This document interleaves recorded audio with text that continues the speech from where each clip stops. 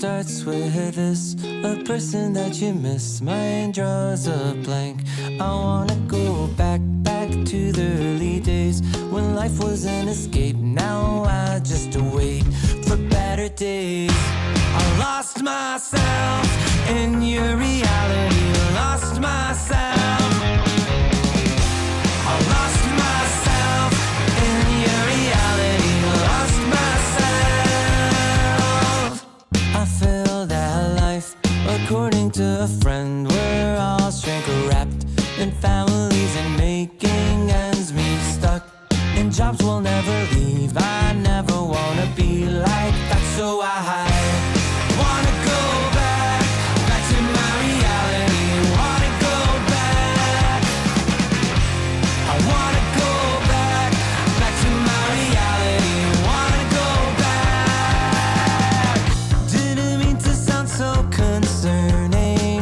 Am I alone in the hurt?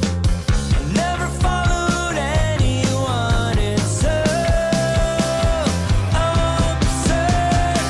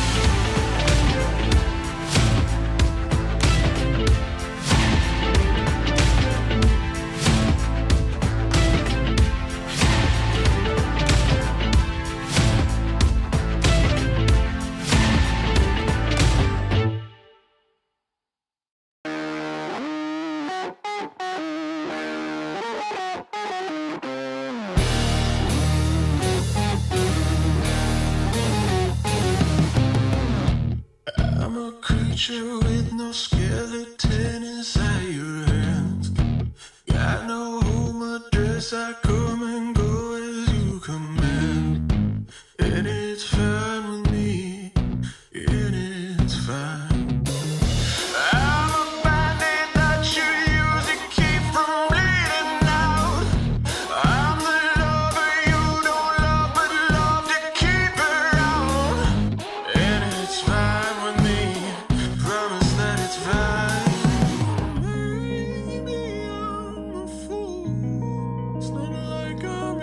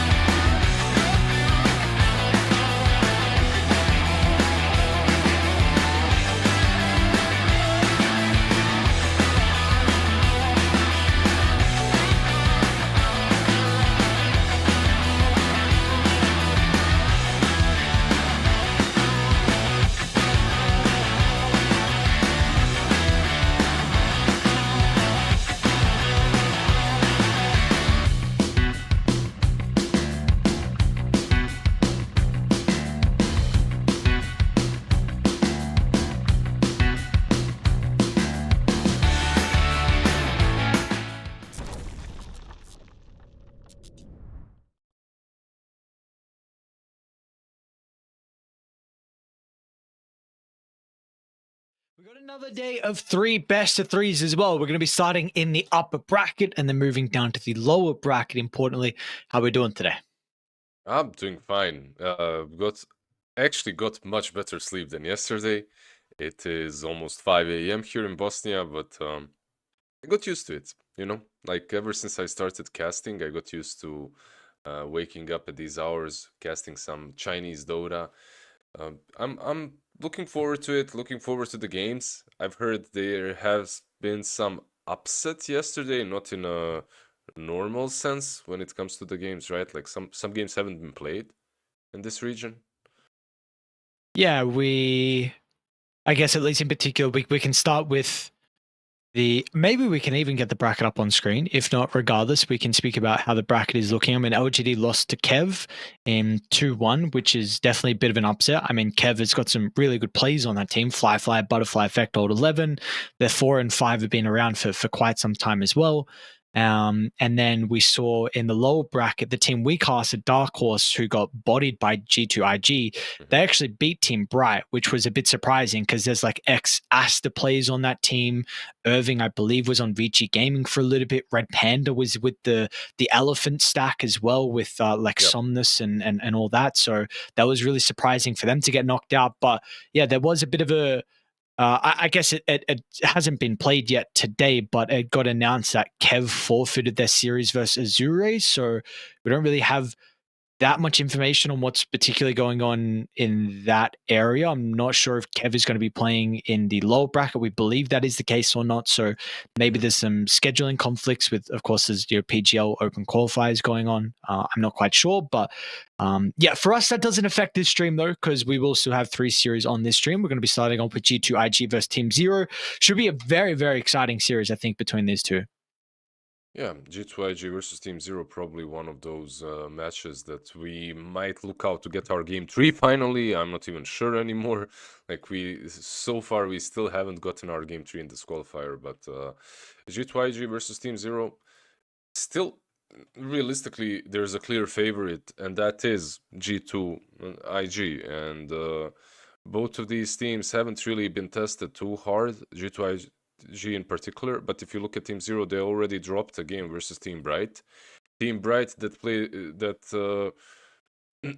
played versus, what did you say, Dark Horse, and lost to them. And we also saw Dark Horse lose to G2IG in a fashion that was not too pleasurable to watch if you're their fan. Right, so overall, by the property of transition, I feel like that we might see something similar in this game, even though when you look at the names, when you look at the players playing on Team Zero, it's a completely different story versus the players on Team Bright or Dark Horse. Yeah, you mentioned there are some players on Team Bright, sure, but Team Zero, these guys should at least contend for, let's say there's 8 tier 1 teams in China at the moment. These guys should be like 5th, 6th, I would say. Like contending to get into top 4 constantly.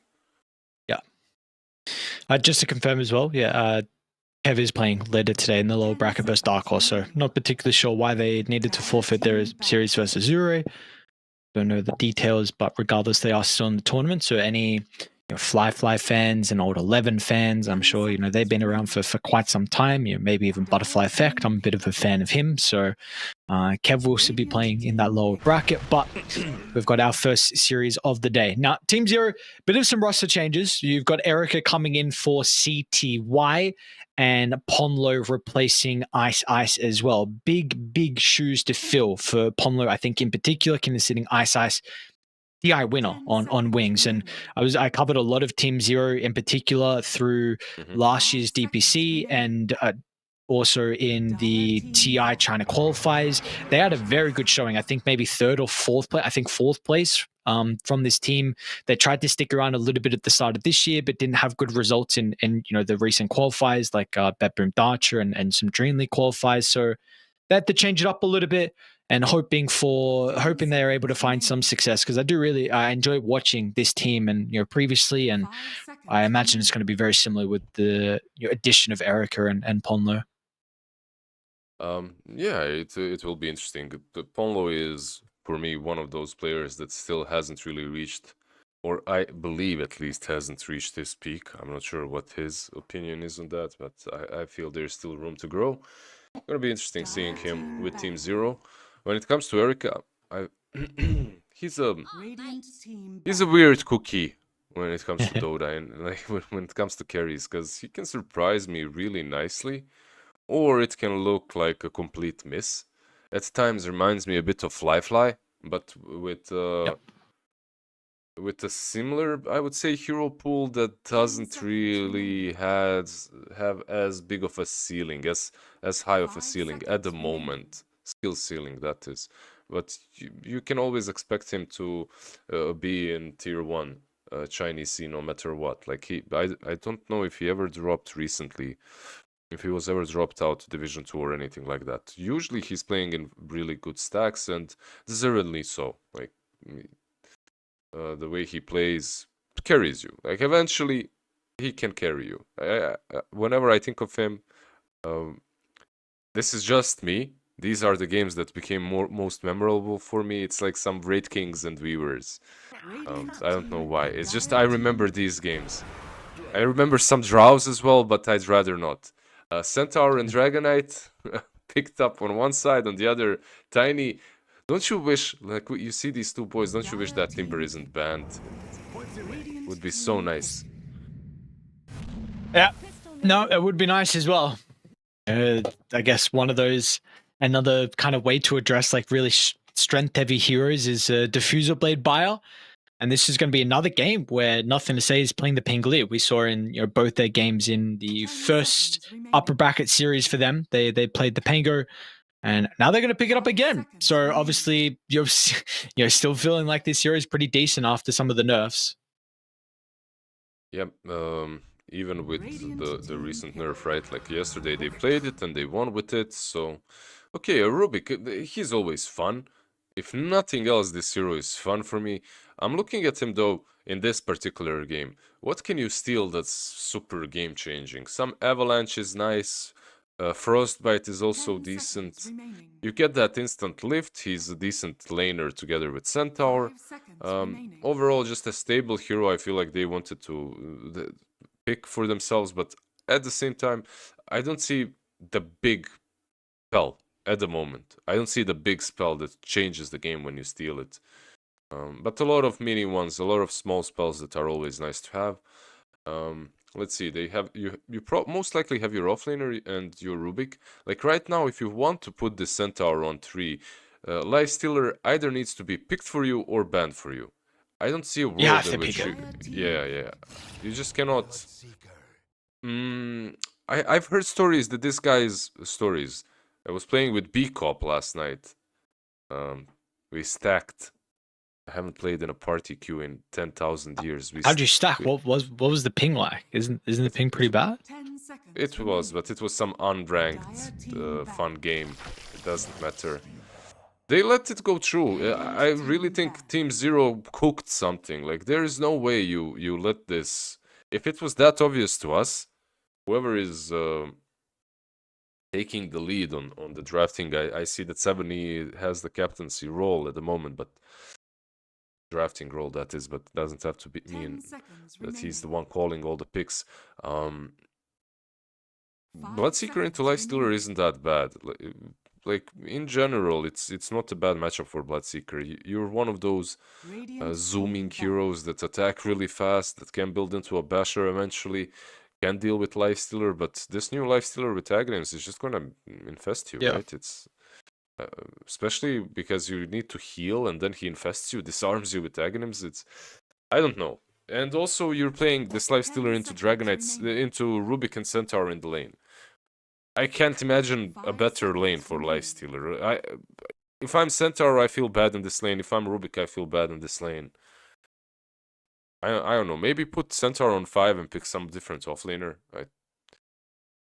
Maybe, or maybe just play your game. And this Bloodseeker right now, I believe, has built-in lifesteal on Thirst when you hit. I'm not completely sure. Let me see. I don't know if it's built in, but I'm pretty sure they just changed the mechanic where it counts as lifesteal now. So it can get buffed by Sanj and like Halbert and Santinyasho. Okay. Pretty I sure that was see, a change. I see. What were you saying though before I said about the ping? I think you were about to say like you've been hearing like murmurs about the Bloodseeker being like strong or something. I don't know if that's where you were going, but I wasn't. It was just B-Cop talking. okay. Okay, what was he saying? This what he said about was him saying talking about the self-heal. I'm pretty sure he's in the chat, by the way, so shout out to B-Cop. This guy never misses a Chinese game. He's No, it doesn't. he's I don't even, you know, at first I thought it was a shtick. It's like he like wants to be a tier 1 caster, so he's trying to break through, and I respected that. It's a game, you know, like he's trying to specialize in Chinese Dota, like I'm specialized in nothing, and I was like, okay, it sounds good. I get it. I get it. And then no, he's just crazy about Chinese Dota. He knows everything. Yeah. Everything. No, it's legitimately just like pure joy for Obsession. him watching China. Obsession. Yeah, no, my man is a big China fiend, so we'll see. Yeah. He's going to be able to. I'm sure he's got 4 of his jerseys on right now, collecting them all. I don't know if he's got the new G2 IG one, but it's always fun watching Chinese Dota with him in real life, because he'd wear 2 jerseys, and whatever team is winning, he just put that one on. The classic. Where's his Enchantress going, by the way? Is it 3 Enchantress? I think you could put Tiny on offlane. Oh, what's going on? Or Tiny mid, Pango offlane, Enchantress support, and Crystal Maiden support. And now you put this Weaver on carry, because Weaver matchup versus Lifestealer is really good. And remember when I was talking about Erka, I said the most memorable games for me on him are on Weaver. Okay, so Pango is mid, and Tiny is offlane. Alrighty. And Babok's gonna be playing that Ench. Why do you think they picked the Enchantress? Do you think there were thoughts of it being played as an offlane into the Bloodseeker before they saw the Weaver draft, or do you think it was always going to be Tiny offlane? I don't think Ench is a good actually maybe, because I don't think Ench is a great offlaner, but this Aghanims build versus heroes such as Bloodseeker and Weaver might be good. Because you root them for a really long duration. It's not a bad axe, it's just not unused. People don't use it enough. I feel like maybe, but Tiny's probably better. You get a hero that can blow up the Weaver very early on, easily. But what's happening? Who did they put? Okay, Centaur. Yeah, makes sense to mix things up completely. Like you could, if you're Team Zero, you could even put this Weaver on the lane versus Monet. Probably not gonna happen, but like the laning stage itself is decent for Weaver. The post laning stage is amazing for him. Like this is, yeah, they just dumpster the Lifestealer in the game with the Rupture and with the Weaver. But it's not only about the Lifestealer. That's the problem. Have more heroes. Yeah, and like usually the Bloodseeker matchup versus the Lifestealer is just. Sometimes you can look at it very basic, where like Rupture can be very frustrating for Lifestealer because he doesn't want to get kited, but he's also one person that doesn't particularly care about Rupture because you can just stand your ground and no one can really win a man fight versus that hero. But if you're getting outranged because if you're against a Weaver carry, then you can have some difficulties. So I was very concerned as soon as I saw the Bloodseeker pick, but I think this Weaver does help their draft a lot. I am concerned that it can die a lot this game, though. You've got the burst damage from the Pangolier, the Tiny Core as well, so JT is going to have a pretty good timing on Blink. We often see Crystal Maiden have higher points in Frostbite. He's going to probably be roaming with the Tiny and the Pango through the early levels, so I'm very intrigued on what the build's going to be for Erica and how we can try and tank up this game from the burst. The way I see it, I like the 3-core of Radiant more if they do get to the late game. The only question is, will they get there? If they do get there, I feel like they can easily take like minute 50, minute 40 plus. This game can be theirs. It's only the question, can you get there without being 15, 20k behind? The battle begins. Tiny. Yeah. JT? Double Oh, blood even grenades. Blood okay. grenade. Is it double or single? Oh, they got him on the edge. maybe. Well done. And this looking like our first blood. Team 0. All right. See, I don't know if it's like I want to say Erica because YSR is such a horrible name change, but he's had this new name for like at least 6 months now. So I feel wrong as a commentator not going for YSR.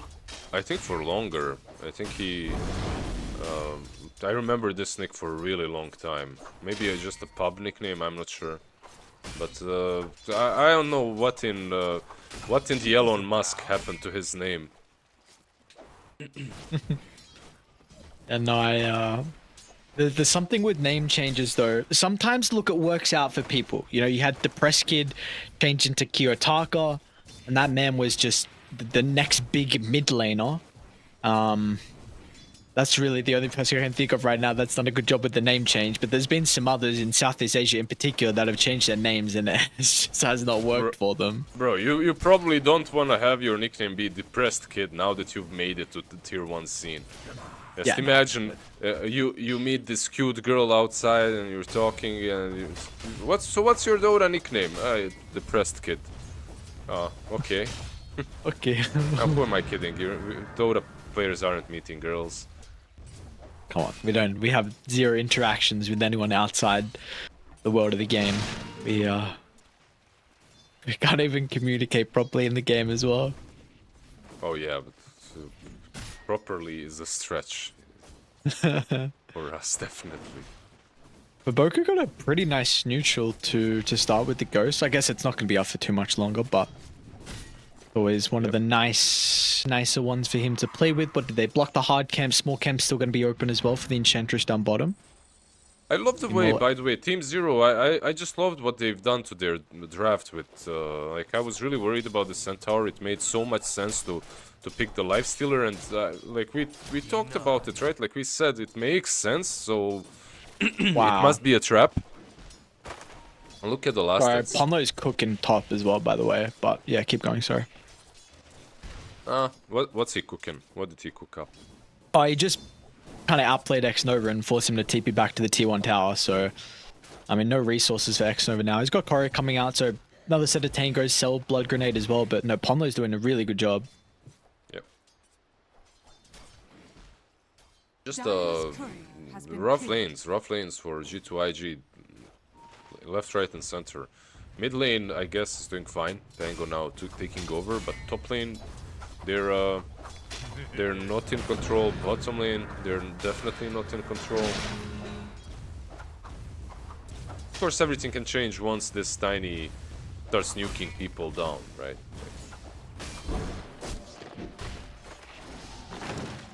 It definitely does seem like there is some kill threat, especially with the Weaver in the lane. So a lot of it's going to come down to like ZZQ's positioning. If he's going to be able to play in front of YSR. YS, it just doesn't sound good. It just doesn't sound good.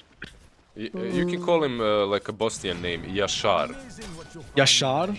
Yashar? Yes. YSR Yashar. Yashar uses Sukuchi, survives. Yashar. Is this a classic Bosnian name or? Of course, super classic. Awesome. It's a name of many folk songs here. Ah, I see. Wow. Look at us, cultured on this cast. Thank you, Lizard. Exchanging. We were Yashar. Yashar is gone. Uh-oh. Let's see if he's going to come back with raindrops. He's dead. Is he dead? Yep, Impetus is up. Oh, Nice fairy fight. What? Lizard? How dare you say he's dead and he doesn't he's die? still dead. Come on, Boboka. There is no way. I cannot believe Boboka doesn't go for that. Come on, just toss that tree and right-click him. They still have the ward. Never mind. He's gonna get the level 2 Harpy Stormcrafter. I feel like that's even better than killing anyone. He's dead. He's so happy about dying here, though. Like, you just gave a kill to JT. He knew he was low resources. He really wanted to die on the Centaur. He had no regen at all. And the fact that YSR might be able to get a double kill? Okay. Okay. Calm down now, Ares. So, how dare I? It's never gonna happen. Yeah, like it's a way for Weaver in which he needs to have region on him, I feel like 24/7. The moment you drop below 50%, it becomes so difficult to trade or be close to the creeps, even with your Sukuchi.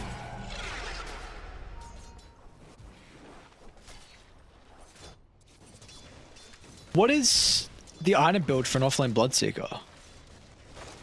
Yo, I have no idea. Let's like this is I haven't seen this guy in a game in a really long time. Theory craft for me. Give me some options to work with.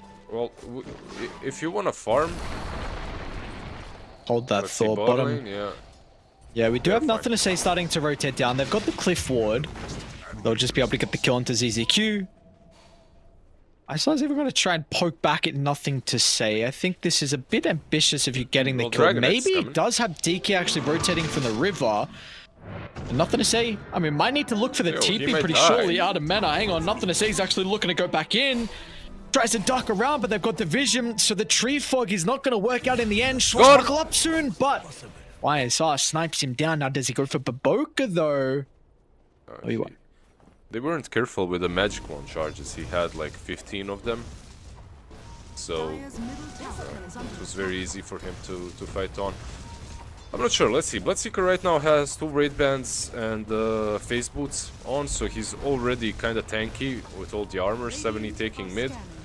What's he gonna build next? Maelstrom. Okay, I was gonna say, if he will farm, that's Maelstrom, but I honestly didn't think that's the build, because do you really want to be farming with an offlane Bloodseeker too much? At the same time, Maelstrom kind of gives you everything. It gives you attack speed, you proc in these fights. I was expecting maybe that he goes for a bit tankier build, but Maelstrom BKB most likely is what we're getting. That's like your run-of-the-mill Bloodseeker game, no matter what.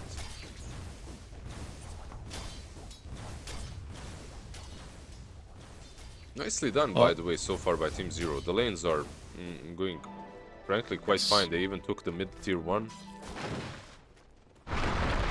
Yeah, no, I think they're in a great position. I'd even be able to get some more kills bottom lane. I mean, this a big vulnerability with the JT still not having level 6. We see whenever they like overstep a little bit, YSR's always trying to put the pressure on top lane though. This time, Ponlo need a swashbuckle. Will be chased down. They will try and TP in the Dragon Knight. Nothing to see though. Even looking for the +1 with the Rolling Thunder. Is going to be able to clip over to Beyond. It's just him to be able to address the Bloodseeker and should be able to do so in a great position to bounce back multiple times. So first usage of the Rolling Thunder, he'll be rewarded as well. And I still remember the games when Nothing to Say first started playing Pango, when he got added to the game.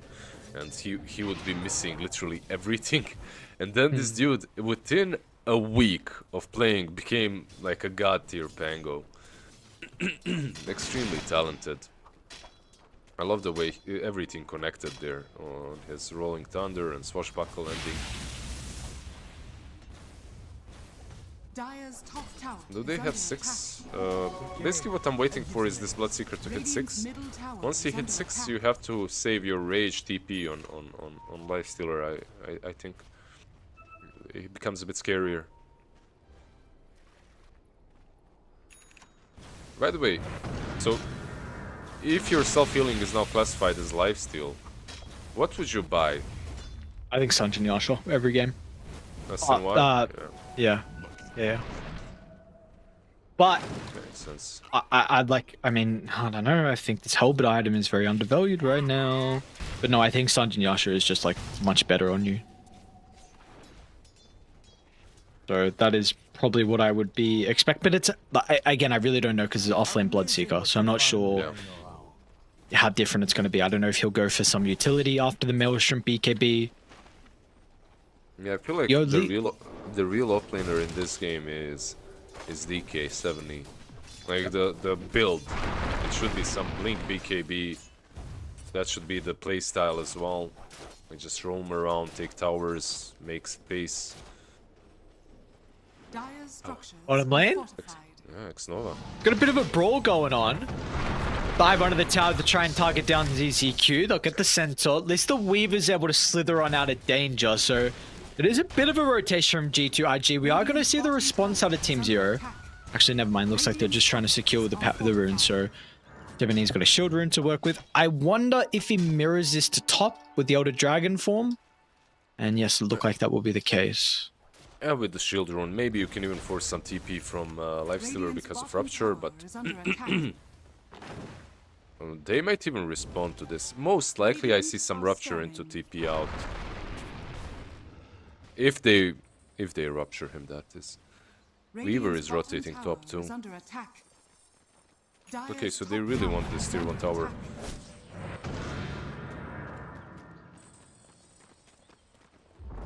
Yeah, no contest. Yeah.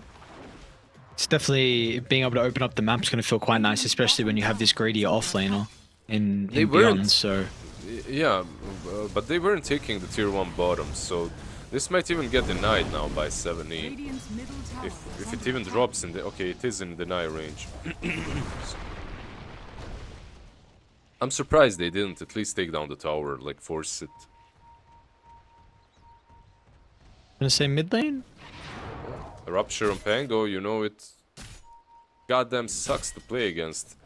Yeah, I really do wonder what the item build's going to be for him. I think there are different ways for Pango to play into Bloodseeker.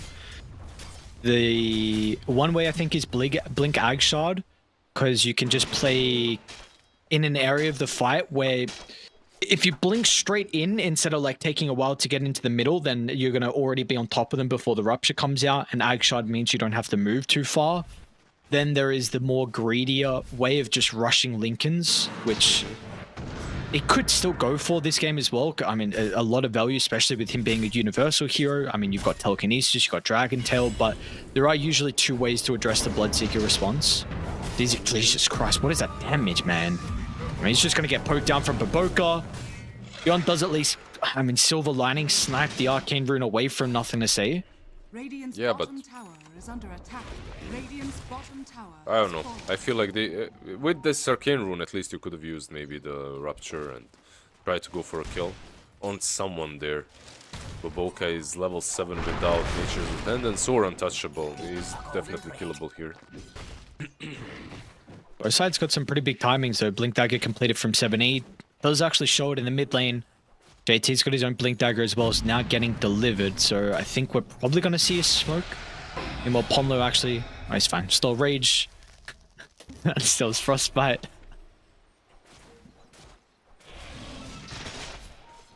Just playing with them at the moment. Smoke up JT with the same dagger that you called out on Dragonite. He's got it, and if they see Ponlo, he doesn't have Rage. Instead, they want the Bloodseeker. They want Beyond. No one is showing on the map, but they have this nice little Dire Ward, which did scout him out going back. There's a 14-minute Wisdom Rune as well, so they could maybe use the smoke. Oh, never mind. Oh, they tossed up? They did. It's probably not going to matter. Okay. Yeah, And it definitely won't.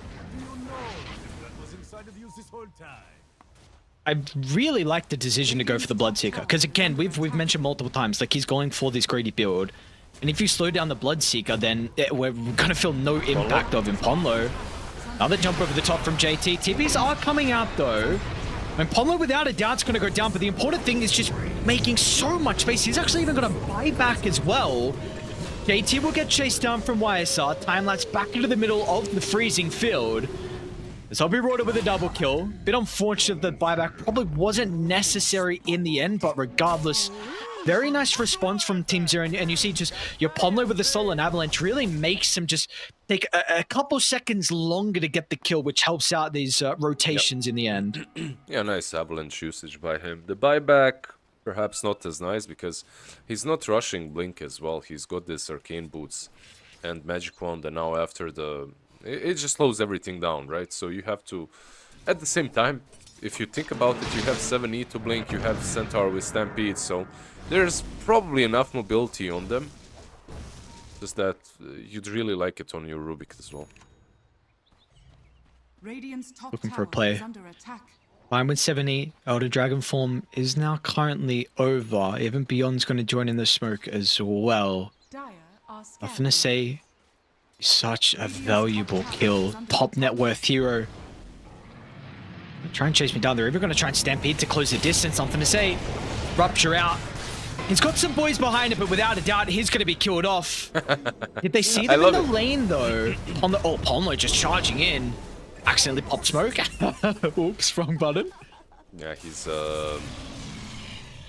It happens to the best of us. By the way, when you were talking about items on Pangolier, you know, I was gonna say he will keep this X shard and Blink build until he dies. And the moment he dies, he's gonna be like, yeah, I'm buying Lincolns. The moment he died here, he switched it all to Lincolns, and now he switched back to Aghanims and X shard. I'll blame JT. And then look at the damage between them. Okay. Not lacking damage at all, and someone needs to respond to this. They've got a glyph. They already want to use their own glyph. No, alright. They'll lose the Cardi wave and just happy with that. Yeah, I feel like if you're Team Zero, you just have to keep on playing these fights in which you're losing maybe the Centaur, maybe the Rubik, but your 3 cores are farming. Just go late. Like, this game in the late game can be won. I feel like they have it. Maybe Woboka can make a difference. He's going for this Drums Dragonlance build, all in right click. Yeah, he's the one X factor for me that I can't really calculate how much impact he's going to have this game. I mean, he's 4-0-2, 48 last hits. He's really putting a lot more emphasis on just farming. I think I completely agree with this that he's doing, because you're not winning this game early on, and later your damage output is actually very significant. Like, as Enchantress, you can cleave through these high armor heroes because you don't care about armor that much. So I do feel that he can do a lot. Mid lane 7E. Nice stampede. Really great stampede. Don't even get any damage on him. 7E jumps out, and now this stampede actually might help them close the distance. You see this starting to swing in from top. So IG going to respond to that. They'll actually dance over to the east instead and start to connect with all the other boys as well in this tower push. So let's see what the call is going to be from Team Zero. If they have a smoke to maybe get down to bottom, because it's going to be difficult to recontrol their own jungle. G2 IG already set up for this fight. YSR goes straight into them. The Gladney reveal, but the burst damage, it might be too much. He's down to half. Quick fingers with the time lapse is okay. 1-8's going to now show up as well, but this is a fight without the Radiance. Are they going to be able to bring him down before the Rage? 1-8 wants to turn. It's going to be cautious, so Infest ready to go once again. Infest Bomb is online if they want to counter-initiate, but it's just an all-out retreat. They've lost X-Nova. Baboka goes down as well, which is a bit of a streak. Okay, so the two, can they jump YSR? Erika. Oh, tries to go for the full toss. Stun lock. The Hadouken. Almost enough. Oh my god. Control. He's out. They have a big issue with control here. Oh! No way, he got him. Another. I was like half paying attention. Did he not? Did he? Oh, I'll hold that. 7E. Now, but the Dragonite's in trouble as well. They're just bleeding kills, and these are big ones, man. Wow, what a crumble! This is literally the definition of crumbling. Crumbling under no pressure. That's what it is. Like, there's absolutely no reason for you to first feed the Weaver kill, but nice traps set up by IG. They looked like they're... That's some Bruce Lee Aikido shit right there. When you feel... When the enemy thinks you're the weakest, then that's when you strike. They make stuff happen out of nothing. They lose 2 supports and then they get 2 kills on cores. And it somehow evens out for them. Not even evens out, it goes in their favor, of course. Yeah.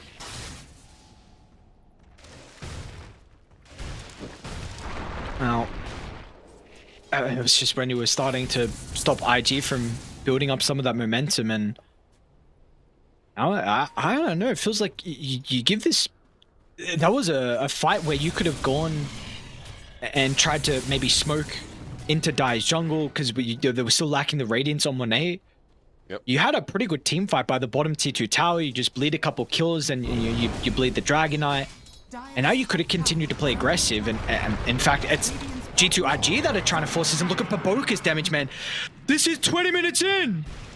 What about late game? How are you going to be able to deal with the Enchantress? Then Baboka's going to continue to chase him down. Oh, that's the Dragonlance. He got the Dragonlance from Weaver.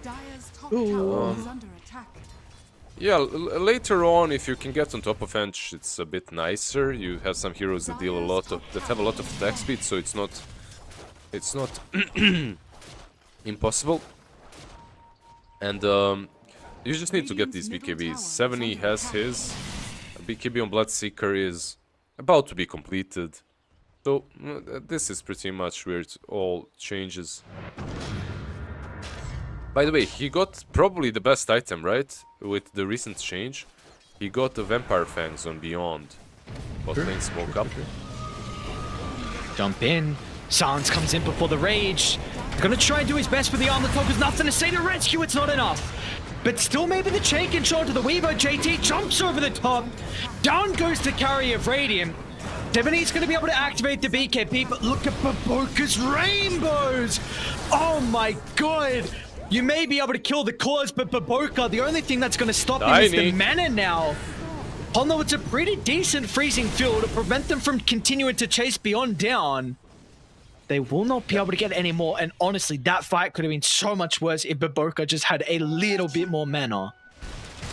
Yeah, he still doesn't have that many items, and this hero usually struggles with mana anyway. They're also very should be very grateful to Ponlo. The freezing field prevented JT from jumping back and killing off the Bloodseeker. And the thing is, though, it was so easy to jump on Monet. He was up front, all alone. They smoked up, they used the Dragon Form. It was a simple execution. Meanwhile, for IG, it's anything but simple to kill these heroes, but they're still making it work somehow. What's going on, brother? You got smoker's lungs or something? I don't know. I woke up without a throat. Alright, man. It's, you know, it happens. It happens. Well, you're smoking 30 packs a day or something, so... Yeah, it seems like it, I guess. 70. Okay, so he's going to be going Manta, of course, before Scepter. What's something to say? He's still no Lincoln's queued up. So once that Ag Shard, we brought up earlier, bottom lane though, JT. What you doing, my friend? Yeah, this is a very aggressive positioning from Mr. JT. 70's also going to be able to catch Baboka. And this is another big kill. You really want to slow down Baboka. Nice body blocks from 70. They should be able to catch up to him. Dragon Tail into the hoof stomp. Is this Roche? Yeah, maybe. Let's see. They have a tier 1 tower here to kill instead, maybe. But it looks like it is Roche.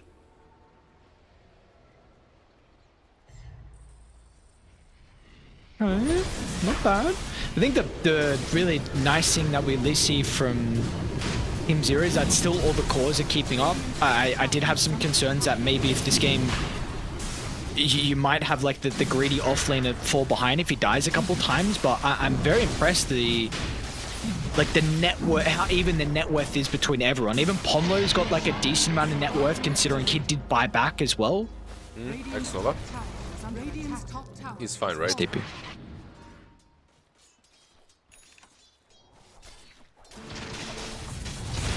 Yeah, the net worth, like you. Wait, I hear a BKB. Okay. Forced the BKB, got away. Bottom lane? Why is Saz by himself? Fine. They just... It's just... Like, when I'm looking at IG... this is a draft that needs a tier 1 team to be played. Beyond. They're still bottom lane onto YSR. They're going to make another attempt. Maybe this time with X-Nova's Frostbite. It's really going to come down to if Baboka's got the damage, and they do.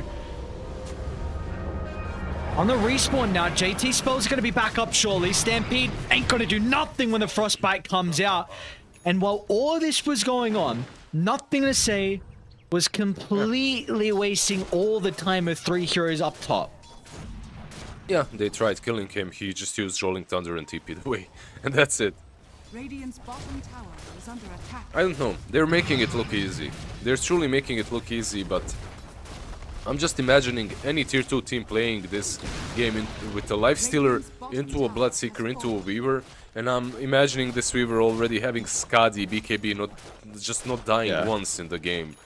But it's not a little amount of disable. They do have the Pango, and they do have JT's Tiny, but I just feel they're making it look easier than it truly is. Yeah, that costly death from Weaver. I mean, we mentioned a lot of momentum could have been gained from that fight that they won.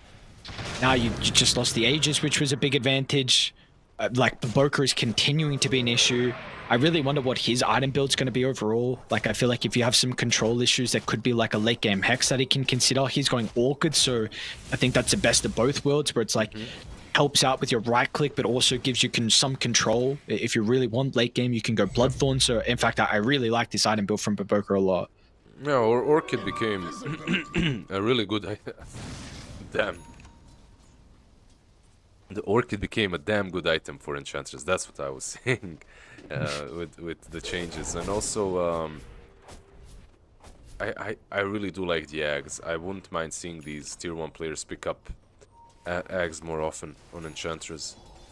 Like, this item is undervalued. Especially when you need some more control, and they do need it. Nothing to say, yeah, if you can pop that Rupture, but he's just gonna TP out. Yeah. I didn't notice 7E actually went for his own Orchid too. So it must have just completed it. He had it. He has it for a while. He has 600 gold, right? He completed it recently, let's put it that way. But why is it so good? You are playing into both Pango and into Lifestealer, and they aren't buying anything against it. At the moment, at least, they don't have anything against it, so... It makes sure that you kill this Lifestealer if you jump in. A bit of a misread though from IG. Looking to try and smoke up, invade into Team Zero's area. Maybe they may just take the Tormentor and the T2 tower. And Team Zero, they will get the read now of where G2 IG are playing. So T2 tower is going to go down. Maybe they'll just do the same thing. Dire's Torment's unfortunately actually not up at the moment. The Crystal Claw. I cannot believe it was actually 50 mana before. This ability is really dumb. AoE Frostbite? I didn't even know it was AoE until I've noticed recently in like someone farming neutrals with it. It's crazy. I think this ability is very, very strong. That JT? Oh, that's so unfortunate. That smoke popping at that time.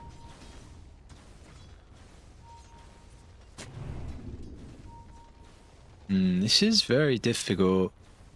You really want to go on JT. 3,400 health. The team playing behind him. And importantly, all eyes on Baboka this fight as well. What's the Enchantress going to be able to do damage around? Pomlo's going to roll in with the Rubik's Cube. BKBs will all protect him. JT just TP's out. And now is it an all-out retreat beyond... He's going to stop Monet. They actually want to double back in. The UCD Infest going to be able to waste some of the Rupture. So we'll give them some time once they pop out. Monet can start to beat onto YSR as well. They're going to have no control to deal with the Weaver currently. But still, everything was used on Team Zero, and they are just kiting them. It's a perfect fight from IG. Maybe YSR, with everything used, might be able to get some rebuttal kills, but even nothing to say. Will go down with the last right click, but G2 IG are making them work for every single kill. Ponlo, there's Tiny. Tiny is back up. Be careful, friend. No, just like I said before, they're making this shit look easy, and it's not the way. Even like a small example, the way they use Infest to dodge Rupture, right, or to tank most of the Rupture, and then he goes out of that Infest on top of a Weaver and starts hitting him as well. It's just every single little thing works well, and they're so in sync. It's not an easy game for them versus Team Zero, but they're making it look that way. Yeah. So many other teams would have crumbled by now versus a draft that, in my opinion, looks really strong against what IG have got. I really hope this is this qualifies as a whole is a bit of a turning point for them. I'll hold that because beyond Ponlo's going to be able to separate Baboka for the attempt onto Beyond. Beyond still trying to turn onto JT. I don't believe you win this though. JT will TP up. Baboka not able to catch up to him. I guess just some BKB wasted. He's going Basher next. Like, I look at this game and I'm thinking, God damn, this is a good Bloodseeker game. I'd love to play it. I look at Weaver and I'm thinking, God damn, this is a good Weaver game. I'd love to play Weaver here, you know? Yeah. Then I look at Dragonite and I feel like, yeah, there's this Nikes, but I don't really care once I get the Axe. The game is just so good for their draft, but they're still losing these fights and they're 8k behind now. They're getting some items, though. What is the big issue in these fights, though, for Radiant? What needs to change? First and foremost, they're getting outplayed. Secondly, I feel that they still don't have the correct amount of items. The Basher on Bloodseeker changes things significantly. Aghanims on Dragonite changes things quite a lot. So, what's Weaver doing? Weaver is getting Daedalus, so finally some more damage. I feel like he's hitting like a kitten with this Dragonlance plus Leipnir build. He has no shard, he has no Dazzle. It's way too passive. Yeah, it's way too passive, but I get it. He's into Tiny, right? Well, no. The shard was the one thing that I was going to bring up. I was a little bit surprised that he actually didn't have the shard just yet. Yeah. It's probably because of Gleipnir that he doesn't have the shard. Sometimes players on Weaver go for... well, it's nice with Maelstrom as well to have the shard, but sometimes you already have your farming tool in the Maelstrom, and shard mostly allows you to farm faster. Okay, but makes overall sense. it dishes out more damage, I don't know. Bot lane, push. After he's actually got a TP back. YSR's got to be really careful, man. He doesn't have the greatest mana pool. We'll force a BKB Rolling Thunder out. And I think the BKB covers it all. Fire out, that was kind of close though. It was really damn close. But what's really good about that is they're dropping this Weaver's BKB down low. And if you look at JT and what he's building, he's literally this one-trick pony on the offlane. He's got Phylactery. He's going in for Kanda. Basically, all he wants to do is most likely just blow up the Weaver. And he can do that. Throughout the game, he can one-shot him.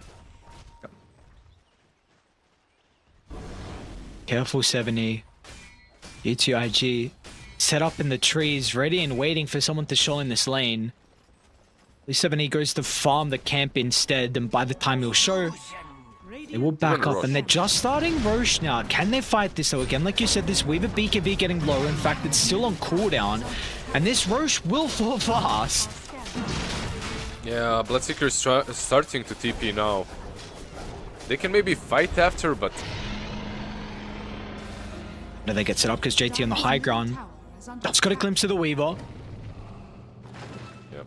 They got rid of that observer ward importantly on the cliff though, so G2IG didn't really have the greatest option to continue in that hunt. So they're happy. They're going to back on up and deal with their waves. Mid lane needs some addressing. Top lane, it's like JC is going to deal with that as well. So Aegis was given over to Monet. Of course, they got Roche's banner too.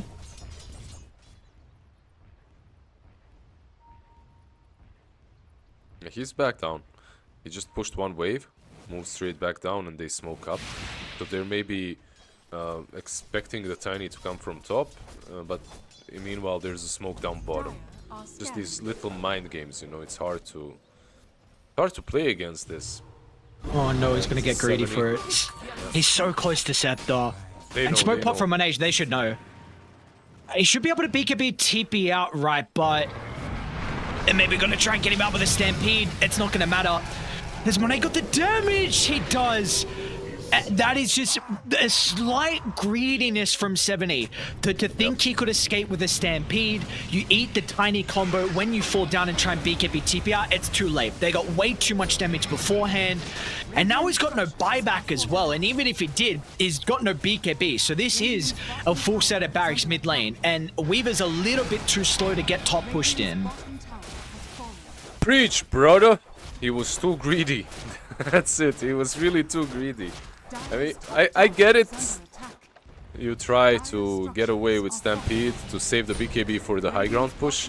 Because if you don't have the BKB on the high ground push, Tiny just tosses you back most likely. And then you die anyway, but... how's Weaver doing? He took the tower at least, and he forced them back actually. Yep, not bad. Actually, not bad. Infest is on JT, but... okay, Erica, you need to run back. There is no way. He's even building Rapier next, and Yeah, I saw. honestly, I'm all down for this. Just drop this Falcon Blade, get the Rapier. Yeah. Gotta run, gotta go fast. Oh no, they know. Oh, they pinged him out. They know. pinged him out. Yeah, they have jump. They have jump. Okay. Erica's like, boys! Where are you? Oh, he's fine. Oh, my god. Okay, you look. You have this Daedalus. You have Enchanted Quiver. Radiant's courier You has get Rapier on level 25, and you just hit people with 3 Gemnet attacks from high ground. That probably kills CM, or gets her really down low. This actually might be an okay fight, but Boker's not here currently. I don't think they know this though. They're looking like they want to wrap around. Nothing to say is the only person currently in the river. It's going to be a weird jump. They'll finally get the angle though. Nothing to say. That's a great pickoff. They'll get the Pangolier to start the fight. Now Beyond's going to try and chase down the Crystal Maiden. Cancels the TP with the Basher. Now Monet as well is going to need a bash to the face. All right. Team Zero, that's an incredible fight for them around their vision. Monet gets the rage off, looking for the infest. JT to the rescue, jumps away. And they should be able to survive as a result of this. Maybe BKB's actually still down, never mind. So maybe they're going to get JT along with Monet. Monet says, peace, brother, I'm out. Beyond, he'll be a little bit too late to get there. Their base is in shambles as well, but a good fight from Radiant. Finally, this is what I waited for this whole goddamn game. I'm looking at the draft and my brain just isn't braining. Like, I can see that they have what it takes to take fights, but they're just losing one after another. Suddenly, only 3k advantage. I swear these heroes play themselves. Like, this is... you just autopilot them on Radiant and you can win. It's huge that they saw the gem as well. This is about to be butterfly completed for Erica. has fallen. Erica YSR, so... very happy with the change of this game. They may poke high ground now? No Dire's tower middle top. tower is under attack. Oh, very early BKB from YSR. Okay, this actually prevents them from pushing. And now Beyond is in some trouble.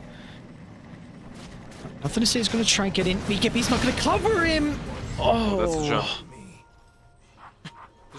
Just not clean, you know, not clean. Using the BKB a bit too early.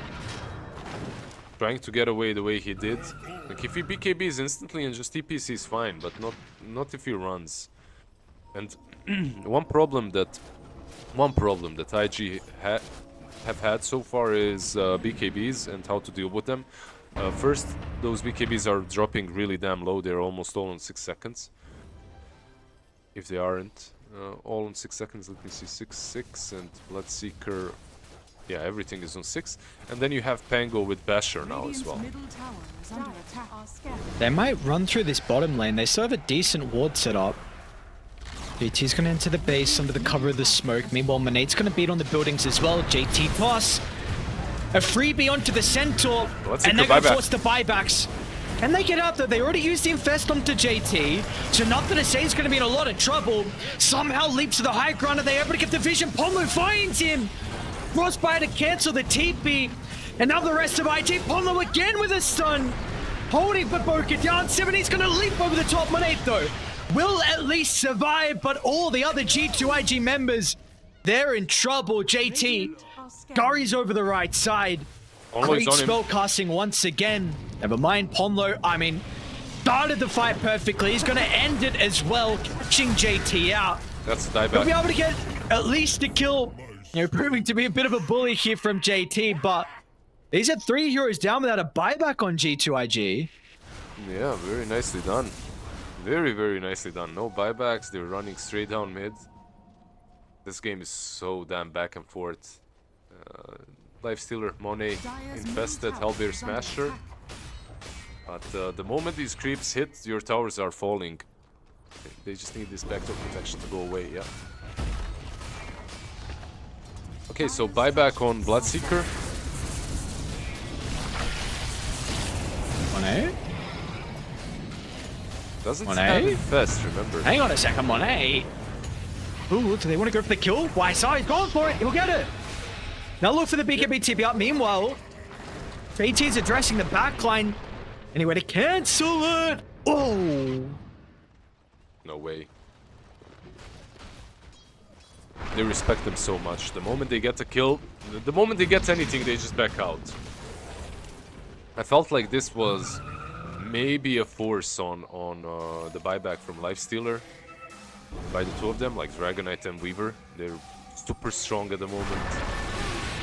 But 3 versus 4, they just respect them too much. Back out. They're gonna walk it down though, but can they actually take this fight 4v5? And Bloodseeker's been very pivotal in these last engagements with the Rupture. The 4v4, Boker's got a right? DD though. Bloodseeker is dead as well, so it all depends on who initiates first. But I think Radiant should have an easier time. Look at 70's angle. Oh, he's able to jump the backline instantly, but it's a little bit messy. He's got no one to follow at the moment. This huge. Oh my god, what? Oh, there's some big numbers. Oh my god, look at the damage. Oh, Yeah. I really don't know what IG was expecting there. It's like they've been outplaying up to this point. They've been playing really nicely and just working with what they've got and like just min-maxing everything. But you can't min-max when Weaver is hitting you for 1000 damage with every crit. It's just not gonna work, especially without a Lifestealer there with his Radiance at least to help out a bit. Dire's middle barracks has fallen. Dire's middle barracks has fallen. well, at least you got a Tichuta down bottom, but let's see. Maybe they'll back up because they think Roche is up. Maybe they'll just say, screw it and try and poke the tier 4 towers, and the pings are coming out. Yeah, they could end this. They literally could end this. 20 seconds without Pango. Dire's middle tower is under attack. On there. Dire's middle tower has fallen. Okay, Right, alright, here's seems the probably just gonna best. give him a freebie. Nice in first. Yeah, is it nice though? You don't have infest for 20 now. Nothing to say is up in 5 seconds. Can they stall long enough for JT though for the 5v5? Snova's gonna have a buyback to play with as well. Rupture available if they want to use it onto Monet. Stampede's trying to help with the repositioning. 70's actually going to find an angle for the jump in with the chain control. Monet protects himself with the BKB. Palmo, pretty good avalanche. Creates some chaos towards the backline. Now nothing to say is going to roll up as well. Instantly the response is there with the Rupture. Nothing to say. Might just bleed to death. Somehow he gets back in the base. Monet blows up the Dragonite. Now tries to turn as well, but he's going to die in the tree line. YS up. The last man standing for Team Zero, but he's got CZQ nearby. Dumps him, gets the stun. Tiny's up. JT's up. JT's up. Dire's middle tower is under They get more though, JT. Yep, he'll be able to cook the Centaur. Ponlo thinking about coming back in, but he's going to be cautious too, especially with YSR looking for the TP out. So the damage has been dealt though. Multiple buybacks used. In fact, actually, it wasn't that many. I think it was just the Crystal Maiden. Yeah. Ponlo used his own as well, so that Ponlo, was a incredible team exactly. fit. Exactly. They managed to take these fights. They managed to defend somehow, and they don't even waste too many buybacks. Roche is back up. They're 2 sides down, but Roche is back up, and I think one big thing that Invictus Gaming have done in that last fight is realize that this Rubik needs to go straight away. And I'm sure they knew it before, they just couldn't find the angle. This time around, Bonlo dies first, and you can see that they're lacking control instantly after.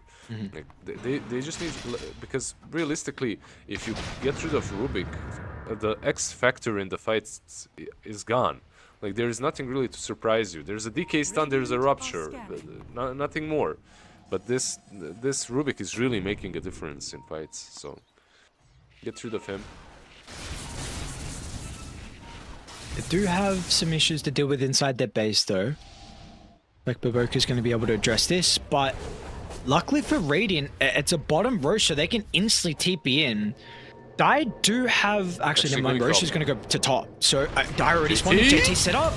JT set up, but everyone's on here at the moment. So YSR might be able to just blow up JT. Force of almost killed him with a rupture. JT's got it done. And now nothing to say. He's gone as well. Oh no! D2IG, this was not the fight. You were praying for something better. There's a rapier on YSR. It's coming out of the courier. They recognize it could be the last fight to send IG into a loss of game 1, and they're going to catch Monet after the rage expires. They've got more as well. Ponlo, the spellcasting from him this game has been perfect. He'll stop Baboka's retreat. 3 down, buybacks are available. But who cares about Roche? Walk it down, try and close it out. Yeah, they need... Once they buy back on Lifestealer, maybe they'll walk back, but at this point, I don't think you even have to. Rapier, like you said, delivered on Weaver. Has that level, +1 Gemnet attack. But this is just drone. You just hit the drone, I guess. Yeah, just try and deal with the objectives you really want to. This is going to be a miracle defense, and they're already down Baboka as well. Nothing to say, it's just going to die inside the Rolling Thunder. Infest, there's only moments of time delaying the inevitable as the G's are dropped in Team Zero. They were getting outplayed through the early stage of this game, but once they were able to find the items, it all turned back around from there.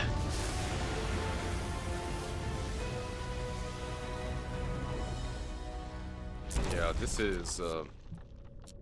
I feel like I learned two things from this game. One, I kind of knew already, that's that G2IG is probably the better team. They are the favorites in the series.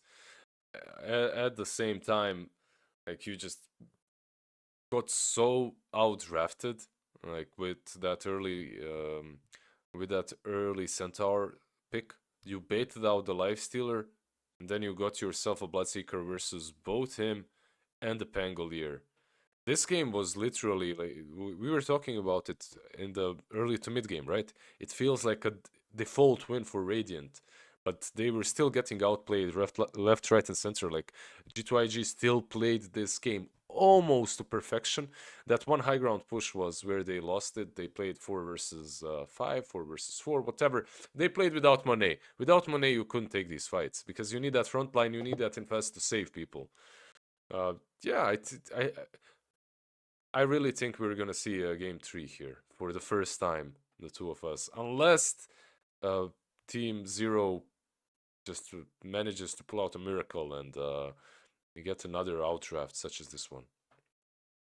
Yeah, Team Zero cooking though. Team Zero cooking. This is a very good to say. Again, this is a team, you know, with the previous roster with Ice and with CTY, they were taking games off some really incredible teams in qualifiers. So you bring YSR in, you bring Ponlo in. I think Ponlo had a exceptional Rubik game. Like you were saying in the draft, like there's some basic spells to steal. There's nothing crazy though, but we saw what he was able to do with some of just the lesser spells. The Avalanche in a lot of fights, I think multiple Frostbites as well, really was the main 2 spells he was playing with. And he just showcased he's a grandmaster on this hero. I really think a lot of fights his spellcasting was a big reason why they're able to.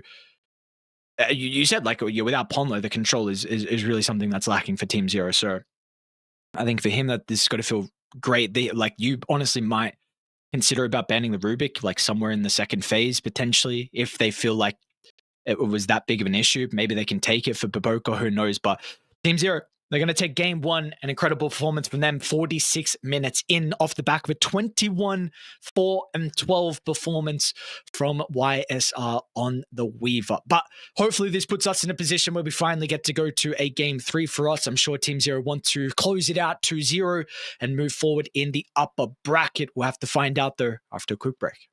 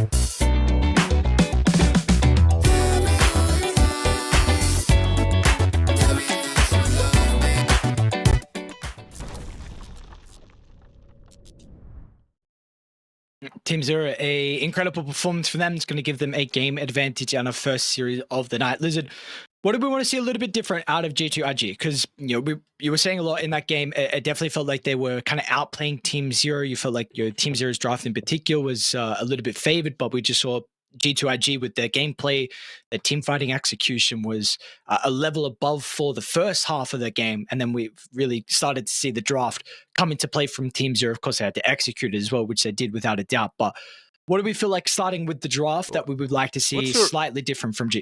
Can I ask you something? Like, you don't ask a lady Of course, friend. Her age, and you don't ask casters their MMR. Where are you at right now, approximately?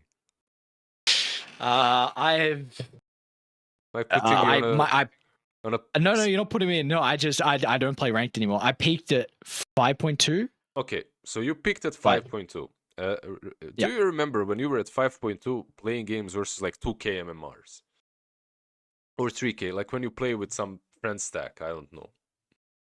Yeah, yes. These games are kind of always the same. You're having so much fun. You're cruising, you're chilling, you're playing some Weaver on the offlane or something, I don't know, you have like 10 kills. And then suddenly at some point, you start trolling, you die a couple of times. I'm not saying G2 was trolling, but you die a couple of times, and then the enemy team is just unkillable. It doesn't matter that they are 3K, 4K MMR below you. It's just not physically possible to kill them. They just become like the game becomes an auto win for them as long as they still press their buttons. If they attack ground on your throne, they're gonna kill it. I feel like eventually that last game was like that for G2IG. That's why the draft was so good from Team Zero, because no matter what you do on G2IG, no matter how well you play, and they played really damn well, eventually Team Zero takes it. I have to say there were two mistakes, the major ones that they made. I can't remember what the second one was, but the first one is definitely the high ground push. I know they had to. The high ground push was terrible. Like when they went for without the lifestealer, but it coincided with all the items coming together. Like that Daedalus coming for Weaver, and they had something on DK as well. Aghanims just got completed, so they went on high ground, but against those two items they just got deleted without the lifestealer, and the network disparity just became bigger, and your heroes just can't do anything against them. Like, how difficult is it for the Bloodseeker to just press R and click on your hero, any of them, and he just gets rid of them from the game? And if he does that on the Pangolier, then it's even better. And that's what he was doing. So overall, I really think that Team Zero, whoever thought of this bait, it was perfect. At the same time, not only was the bait perfect, but G2 also picked the Pango on mid lane, which made the bait even better, the Centaur bait for the Lifestealer, because Bloodseeker does well against Lifestealer in the lane, and then later on he's really good into Pango. Just nicely done by Team Zero. Did they first pick the Centaur? DK lost. I think it was the Centaur, right? Yeah, I think so. Okay. 10 seconds remaining. Let's see. Yeah, they went Centaur. They went Centaur Rubik, right? Or Centaur. I think it was Centaur DK. Yeah. I can't see. Wikipedia is not updated yet. So, all right, we're gonna conquer though from G2IG. So, of course, the flex from them very. It's just, I mean, there's not really much to say. It's just such a classic first phase opener that we're continuing to see, like some flex hero that can go mid or off lane, and just a tanky hero that does a lot. Like, it's a little bit of team fight, a little bit of stuns is what it is. It's really just, what are we going to get out of the bans now? Team Zero putting a little bit more priority on some carry bans. Of course, the gyro can be flexed as well. Again, I was saying, like, maybe G2IG want to get rid of the Rubik, but they only have one ban here, so I don't know if it's going to have that much priority. Yeah, I really don't think you're banning out the Rubik. Like, he was a problem because of the circumstances of the game, but he wasn't. You're not banning him out, like, in general. At least not yet. I feel that you can deal with him if you're G2IG. Let's see. Hunka and +1. 10 seconds remaining. Maybe that Crystal Maiden once 5 again. seconds remaining. I feel like the hero is just in a good spot. Or Murano, I think. Crystal Maiden or Murano.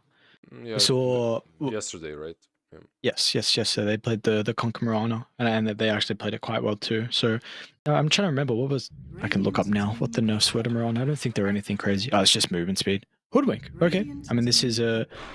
You get your break into the Dragonite. Conquer Hoodwink lane feels relatively strong as well. Team Zero, they're going to go back for what worked for them previously. So Lifesteal is banned out, which does definitely increase the value of the Centaur being off lane if this is something they wanted to do. But again, you can run Centaur 5 and go for like some ranged hero for YSR if you want to. 10 seconds remaining. Yep. I love that their draft has so many 5 stuns. seconds remaining. Makes it so much easier to execute on Team Zero. Stomp, Hex, Impale, stun from Dragon Knight. Just feels good. Feels easy to play. What can they pick into this? If you're G2IG, what do you get here for? Probably this is a Boboka hero coming up next, or Ex-Nova's hero coming up next. I'm just thinking about Monet's. Okay, never mind. It's gonna be Alchemist, but this can be. This can also be some cheeky G2IG flex Alchemist. Haven't seen an offlane Alchemist in a while, but JT definitely plays it. All 3 cores on their side play it. Radiant team pick. Crystal Maiden. But most likely just your casual run-of-the-mill Alchemist safe lane. With CM, Kunka can be offlane or mid, most likely mid though. And then you last pick your JT. What 10 seconds do you remaining. look for in carries when you're playing versus an Alchemist? 5 You're getting seconds to. remaining. You're looking at either outscaling him super far into the late, but mostly just crushing him early on. There are heroes right now that are in the meta that work well against him. One of them is banned out. I do like my Luna into him as well. Just farm as fast and out carry. Sven is another one, another similar Radiant hero. team banned. You out farm him. Uh, Or farm just as fast Eric- and you out carry him. But Klinks is also very damn good. This is the YSR or Erica Classic. He's a Yep. big Klinks fan. He likes all these invis carries, doesn't he? Like just 10 all these seconds carries that are a remaining. bit elusive, these assassin-like Team ban. carries. A really nice Klinks versus Alchemist as well. Like you can solo him when he's farming in the jungle, basically, if you have some Des or Orchid or Diffusal. Let's see what he goes for. But you are playing versus X marks the spot, so you can't be as elusive as you'd usually like to be. And you could even, like, if you're G2IG, you could put this Kunkka on offlane and pick some Spirit mid. 10 seconds Like some remaining. Storm into Dragon Knight. And I feel like your game is... Yes, you're playing into 5 line, seconds sure. remaining. But I feel like that would be real nice. By the way, do you think that there's a flex option for Klinks to be a support? No, right? It's No. the carry. It's Erica, yeah. Yep. Just wanted to double check the patch notes recently of Klinks. I really like as well. I mean, just separate thing that they added the change logs to the hero section so you can see all the new ones. So I just went back and saw that, his Burning Barrage recently has been buffed. I mean, 7.35, mana cost 45 to 40, but the big one for me is cooldown from 22 seconds to 17. Like that's Radiant 5-second team ban. reduction in your farming ability is really, really good for this hero. So I'm not saying he's like super strong or anything, like should be meta. I have no idea about the Klinks, but I'm saying like just purely as like a buff, that is like an incredible buff to the hero. Mm-hmm. 10 seconds remaining. I don't want Klinks to be in the meta. Please stop talking about 5 Klinks. seconds There's no remaining. Klinks on the screen. You had some rough Klinks games, have you? Who hasn't? Like it's just one of those Yeah. assassin heroes that hunts you, kills you off. I don't know. Just runs across the map. It's just annoying to play against. These games are just memorable. When you lose to a Clinks, the game is memorable. Seems like when you lose to a good Nyx with a Dagon 5 hunting you down Yeah. 24/7, you know. You're some support and you're getting just deleted. Yeah. Do you have a preference right now if the DK goes middle off lane? I guess, like, importantly, have- what do you feel like they're lacking on Team Zero for them to pick here with the 23rd? Because they need to show their flex. You need 4, right? Like on Team 0 or a 5. Say that again? They need a 4 or a 5, right? Like if you, I think if you- Centaur's 5. You think Centaur is still 5 again? Radiant team Yeah. pick. Hmm. Dire I was team thinking that pick. they could put Centaur into. Okay, Slardar. If Centaur is 5, Slardar makes the most sense because you're playing with Klinks. Now you have this super strong offlaner together with Klinks. Corrosive Haze works amazingly well for the bonus damage. 10 seconds remaining. Seems good. And if you're 5 G2IG right seconds now, remaining. yeah, it's looking like a rough lane for Alchemist. Like he doesn't lose too many lanes with Acid Spray. Now you have to decide because there's some flex potential on G2IG once again. The 2 heroes the Team Zero have banned are offlane heroes, so they're expecting nothing to say Kunkka, which does make sense. It's like he plays so many heroes well, but Kunkka is probably one of his most known. And I'm not sure if you want to play Kunkka on offlane now. If you don't, though, you're playing into Klinks on offlane. What are you getting here? Your Mars is banned out. Bad is tired. I don't know. I'm not happy with that. I don't know. What do you want on JT? Oh, all right. Okay, so it's Kunkka, So- right? Yeah, it's looks like Kunkka. it's going to be Conquer. Please don't go the lightning hands. What the hell is this Alchemist? What Yeah, the no, hell is that's this? pretty cool. That's pretty cool. What the It's going to hell is be Slardar mid as Santa well. Alchemist, okay. Is it Santa? Is this a reindeer? It is, right? Yeah, that's a reindeer, brother, with some boxing gloves. That's a really Yeah. cool alchemist, sir. that's really. I haven't seen this. How new is this? This has to be new, right? I've never seen this. I don't know What when we patch- became League of Legends, but we're slowly moving there.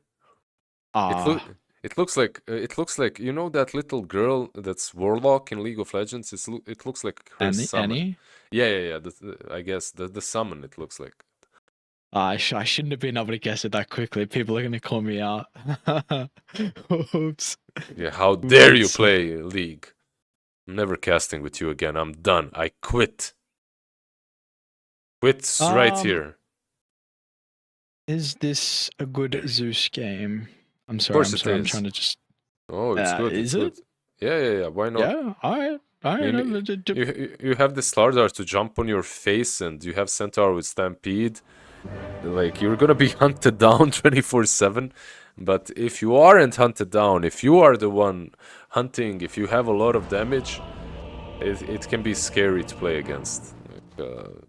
Because Klinks Okay. is... Yeah, you can have a lot of HP, but overall, you can get scouted by Zeus constantly, you can get blown up easily. Overall, I like Team Zero's draft once again, I have to say. Maybe not as much as I liked draft 1, but this one is also pretty damn good. Like, I swear, I have a feeling that our 2-0 streak might continue. Like, You do? for everyone in the chat, me and Aries, how many 2-0 games have we casted so far? I don't know. It's too many. Like we've covered 15 series and every single series had only 2 games. Maybe one. Everyone, yeah, no, but one. But one, literally it. I can geek out a little bit about the Zeus. I disagree. I think this is a pretty rough Zeus game. I think the Okay. Klinks matchup can go Oh, back you and forth. disagree? Any Yeah. League of Legends Shut up, enjoyer, shut I up. see. I think, of course, Zeus has so much, like, a lot of value versus the Klinks, but I think late game Klinks can be kind of frustrating. Like, you don't really itemize to protect yourself against him. Like, you can think about, like, a Aethelins into E-Blade or like a Your Scepter, but you just go Nullifier, and like Clinks doesn't hate Nullifier, and you still just die. So maybe you just go like BKB or something for nothing to say. So at least I've seen Clinks actually kind of be a little bit frustrating for Zeus in late game. Bonlo. I still Bonlo, sir. is. I mean, if you give him first blood over nothing to say, then this is maybe a separate. What is a blood grenade actually? Well, like, what was Exo trying to do? Were you trying to take the kill from nothing to say? Like, I mean, what's going on there? Lion had 4 magic sticks, so if he uses the Rainmaker. If he uses the magic stick, it's a bit. Oh, 70s mid. I told you this. You did? I was too busy listening to harp on about BKB Zeus or some other random stuff I'm not gonna see. I can keep going why I think this isn't that good of a Zeus game. If you want to keep going, I can keep going. Dyer's has been killed. I don't know how much I game. agree. Do you remember? We had the DK Slaughter, and we were speaking about like the tankiness from the DK and the Slaughter with like Scepter sometimes can be a bit of an issue until Zeus is like level 20. Yeah, but once he gets that level, once he gets it, it's gonna be fabulous. Bot lane, My JT. belief on Zeus keeps going down, and JT top lane as well. We'll watch JT die first, and then maybe we'll keep an eye on Beyond, who... Never mind, we still got kills bottom. Okay, YSR apparently dies as well. Not worth, but Dyer's top tower is I've seen so many games in which Hoodwink gets solo experience on offlane and then just becomes a really fast secondary core from the lane. And it just gets Radiant's nice middle levels, tower nice is under items. attack. Some good old fast Maelstrom into Gleipnir or something. Top lane, Bonlo. Bonlo, my friend. Uh-oh. Bonlo. Concoction to the dome. Make a man go silly, and maybe put a man in the grave as well, and we'll do just that. Yeah, he had 1 second to use the spike, but dies. It's usually how it goes, right? How many times do you die and you're like 1 millisecond, just 1 millisecond on that cooldown, on your BKB, on your blink, on something. It's such a cool alchemist set. It's actually so cool. Mid lane? Mid lane? Alright, mid lane, never mind, nothing to say. He made some really interesting decisions there. He was really winning the HP battle, like he had more and he could stay back, but he heavily jumped forward. 70 just turned on him. Gotta respect the double stun. How do you feel about Slaughter mid? We were seeing it crazy of it for like a week and then it kind of disappeared. I think I love it. I think this like Echo and Orchid build really can work. Zeus? Oh. If this was old Zeus, he'd be so dominated. But Heavenly Jump just allows him to actually play the lane. Quite a spell. Yeah. I like It's it. quite I a like spell. it. I like it. I like the Slardar mid basically. I think it can work. Ponlo rotating back mid. Back for revenge after that first blood. They need a... Oh, Ponlo went far too early. I think 70 still was trying to charge up the bash counter. Now it does leave Beyond solo top. They're probably not getting the kill into the Dragon Knight, but just you are importantly zoning him away from this wave. Ponlo actually TP's back to the lane as well, so... Yep. A little bit of an awkward move. He had to. They were zoning him out completely. Like maybe he could have secured the minute 4 rune first and then moved, but okay, this is also fine. As long as Dragonite is not being completely zoned, which he is being once again.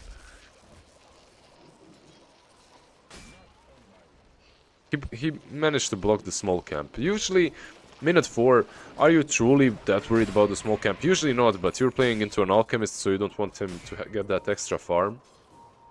Just the stacks alone can add up with Greevil's Greed, so... Bot lane's easy Q. How is this bottom lane going? I haven't really been paying too much attention down here. It looks like Both sides kind of happy. I mean, JT a little bit behind in last hits, but nothing too crazy. They're going on him. Yeah, what has YSR got? I mean, he's got a healing Lotus if needed. ZZQ's going to line up a pretty nice double stun. What are we expecting as the item build for the Klinksys game? I have no idea. He's going Falcon Blade burst, and I'm thinking it's either gonna be Diffusal or some Dezo. I'm thinking Diffusal is what I'm seeing the most at the moment. Like, the Orchid isn't bad in this game for them, but I'm not sure who's gonna get it. Him or 70. I like it on both of them. The Gleipnir? The Orchid I was talking about. Not, I wouldn't like Gleipnir on Slardar for sure. I don't know. Like, you even need. Are you talking about Slardar? I'm talking about both of them.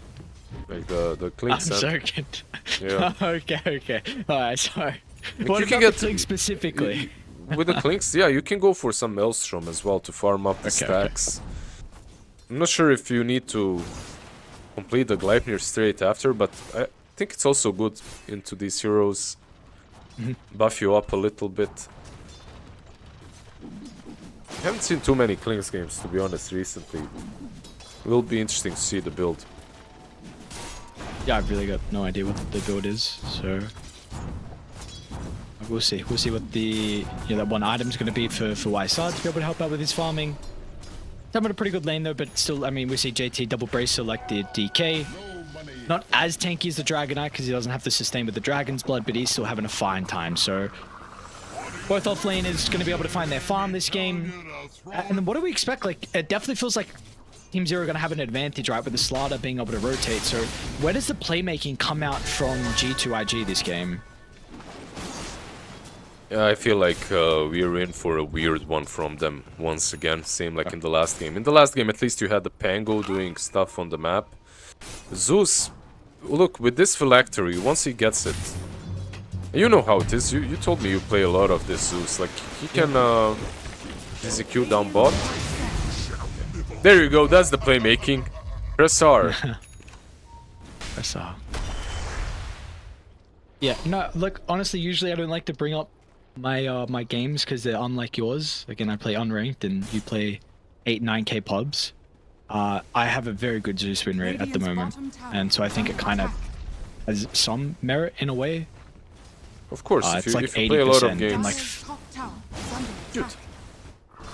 Top lane. Ooh, this is nice that they're being able to zone away beyond, especially with the other dragon form used. Yeah. So the thing is, I really usually disagree with that statement. Like, I actually value all games the same. I feel like even in 3K MMR, if you play a hero a lot, I think your input values is valuable. Yeah, I agree if you played a lot. Yeah. But I think if I only have like a handful of games, then I wouldn't be as vocal on how I feel about the hero. It's just like some differences exist. Like, you have to think more about some saving items, some BKBs and stuff. No, not on Zeus in particular, just in general. Like, you'll get away with more greedier builds in general. Yep. But yep. I remember like there was this Brood Mother spammer and he was like 4k and everyone literally copied his build and he became like the Brood coach in Eastern Europe. Literally, Yeah, there was I think like I've heard about this guy. Yeah. Doesn't matter, like as long as you really get the hero.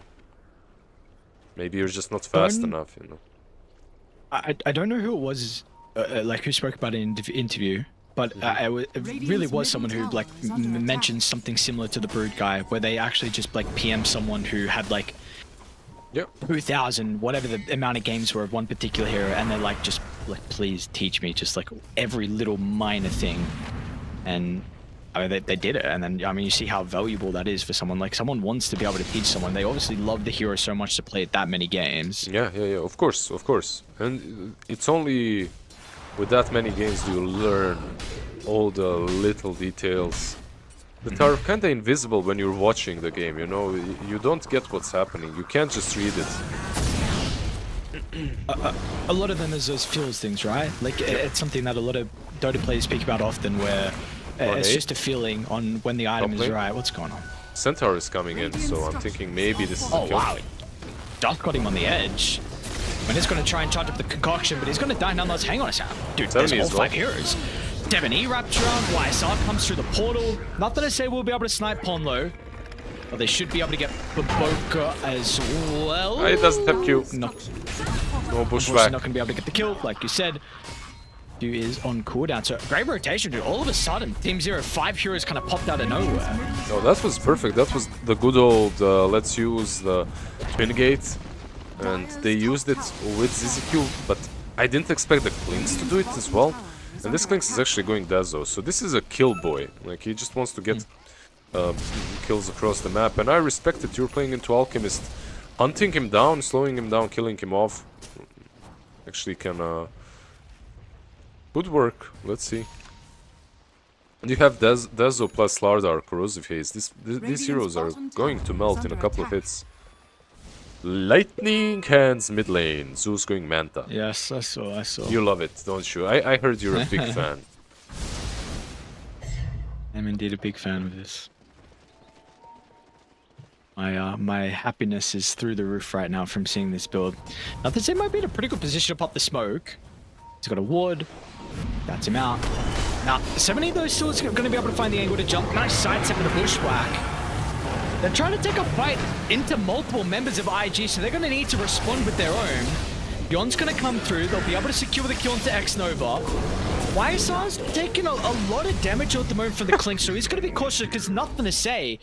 He's ready to ball. This Phylactery along with Fairy's Trinket. The Zeus is dealing damage, and YSR, Namin's feeling it right now.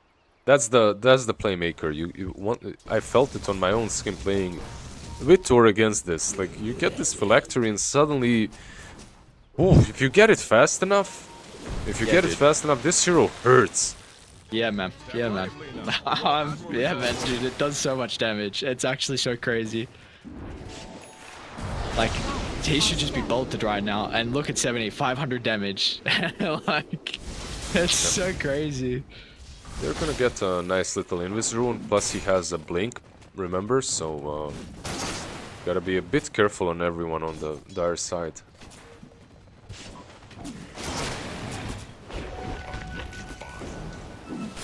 Is this... I know you bring up like your Echo or like Orchid from the Slardars, but have we been seeing a lot of like early Ag Shard from them? He already had his queued up. No. This is something to do with the Clinks combo, I feel like. And also you're playing into an Alchemist, so you get that extra Corrosive Haze after Chemical Rage. Not too bad, I suppose. I understand the BKB. The BKB is fine. Mid lane is Q. Was he out?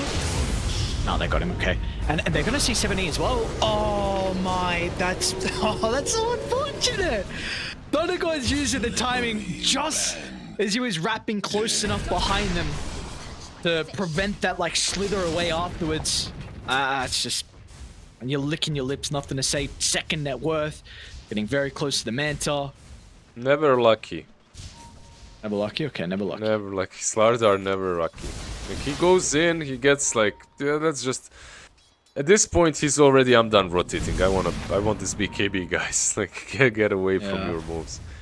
ZZQ, last game, he was this really tanky boy on Centaur that's hard to kill, that is doing a lot. This time around, he's just not having the same experience. Radiant's bottom tower is under attack. With all this going on, Monate has been silently farming up as well. Radiance has been completed for a while, and he's very close to a Blink Dagger. And we've already seen like G2IG have been, a lot of their rotations have been off the back and nothing to say, and just the overwhelming amount of damage. But imagine how easy the game will look very shortly when you have an Alchemist jumping in to make a lot of space for the Zeus. And we might see it now. Blink's getting delivered. We're actually going to start with JT onto Beyond. Oh, 70, that's a big jump in. Crush going to connect onto 2, but here comes Monate. They'll try and stampede away. ZZQ's going to split away from the team. A smoke to protect himself with a sharpshooter will catch up to him nonetheless. They were wrapping around so beautifully, but they initiated before the Stampede. Stampede was off cooldown in 5 seconds. If they waited that, they could possibly even get on top of Zeus and kill him off.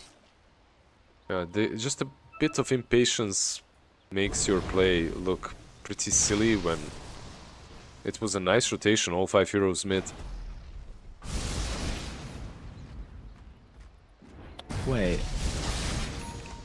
Oh, I forgot his Burning Barrage was Agshard. I was so confused.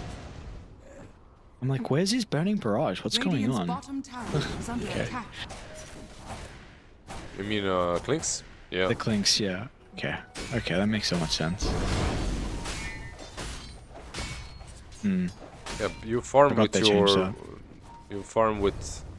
What do you farm with? That pact right now, I guess, right? I don't know. Yeah, you just spawn these skeletons that you farm like that with Clinks. Dire's top tower is under attack. Radiant structures are fortified. Strays gives you attack range bonus? Ah, this, yeah. Alright, this hero's getting Radiant are interesting strong. work done to him. What do we got? Smoke up. Bottom tower BT Evoker and is X-Nova in combination together. Of course, you got the Thunder God's Wrath, level 2. Radiant's Burst middle potential. tower They want to is try and under open up attack. this tower.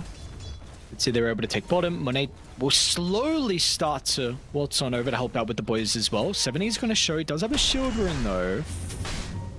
See if they're going to have the Is damage. it enough? I don't think it's enough. Any TPs?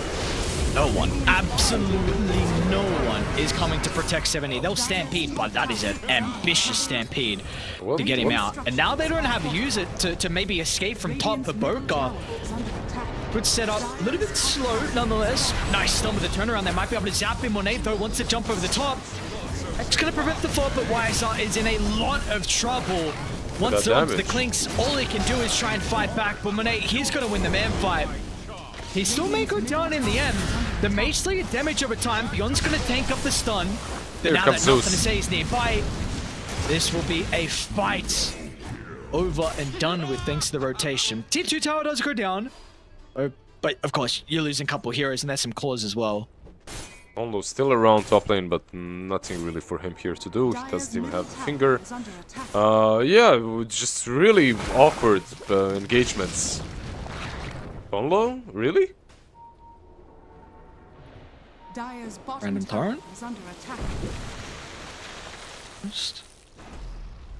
Really awkward engagements. Specifically how Slardar dies mid and how late the Stampede is. Yeah. Maybe he was saving it because of X marks the spot, I'm not sure, but in any case it just looked silly in the end. Yeah, I don't know if they missed some like early game timing for them because it just seems like at the moment they. I don't know if there was a spike yet that they unfortunately weren't able to hit because now it seems like you're not really going to be able to do anything for quite some time with how behind you are. Oh, definitely. Definitely. You wanted to be in front, you wanted to be making moves with Slardar Clinks. Like these two are basically killers post-laning stage if they have a good time. Like if you get a bit of a faster blink and Clinks gets a bit of a faster Dezo, Radiant's middle like tower you're has everywhere been denied. making moves on the map. But even when they went on them on top, you could see how much damage Clinks could do to the Alchemist. Just that they didn't have the Slardar there. And speaking of Clinks, Again, JT another setup.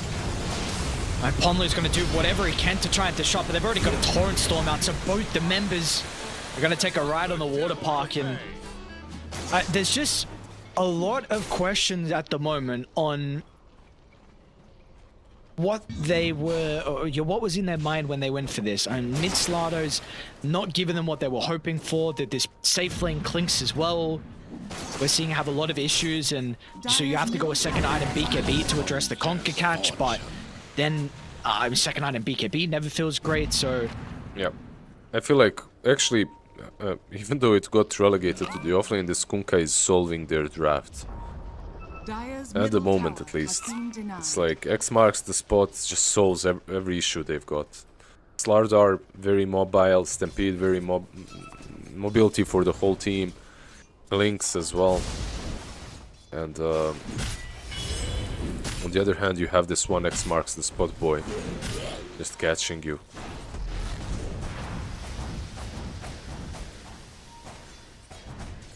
Doesn't it feel weird to you that Skeleton Walk is your ulti on Clinks? Yes, yes, yes. I just see the spells and it honestly still like... It just feels so doesn't make sense. weird. Radiant are scanning. Yeah, no, I don't know. It is weird. Let's see. This is almost in a stage where if this smoke doesn't connect, then... Game 3. I already game's already feeling pretty grim right now, but you got to start connecting on these movements. You're taking another smoke pre-BKB. I really think I know where you're coming from, but I really think that if this goes super late, there is potential still for Radiant. Let's see if they can get there. They need to get some kills though, because the net worth is lacking. The kill into the Baboka. We do see what can happen when Clinks is able to right-click with the corrosive haze. Beyond's gonna run straight in. Nice blink. What a blink! All right, Beyond. That's big. Like, you only get a pick off, but that felt like that could have been much worse. You potentially lose Beyond on the DK. Maybe one of the supports jump in to try and protect him as well. So a second kill goes IG's way. You get a pick off. You can push up the map. You might have issues with Roche though. Might lose Roche, but I'm not sure if that's gonna be the case. Even ZZQ. It's just Polo? Polo? Yeah. Polo. We need more, brother. It's okay. Why did he mana drain there? Had to secure the ward, deny, D-ward, whatever. But why did he mana drain the Centaur? He moved in range and mana drained the Centaur. What's he gonna get? I mean, okay, you have a shard, but you're not gonna give magic immunity to him. The feel-good morale boost right there. Yeah. Just a couple of bros de-warding the cliff.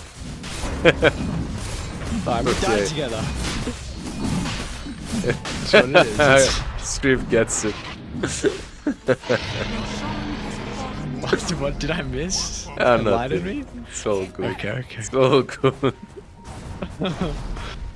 Alright, so Age is going to go the way of G2IG. You got given over to Monet, who, I mean, it's going to be another Alchemist game by the looks of it. And they will look to smoke though. JT, I believe, showed for a second through the portal. They also see that no one else is coming just yet. Although X-Nova is going to come, Monet will come shortly. This could get very scary if they jump now. Because Dire are close enough to react to the Conquer. 2400 health, it's not going to be an easy kill. 70 will jump in. Maybe it'll be an easy kill. Alright, he's gone. But who else is going to die with him as well as Monet? We'll get rid of the Clinks. Now, Chemical Rage going to be activated. And once again, Team Zero just have to cut their losses and... Get him, Ponlo. That it's just Ponlo that dies. Get him. Well, at least he gets the mana. You know, he gets the mana. ZZQ wants the wave. He wants to skip it. What are the chances of him dying here? What do you think? Zero. Okay, zero. He should be fine. Never zero. Never say zero, but very small. He might get another wave. He's going for another one. He's got a wand for mana. Yeah. Oh, Chad. Good job, ZZQ. Impressive. Yeah, they still have creeps though, so they take down the tier 1 tower, but he finds some farm on the map at least. He can ward. No way. There's nothing to say actually going to try and hunt him down. Alright, he's out, so some time wasted. And he's thinking that maybe he'll remain farming one of the camps. So, okay, how do the fights need to look for rating? Because we actually are seeing this Deso Slaughter, sorry, the Deso and Clinks and the Slaughter Corrosive. They are doing a lot of damage to one person in particular. Yep. But how do you take team fights after you secure a kill? Well, you couldn't up to this point, but now you can. You have BKBs. You didn't have BKBs up to this point. Now you have one on Clinks. So from... Monet is going to initiate though. He's the one sees ZZQ. Actually, okay. Oh, 70, don't do it. 70. Don't do it, don't do it. I can BKB, maybe TP up right now. Or just run away, that's fine, that'll work too. Okay. Yeah. Beyond now is in trouble. Beyond. Hechu's probably gonna have to BKB. Come on, guys, what are these BKBs? Oh, this is what you're saying. Your BKBs, this is cool. That's what they need to do. You know, get a kill, BKB, reset maybe, or maybe look for a secondary one. Well, unfortunately, no BKBs, so no T2 tower. Nah, they can creep skip. They're creep skipping mid, creep skipping top on ZZQ. That's something nice they're doing. But like you said, tier 2 tower has creeps around. They even use Fortify. The creeps will die here, but it's not enough. Doesn't matter. Yeah, they just griefed themselves with these moves. Like going for that region in the river. And then Dragonite as well just prevents you from fighting. Then again, maybe it's better they didn't fight. They're still in Aegis on Alchemist. Oh, they know though. They have the deep lane ward that was actually able to scout out the double back here from the Lion, so they're kind of aware that something's going on. They want to go... They're gonna jump in, but it's not together. Two heroes are running away. Well, two other heroes are just running under a tier 1 tower. And again, this is all just kind of set up by that deep lane ward of the remnants of the tier 1 tower for Radiant. You were starting to see... Yo, go. They could have jumped, but Zeus ulti broke their blinks. Like, Slardar couldn't get in from behind, and both him and Klinks got scouted with the ultis, so they just decided to back off instead. Kind of surprised it's only 8k net worth. Radiant's bottom tower is under attack. Way more. They're keeping up. Like all three cores have enough farm.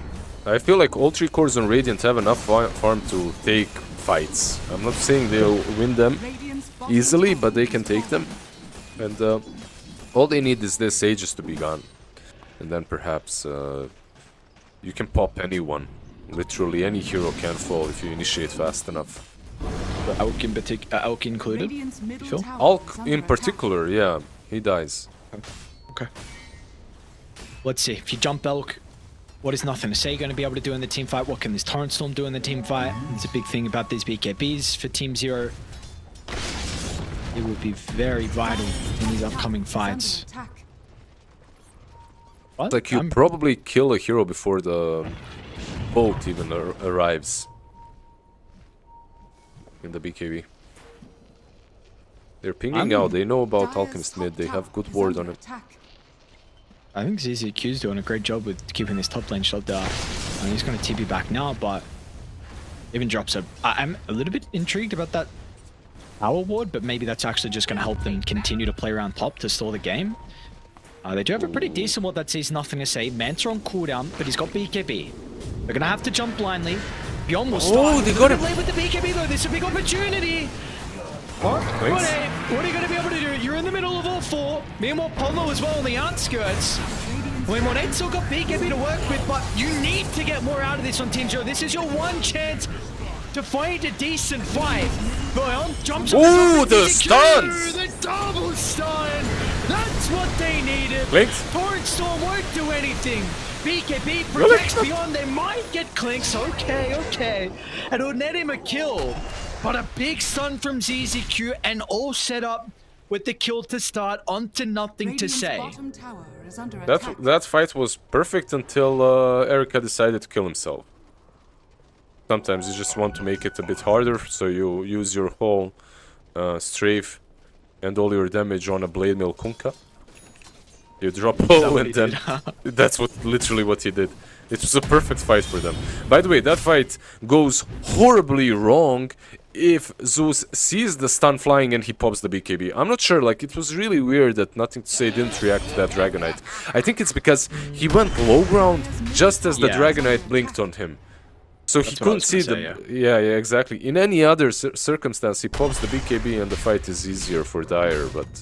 Do you have faith now? Like, do you believe in this draft? Like, I'm telling you, they can blow heroes up. It's just... It's all about how they initiate. A lot of that initiation is going to be very difficult to get into a Zeus, though. Like, sometimes his vision game is not easy to play when you're up against someone like this hero. Like, the caliber that he has. You've got a gem, though. That is the big thing. You have a gem, though, on Radiant. Yep. There you go. There's one important D ward there. That was the ward that they were starting to use to maybe hunt Nothing to Say inside their own top jungle, but that is gone. Goner. He will now always use the Manta to shove out these lanes, so... What is he? He's got Witchblade not completed. Vanguard. Oh yeah, okay. Abyssal, yeah, on Let me Alchemist. do this. Yeah. You just want to lock down this Klink's jump in with the Alchemist, because Klink's also wants to blow a target down, and Alchemist should have enough time always to jump in. They need to get it out from bottom, though. If Ponlo only dies, this would be great for them. Gotta run. Ponlo's 6 TPs. That's not a good sign. They're still That's farming. never a good sign, yeah. Nothing to see. He's gonna see YSR. Oh Run, no! run, He's gonna bud. have to pop BKB. Yeah. Okay. Is it?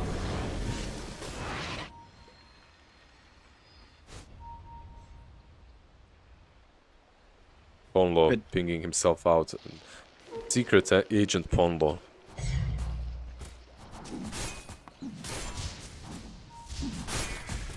We are getting to this. Yeah, actually, what's? I didn't know he was actually still playing here. I mean, no blink makes this like almost impossible. What are you gonna like glimmer in?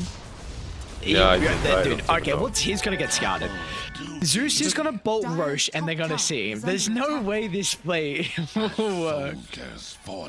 I honestly think he's just waiting for his team to connect, and they'll fight around the pit. Because they take Roche really fast as well, and they see Zeus. They spotted Zeus with the ward, so know he's back. Kill that. This ward, smoke up maybe after. Do they have a smoke? They don't have a smoke actually, so okay, they're just gonna run. Radiant Oh. are Oh, they know Ponlo is Okay, it's there. Radiant scan. That's Radiant. Radiant. Okay, that scared me. Alright, they're coming. Zeus isn't with them at the moment.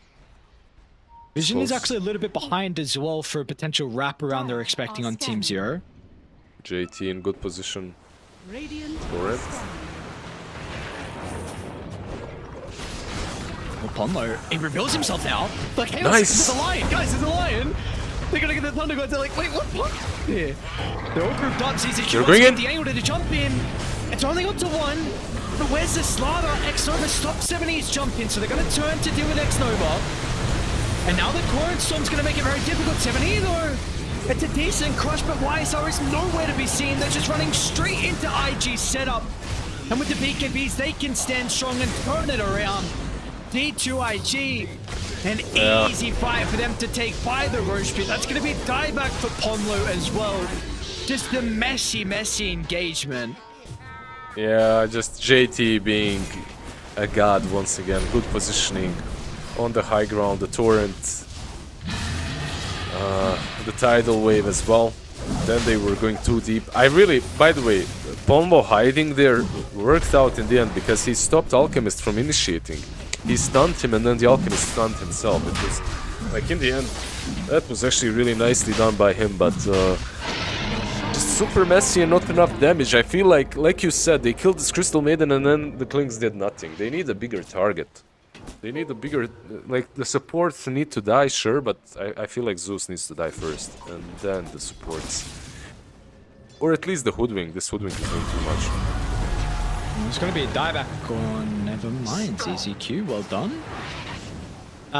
You just mentioned Ponlo disrupting the Alchemist, Blink, but we also said in that fight, X-Nova was he cancelled the startup Blink, so there wasn't any follow-up in that.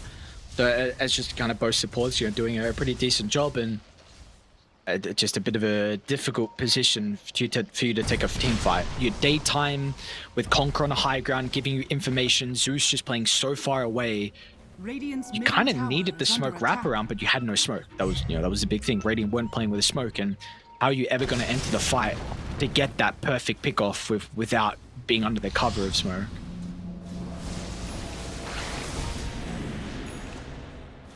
Radiant's middle tower is under attack. Radiant's middle tower has fallen.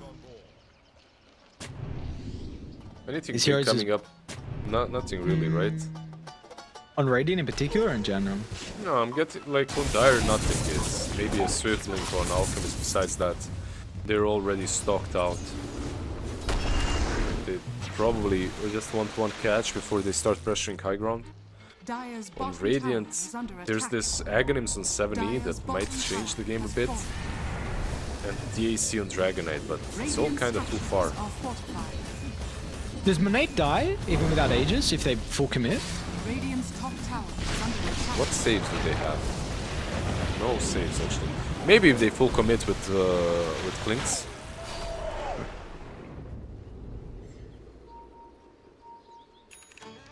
I haven't seen Parvis as an item for quite some time. It's actually kind of a cool purchase here from CM. Is he going full solar? Yeah, he's going full solar. And you're just adding up a lot of resistance on these heroes, right? Because it's necessary. You have acid spray talent as well that gives you armor versus Clinks, and then a solar crust on top of that. This alchemist becomes a harder kill.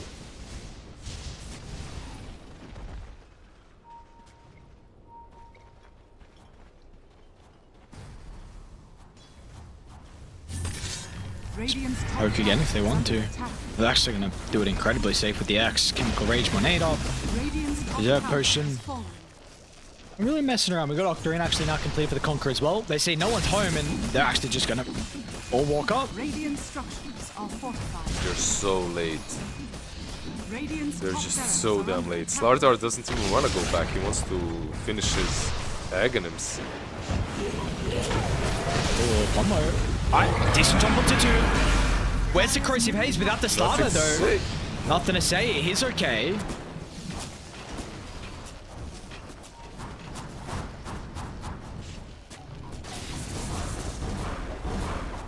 have the Axe now on 70. You didn't lose your base. You didn't lose anyone here. And 1 minute and a half left remaining on Aegis. So you know that was without Corrosive Haze on Zeus. So these high ground pushes, as long as Radiant is playing carefully, can get a bit rough for IG. So YSL's going for a defensive item in the Lincolns. Do you feel like damage is required, or do you agree with the defensive item? He might change that. I think the Lincolns is really good as well into Abyssal. Like that Abyssal is kind of a problem for him, but I don't think it's the right call. I still feel like he should be the full-on glass cannon, you know, just blow targets down in Corrosive Haze instantly. Dragonite beyond, no Blink. Ooh, this is scary. They've already jumped as well, so Barracks is just gone. Money again, just easily sieging with the X. Yeah, he's got that Swift. Yeah, he doesn't have it yet. It's flying in. 7E? App's going to be activated. Full stuff completely negated now with the X drag back, but we do see how tanky he can truly be with the Scepter. Puddles laid on the ground. They're actually going to try and smoke. Team 0. Guess they know Chemical Rage is on cooldown. Aegis is about to expire as well. They've got a great ward that sees nothing to say. Aegis out in a couple seconds. They're going to jump over instead. They don't want the Zeus. They want JT. They want to take the Conqueror out of the team, fight it with the damage. They should be able to. JT! No, they'll get him. CZ with the jump over the top. Finally, it goes down. But nothing to say. That's the big member. They need to deal with the Zeus. Tries to get some separation. But YSL never close the distance. Down he goes into the tree line, and I'm on 8. He's got no Chemical Rage. It's a perfect timing of the clutch from 1-8. Chemical Rage is now back up. He'll do his best to stand strong, fighting 4v1. But with the overwhelming amount of numbers, Team 0 will claim the head of the Alchemist. Maybe they can get some objectives as well. Great fight from them. What's with these triple cores from Team 0? 2 games in a row now, just like finding enough space for them to farm up and be insanely efficient, insanely strong. This Zeus pick, like you talked about it, you were dismissing it as a hard, right? As a rough Zeus game. Those were your words, and it's looking that way at the moment. The Stampede just doing so much, getting on top of them. They can get the side. Oh, they could get Zeus here. Oh, if he's up and if he buybacks, because I just mistook Crystal Maiden for a Zeus. Happens. Wait, they would not creeps. get a side. Hoodwink creep skipped. Woka did it, so they could. I don't know what happened for that ward to be up for Radiant on the retreat. Because G2 actually retreated underneath the Radiant Observer ward. It's just a perfect timing. Age is expiring, Chemical Rage is out as well. You're retreating underneath the Radiant ward. Yeah. It's like all the stars aligned for that fight to work, and now it's only 11,000 deficit. I also think what messed with them a bit was that Slardar wasn't smoked. The 4 heroes were, but Slardar wasn't. So it looked kind of wonky. And as you said, only 11k because you are playing into an alchemist, so 11k isn't really... is 13k now with the shard, but it isn't unsurmountable. Like, you can take a game off of that, and Blinks will have his Lincolns now. It is completed. Are scanning. It helps out, of course it does. It's still have to be careful about Woodwink, and I do think that Boboka is actually doing majority of control for IG at the moment with bushwhacks. He's constantly bushwhacking. Daedalus queued up. Alright. Is that what you're talking about? The Daedalus? What are you talking Yeah, sure, Daedalus. On who? Hoodwink, what are you laughing at? Nah, nothing. What's going on? I just like the hero. I like Hoodwink. Tier 4 token. Let's see, tier 4 tokens. What's he gonna get? I love how everyone is defensive on IG because that's what you have to be. 2 rattle cages, 1 feather.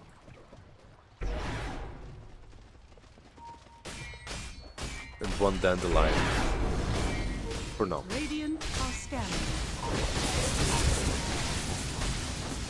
You know, these Which is Aegis crazy. fights are also kind of weird for IG because they know this Roshan dies literally in 3 seconds Yeah. if they don't contest it, so they have to be a bit more aggro about the respawn timer.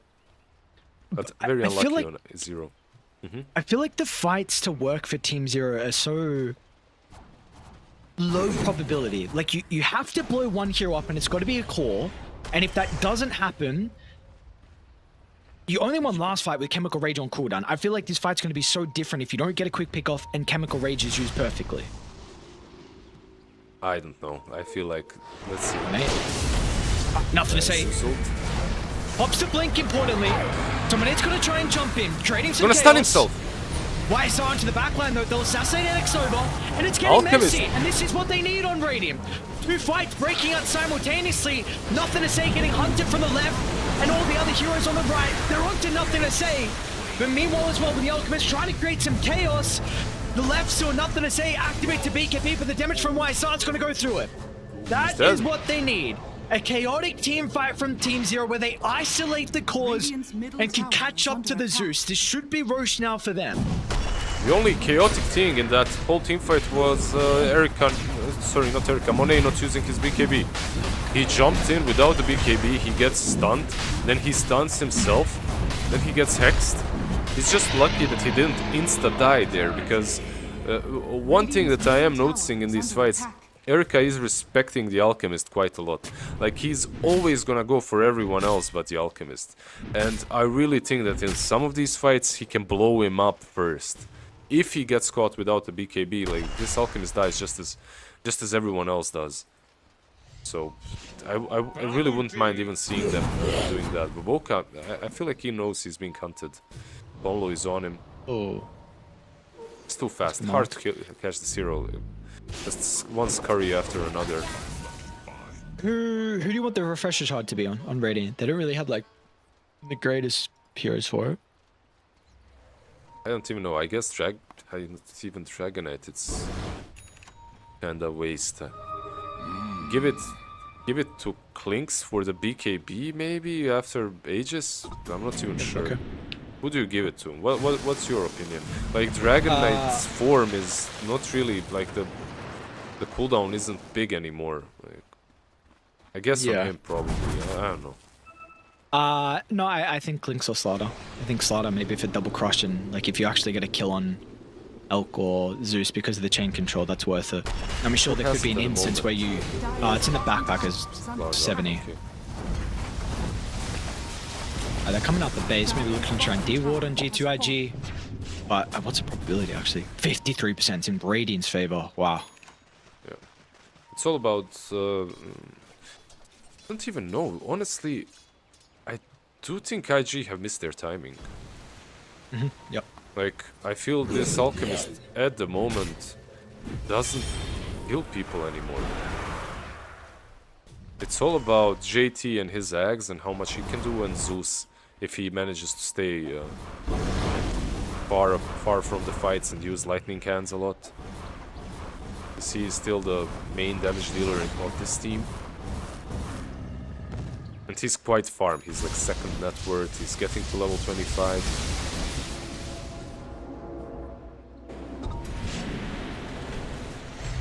I'm actually not sure what talent they go for on the Zeus with the. That's build. Like when you have lightning hands, it's like. I don't think it matters. I think you do go the. I actually don't know. The 25 is the lightning bolt's a lot of farming speed. You do like one hit waves, but I've seen like late game the flat damage with Thunder Gods with like refreshes a lot. But I agree. I think you're not buying you're it. very right. It doesn't matter. Yeah. It's Like, not a pretty bad level 25, I would say. yeah. Probably Yep, the especially- AoE lightning bolt because of the mini stun, right? Yeah, for this build in particular, it's not very good for the Zeus. They're gonna poke high ground. We have seen though, like, and this can be. I do not think fights look easy at all for Team Zero inside their base, inside IG's base. You want a location where you can wrap around and hunt the Zeus down. When he's caught up in his base, fights look very, very difficult. Yep. I think you need to split this up a bit. You have Dragonite, you have Ancient Dragon Form and Manta. I think that's how you push. Yeah, that's what he's doing right now. There we go. Nice and quick Split though. it up, go a bit top, go a bit mid. Gotta be careful though, Lynx. Beyond, meanwhile, just taking top. This is how it should be done. Dire's top tower has fallen. Yeah, they finally opening their own IG. Maybe that tidal wave is what they're looking for. Whoa, that's a freebie. I mean, he's got BKB, but he has to use it on the respawn instead of hitting people. And now 7E ran into the middle as well. He's going to try and make some space. How do you fight on Radiant down BKBs? It's going to be a difficult call. Nice blink away once again, dude. 7E out of the Xbox drag back. Nothing They're in. He's going to reveal himself for a second. They'll get Nothing this to done. say. They're still wanting to try and deal with the conquer. YSR outputting a ridiculous amount of damage. Nothing to say. Runs the wrong direction. Can still leap back to safety. Oh, 7E? I mean, he's so tanky once he's in the puddle, but once he's out of the... We see they're able to bring him down. Torrent Storm utilized from JT to hold the other members of Raiding Ponlo. Gets the gem, yeah. Does he get out? Get away. Dancing, Blink, still a cooldown. Oh, they might kill off. Do you really want to try and fight Alk is dead. Showcasing the true strength of the Clinks. He'll deal with the Alchemist who's got a buyback. And now they're on to nothing to say once again as well. The Zeus is in trouble and Team Zero recognizes a big opportunity. They can come away nothing to say. Ultra kill for YSR. No buyback. No And you're buyback with happy 70 with that. though. The damage has been dealt, but YSR doesn't want out. He senses weakness. He senses this could be the final fight. Beyond. Jump in, refresher use. Double stun soon to come. This is looking... What? This is so scary for Team Zero as well. Like, they don't have buybacks, but there's no Dire's middle Zeus. Can they barracks fight has without fallen. him? Probably not. They just need to heal up and reset on these BKBs on Radiant. That's really important, not to go too ham at the moment. But yeah, like these heroes, man, they dish out too much damage. This Blood Torn now from Dragonite as well disregards everything that Alchemist has built for himself. There's no buyback on Slardar, right? Like he used this, yeah. He used his DK, used his DK Dire. used his- 4 buybacks on Dire. Everyone but the Zeus. So this game, I'm not sure about this fight. I feel like Radiant just gave them a higher win probability even, because right now it's all about these buybacks. You can easily end the game after one team fight on both sides. I feel like it's more chaotic than before now. I really was... Man, the proposal on Team Zero to go back in, I was very concerned on like BKBs being expended to get out of the base, but the read for them that they were still able to, double back and take the fight. You almost have Rapier now. I mean, why? So he might give me for it if he wants to. I mean, no one's got buybacks. Let's just go for it. Well, he does. He has buyback, right? Like he could save it. Well, he could buy some travels, get back into the fight, I guess. But rapier also works because you will blow up. You're already. I don't think you lack damage. It's just the execution speed will become a bit better with the rapier. It's such a fun game, man. I'm enjoying myself quite a lot. Fun series overall. G2IG are making themselves work for it. And buybacks are actually... Lion just got his, and Centaur just got his as well. So 3 buybacks here for Team Zero. Looks like they're playing this one very safe and waiting for Roshan. Potentially up in 15 seconds.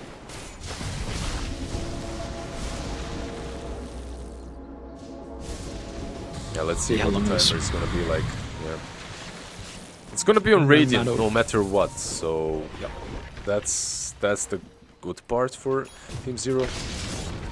They don't have Dragon Holy Form crap. for 40. Oh, 3-minute burst spawn. Yeah. I don't know who gets more out of this, Alchemist or Radiant. I feel like think Dire do. Radiant. Dire? You reckon? Really? Okay. No, I'm I just think you thinking- just... I'm Go, gonna go, say, you first. I think they just avoid every fight, and I think just like Roche is a occasion where you have to fight, but you can probably just let them take Roche and then take it and believe in yourself to win a fight with 5 buybacks.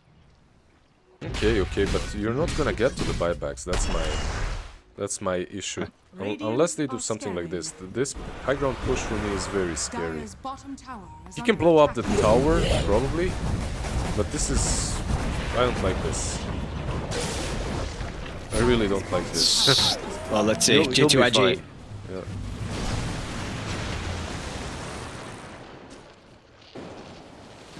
Gonna continue to poke too much. They're gonna Building have it a out Wind the- Waker on Slardar, by the way. 70 building it. Did Wiseup buy Satanic? This is new, right? Yeah. He just... because he had the Rapier queued up, he sold the boots and bought Satanic instead. Just to make himself a bit more survivable in these fights, which is definitely nice.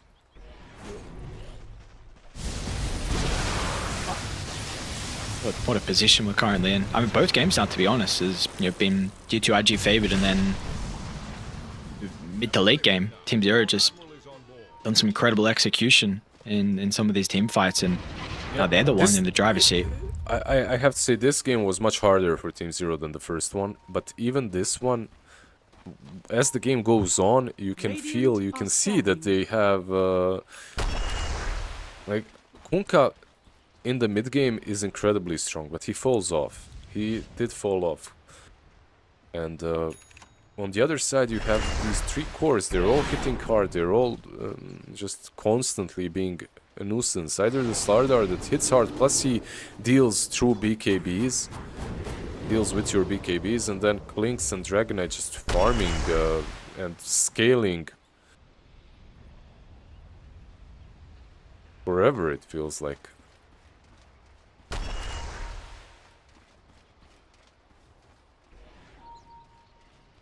By the way, I love that Clinks is still keeping Enchanted Quiver. Still keeping the tier 3 item. I feel this is just one of those items that you can keep on ranged heroes such as Reaver, such as Clinks. Look at that. 1, 2, 3, 4. Yeah, that's fast. Dire They want the are banner? scanning.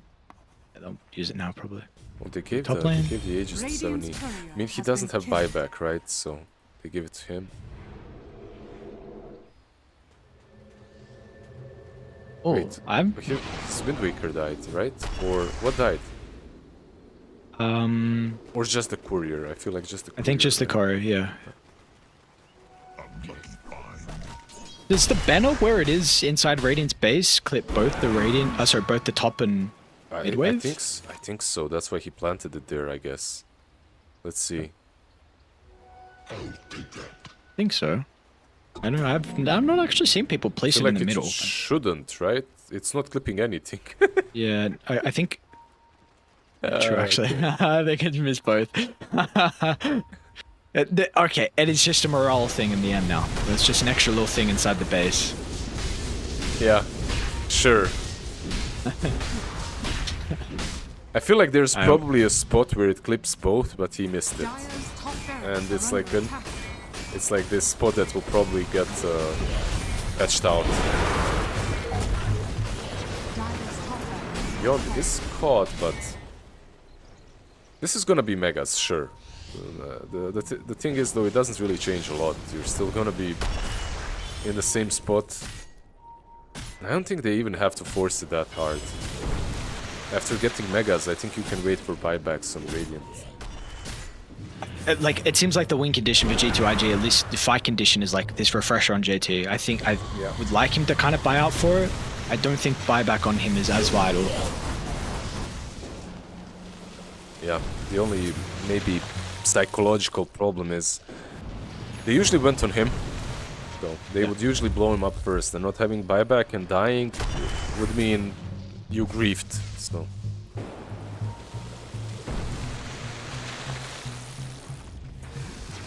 Let's see how they're going to be able to crack the high ground. Nothing to say for showing himself. 70's just going to do a little bit of poking. Brandon Torrent actually connects onto the Slaughter. Wind Waker's going to be able to get him out of danger. They'll get a quick assassination kill into the Centaur. Nothing to Now, say. nothing to say, though. Almost goes down. so The straight close. crits coming through from YSR, showcasing the true damage from this Clink's late game. Did they have to buy back? Like,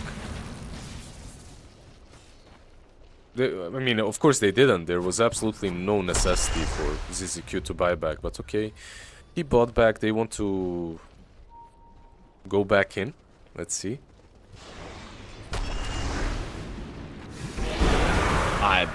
I'm a little surprised I didn't full commit on nothing to say. We just saw how much they could do previously. He's feeling very strong right now. He's got to have a perfect read of this. Got buyback at least, of course, but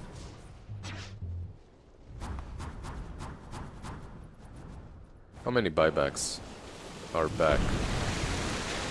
they've got None 3 on just the Slardar, Alchemist none and on Hogan. BK. Yeah. 3 cores and 2 sports. Along Dire's to turret Black has Dragon. It's up in a couple seconds. Where's Refresher Shot as well? It's in the backpack of YSR. He's got a Rapier. Alright, all in. He has no ages too. But we ball. Why not? Beyond. Beyond? That's BKB, okay. Force the BKB. They're going to be cautious. This Rapier. They haven't revealed it just yet. I feel like it's even an overkill at this point. I don't think it was that necessary, because he took the Rapier and now the MKB is in his stash.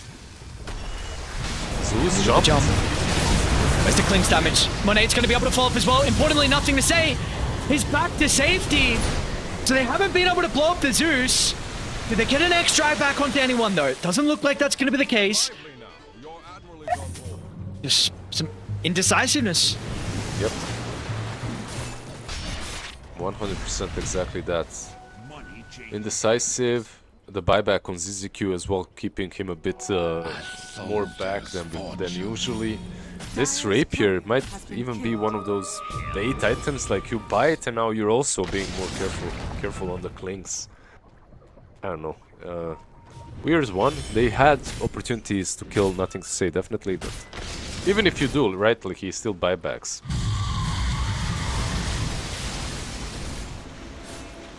And we'll be Not ages game out, over. so we're getting 60 minutes here, Lizard.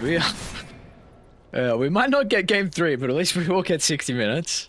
It's your favorite part of the game, right? Oh, That's what yes, you without told a me. doubt. I am a big T5 neutral Adam fan. I cannot wait to be here for another 20 minutes.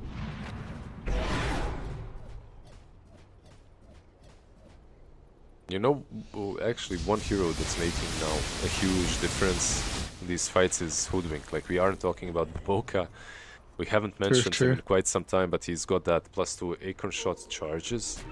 Or 2 Acorn shot charges, that is. He's got the Daedalus, he's got the Nullifier, like these. I'm not kidding. Plus the Enchanted Quiver, so he has a very long range on Acorn Shot. It doesn't use the Enchanted Quiver, even though it's considered a right click and it will break smokes, which is kind of interesting. So you can stay super far away from the fights and just spam Acorn Shot.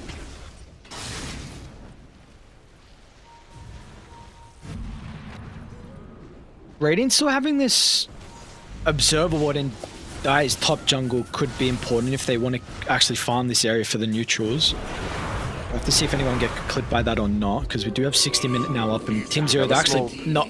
Yeah, they're not farming, they're trying to take a fight and maybe catch them off guard. They know CM.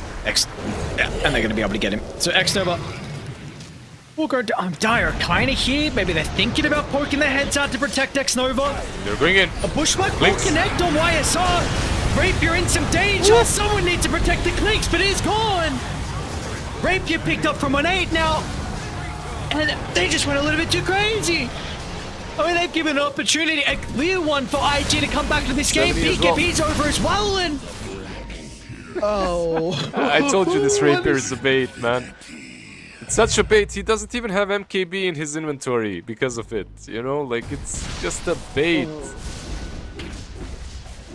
What did he sell, by the way? What did he sell to put the refresher shard in his inventory? Can't remember. Gleipnir, right? Or Dezo. Yeah. Dezo. Yeah. Okay. So he sold it. I mean, it's... I wouldn't even say it's worth it at this point. Even the Dezo is good. Because there's so much armor. The Corrosive Haze doesn't hit through that threshold where your damage becomes ridiculous. Dude, that is such a all or nothing play. You lose that fight, and like, because Elk had Rapier queued up, and now you give him Rapier, and your base, it will go. They will force his buyback. It's Megas, and like you have no T5s now for Radiant. You have Apex on Beyond. Your puddle is it gonna protect you? I don't know. Beyond, don't want nothing to say. We have to get some distance. Devony wants to hunt though. That Torrent Storm's just gonna make all the space they need to retreat out. And buybacks is just the important thing. Slardar, Clinks, all forced to buy back there. Yeah. And you know what? We've reached that point in which Kunkka is incredibly annoying again because he has the Torrent Storm and he has the fleet. So it's boats, it's just a water park right there. At least YSR somehow has enough gold for Rapier again. I mean, 300. He's pretty much got it. See what T5 he gets. Got the Desolator. Okay, so he can sell his Desolator, pick up another one. Cool.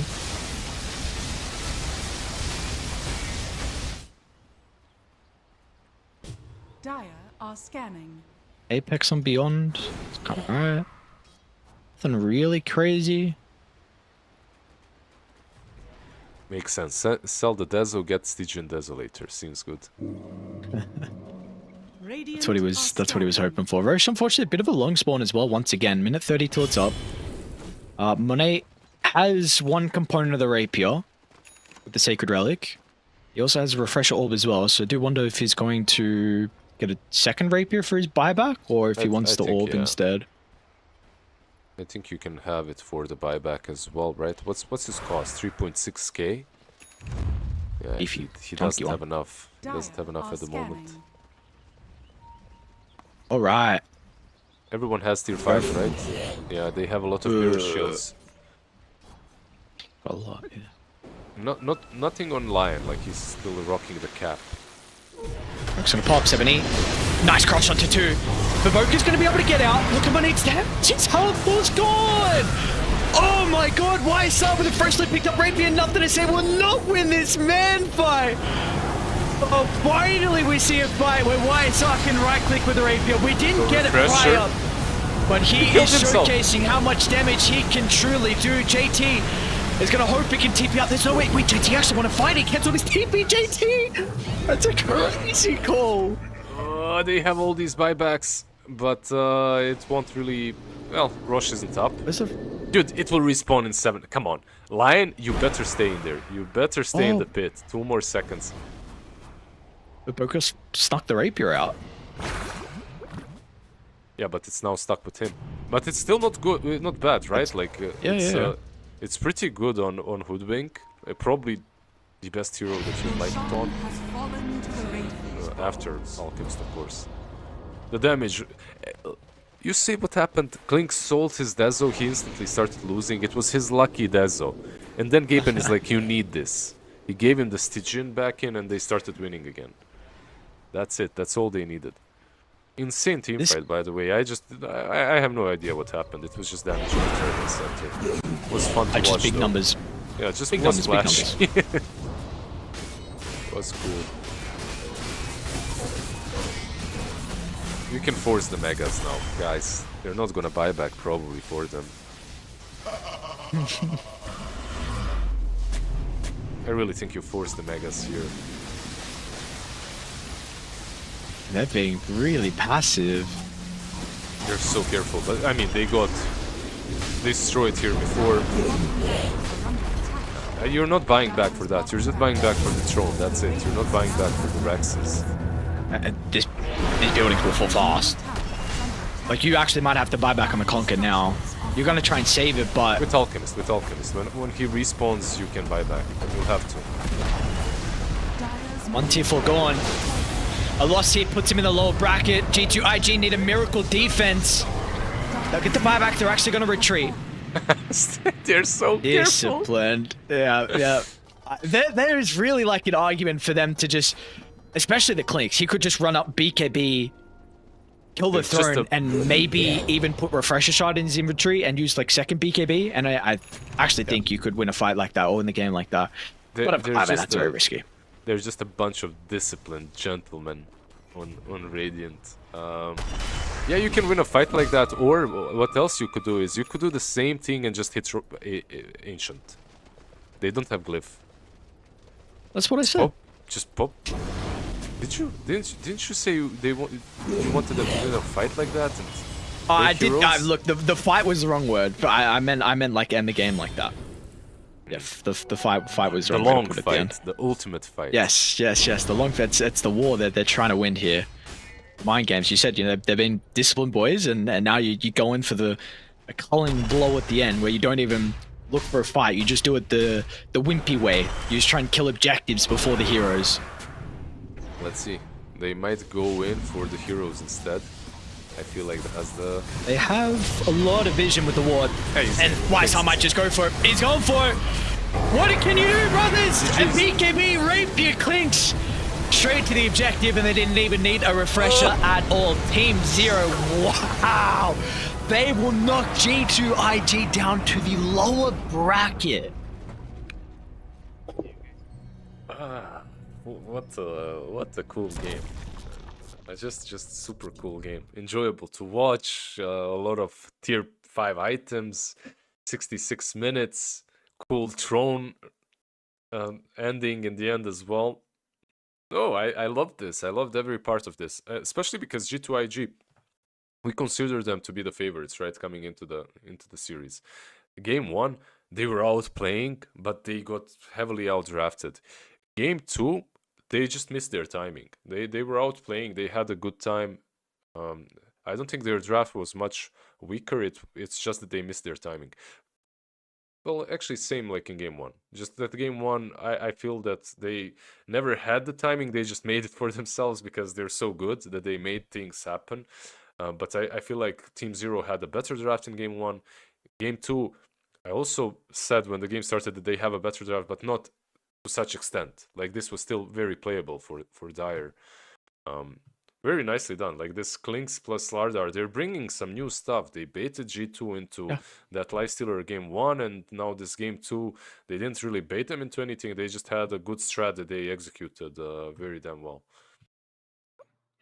Yeah, very impressive. Very, very impressive, Team Zero. This is a team who is definitely on a bit of an underdog story. I mean, they've got some big names in there, definitely in the China region as a whole. And we have seen, again, in the past, like Team Zero have been able to have some pretty solid run through qualifiers. Again, really the big one is that TI-12 qualifier where they came third place. XG actually knocked them out in the lower bracket final. So Team Zero, that's a huge victory for them. They're going to move in the upper bracket finals. They will face Azure there, though.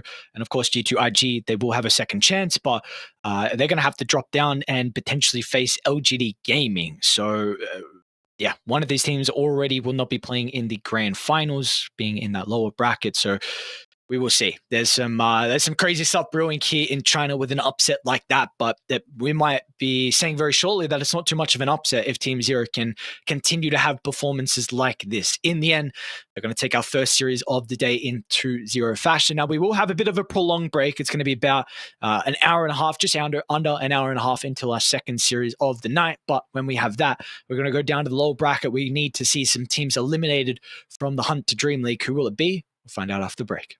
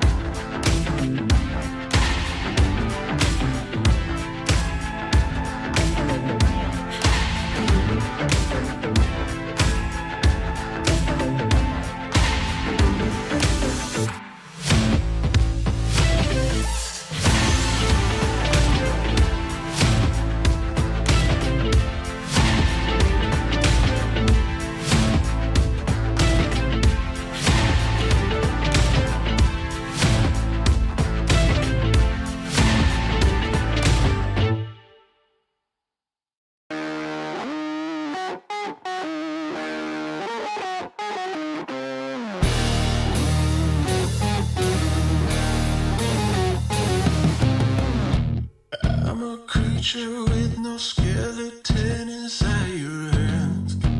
Got no home address, I come and go as you command. And it's fine with me, and it's fine. I'm a bandit that you use to keep from bleeding out. I'm the lover you don't love, but love to keep around. And it's fine with me, promise that it's fine. Maybe I'm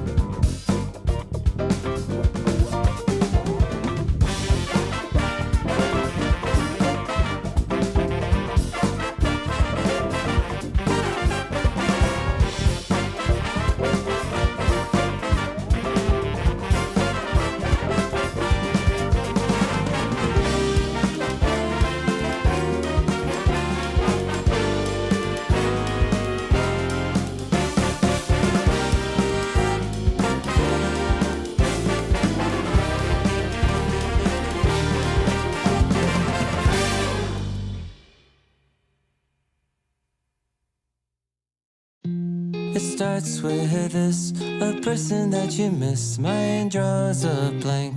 I wanna go back to the early days when life was an escape. Now I just wait for better days. I lost myself in your reality. Lost myself.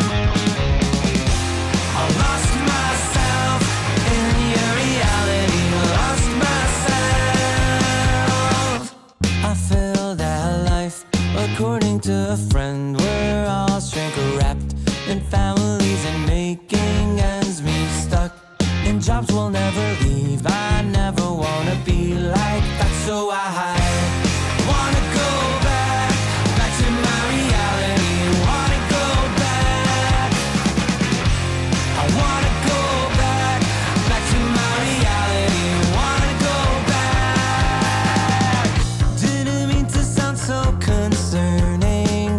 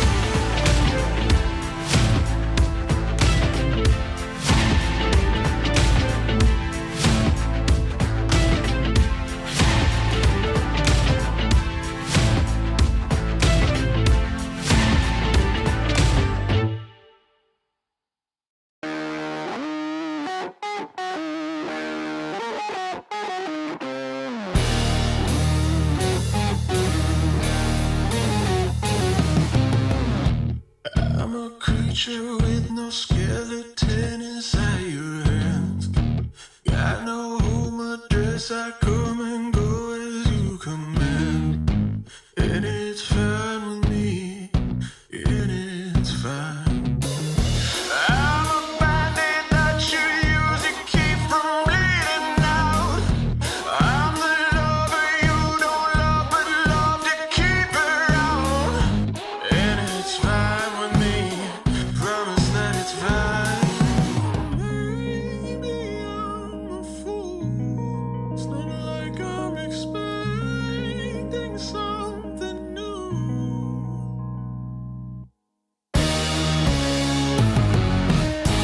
You need examination. I'll be your medication.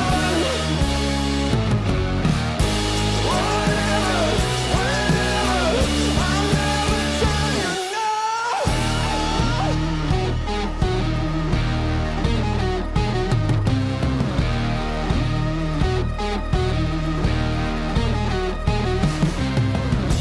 I'm a picture on your shelf that some days makes you smile. Then I gather dust and watch you go about your life. And it's fine with me. I swear it's fine. I'd be offended if I still had any dignity. Instead of savoring the drink, it's slowly killing me. I said it's fine with me. Tell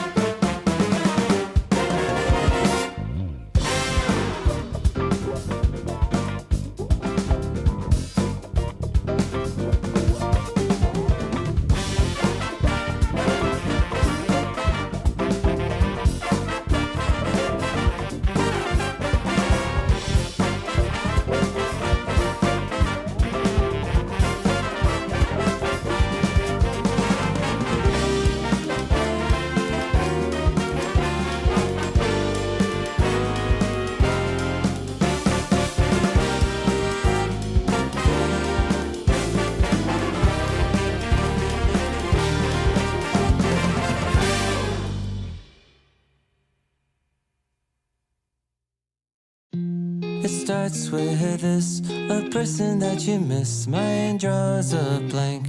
I wanna go back to the early days when life was an escape. Now I just wait for better days. I lost myself in your reality. Lost myself. I lost myself in your reality. Lost myself. I feel that life, according to a friend, we're all shrink-wrapped in families and making ends meet, stuck in jobs we'll never leave. I never wanna be like that, so I wanna go back to my reality. Wanna go back. I wanna go back to my reality. Wanna go back. Didn't mean to sound so concerning. Am I alone in the hurt? I never followed anyone. It's so absurd.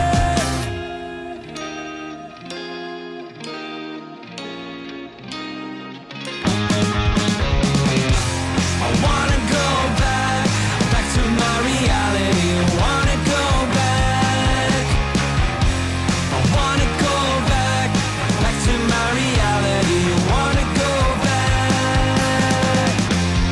Trying to go back. Gotta go back.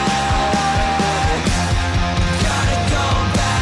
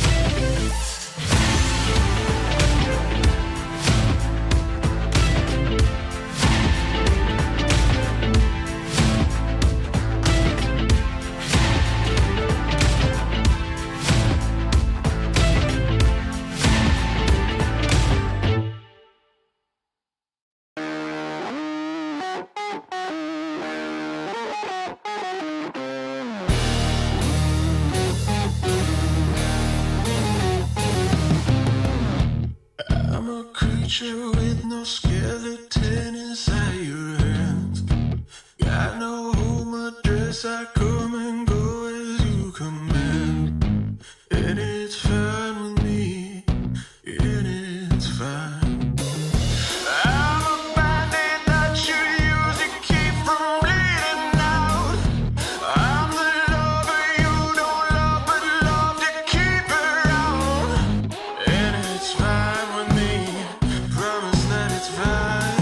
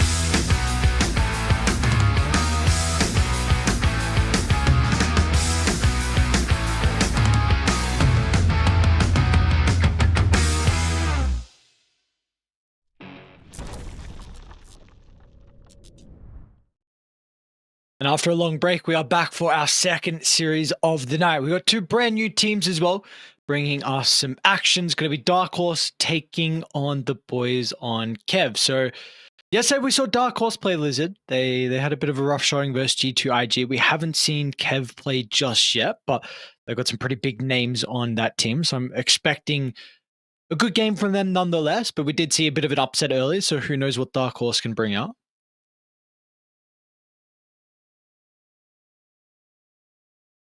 Uh-oh. Lizard's muted. You're still muted. What's going on? I'm not. I'm no longer mute. I'm just messing with you now. Yeah. We have seen a Dark Horse play yesterday. It wasn't great. Like they played versus G2IG, and G2IG easily took that series. It was a 2-0. It was 2 minutes. Two games that lasted 126, 123, 22 minutes. It was super simple, run of the mill. But then they won in the lower bracket. They won versus Team Bright, which obviously isn't on the same level as G2IG. But yeah, we'll see. I still think that Kev, they're the ones to look out for. They're the ones that should take this game very easily. Are we still speculating about the reasons why they forfeited yesterday versus Azure? Why they quit that game? No idea, right? Okay, so whatever. Let's hope it's not any. It doesn't leave any longer lasting effects on them. I say we might get a remake. I swear Kev were the ones with the draft penalty. It's actually Dark Horse that have the draft penalty. I don't know. We'll see. We're I've been like, screw you guys. Don't tell anyone. Let's see. I'm checking the game chat. No one said anything at the moment, so I don't know. We'll see what happens. But yeah, no, I really don't know. I do not know why they forfeited. I will double check now if there were like some open qualifiers going on for China for PGL, but I can't actually see even the second qualifier just yet. So no, I don't know. I really don't know. I mean, if it's they forfeited their series in the PGL closed qualifiers, so open qualifiers, but that was a couple of days ago. That was a series they forfeited to Dark Horse as well. Yeah, I think that's the case. I think that's probably the case. The open qualifier for PGL might be the issue. Here's the pause. I imagine Lonfair is now letting them know that they accidentally they've got their... Yeah. He's like, what the hell is going on? Why do we have a penalty? I don't know why Kev got a penalty as well, but maybe it's something to do with the... I don't know. I want to really translate this. I'm opening the translator. What, the draft chat or? Yeah. Okay. Let's see. Okay. Where is this AI? Elon Musk, work on your AI. Sam Altman, I don't know what it is. Is it DeepL? What are you using? It just doesn't work for me. I'm just working Google Lens, basically. Oh yeah. Your admin, check the game chat. This game. Unfair is wanting a response. I think what is going on? It's safe to say they can leave this and remake the lobby because 70 seconds draft penalties for Kev, not for them. So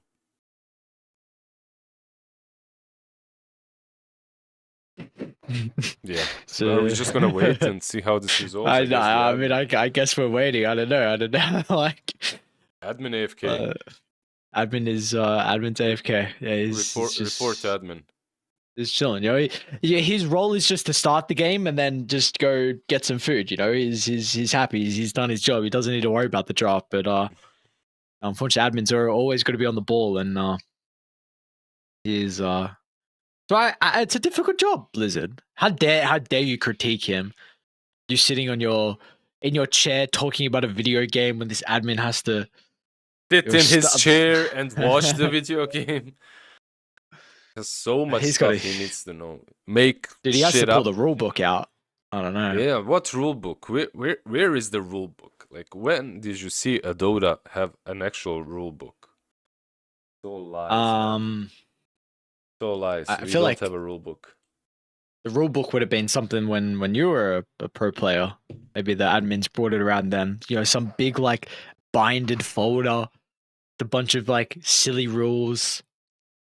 Dude, don't get me started. There were some tournaments had rules basically, and those rules would change from one moment to another to accommodate the favorite team to the admins. Oh, tell me, what are the rules? We are still paused, so Oh, we let's just say we've had many different things from who had more gold at the moment wins, who had more CS wins. We What? had rule. Like, wait, are you it's- serious? Yeah. We had like who had the higher net worth just wins straight up. Like, we had rules. The game needs to end until the certain minute, and then you're not told about this, right? And minute 50 arrives, and the admins are like, "Yeah, this game is over. You lost." And you're like, why did we lose? Oh, they had the last Roshan, you know. Something like that. There have been tournaments with just ridiculously silly rules in the past, and Name them. No, not what big- not what big tournaments are not- these? it's not big tournaments. It's not big ones, but it has happened, especially in Dota 1. In Dota 1, it was madness. I didn't even play Dota tournaments that much. Like, I played Warcraft tournaments back in the day, but I heard stories of I've participated in some amateur tournaments as well back in the day, in Dota 1, and I've been hit by these rules a couple of times as well. It's fun times. Yeah, crazy position to be in. Like, They all do. Yeah, screw you. So we're remaking. yeah, this I'm one. already. I'm sorry. I'm already out. I was listening to you. I didn't want to interrupt. But brother, I'm in lobby waiting. You better hurry your ass up. Can you move me in? I can't. I'm already in. Sorry. You sound you lazy shit. Yeah, but you moved me before. I don't know. Yeah. Well, What's the yeah. password. Now I need the password as well. God. It's damn. this. I see it. It's lizard. You're late. That's I the thought you. password. I thought you were gonna do an oopsie. It's okay. I expected less of you. I'm sorry. That's not Striff. okay of me. Yeah. Striff, Where's my observer? Our observer is not creating. He's the AFK. channel. Is he thought he could just go and leave and get some food real quick. He didn't have to be here. Like, we can wait, you know. I can let the commentators do their job. Yeah. Alright. Yeah, we should be in pretty can't. shortly. What's going? You know, we got other stream, of course, LGD up against G2IG. That is a hype series. We're going to be covering the lower bracket semi-finals next. Actually, we might have upper bracket. I don't know if we have upper bracket. I'm not sure. I'm not sure what we're covering on this stream next. Maybe production can speak into my ear very softly though. I'm watching LGD right now. G2 LGD. That looks. I thought you like only a had one fun monitor. game. Yeah, that's the one I'm watching it on. I'm not looking at your face. What you think? Come I on, have man, leave one- me alone. Here, you want to see it? Wait, just so you know. Gonna work? This is a webcam you got? Yeah. Do you see it? G2IG I see here. it, dude. I do. Hello, chat. There. We did it. Well, we're gonna. So yesterday we got a little tour of my room, and now we get we got a tour of your room yesterday as well, and now Yeah. you know nice we. knee. Very Thank very you. nice. I'm going full confident. I mean, we're waiting. We're still in lobby. My observer's still AFK. We're full mode chill right now. You know, Look, I'm ready. I'm ready for the summer. By the way, check this out. What do you got? Is that a raft? Where are you gonna go rafting? Have a boat, man. Why have you got a raft? Why have you got a boat? It's a gift from my brother, actually. I don't know why. Yeah. I think it's called Challenger 2, by the way. 2.5 Yeah? meters long, though. Like it's a nice little raft. Do you know that I have a license to operate like small boats up to 16 meters? Like I got it when I was 17, 18. Still Yeah. can't operate this goddamn game though. Can't create a broadcast channel because our boy is AFK. I'm gonna row to, Alright, he's to coming. Scriff. He's coming, he's Gonna coming, row- he's coming, he's here. He's here, he's here. It's alright. Don't you worry. We got him in. Oh. Requested a. Yes. I hope that ready check was for the party. Yeah, sometimes I've actually like I've been very close to trying to emote in the lobby chat, and instead I've done a ready check. You know, one recently actually I was covering a game and I wanted to clear the game chat, and I had a different language on my keyboard instead. So instead of doing like /clear, I wrote something else. It was like -clear or something, and then it typed in, and then Milan called me out. Milan's like, "Oh, what are you trying to do?" He's like, "Why are you trying to remove the chat or something?" I felt so bad, but it was just it's for a FPS thing. You know, if there's too much chat in the lobby, you want to get rid of it. Yeah, it's Yeah, of course. you understand. Of course. Makes sense. Makes sense. You don't want to just hide your mishaps. You just want to keep it clean. You like to keep things clean. It's the same way you cast. You're always on point. No BS. Nothing. No fluff. With love, Nothing yeah. like I have my Zeus game, guys, my pub game a few days ago, you know, nothing like that. You're straight to the point. You only talk about what pro players are doing, what they're picking, what they're doing, how they're feeling. You're a true professional, Aries. Like Oh, wow. you're honestly an inspiration. Inspiration Shut to the work fuck with you. up. Shut up. Stop joking. Is I'm professional. I had my knee up on camera, leaned back, waiting for this game to start. Yeah, but your setup looks like that. Your setup looks like you're made to because your mic comes from up and you kind of have to lean back. Meanwhile, my back hurts because my microphone is here and I'm like, this is how I cast when I'm off camera. I'm just standing like this for the camera, you know, but when the game starts, I'm like this. Hello. Do you actually hold it? Is that actually what you do? Do you actually sit back and hold it? I don't hold it, but if I had a bit of a bigger beer belly, like I could actually just put it on my, but I don't.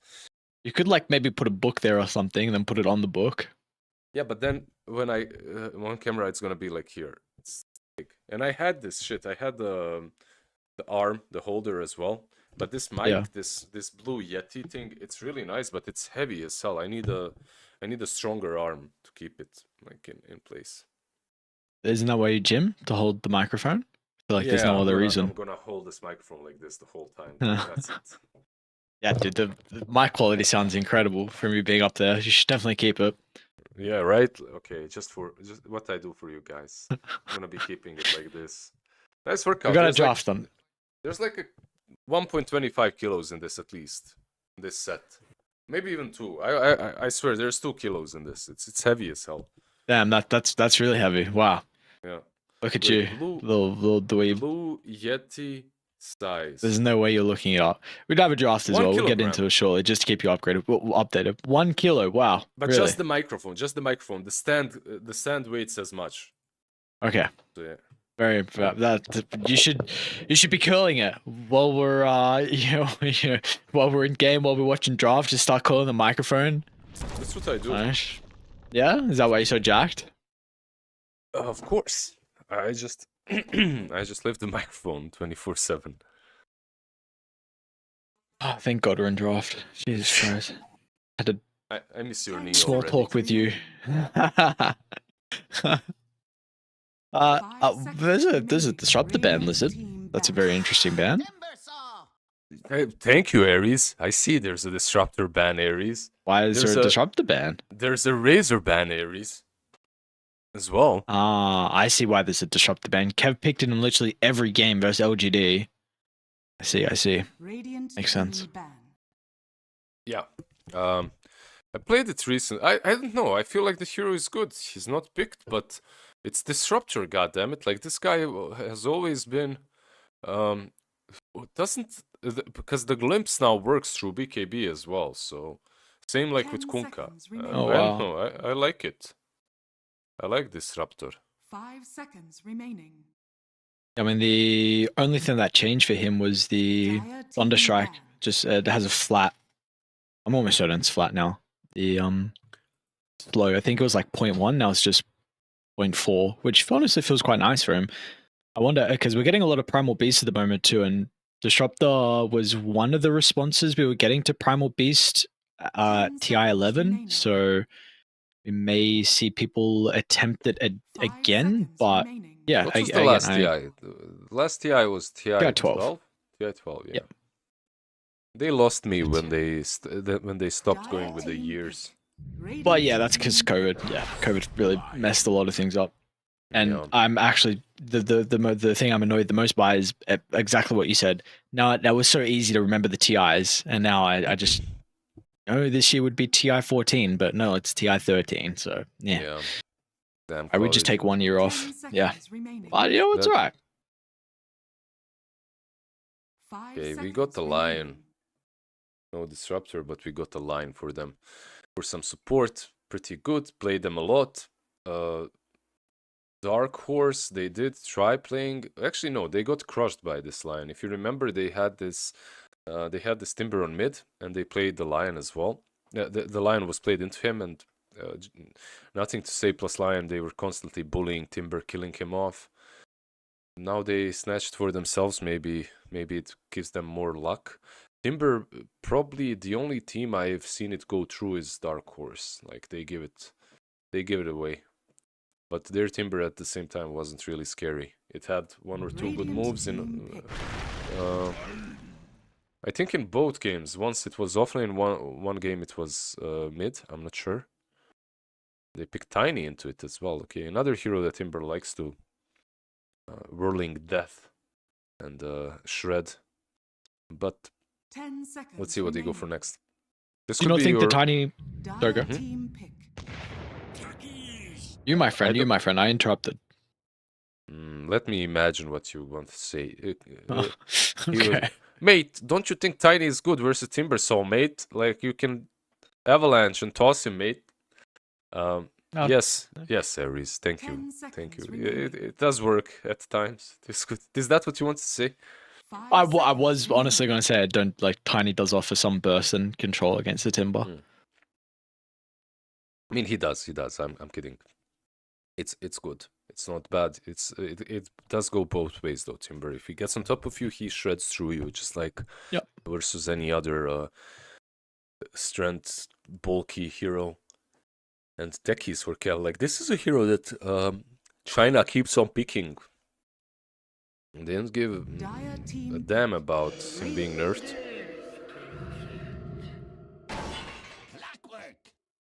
Did they play the Death Prophet? Was it them? No, No, it wasn't.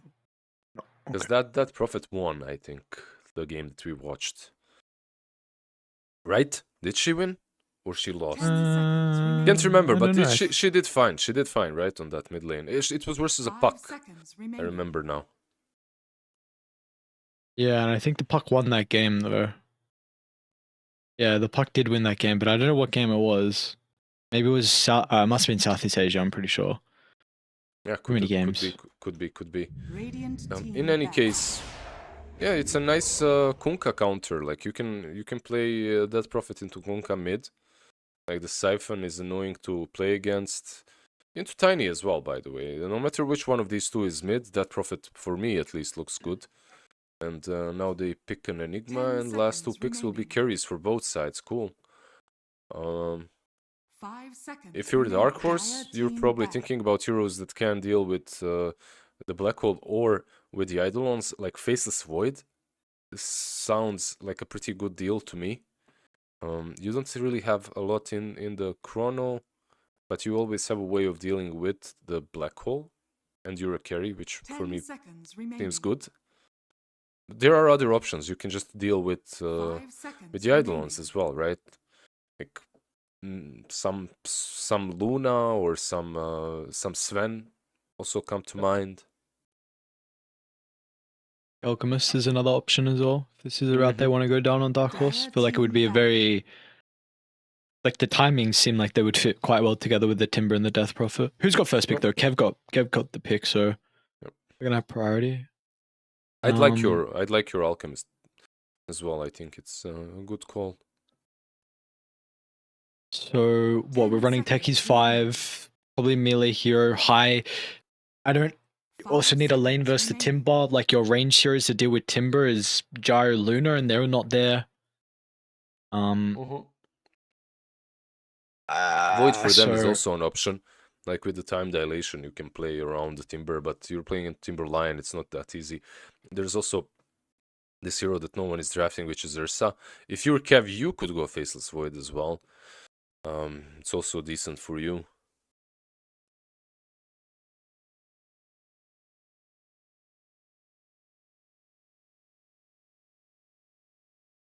Radiant What we looking for? Weaver banned out. Okay, so this makes me feel okay. Lifestealer is banned out, but they banned out Weaver, so they want something that's melee and probably not very mobile. Can't catch up to Weaver because they already had Lion. I don't feel that Weaver was really that great for Kev. You have Lion, you have that Prophet. 10 seconds Like remaining. Hex, Stun, Silence, Clockwork follow up. There's enough control on 5 Dire, but seconds remaining. they still ban it out. Radiant team pick. They troll banned out. They could get themselves a Sven as well. Like you can cleave through Timber later on. It's not amazing overall, but he's in a good 10 spot seconds remain. Dire team pick. right now. Okay, I was okay, Was interesting. this guy buffed in the patch or no? Yeah, I don't know. It might just be a China thing. I think he maybe not the most recent one, but he has been getting some buffs like in the patches prior. And I think the value of the 10 Faceless seconds Void remaining. potentially has gone up. Yep. 5 seconds remaining. Just don't know if it's going to be Clock Timberlane. I ideally would just like a hero to be able to deal with Eidolons. I think you have DP to be able to push. Some scaling would be nice in gap close. I think also the Alchemist's value has gone up as well. Yeah, we've seen Alchemist just lose into Klinks, but that was Klinks Slardar. It's not nearly as strong as I mean, this Klinks wouldn't be as strong. He doesn't have that sort of a setup. I like the Alchemist. I still like the Sven, like with versus Klinks with Yags. You can follow him around. You can jump him. What else? Faceless Void that we called out earlier is good. If you wanna go a bit crazier, like a Bloodseeker that has been buffed, you can rupture the Klinks. He can't really move around the fights. I think you do just... Wind Ranger at You your may now Yeah, service. not select really a your hero I was ever going to suggest. I am... Do you like Yeah. the Wind Ranger? No. Yeah, okay. Yeah, I don't like either. it. I don't like it, but I feel like so far they've lost all their games, and well, not all, but the games that we watched, they lost, and they lost them because the other 4 heroes just couldn't do anything on the map, and L'Enfer, Célé, Autre, their Jean-Paul carry, he usually would find farm, but he would be too far behind because the enemy team fed on his allies. So maybe that's something that they are adjusting by putting him on an active core, active carry. And like, you know what? Through the game, it's not that bad versus Klinks. Like you shackle shot him and you can solo him almost at any given point if you do find him. If he finds you with an Orchid Bloodthorn, though, you're dead. So it Yeah. kind of goes both ways. I just have concerns that the Wind Ranger is going to be pushed into the jungle early. Like, I see a push coming through with Honka rotating with level 6 and Enigma like Eidolons and a tiny being in the lane as well, and maybe even a rotation with the Techers through the portal, and then your tower goes down, and how you're really going to be able to catch up in the jungle. I also think just Conquer early game versus Wind Ranger is like debilitating for that hero to play. So I'm a bit concerned. Like maybe just your raw, like, universal damage. I also don't know if they're putting the clockwork there. I think I really would like them to put the clockwork with a Wind Ranger. You want the melee range matchup. But maybe actually the stun from the Lion is okay. Earthspike with Power Shot. Maybe you kill Eidolons instead. That could be an avenue. I'm not feeling it. I'm not feeling the Wind Ranger. Yeah, I know. I'm the same. Smoke breaks, and yeah, need to run back. I don't feel the Wind Ranger as well, but maybe with some, BKB Maelstrom, you can kill off the Clinks 24/7. Then you have DP to dish out the extra damage that's necessary and take objectives and pressure the enemy map. Overall, I feel like Kev should win this game, no matter what, because I just think that they're on a different level than Dark Horse, but you never know, we'll see. But for the Kev players, I mean, you have some really familiar ones. Of course, Butterfly Effect and, Old 11 and Fly. Butterfly Effect is also quite familiar. I've always praised him as a very high mechanically skilled mid laner, as Old 11 will also give up first blood, so that experience sometimes doesn't work and you just feed over a kill to the mid laner, so Butterfly Effect's already green at his off laner, considering this is not a very good matchup for the Conquer. But I did want to say, the 4 and 5 for Kev are very, I've always enjoyed watching them. They used to be on a team called Team Bright.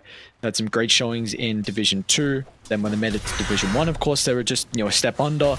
But I do think these are some, pretty solid up-and-coming supports in the China region. So we'll see what the experience from like Old 11 and Fly can do. Yeah, that experience always comes in handy with, and I like that combo of a couple of players that are kind of Division 2 but a lot of potential, and then these old school superstars together with them. I think that's usually the best combo.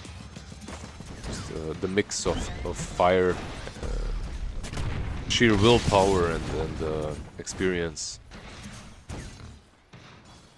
How are the lanes? I think so far Kunkka actually doing quite alright versus Timber, and this should be decent for him until, like, I guess level 3 on Timber. But overall, I rather would have seen DP mid. I don't know.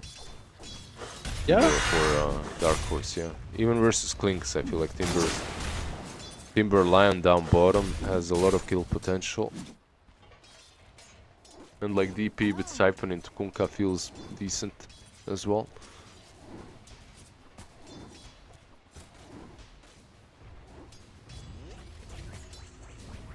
So you're expecting Fly to have a pretty good time then versus the Death Prophet plus Lion?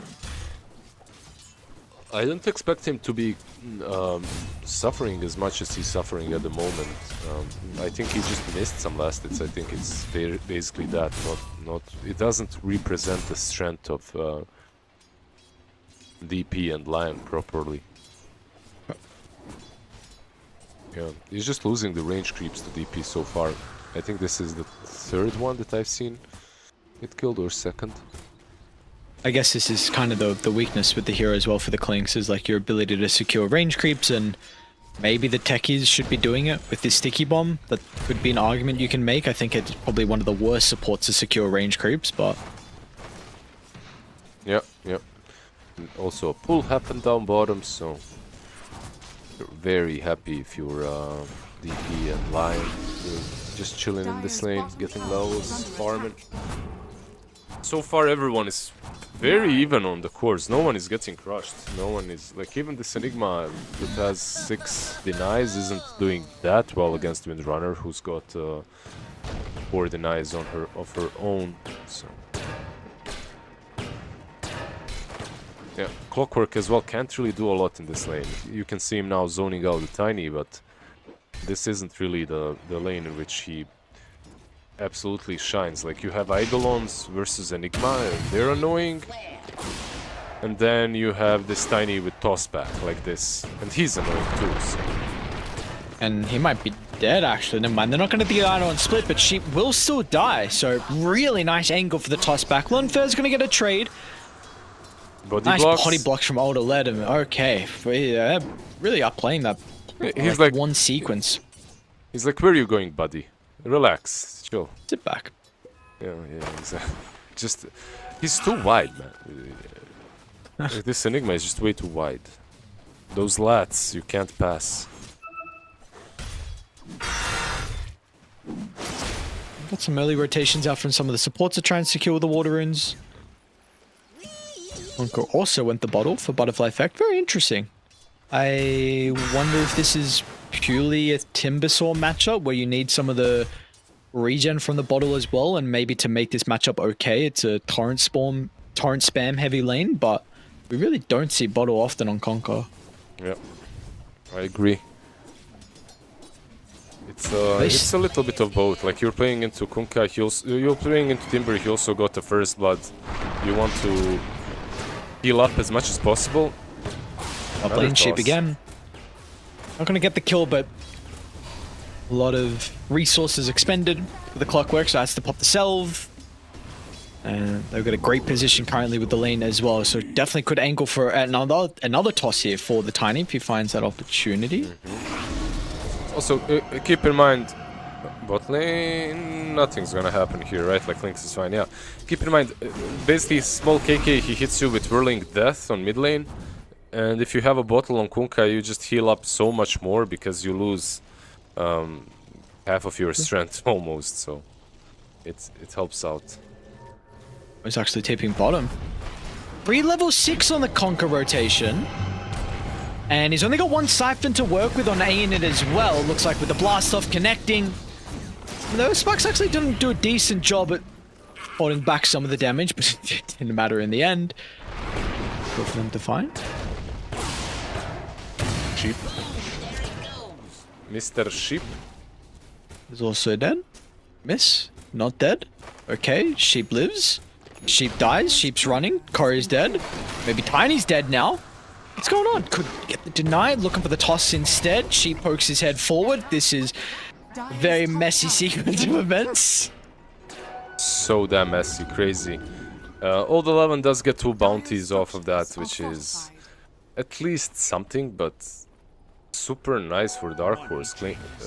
Windrunner gets the kill, survives, goes back to farm. Tiny dead. Then this is where it becomes annoying for Butterfly Effect. Like, Timber is level 6. I don't know if you can even go on him. They have Tiny here though. They have the idle and split, but they're about to expire. I don't know. It's going to be pretty close in the end, and far out, man. They're getting Butterfly Effect. One more right click, he might die for it though. Oh no, haste expired. Then is he going to live? Okay.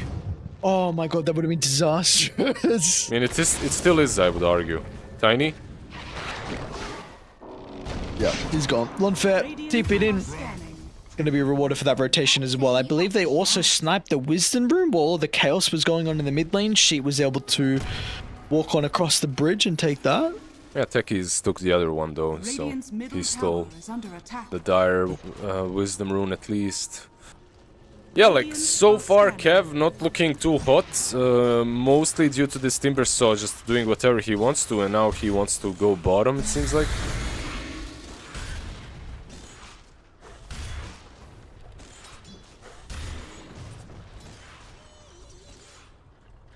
I want to see what Butterfly Effect does with his rotations, so I really would like to see him get active and to play with Old 11. Maybe you're waiting for the Vlads to be completed before the tower push. You did kind of miss out on that timing with the catapult wave.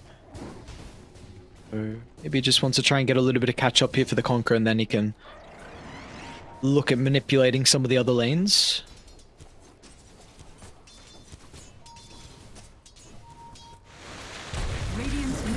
Clockwork rotating behind Enigma top. Does have Black Hole though.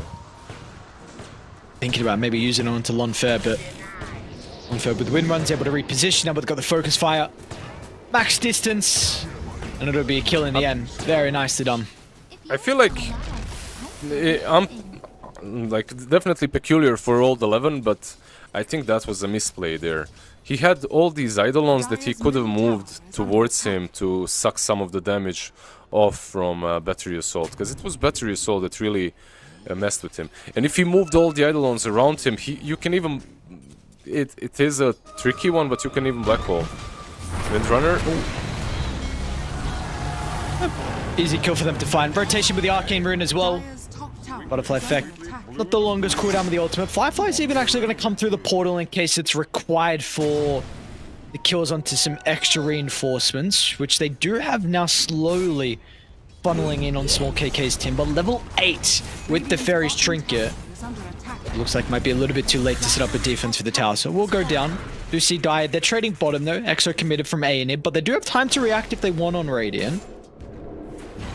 Let's see, so far only Techie is moving back bot, and he scouted, they know. They're gonna try and kill him before anyone else shows up, and no one even think about coming. Ooh, Undying? Oh no, the spirits.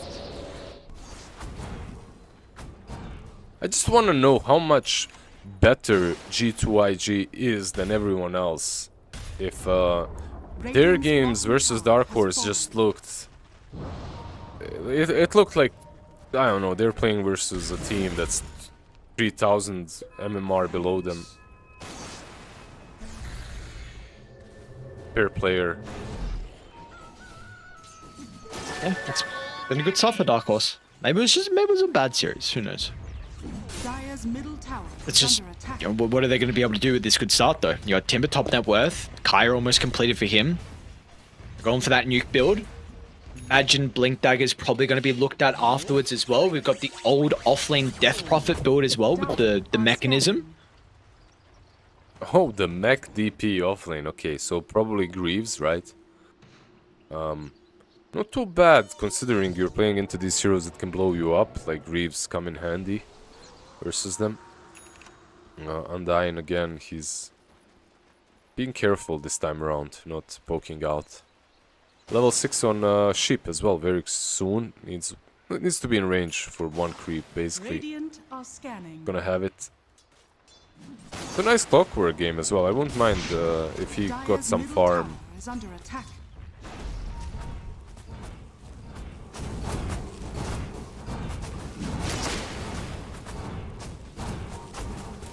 What are even the items you would consider if you Okay, had that luxury of the farm? okay, so hear me out. Blade Mail. It sucks, I know. It's like the biggest bait on a support clock that you never want to buy, but I wouldn't mind seeing it here. Like overall, the item Dire's middle tower is under much better attack. on most heroes at the moment. I feel like Kunkka could buy one as well. You are playing into Windrunner. It's not a bad Blade Mail game overall on both sides. A unit. Let's get away.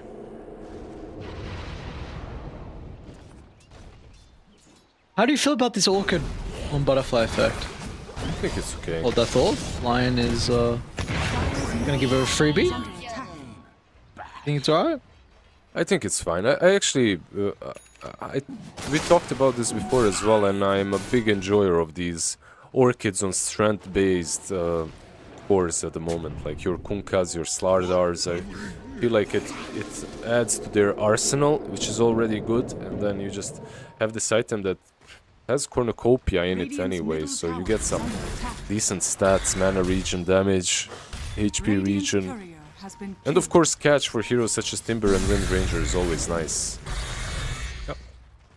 AK. Small Just KK. get black hole. Big black hole. And a big death for them to find as well. Top net worth hero. Hippie responses are coming through. Dire is starting to coming. wrap as well from the south. Techi's going to be able to intercept the Lion trying to play with long fur. And in the end, first black hole of the game, that's himself a very big kill onto the Timbersaw. Yeah, and that's just it, right? Like they take the kill and they move back. Windrunner just can't do. Wind Ranger can't do anything on her own. There was no hook shot. That's what's also a problem with Clock. We talked about it. Like he hooks in on Tiny, he gets tossed out. On Enigma, there's probably Eidolons around. On Techies, you die to the bombs. On Clinks, yeah, that's the best one, but you need to find him. that he's your biggest target.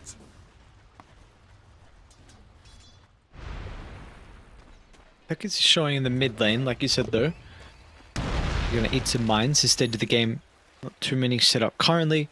Oh, I didn't know Fly was going Orchid too. Very interesting. This is He might die. a pick off. Yeah, looks like he's going to die. Oh, death back to Eden, so not a lot of health they have to go through to get the kill.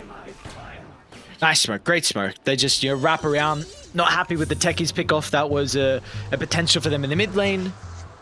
And just discipline, honestly, from them to trusting themselves to be able to find something else, and you know they get rewarded with the Klink's kill down bottom. I'm just super surprised he was even showing himself. You know, there's clock level 6 missing off the face of the earth line as well, and you are the target. Like, this Klink's is the target to go for every single time you see him. He still just stood in that lane, farming. Got punished. Nicely done by Dark Horse.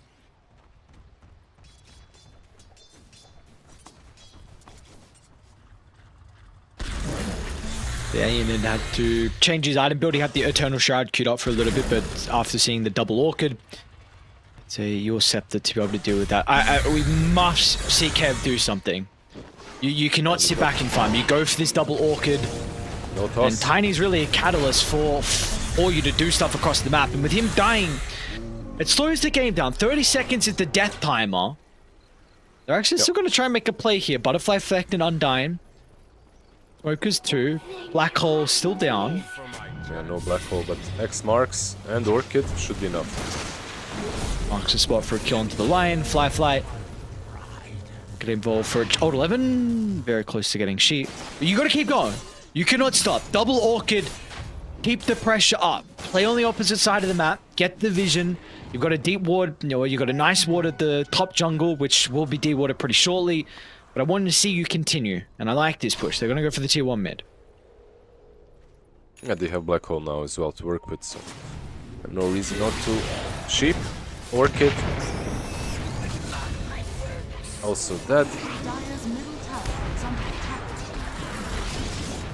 One KK. He's angry. Gonna zip on in.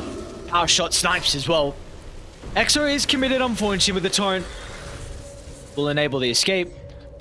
And it's all right. I mean, once Exo's down, you might just brute force the tier 1 tower. It doesn't have a lot of health. You could just send the Eidolons there if you really needed to. Yeah, you probably don't want to fight her just yet, though. Let the Exo go through and then go in. You could use this Black Hole on Timber again, though. Like, he's a really nice kill. They've been dealing with him very nicely so far.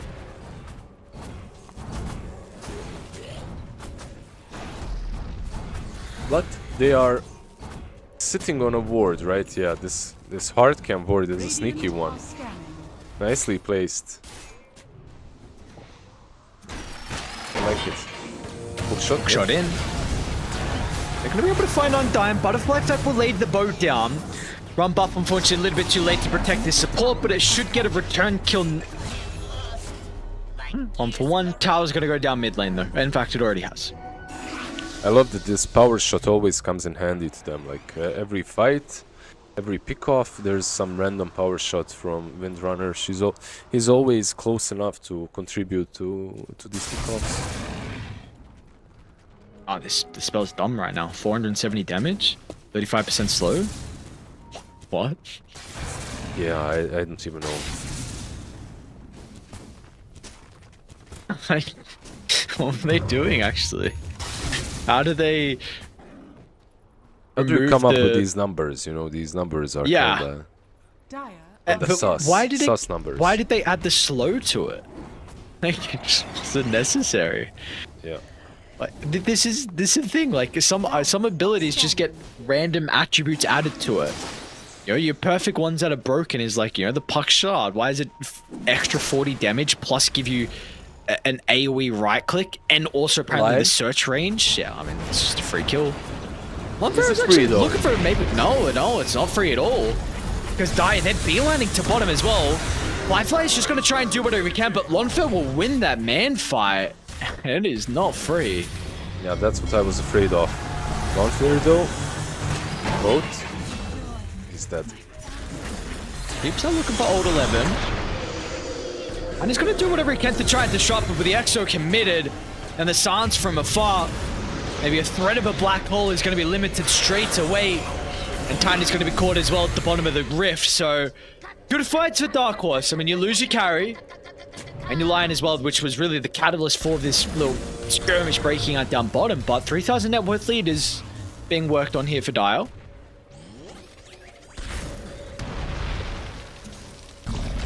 Nicely done by them. I expected more from Kev, honestly, but Dark Horse stepping it up, playing really damn nicely. And you can see the issue that Klinks has versus Wind Ranger. Like, yeah, you get the kill, but you can't back out afterwards. There's no way that you just get a pick off and run away, at this stage in the game at least, because of the Gleipnir and just Wind Run with Focus Fire killing him off very, very quickly. Sheep, he sees him. Oh, no follow-up though, even if he went. Just afraid.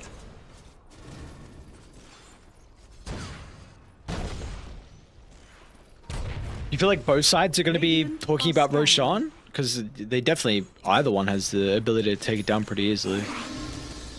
Yeah, I think Radiant may be a little bit easier. But on the other side, if you commit Exorcism, yeah, you can. I'm not sure if anyone is thinking about Rosh super actively at the moment without taking a fight, but let's see. They scout Rosh going into the pit. Maybe they'll be like, yeah, there's nothing else to do, let's go. But for me, it sounds dangerous, that's all. I'd rather take a fight now. Dire's top tower is under attack. Dire's structures are Radiant are ready to force a fight. Kind of brute force down this tier 2 tower up top. And Dark Horse are currently... They are actually going to angle for Roche. So it will be scouted out. Actually, so never mind. That's Dire's Observer Ward, never mind. Yeah, they're going in.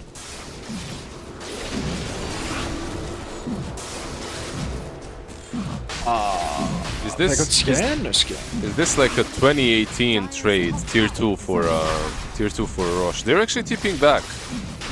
Never mind. So not even a trade.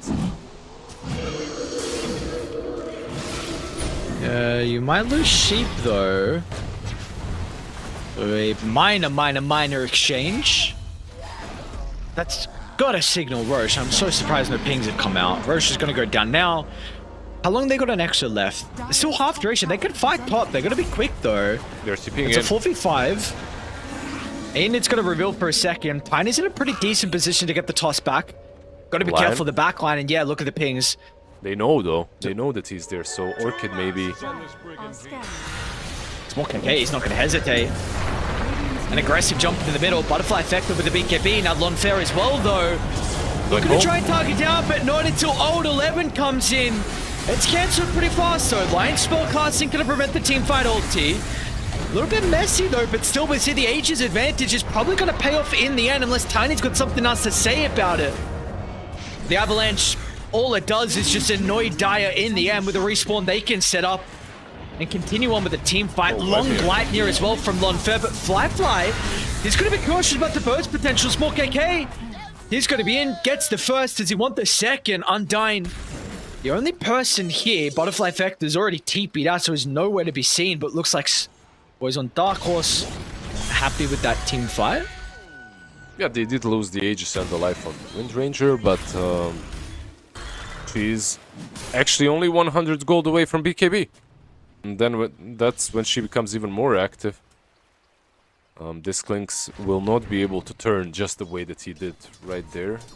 He's actually going for Nullifier next, which is a normal standard item into Wind Ranger. But because of the BKB, I think she'll still be fine. It's more than anything else for me, this game is about Old 11 and how his black holes work out, because that last one was pretty bad. But it was pretty bad because he used it without BKB, so they cancelled it instantly. But once he does get that black hole, we are going to see... I actually don't remember, does Hookshot cancel it? It does. It does? Through Okay. BKB, but it only cancels it if you hookshot behind the Enigma. So you can't, you can't hook through the black hole as much as I'm aware. Maybe you can. I imagine that's how the mechanic would be. Maybe you can, but there's always heroes in front. I don't know, I played both heroes 24/7 and I always try to hook from behind. You can? Oh, thank you. Our observer is smarter than you, Lizard. That's crazy. Yeah, yeah, That's, the hook needs to connect, but it's still hard because there's heroes. Yeah. These are mechanics that I'm expecting you to know as an analyst. Yo, Scriff can observe and analyze at the same time. Actually, You could easily. You can take a backseat if you want to, brother. Alright, we're not needing you. Not anymore. Your services, we'll void them. You didn't see that part of the contract. Just to make myself feel a bit better, whenever I am playing this matchup, I'm trying to find the right angle with Clock, and it's always hard. So maybe that's the that's where the feeling comes from.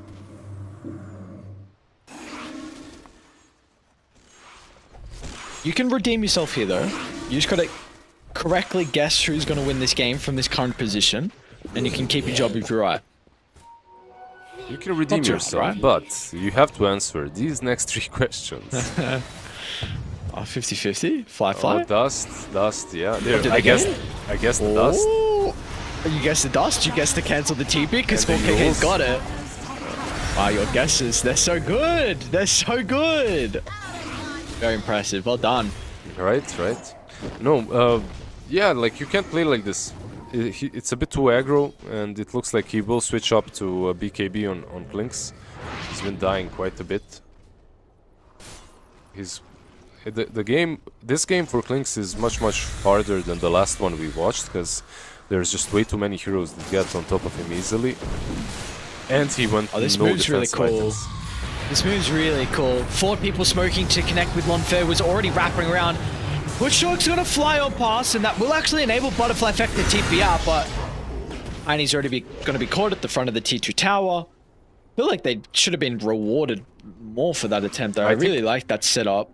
I think the hook shot hit something that it shouldn't, because he didn't cancel the TP. Alright, another death. Alt 11. Early BKB, but he's out of range of the Timber. And if he goes for it now, the BKB is about to expire. Lion's in a great position to cancel it. He got the yours off. Oh, great timing. Yours is there, but still the damage has been dealt, in fact. Klinks! Wait, Aeonid's going to be able to charge in. Meanwhile, Lonfer's just addressing the Klinks. Flyfly's not clicking anyone. Nothing the Klinks has been able to do to turn the team fight. We'll try and go for the Lion, but the Ghost Scepter already online. You are counted, my friend. No nullifier at 26 minutes in. Dark Horse take another decent team fight. Yeah, I feel that Kev there's just...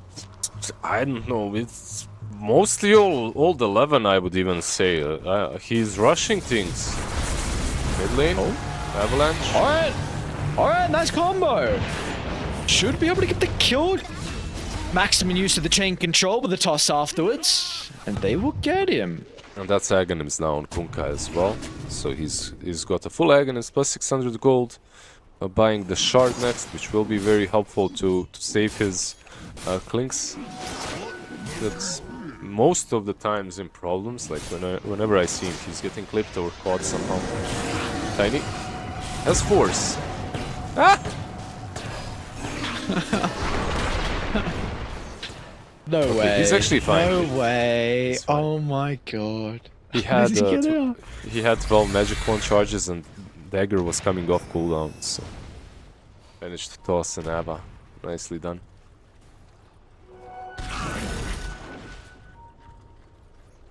Oh, everyone's going Scepter. Yeah. I was just looking at the same thing. Cool.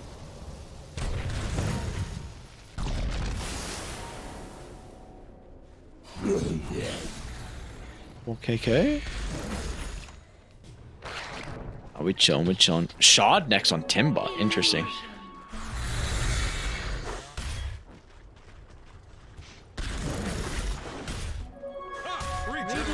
Scanning. What have we got coming up next? Scan. A lot of mine set up for everyone dying by the T2 tower. And you know, we're just chilling here, getting ourselves set up. 4,000 net worth lead, nothing really too crazy. Probably both side will start to posture around Roshan. So then we do have that second one spawning. Maybe in 30 seconds, could be a bit of a longer spawn as well. Yeah. You're just really waiting for the BKB on Clinks. I feel like that's the most important item that we will see soon. This small KK, man, like he's grown a grown timber saw. If you remember yesterday, he's had some pretty bad games, but look at him grow now. Kaya and Sons, Shiva, Yules, Blink Dagger. This is a beast. You want to go for this tower, Enid? Look at the mines. Look at the amount of mines behind the tower. They're gonna smoke, my worst actually. nightmare. So Dai would love the fight to be dragged a little bit to the east, just where their ward is set up. And Radiant actually are expecting not everyone to currently be set up down bottom. They were maybe thinking about moving into the triangle. But as soon as Aenid pops the Exo, they know they need to come back and set up a defense. Let's see, we have BKB Black Hole, but they're behind the Exo. They're playing this really They know nicely. though. Radiant structures. They should see it. They'll see the sentry popped. Undyne's going to show. Fly's going to show as well. Exo half duration. They want to try and kite away from their vision. Unfortunately, techies won't be able to do so. They did get a catch onto the line. But the Eidolons and the boat damage line's in some danger. Lonfair, though, is going to try and chase Butterfly Effect down Old 11. A solo Black Hole to address the Wind Ranger, but there's going to be no damage inside the ultimate. Simultaneously, Fly issues BKB TPing up with a hook shot. Sheep gets him at the last second. No escape for you. Now the Tiny's going to be caught as well. Why are Another they incredible so, fight. Yeah, why are they so disconnected on Kev? Like, yeah, you can look at it that way. Incredible fight because arguably they went straight at Techies. They didn't even wait for a millisecond. They saw him, instantly ran at him, which at some point looks a bit foolish because you're running into a black hole, but it worked out for them. Especially because the black hole needs to be used on Wind Runner, but Wind Ranger, if she's, I feel like on her alone, if she's going on Clinks. If she's going on Kunkka, I don't think it's even necessary to use it there solo. And if you do use it solo on Wind Ranger, I think that Clinks needs to be hitting her, right? Yep. That's how you get rid of her. And then you can deal with everyone else. But Clinks, without any control, was fighting on his own. So, yeah, I really feel they're really disconnected on Cav. They need this nullifier. Oh, yeah. It will help things out a bit. There's the ghost that's keeping Lion alive, and obviously Wind Run, which is super annoying. That's so far away, though. It's so far away. And there's Aghanim. They did get... Well. Ooh, very close. Nice attempt at the DOS. I got a glimpse of the Clinks scurrying through the trees with the Observer Sentry combo, but the line just guessed incorrectly.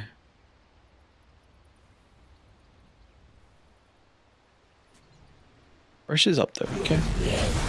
So, no Exo for a couple of seconds, probably not going to need it. Tower is under attack. I was going to say, Lonfit doesn't really have that much damage at the moment.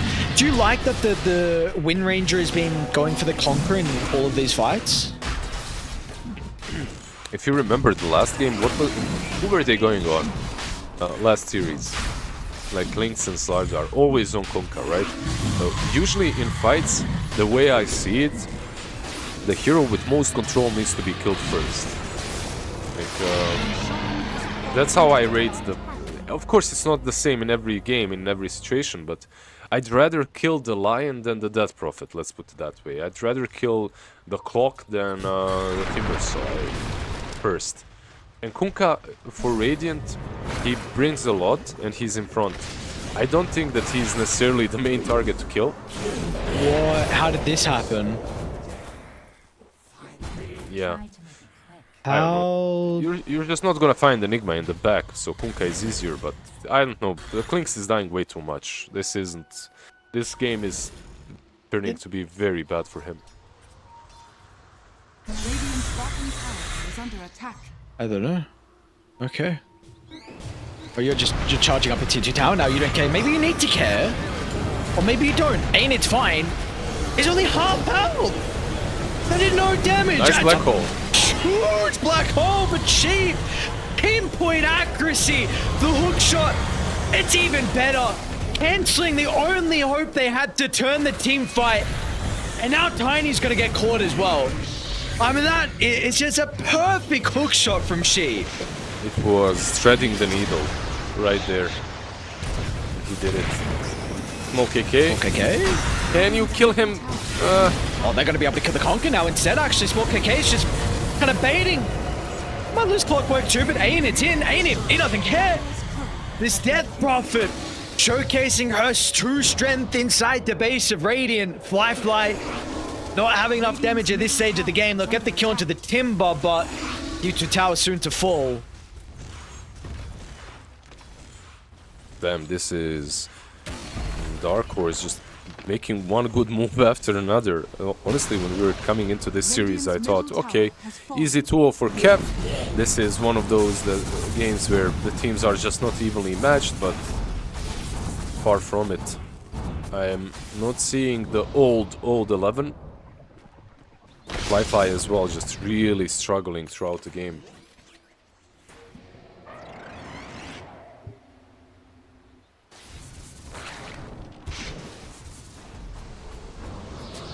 You and Tower going to be the next objective for the boys on Dire. Radiant structures are fortified. And maybe they're actually trying to set up a defense when Black Hole's still on cooldown for quite some time. Radiant's top tower has fallen. And looks like they'll get the Tormentor in this lull period. Oh my god, I'm dying. Dire are scanning.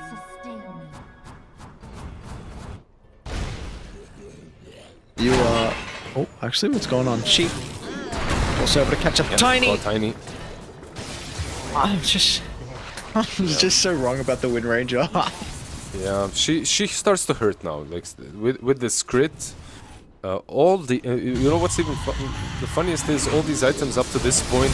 Yeah, they give damage, but it was more about the sustain and just being able to play the game properly. Now it's about the ridiculousness. Now that you get the crit, the Daedalus, now it becomes silly. Now she's soloing Radiant's heroes top left, right, tower and is under center. attack.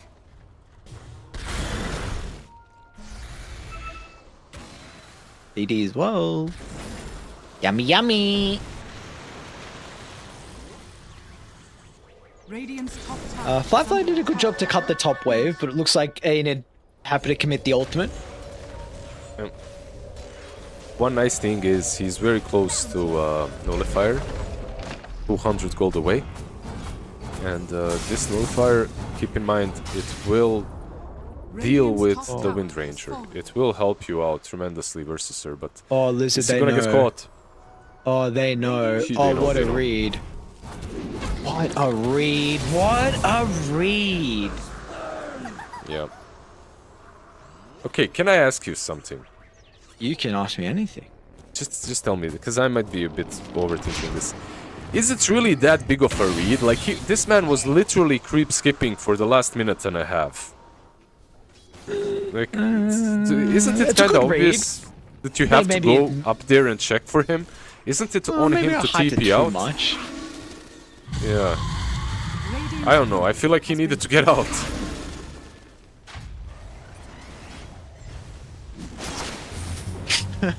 Just call me out of my shit. Nice X. And he's still looking for the toss. He's still silenced though. Oh man, this tiny, he's like, can you guys just let me move on my own for a second?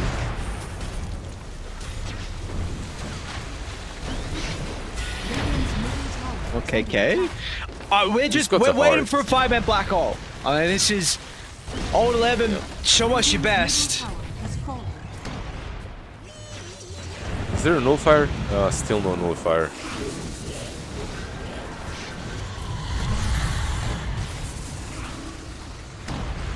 This Klink's just lost half of his HP. And he still needs to find. Look at Lion. Lion will jump. Oh. Was in, but again, there's the hook shot. Cool black hole, bro. Look at my counter instead. Your scepter is for what? I mean, Firefly's doing a lot of damage in this team fight. But once the cogs expires, the rest of the team can start to charge on 4. They should be able to deal with the Timber Saw. Yours in some of that heart region, but the toss is going to send him further into the base. And they didn't feel confident to respond and dive. They might fight though. Exo's back up. Let's see if they want to try and protect him. Nullify reveal as well into the Death Prophet. And this should be a secondary kill. So the base defense does come through. That's going to be a gem that's snagged as well from Kev. Okay, and they don't lose even one set of barracks. I mean, this is way more than I expected. Way better defense than I expected, and he does have Nullifier now. That fight was all without it, by the way. He didn't have it completed. He lost too much gold on his death. Dark Horse just being not disciplined enough, I should say. Pushing that high ground, like, you could wait, pop Exo, go back in. But instead, they just brute force it. Just brute force, and it didn't work. Even versus the Black Hole, which was pretty bad once again. Didn't work.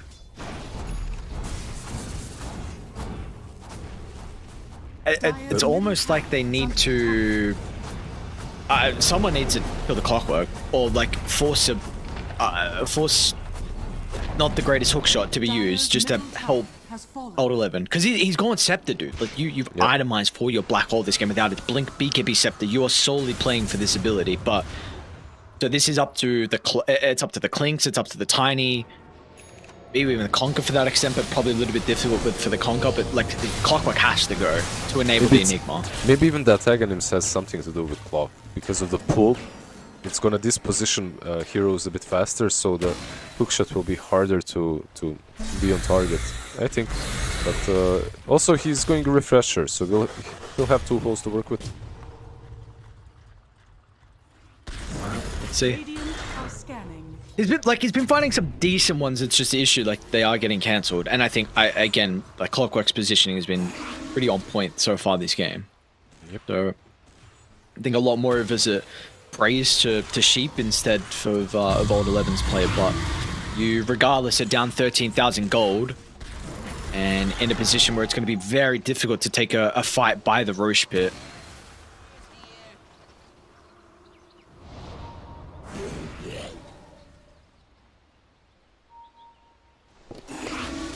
Lynx leading the charge. I'm afraid of this. If they jump him with that Daedalus Wind Ranger, Kunkka for me is like the biggest deal of Radiant. Like, he is the one that's making everything happen on the high ground. On the high ground, it was so simple with him. Low ground, I'm not sure it's gonna be as impactful. This is perfect. Get rid of the hook shot. Enable Old 11. There's gonna be an instant buyback of the Clockwork. But this Black Hole, that's exactly what they needed for the team fight to be successful for them. Longfur recognizes his role is just to deal with the Enigma, but it doesn't matter. The cancel the Black Hole comes far too late. Now you don't have a Timber Saw for the team fight. And Firefly needs to find an angle in. You need your main damage source now. Nullify's going to be there to be able to get rid of the Glimmer Cape protecting the line, so that's a big kill for them to find. They've separated A in it as well. I'm kiting this Death Prophet down inside the lane. Do they have detection? They don't. They don't see him. They don't see him. And the hookshot is also missed. It's been used. Longfur? Solo. Okay. Solo tech is easy. And now they're stuck. Sheep brought back. Butterfly Effect is actually rejoining on 900 health. And he may have just gotten a glimpse of Sheep. Torrent's gonna get him. Oh, well done. It's a dieback. It's a big one as well. Roche up in a couple of seconds.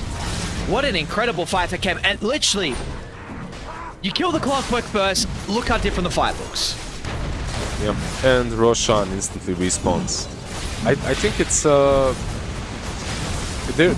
there was a mistake from Dark Horse, I would say. I think it's mostly on Wind Ranger that kind of maybe the accuracy of the fight wasn't that great, you know, because Black Hole was used on Death Prophet and Timber, and when Black Hole is done, he uses his ulti straight up on Enigma. Wastes a lot of time killing her. And by the time he killed Enigma, then everyone else could deal with him and his teammates. So maybe not optimal target choosing. Garden choices, but yeah. Nicely done by Kev to jump back into the game. Now they have a Bloodthorn as well on Lynx. He dishes Maybe out kill all. the Timber. Maybe Or the the Lion Lion instead. Yeah, with the Nullifier. And they could even look for the Timber if they really want to. Toss back. They're going to have all the control they need. Wind Waker will be a little bit early from Small KK though.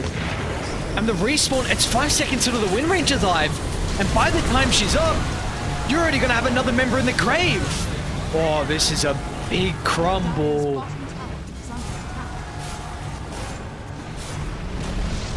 Dire's bottom tower has fallen. Yeah, they crumbled indeed. Dire's bottom tower is under The attack. Nullifier finally came online. Now together with the Bloodthorn, there's no more control for this Lynx. The Lion isn't safe in his Ghost. The Clockwork as well isn't safe in his Ghost. Needs to be very careful how he moves. A unit can die as well. Like your Yules won't rescue you. Let's see what they can do on the high ground push. There's a refresher black hole, so 2 black holes available. This should be easy. Keyword is should be. Or at least not hard. Maybe I'm overstating things. Maybe not Nice easy. toss. Again. Doesn't get him as far away, but they're just going to use the first black hole with Firefly on the right. The damage is not enough though. The cancel does come through, but look at the conquer spells. How are you going to fight into all the AoE and the ghosts that are continuing to rain down on them? Another toss. This time does get him outside the base with the jetpack expiring. Firefly is finally starting to showcase some of the true damage from the Klings. Yeah, the absolutely annoying ghost ship fleet, tidal wave, torrent storm, like there isn't a hero in the game that brings as much control as Kunkka. That Prophet? Yeah, Or the Klings? Taps him down. So that's one. Dude, another toss, dude. Tiny's finding way too many openings for the side of Kev. He has been vital to their success in these late game fights. Ghost Ship will continue to rain down onto the dead body of the Death Prophet, and they are still ready to go once again. Refresher of Old 11 wants it. Another round of the Torrent Storm. Refresher shard as well in the backpack for Butterfly Effect. He still didn't refresh Black Hole, by the way. He's saving the orb. Radiant's top tower is under attack. Now the BKB is actually off cooldown anyway in 8 seconds, so maybe they can just wait and reset. Not really necessary to use the orb this fight for 1 black hole when they can have 2, and top lane is pushing in anyway, so okay, he goes back. This is such a juicy wave to farm. Like 7 ranged creeps. Yeah, this game turned upside down on Dark Horse. They were doing so damn well. Timber, smoke. Mid lane, they're getting jumped. We're instantly beelining to the Enigma, baby, expecting no one else to start to run back, but they don't have everyone on dive if they actually want to take the fight. Radiant don't have this information, though.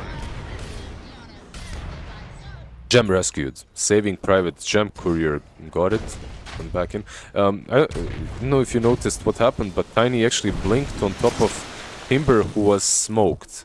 And then they were just running side by side for like a second, not realizing what's going on. And then Timber turned on him.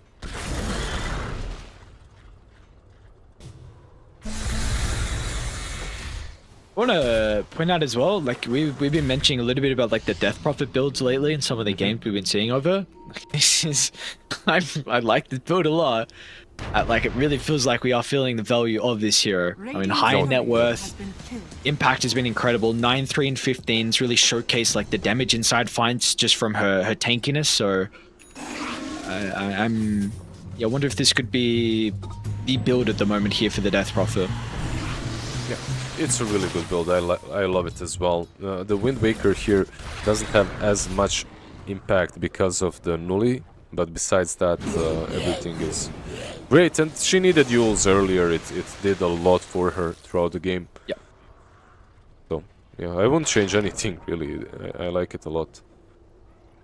DD could be impactful. Let's see. Lonfer has been a bit quiet in these last couple of fights. I think had an incredible early to mid game The target priority was incredible inside some of the fights, and just her positioning overall as well, and how she needed to take them. But recently, the fights have been a little bit more difficult for her. So let's see what she's able to do with this. With the DD. They're not gonna get any easier though. Klinks is, if he wants to, he could complete a Lincoln's right now, and then suddenly your ulti on Klinks needs to be. Oh, you have to cast something else like a shackle shot earlier, but it becomes harder to solo him. That's all. Unfair. Careful, they are coming. Firefly's gonna lead the charge straight up to the high ground. They're gonna counter smoke themselves on die, but they do not know. They don't know. Firefly's here. Any detection, he just runs onto sentry range. And Lonfer, can he win the man fight with the black hole? Will prevent that. It's too late. It's too late. The hook shot cancelled. Double black hole. He got it now for a second. Black hole dropped on the dome, and the buybacks. They're gonna be pivotal for the fight to turn back into Dire's favor as Radiant. How do they evaluate the team fight now? Do you just look to cut your losses? And it seems like that's the case. Maybe Conquer can get BTP out, but the damage comes through too quick in the stun lock. Yeah, nice stun lock from them. No Kunkka for 120, and now that's a buyback from Clock. Keep in mind, no Kunkka and also no black holes. Those were two black holes. Alright, they're gonna get the clinch as well. Okay, now no Klinks as well. He does have buyback, but shit, what happened to him? Why not get out earlier? Yeah. Observer sentry, yeah, was expecting no vision to be there. I think he tried to creep skip, maybe, to stop them from pushing mid easily. And now he's gonna probably have to damage. Oh, the KO Force. And the line up with the shackle. Now careful of the mines. Doing a pretty good job to clear them though. The buyback is there. Over-positioned. Maybe for the best. Not to go in. Radiant's middle barracks are under attack. How long to EXO? Can they just go for the end? Yeah, they are. Tiny has buyback though. They don't. They're gonna actually stop before the Tiny buyback. They're gonna get a free kill into line. That's a dieback, I believe, for him. And you retreat and get all 4 members out. They want to go back in. Oh, is this crazy? I mean, they know no black hole, no Conquer. I don't think they can do this. It's so difficult. We just with the have to look avalanche at like and the everything. toss into the mines. Yeah, yeah. Radiant's middle 25 seconds. Gonna go for Lonfer. BKB is gonna be able to protect the Wind Ranger. But once they turn to small KK, look at the damage that Klinks is able to actually output. Small KK is fine though. BKB is soon to expire. We'll just be able to get the chains down to the low ground as well and make it up. Okay, so they tried going for Throne, it didn't really work, but at least they didn't suffer any losses that are unsurmountable in that last fight. The only problem is, like, that's something that both of these teams know, and that's why they forced it so heavily. You are playing into a double BKB, 2 black holes Enigma. You're probably not winning against that. That's like the ultimate late game win condition for 90% of Dota, and that's why they smoke up instantly. No buyback on Kunkka, but who cares? It's all about these black holes. If you can clip the Windrunner, she doesn't have buyback. If you can clip her with one of those black holes and kill her off, the game is probably done. are scanning. Still a 4v5, and Sheep's actually going to be the first point of contact. Nice Great reaction out of the blink. Oh. Now Aenid reveals in the lane as well. 10 seconds to the line's back live. Aenid put his Wind Waker. And he's still going to be looking for the toss angle. We're going to prevent that. In fact, hang on, look at the damage on the Klinks. With Order 11, they're saving Black Hole. It's going to get cancelled. The Orchid. Windrunner's on 5-5. It's not good enough. That second Black Hole was just not good enough. Lonfer trying to hunt the Klinks down. It just doesn't have the vision at the moment, though, so a BKB used defensively, but small KK tries to jump over the back, but it's not going to matter in the end by the looks of an Aenid. Will catch up to the techies. Firefly gets a TP back to base. It is an all-out retreat. No black holes, no Enigma, buyback on techies, and rushes up. This is basically when they just go straight into the pit. And look at Radiant. It's kind of a rough decision. You don't want to play into Aegis with an Enigma as well, but you might have to. This last fight, by the way, all on Small KK, I would say. Yeah, sure, nice hook shots as well, but Small KK realizing that he needs to just create chaos and jump in with Shivas. That's basically what he should be doing every fight. Like, that's the way you play versus these Enigma lineups. You just jump in and you create such a mess, especially if you know where they're kind of smoked. You jump into them, Shivas break Enigma's blink timing, make it unable for her to use that black hole properly, and Fly survived by the skin of his teeth, by the way. It was very close for Windrunner to just solo him. Man, this is back-to-back crazy games, though. I mean, last game to close out the series, we went 60+ minutes. This game's looking like it could be in for a similar fate as well. It's only 9,000 net worth lead, 54 minutes in for Dark Horse. Radiant's courier Yeah, has this been is not really any sort of a difference right now. 60 minutes in, 10k is... It's something, but it's not felt that much in the game. When you have your Enigma with level 25 with 50 Eidolons sitting you.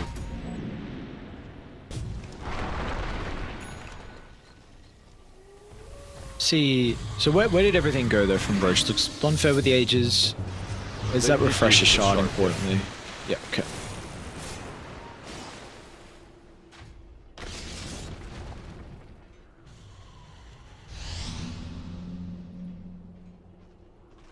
Like, one of the best things that they've got probably on Dire is this level 25 on Wind Ranger as well. Radiant are scanning. Like, the Wind Run cannot be dispelled. It means quite a lot for them. Look at Fly. So small KK. You're under a ward. Oh, what a hook shot! Flipping onto two members, but where's the damage, Lonfair? He's going to TP in. It's going to be there a little bit late, though, so they can't cancel the Enigma TP. Looks like they won't be able to stop Butterfly Effect as well. Still over to the right side. Fly. Do they know? Lonfair's got a gem. Lonfair's got the gem. He's out. Any hook shots? 8 seconds. 8 seconds cooldown. Yeah, so they managed to survive with Enigma and with the Blinks, but no buyback on Tiny. These tiny tosses have been a big reason why they're making some successful team fights, so are you going to do it without him now? Pressure used.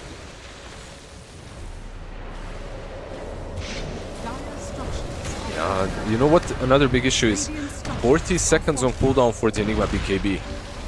And you don't want to use the orb just for that. Okay. Careful the mines, my friends. They're going to send the illusion to try and address some of them. In fact, that's pretty much all of them gone now. Radiant's bottom tower is falling. You might just have to give up this bottom set of barracks and just wait for the BKB to be back up. Obviously by then, Exo's going to be out as well. Oh, the shackle! He lined up a perfect shackle! You got a buyback on the Conquer, they'll expend it. Radiant's They can retreat. And while they're doing so, they'll get that full set of barracks down bottom as well. Do they want to consider about top? Tiny's still dead for 40. They have 2 BKBs now. 2 BKB black holes are up and available Radiant's courier has on been Mr. killed. Old 11. So, is this it? Is this the fight? Will they even push? 2 minutes away from minute 60. They can wait for the items, but you have 1 more minute of Aegis left remaining. And the buyback on Windrunner, like... Not really... They don't really have a reason to just wait. Radiant are scanning.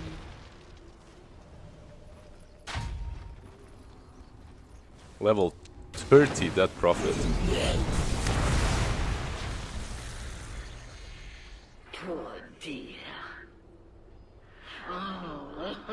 Good boy. Need the I love how he next. spams voice lines, by the way, now that he's got level 30.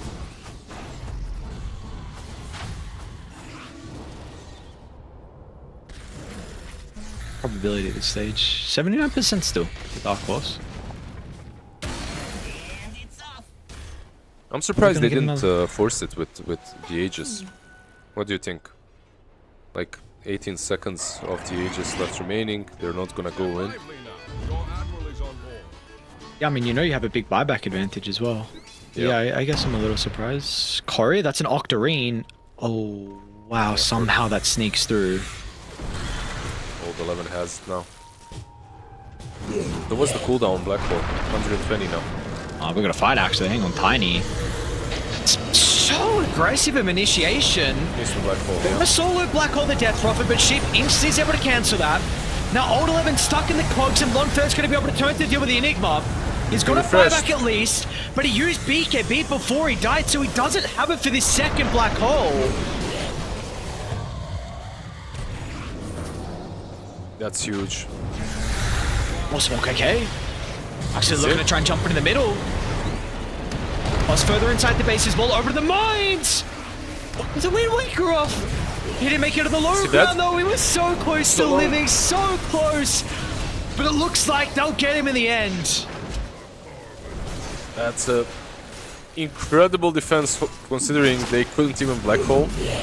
They couldn't even Black Hole once, yet alone twice. The second time, yeah, you called it out perfectly. The most important hero MVP clock breaks the first and then cogs him in. Just by refresher on Clockwork, you know, just double hookshot, there we go. I was legitimately thinking that like 20 ago, but I thought it was too troll. Yeah, the old overclock, the old agonyms on Clockwork. Can we... Look, now that we have repelled back to basically what it used to be, can we get old agonyms on Clockwork, please? Thank you, Gaben. What was the old one? What am I missing? Overclock. It was basically that refresher that stunned you at the end. This one stuns you, right? No? This one also stuns you, but that one, like, you'd get 2 hookshots, 2 battery assaults, 2 cogs, and then you'd die. And then you'd get stunned at this. It used to be amazing. Like, you could bounce people in between cogs. You don't like map hacks? I like map hacks. I mean, map hacks are not as fun. They're cool, but it's so much nicer to hook someone twice, make him bounce between cogs. It's just more skill, I don't know. It was just more skill based. That's a big wave top. That's a yummy wave right there, someone get that. It's so much fun. Oh, we got 60 minutes again, apparently. So, Yep. what do we got? We do have a couple of... Dude, this techies as a pirate hat. Let's go. Plus 250 damage techies with the pirate hat. Buy something, buy some crit. Let's go. Sell HLNs, buy crit. I'm very surprised Dire aren't forcing the issue. Like, you know the buybacks. I have to imagine you have the buyback timers. So you should know a lot of them are on cooldown. Big ones, Enigma, Conquer, you have all of yours as well. This is a big advantage for you to force a fight. I think this team just isn't that certain in overall their approach to the game. That's what I've seen so far from them. Double damage on top lane. It seems like Lynx will be outing it. 3 Seer Stones for Dial? Who Book of the Dead's for reading? They must have got some pretty crap options to get that.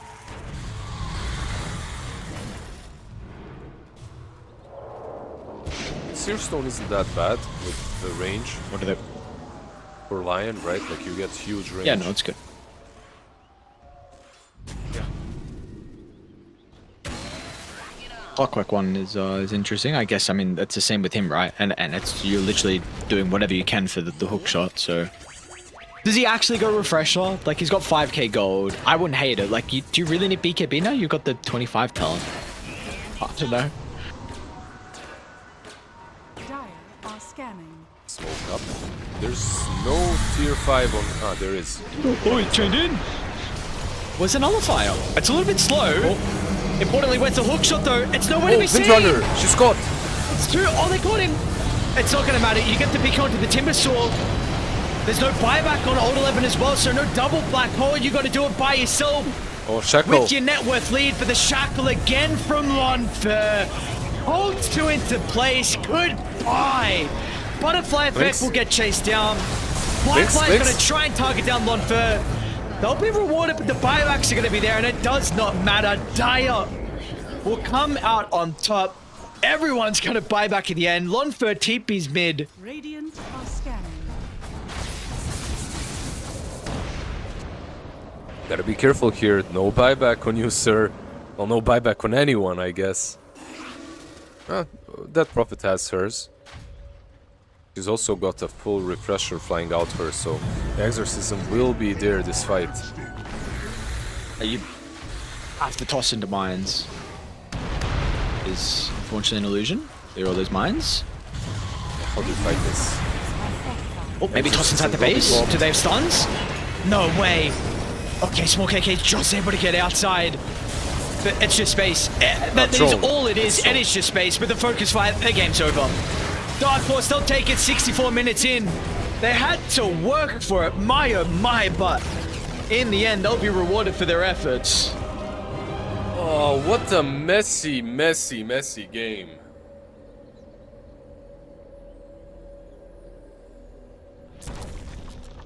Yeah. Oh, I don't know. Crazy. yeah, just an insane match. Holy hell. Like, I don't know. The whole game felt very weird for me from Cav. I really think that their draft was decent and they had what it takes to win it, but some of the movements and the plays and the amount of time that they needed to get back because they were getting picked off and they were just dying, losing net worth advantage. They just made too many mistakes, I would say. Like the black holes early on weren't really on point. Clinks as well, getting caught so many times, too many times. And then again, needs to be said, on the other side, Dark Horse, definitely what I expected from them and what they've shown is two different things completely. Definitely improved 10 times in comparison to how they played yesterday. So good for them. Looking forward their next game, their next series, actually the next game that is versus Kev to see what they can do and if they can repeat the same thing again. Yeah, let's see. Let's see if they're going to be able to repeat because I mean it was a wild game one between Dark Horse and Kev, so we'll see. You know, apparently we may be able to break the trend in this series of just getting 2-0s for us, but regardless, at least a lot of our series are very exciting in some of the games. So this one goes 60 plus minutes. Dark Horse going to be the ones that will find it in the end. Let's see if they can knock Kev out of the qualifiers and what we have in store for us heading into our game 2. We're going to send to a break. When we come back, though, we've got more China closed qualifiers for DreamLeague Season 23. See you guys soon.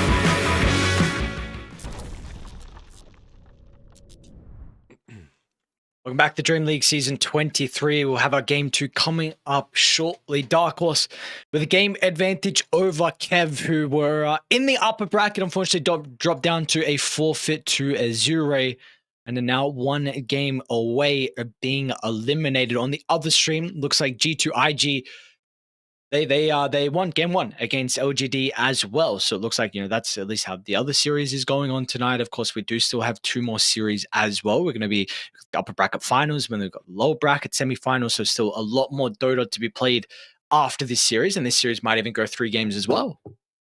What's happening? What's happening with the lower bracket in this team, in this qualifier? I feel like everyone is trying to escape to it.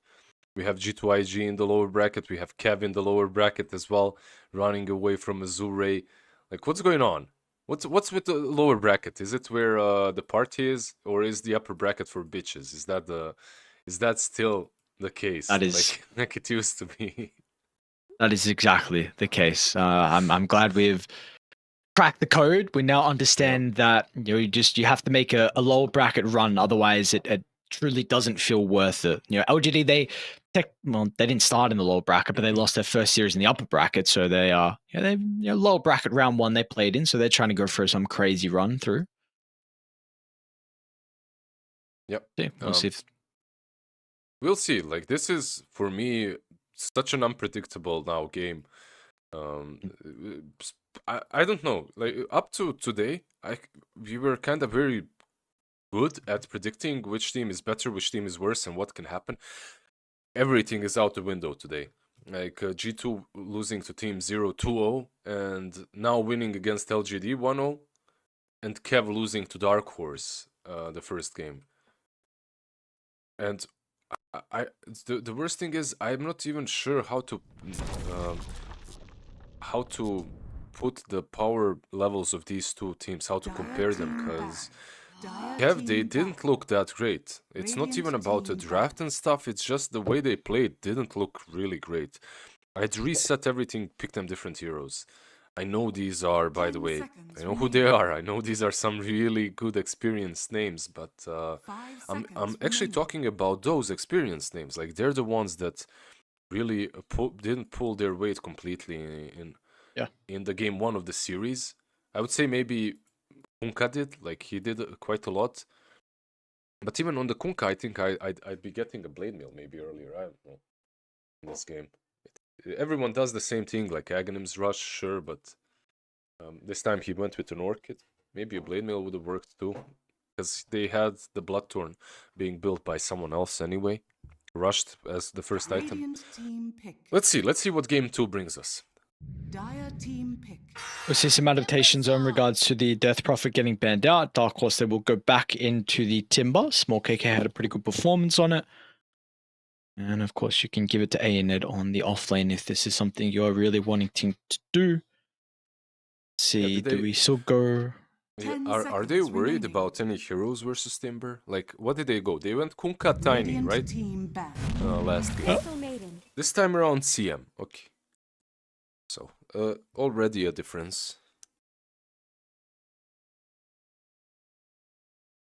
Opening up a bit closer to the chest, right? The hand is a bit... 10 seconds You're not showing remaining. anything with the Crystal Maiden, so the bans are harder for Dark Horse as well. 5 seconds remaining. You just know you're gonna have this route, it's gonna be annoying into Timber. Radiant A lot of team nuke back. damage as well against him. They ban out the monkey, so they're actually getting rid of heroes that can deal with him, or on paper are decent against him in the lane. Monkey, one guy that I'm not seeing at all anywhere, and I feel like isn't that bad, is Ursa. I feel that he's playable, 10 but seconds remaining. especially in China, no one is picking him. 5 seconds In China, remaining. a region that actually really like him. Dire So, team ban. I don't know. I really don't know what's going on. I thought this hero wasn't as bad as well, but Especially with the Ursa picks, right? Like, we see Void more often than anything else. But okay, they get two heroes that dish out a ton of magic damage, have a lot of... they don't have this disable that's usually that great, but versus Timber, like, they have a lot. Like, Flame Break versus Timber Chain is nice. Lasso 10 versus Timber seconds Chain is remaining. nice. Just having a lot of magic damage versus him in the lane is good. 5 seconds Crystal remaining. Maiden Bat later on can even solo him if he's not super farmed. So Radiant team pick. overall, Lion. yeah, I like it. Another Lion for Dark Horse. Worked well last game, why not? Let's go again. A repeat. I don't think Clockwork has as much value at the moment for them, at least. But they 10 don't see a lot. They seconds only see remaining. 2 supports. Which, in my opinion, opens 5 up some seconds heroes. remaining. Like, if you think about heroes such as Enigma or heroes Dire on that team carry pick. role that need... okay, Clockwork, never mind. I was thinking really that they could abuse the 2 support opening, because it usually is abusable, at least a tiny bit. If you see that they can't really catch you, or that they suffer from 10 heroes that get on seconds top of them remaining. easily, you can get those, but just clock 5 first. seconds remaining. maybe you're feeling yourself with this clock pick as well. Yeah. I did. He had a very, very good performance on the Clockwork last game, and we are not really seeing this hero currently. So maybe Okay. this is just good. Just one. Look, we're casting together for some time now, but I want to know more about you, Aries. What kind of player are you? Are you gonna play better the next game if you lost and played like terrible trash with a hero, or if you won and dominated with a hero? Like if you just played this clock and you played him before, and the last game was good or bad, when are you playing better? If I just had a good performance on a hero, I'm probably you guys are fucked next game. Really? Don't watch out. Don't cool. rock up to my lane. I'll tell you what, I smack you down, little boy.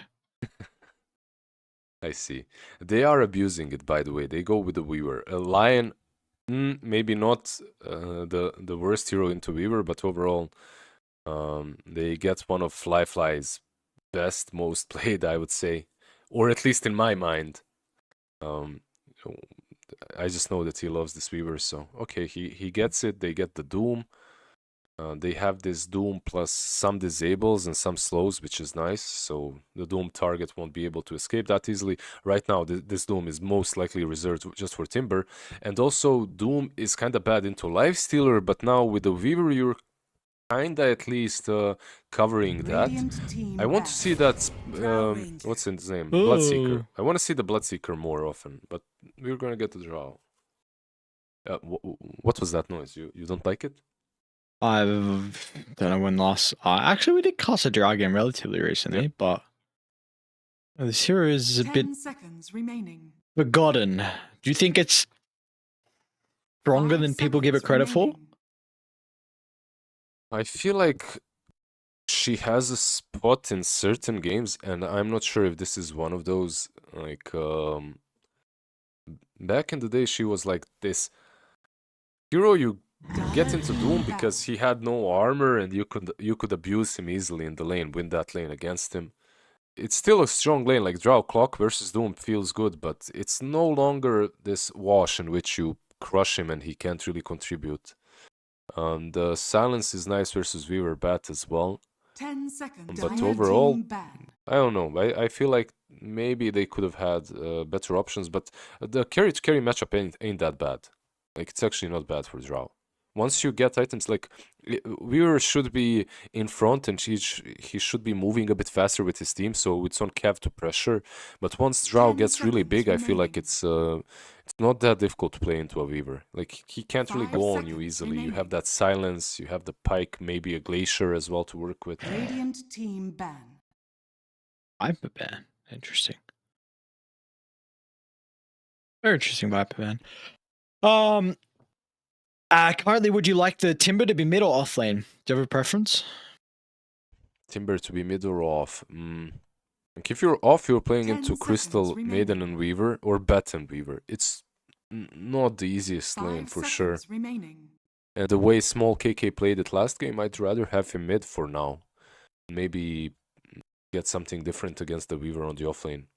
Still want to see the Bloodseeker. Like, we've seen him, we've got teased once by Team Zero, and they won with the Bloodseeker. I want to see him more when he's playing into these Weavers and heroes with a lot of mobility. Okay. So I do think this will be then Timber on off. What do you think? And Lash mid, right? What do you think of Butterfly Effect heroes? 10 seconds remaining. What do we have against Lash?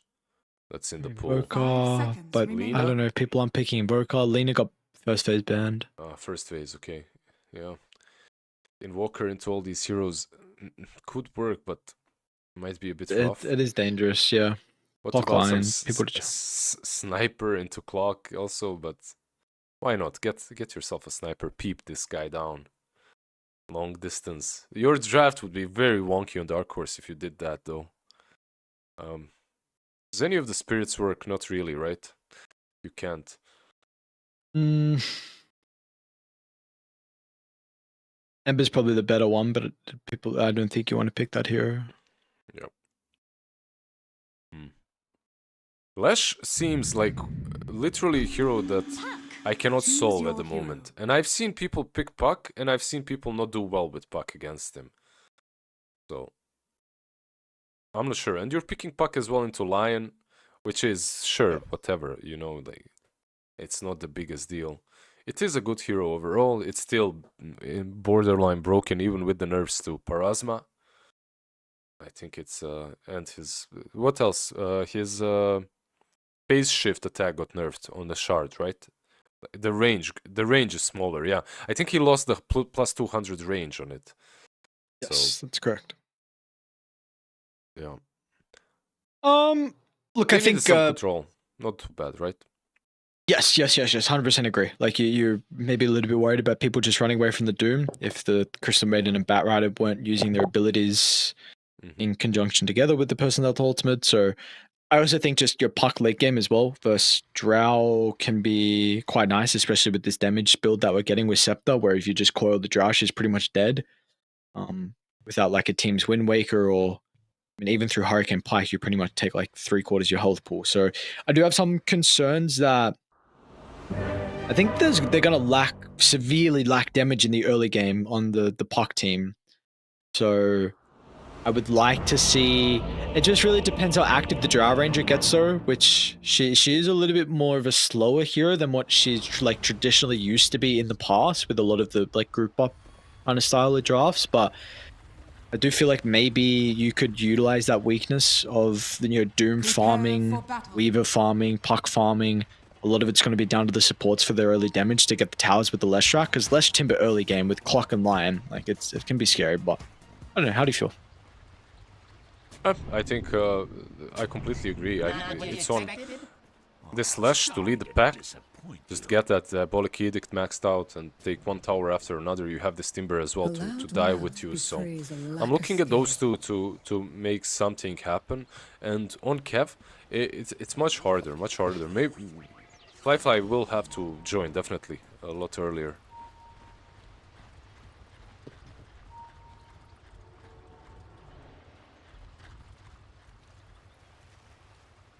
We'll see.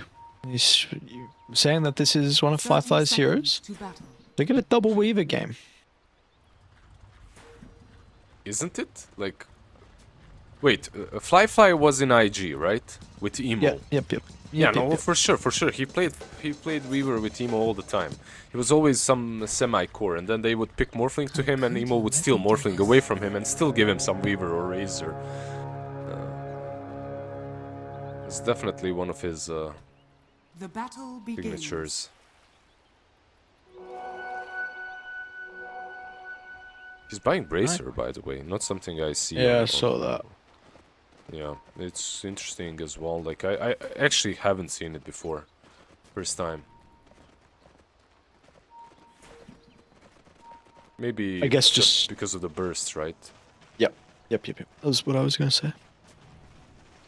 We have two neurons, me and you, and we think alike. We don't have to even say these things. We just know what's coming next. What am I thinking right now? Nothing. As always, most of the time. Crazy man to be able to think nothing. You're Yeah, you're just the Zen god. Zen. Hey, oh, holy shit! Once again. Oh god. No one will be able to stop us. Two brains put together. Unbeatable. The ultimate raid boss. I wonder if our brains are like perfectly the same size, same dimensions, everything, even to the decimal point. Can't be measured. It's both very smooth. Come on, dude, leave me alone. I guess you're critiquing yourself as well. Yes, that's what makes it fun. Come on. Alright, where are we gonna get action? I won't kill his lizard. You know, enough about brain talk. Brains are kind of Top lane? slightly interesting. Top There lane, you go. got action. You asked. Woo! Undying. You asked, my lord. Also gonna give a kill. And never mind. Verify Maybe, activated. My boy oh! is chilling. Dude, Aeonid definitely could have turned and killed the CM there, but he decided to run away instead. Well, that's okay. JT would have turned. I know he would. But JT's yeah, a baller. it's still okay. Like, you managed to survive with Timber, you continue farming. Actually went 1-1, no level in reactive armor.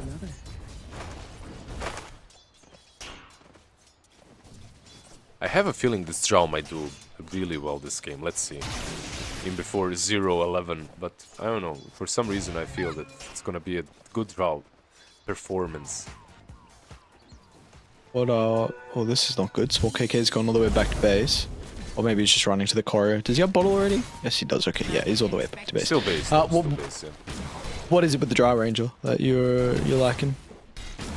You know, sometimes you just feel it. You just see a game and you kind of feel like the game is gonna be alright. That's how I feel about her. Even though there's some puck and there's Weaver to get on top of her, a lot of control, but I feel if he plays well. Also, I have to be honest, I just like this French nickname on top of Drow. Just looks looks cool. I think Lunfair's been quite impressive in our games, actually. Like, if we look back at the series they lost, his Faceless Void was actually quite decent in that game.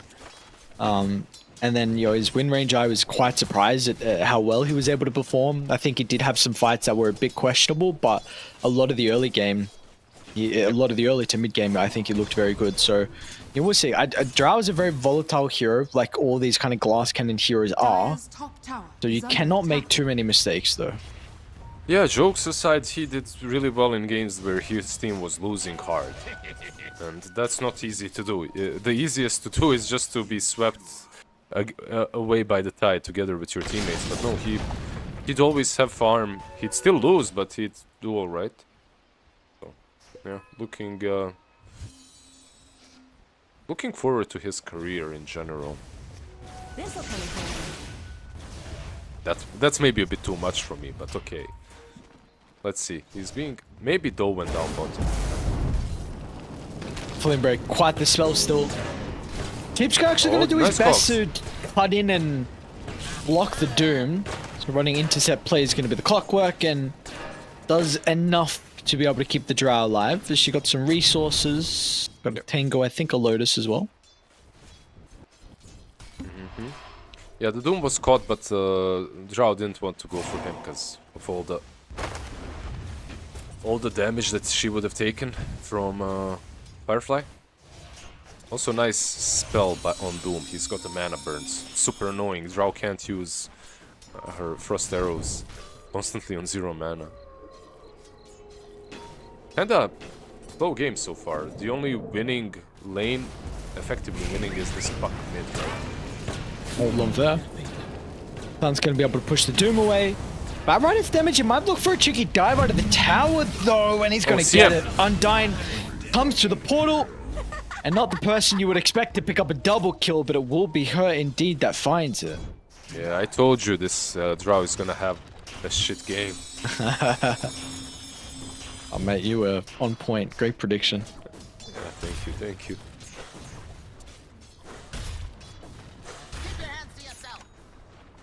Butterfly effect looks to be bodying mid lane as well, so... As old, by the way, and 2 supports are coming mid. They could go on both of them here. And they might do so now. Oh, there's just bat right at early game damage. With the levels in the Firefly, they're going to get the kill on the last track under the tower. And Sheep's going to be killed off as well. And what do you know, there's a regen rune as well for their reward. Yeah, Crystal Maiden gets 1 bottle charge as well. Here you go, buddy. Thank you very much.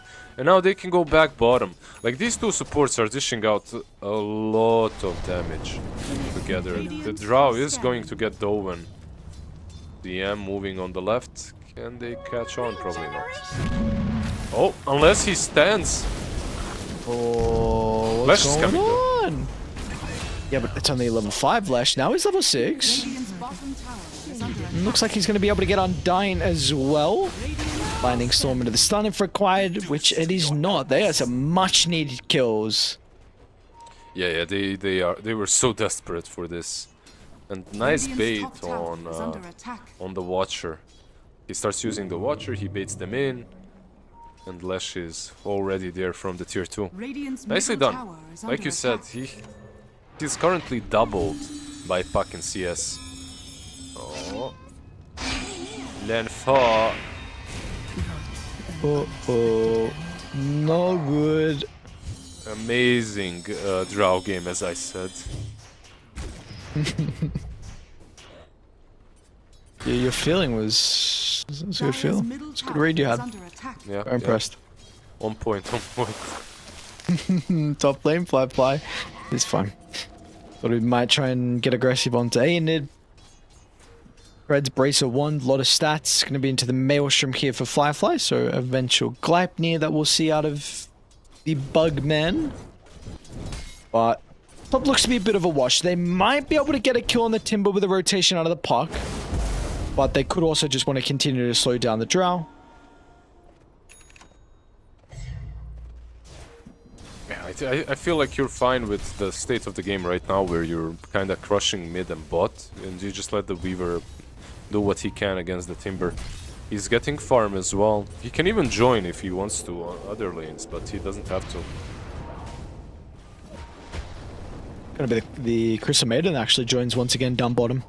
Coming through the portal. Unfortunately, they've already read this by the looks of it. Radiant's Sheep is bottom out. tower is under attack. Unfair is back to farming up the jungle with the 2 points in the multi-shot. So it's going to be a little bit slow for the low levels that she has.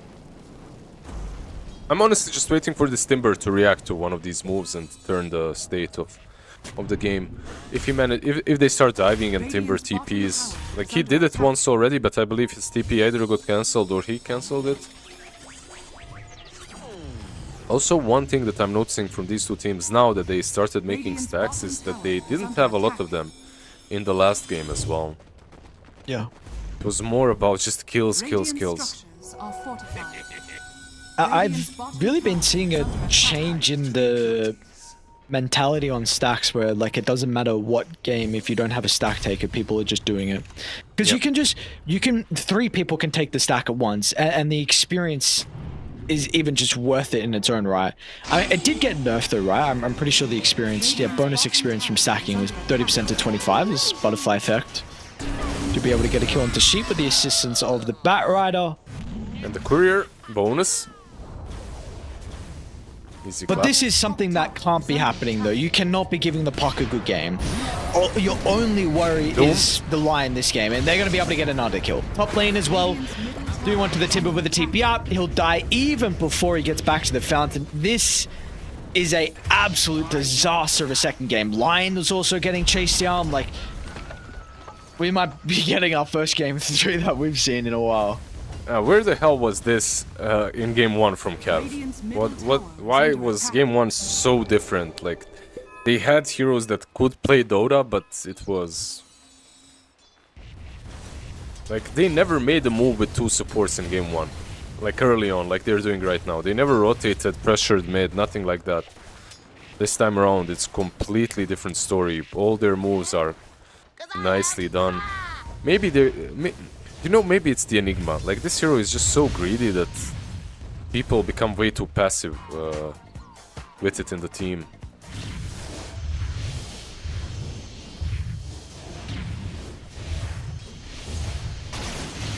Yeah, but they got a Doom, and this hero is kind of... I guess early game Doom, though, is like... Yeah, but same with Enigma. Like, early game Enigma, you can rotate to him. Yeah. No, I guess my point is... Stands the same for Doom, but at least he can rotate and use Doom without worrying too much. Move back, but... I get your point of view as well. He is greedy, for sure. Mid lane, what's going on here? Undyne just waltzing up the high ground. Bit of a miss on the split earth.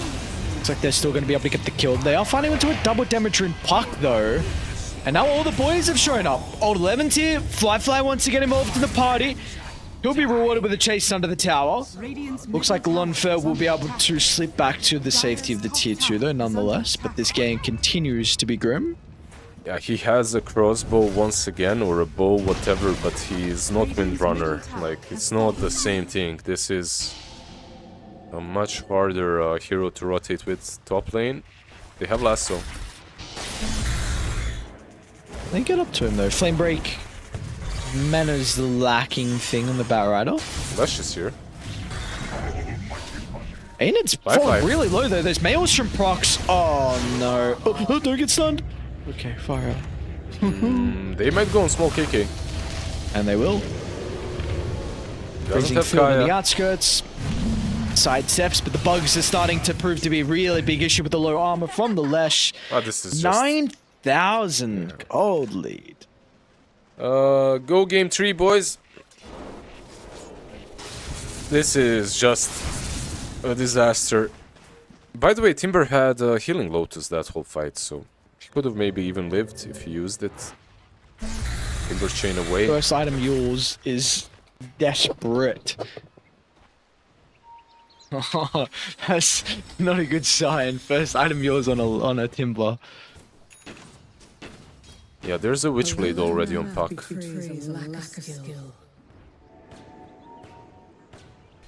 That's And they're gonna that's invade aimed at too. us. That's aimed at us. At all the casters.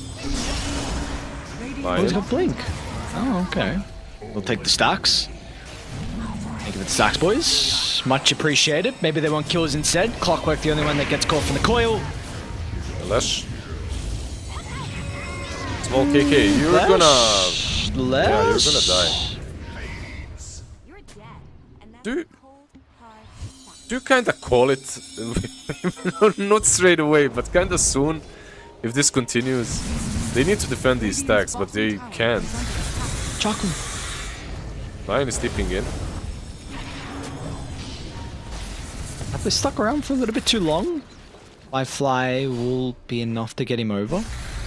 Radiant's middle tower is under Okay, attack. not all of the stacks have been stolen, so Clock is gonna get 6 from them. Lion still not there, still doesn't have level 6, 14 minutes in the game. And Clockwork meanwhile takes the Wisdom Rune. Actually, it's okay because he's the lowest, right? So he got it. Never mind, he's fine. Dire's top tower is under attack.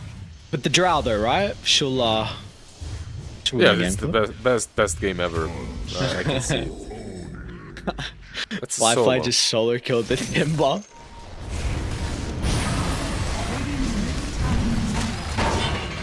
And meanwhile, they're getting another kill into the left strike down bottom. Cheap, a little bit too late with the hook shot.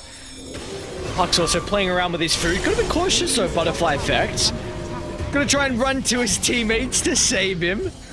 And they would do just that. Non-fit. Any stunners? Oh, they're going, yeah. You could do it after getting 5-man wiped globally at 15 minutes in. Yeah, it's... Look, they defended really well last game. Maybe they just continue playing this one as out. They don't strike me as a team that will take games lightly, so they might just Dire's enjoy top every tower single is under attack. moment of the game on Dark Horse, that is, and take it as a learning experience. Continue playing. Did you have this mentality when you were getting dumped? 15,000 net worth deficit at 15 minutes in? About to Never. lose a Timber as well? You were the coat person? Dire's top tower is under attack. Radiant Definitely are not. scanning. I never GG out though until it's really over, but How do you define really? well, throne Really falling out. or obviously having Radiant are no scanning. way of coming back. Like this game, arguably, yeah, it's Scanning. probably unwinnable, but they didn't lose any major objectives. They can still play it. They can still farm on Drow. They still never defended high ground, so you don't know how that's gonna play out. Radiant's It's top tower is still under playable. attack. You are 15k ahead, 16 minutes in though. You lost 1 gold to them, 1k gold to them every minute of the game.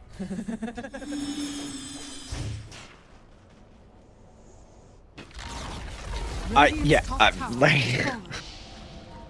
If we're 16 minutes in, the net worth is the same as the middle mark, it's just not a good sign. The one hope, like maybe the one hope of some like crazy late game comeback is your oh, we got denied to neutral somehow. You see? So I So Shut all up. the Radiant's top tower is under attack. just don't even do it. all that has to don't. happen is neutrals need to deny you every single time for the rest of the game. Okay, they will get the bat. Oh, but look at the response.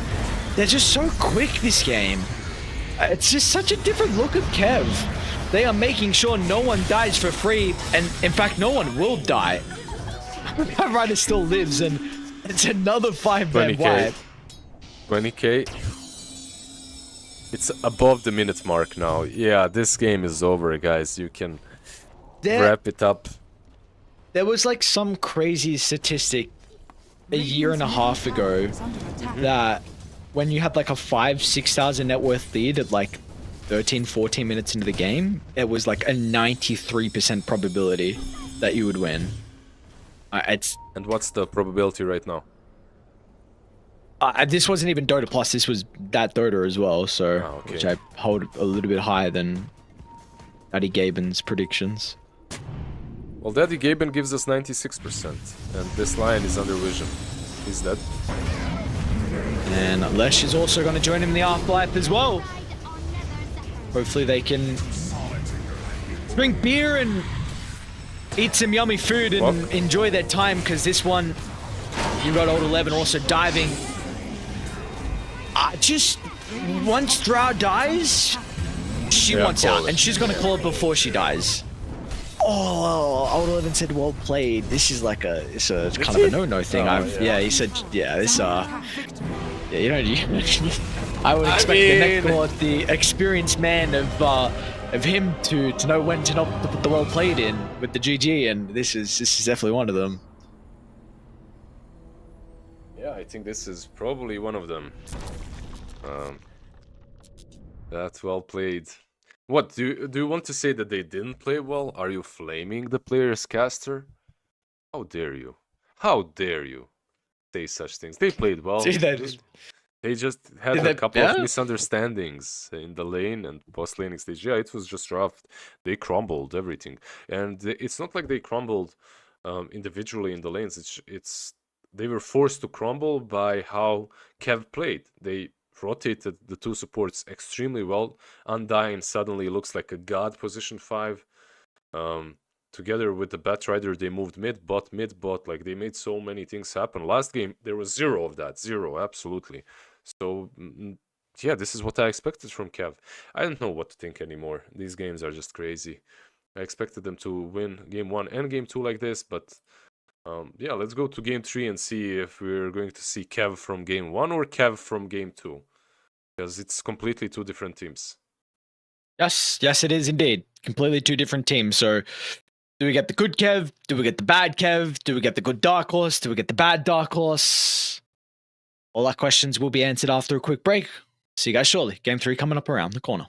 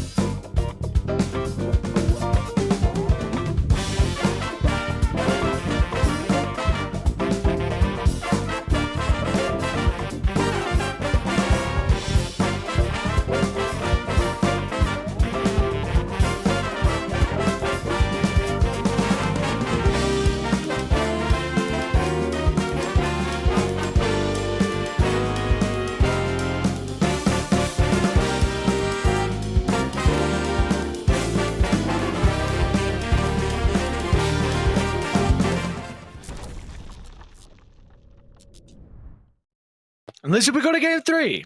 Finally, we've had so many series recently over the past week and a little bit where all our series, just 2 series. That's no game 3, no excitement. Finally, we get a game 3 in the lower bracket between these 2 Chinese teams. Yeah. What you munching there? What did you have in the break? Tell me. Was it protein? Yeah, it was actually rice, Yeah. mince, corn, and eggs. Damn, you're of protein. committed. You're committed. I like it. You're the only guy I talk to about gym, and then I'm worried afterwards because you won't stop talking about it. I'm like, oh, what did I open up here? Like the only talent besides Jenkins. Jenkins is a freak now as well. But I never can tell if he's serious or not. He just comes to me and he's like, okay, so what do you do for this split? I'm like, are you just messing with me or are you really about it? Like, not sure, but he really is. Did you see how jacked he is right now? I gym with him in Seattle. He's very much into the gym. I mean, that's what happens. He had a very long relationship and got out of the relationship, and his heart got broken, and now he's wanted to change himself, and he's looking very good. I'm happy for him. Anyone that can come to the, I'll say the dark side. It's not the dark side, but anyone that can come to the lights of the gym world. The swole side. Yes, the swole side. So no, I'm happy for him. Hopefully, everyone gets to experience this rush of emotions that you feel, but enjoy it. Does become a bit of an addiction, and you start. If you get fully into it, you start eating a bunch of food, and who cares? Who cares about that? We got a draw coming up, and then there's we don't even need to talk too much about gym. We do actually. You see what I mean? You see what I mean?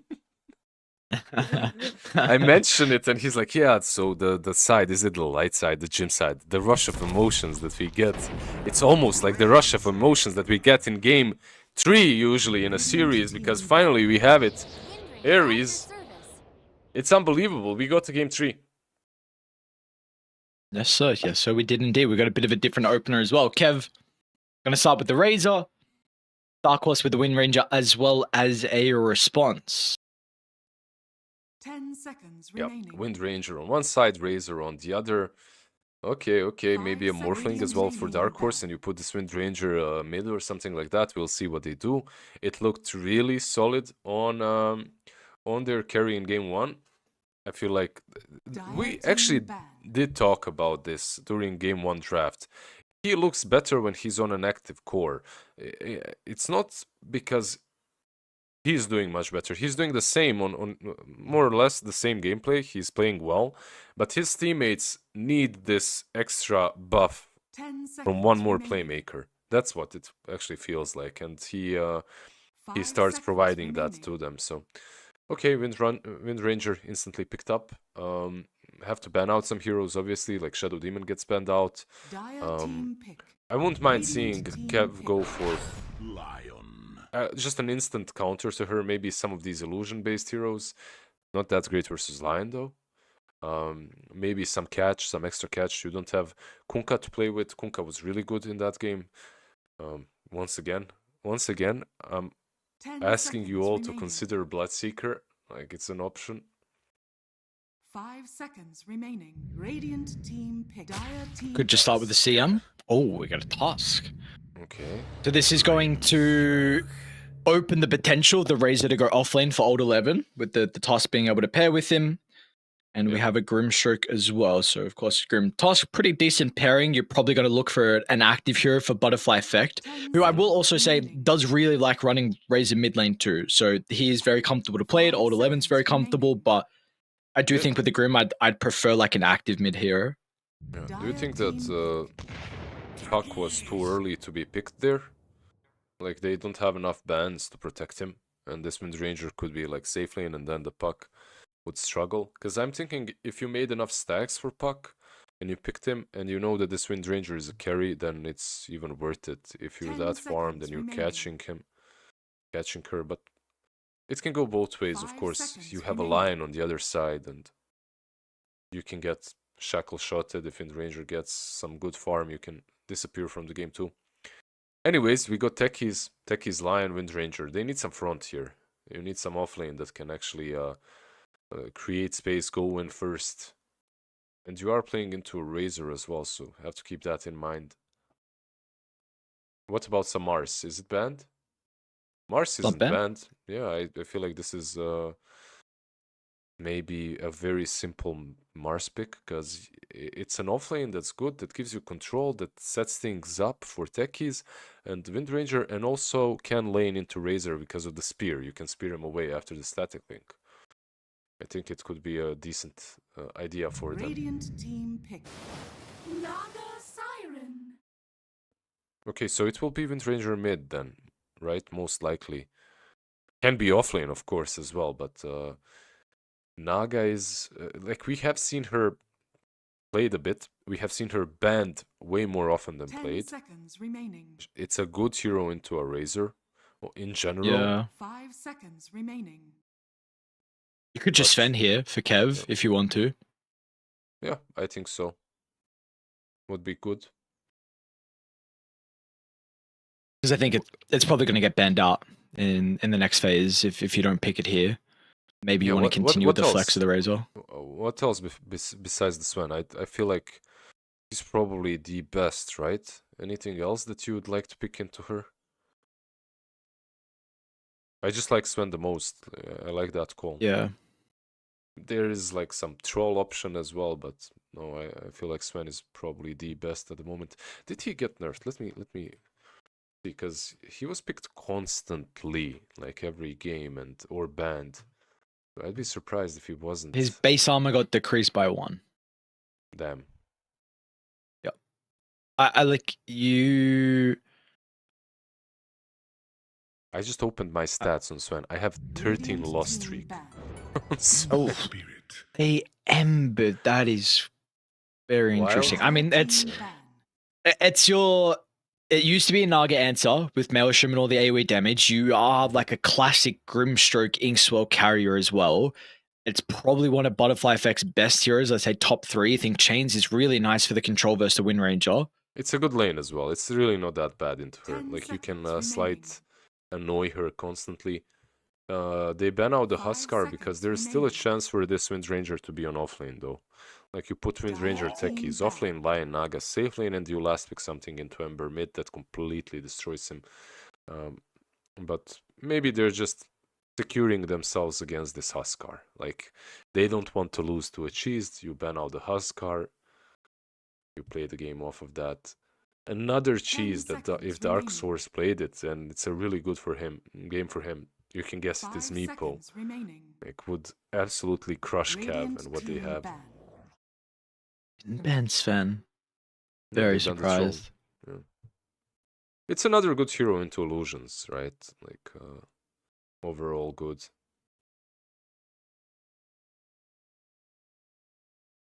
Were the items nerfed on 10 Sven? I don't seconds think so. remaining. Like, the items that he usually buys. No, they won't. Yeah. 5 Not that I seconds remember at least. remaining. I'm trying to remember how, because I heard someone speak about the Scepter on Sven versus Wind Ranger worked a little bit different, where some people go Blink Dagger to address the Wind Ranger instead. But I don't remember what the reasoning was behind it, and I don't remember who said it. I think it was Milan that said it actually in one of the 10 seconds remaining. in like the one win series that we were doing. He was on panel and he was mentioning like a lot of carries at the moment are going Blink to deal with the Wind Ranger. They Weaver. I'm like, I feel like Firefly. He likes Sven in the past. I've seen him play it a lot, but Nah, yeah, he comfort. I loves mean, it. Yeah, full comfort. That's it. And again, they're playing this super fast-paced game. 10 Like, you, seconds remaining. Naga versus Weaver isn't that terrible, I would say, though. Even 5 though seconds she remaining. can go for that Orchid build, she most likely will. Like, Orchid Manta with some diffusal, reel that Weaver in. It's not that bad. Like, the lane itself into Windranger is probably pretty good if you are playing into Windranger, but let's see what Dark Horse goes for. Still, on Weaver, you have to be careful. Just like in game 1, on Clinks, like, you die in one shackle shot. So, gotta be careful of those I'm still looking at rotations. Mars. Mm-hmm. I don't. I like I I kind of want a different one though. I don't actually think it's that easy of a Mars game. What else? Slardar? I wouldn't mind Slaughter, actually. Yeah, you get that corrosive haze, right? Yeah, that's a big one. Weaver should have a pretty fine lane though, I imagine, to a Slaughter until like level 6. It depends. You're playing with techies, but yeah, you should. They do it. Yeah. I told you This is GG? I don't think this is like straight up GG, but there is nothing really big Meepo has to worry about unless they're all scaling more than your whole team together. Like if Kev is just scaling as team and pressuring you, like you won't be able to do a lot, but overall it does seem like a free Meepo game. Does Ember go Battle Fury? Nah, that's a meme. clones. That's a meme. That's a meme. It doesn't So they work did in the anymore. end- They put the Wind Ranger in the offlane. This is actually, you know, this is what you were saying, that you had this potential to put the Wind Ranger offlane, go for that Meepo. It looks so much better with the Weaver. So again, like with the Weaver getting picked up, I should say. So let's see. I mean, this is a true test, right? Like if Small KK is actually like a pretty good Meepo player, if he's a competent and like very comfortable on his Meepo, how many times out of 10 would he win this game, or like a really good Meepo player win this game? I don't think it's only on him. That's the point. Like I was saying this before as well in previous matches. Like I've been saying this for a while now. I don't think that Meepo games truly they exist, but they're very rare. Like most games, Meepo is just strong and he contributes, but he doesn't outright solo win like he used to. This game though, if he's really good and he's playing everything correctly, I think he wins like 7-8 out of 10 games, depending on his teammates, like how they play. But this is solid 7 or 8 games, 70-80% win rate, in my opinion. If he's not making any crazy moves, if he's farming just properly and not being baited into unnecessary skirmishes, he just gets his farm, gets fast levels, fast items, whatever he opts to go for. This is... like, this Purser is good. Blink Dagger is really good here, too.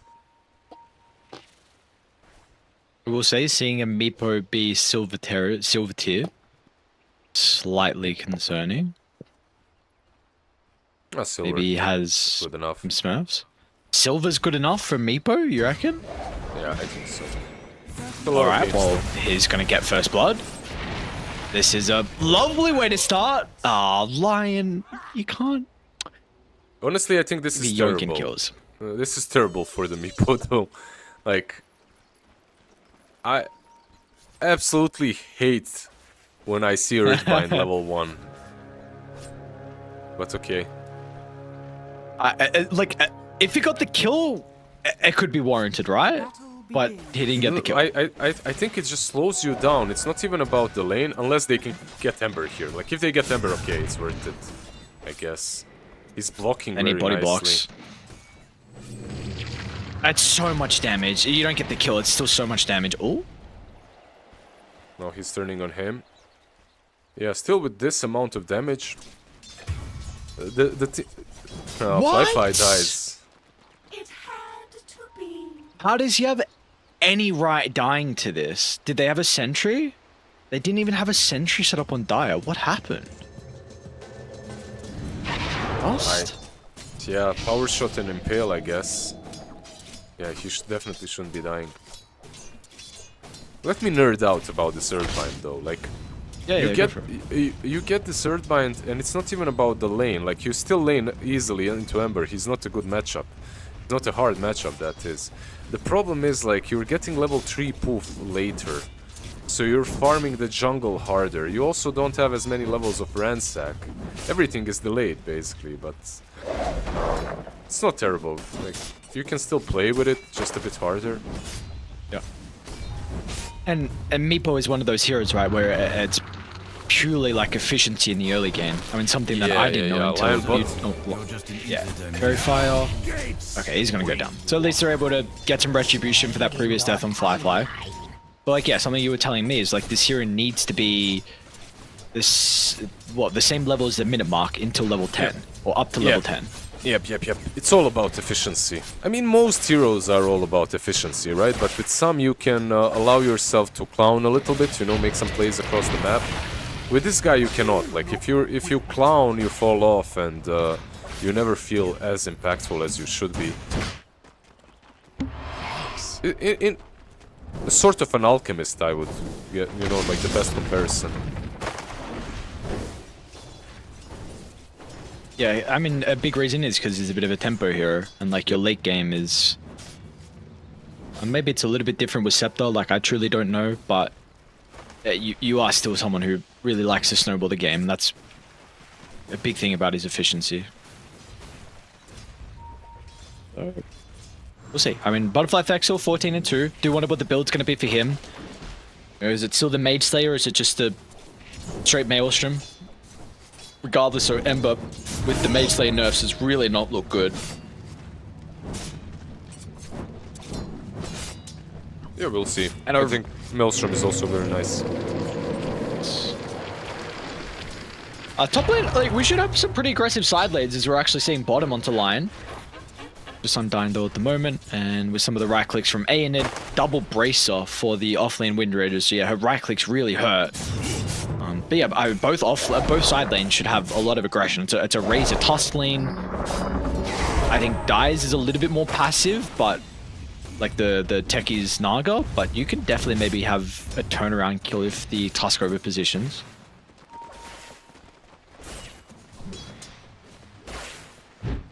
I'm sad about the Tusk Weaver not being a thing, not being in the same lane. I love that lane. You have so much mobility, you have tag team on Gemnet attack as well. But it's also good with Razor if you can block them with Static Link. Yeah. Yeah, if you get that. I wonder how he's going to level it as well. I've seen some Razors lower the levels very recently with the Static Link. Like max Plasma, maybe 2-point Static Link, and maxing the Storm Surge as well. It's a lot of your farming. What else say? Small KK now has got the second Meatbow to work with.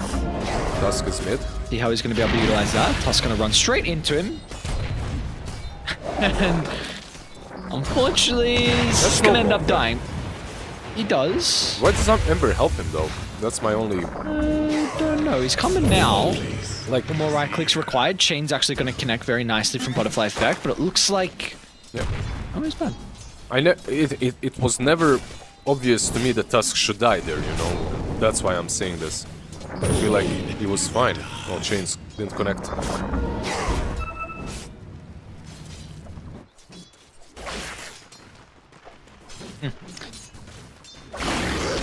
Ember's doing... would you... Is this really the level 1 Earthbind on why the Ember's doing much better in this lane? Because I was expecting it to be a bit more Meepo favored. Okay. No, it's not super... Look, Ember can do alright until level 4 on Meepo. Like, he'll... It's all about who CS is better, right? Like, you have a small advantage on Meepo, but nothing crazy. Okay, Weeble? Meet the Hex, meanwhile A in it. They do have Tusk starting to rotate over with the high ground ward. Gonna be able to read this. Tusk still just gonna give a bit of a love tap. A in it.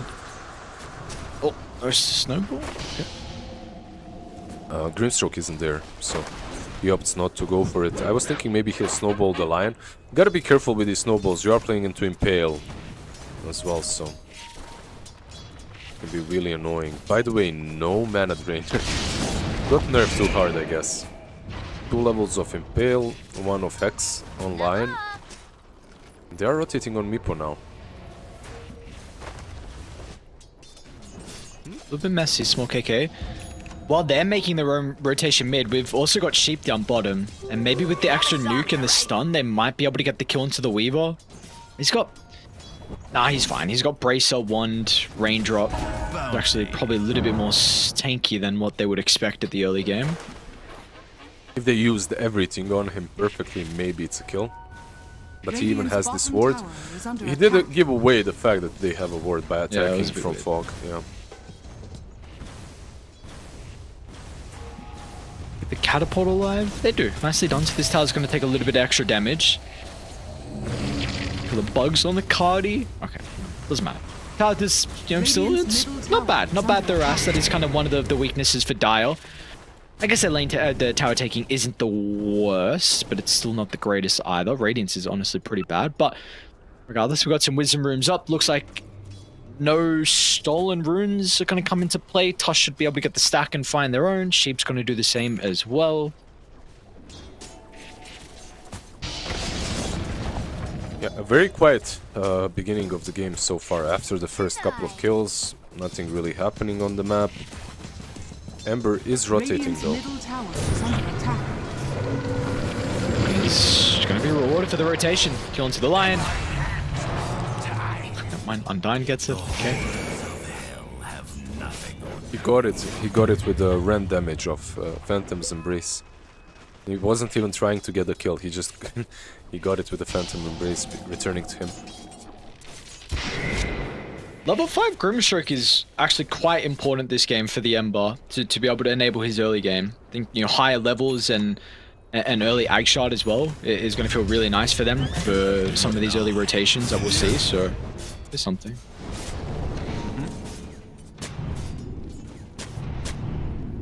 One bad thing that I'm seeing on Dire right now is 2 cores are in their jungle. Right? Like lion mid. Might go for sheep instead. Radiant's bottom tower is under Go attack. for snowball on forward. Deep behind the tower. And Butterfly Effect's going to be able to get the kill. So there's a little aggression onto bottom as well. Flyfly had to pop the time lapse against the focus fire. Yep. You basically want to delay the game as much as possible on Dark Horse. Just look at their heroes. You have Wind Ranger on offlane, you have a safe lane Naga, you have a Meepo in the jungle. Naga and Meepo jungling, basically. This Dire's isn't middle really tower is under attack. Radiant the are best scanning. possible place to be in if you're Dire, but you drafted yourself into that sheep. Like, when are they going to stop giving up some of these free kills? Small KK is going to start moving over now. Dire's middle tower A is Butterfly under Effect will be under no threat at all, so very valuable chip damage in the tower, considering, again, they are kind of a lineup that will struggle with push, and they've kind of recognized it, like everyone is right-clicking the tower. Structures are fortified. Yeah, that's something that's not that Radiant's great for bottom them. tower is under attack. That's why they're Dire's making middle kills tower instead is under of attack. getting towers. Butterfly Effect, Bounty Rune, they are on Meepo. And they kill him. Well, KK's actually trying to stand his ground and fight. Jeep's going to be able to get the jump in, but it looks like Butterfly Effect with the maxed out Flame Guard. We'll find a second, unchain it. Into all his kills being a killing spree for the Ember. Be a Oh, very that's early Maelstrom super. timing. Radiant structures Super are worth it. fortified. This game is already looking pretty bad for Meepo. He's gonna lose this tier 1 mid lane most likely. A level 10 rune will be on Butterfly Effect. Radiant's This guy bottom is tower is under attack. can buy a Mithril Hammer if he wants to right now to dish out some more damage and Lane aided. bottom lane. I mean, he's also gonna die. It just seemed a little bit greedy. He used the wind run to try and kill the tower, so Flyfly recognized no wind run. I mean, it's just a free opportunity for me to try and kill him, and really didn't need the assistance of the Grimstroke, who was starting to move down. Yeah, is he thinking about going up because he went to the King Gate? I'm not sure. Never mind, he just denies his own tower. Radiant's bottom tower has been I was thinking he'll go top, pressure the tier 1, but just continues farming instead. Once again, Ember. Yeah, Ember and Grim, and Tusk as well, if needed. It's You know what's happening How do you here? delay It's very, this? what's happening here is very simple.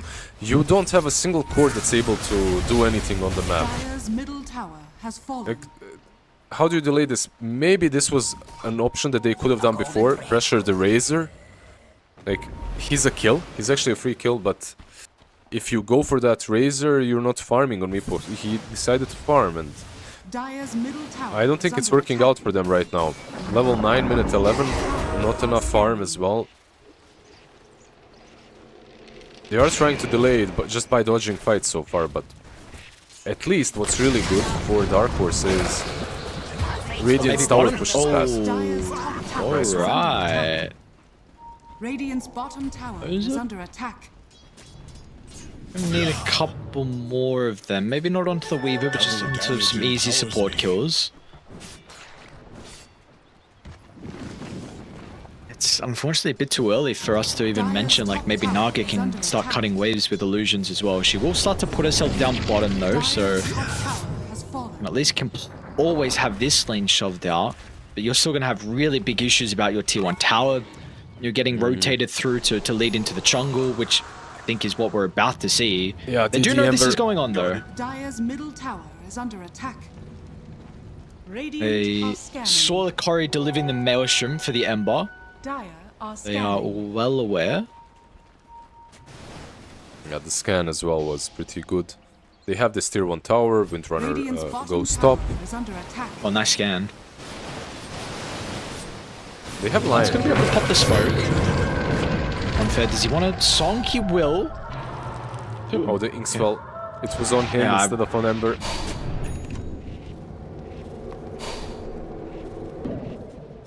I really like going straight to top. You know bottom is now clear of the Naga for a little bit. And really her only place, unless she wants to farm directly all the way back to bottom. This is the one lane that you need to get back There's into a another smoke, though. position. Dire's courier has been killed.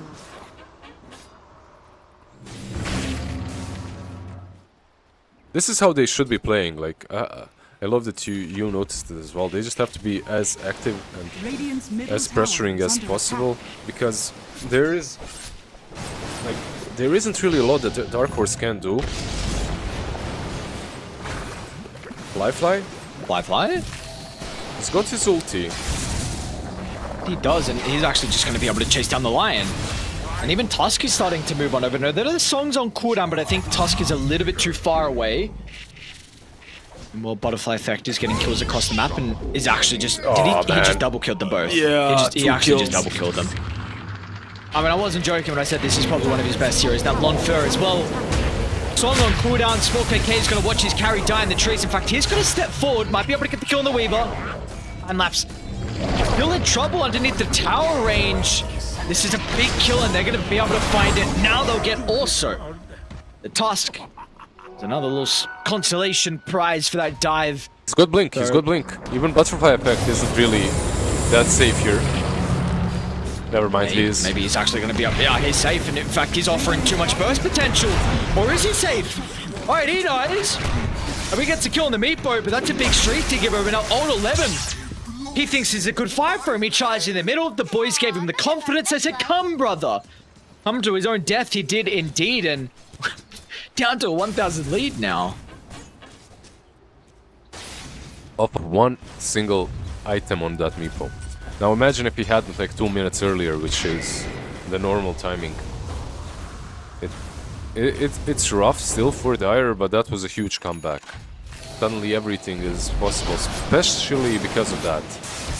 Top lane, Naga has no song, but should be fine.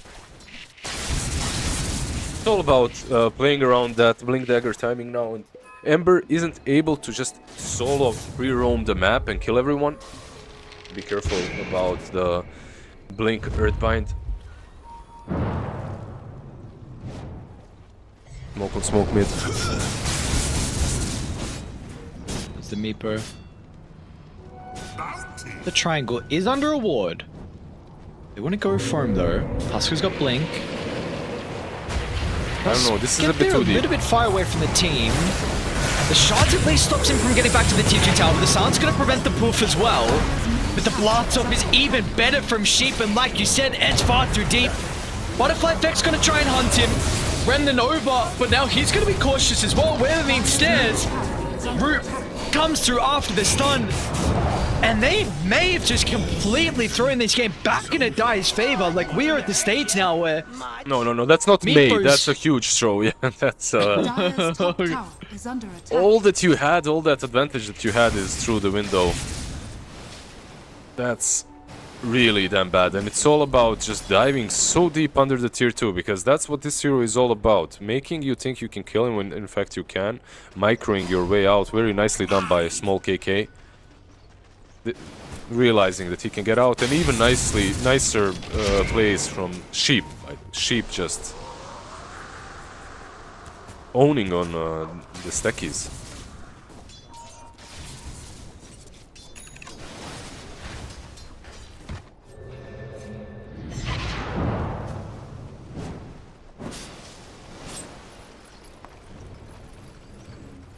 If they can keep owning though. Back in this game. Like they've got the lead now. Slight one. But it is something when you have a lead like in this quality game like a Meepo. Gonna keep farming until the Scepter though. Sheep. Dong's actually gonna be there to protect him. Weaver though. He's not TPing. So he's gonna be chased down. Fly will easily close the distance. Loss of Courier. And loss of Hero very shortly as well. Kind of weird that he didn't TP. Yeah, I'm not sure why. If he just TPs straight, he's fine because Weaver can't kill him on time. But instead he tried running away. Maybe they wanted to reset or something. That would make sense. Almost a huge free kill onto old 11. But is he going to be able to escape though? It doesn't look like it's going to be the case. The two supports are on the case. Oh, TPR? No way. Windruns actually might cover it. Oh my god, he lived. Nice little escape and nice little utility that he's now bringing with the Gleipnir. Another form of catching both the Mirror, the Razor, the Ember. They are getting closer to the BKB, at least on Razor and Ember. Razor 1000 gold and Ember for 200-ish now. Away from it. Radiant are scanning. Undyne a free kill. Ah, you just hissed. How could you not go? Spent just under a ward for 20 seconds. Small Ember. No BKB, it's getting delivered on the car, but it's too far away. Oh, Blizzard, what's going on? They be crumbling. They played so damn well. Like they did everything right. The pressure, the proper pressure was correct. And now the scan, small KK. If he sees Razor, Razor is gone as well. If he shows himself in the lane, now the scan connects. He knows. This is most likely that Razor too. Oh, he missed. Oh, he missed again. Alright. Not having all those ensnares though. Yeah, but Wind Ranger is tipping in. She is. There's also another Fright breaking out. We'll keep our attention onto top though. Old 11. Oh, dude, they're really making him work for it. Chuck one Meepo. Why not chuck a second as well in a power shot? On the other side of the map, yeah, we had some crazy stuff going on. So what happened? Lion died. They killed the Tusk. And that's it. Yeah. I feel like on top lane when that last Earthbind misses, you just TP and he'd be fine. But he doesn't know how many heroes are there, so he doesn't. He tries running instead. Once the BKBs are up, I would say the game becomes a bit easier for them at least. Like Ember has his. BKB is up. Razor should get it after a creep wave or two. How's our Weaver doing? Fly also going BKB. This is a bit of an issue, you know, when all your 3 cores are buying those BKBs. If you don't win the fight, suddenly Naga becomes really damn big. Meepo also, because you are compromising something, and that's the damage. Man's going to be able to sell out the smoke, so Butterfly Effect on Undyne, who we saw work very well together in the early game, really just haven't been able to get anything going. Got pretty deep ward to work with as well, like you're scouting sheep out. Maybe they will try and look for the kill. Too deep. Poking, trying to force reactions. Top lane, Aiden it again onto the Razor. Again without this the time BKB. Tusk's going to be playing behind him. And we'll at least stall out for some of the TP rotations that come out. They should be able to get the kill into A, and if the win run at the last second into the TP, meanwhile small KK able to get the Scepter out to work with at the moment, so increasing his survivability, but no one else is near the Meepo. Longspur's gonna finally come in with a song. Do you have TP? Oh, he doesn't. Wait, he doesn't have TP. Wait, do they know this? Oh, they're gonna see him? Oh, he's out. Snowball to the other side of the map. Yeah. Very nicely done by Longfair, saving himself and Meepo. Meanwhile, a bit unfortunate for Kev, not checking Twin Gate fast enough. Dire's top tower is under attack. He's going for Lincolns even on Ember. Like he's afraid of that Blink Hex or Lion Stuns, but Radiant's courier Very, has been very killed. defensive builds from them. Yeah. It's very defensive. We got Roche down bottom. Looks like they're starting to angle towards it on Dark Horse. Meanwhile, mid lane as well. Small KK is going to find another pickoff. Can't really be playing alone at this stage of the game.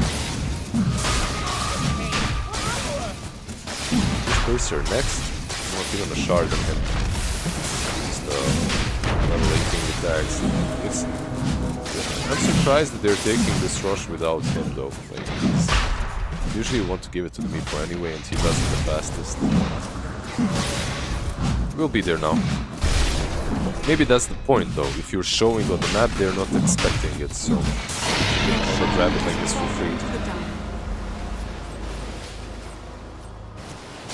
And well, for free they do grab it. Meepo now with the Aegis to run around the map with. Where you've had some difficulty with killing Kim recently. 2 deaths for the Meepo. Struggled early game. I suppose all of Dark Horse really struggled early game, and has not been the case since. Tier 2 tower is now going to be under assault. Looks like there won't be defense mounted from Radiant.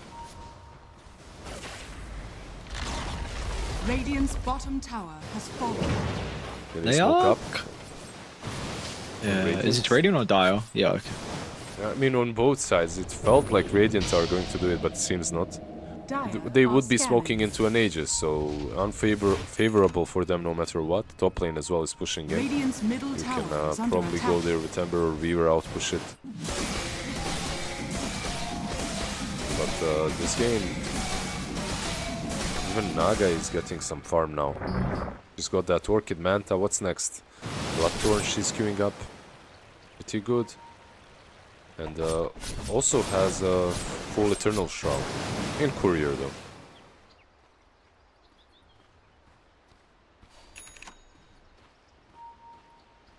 Do you feel like they're strong enough to smoke into Radiant's triangle? Oh, definitely.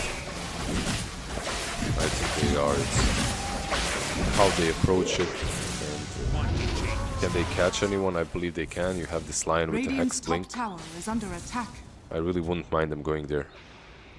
Just take out the remaining tier 2s.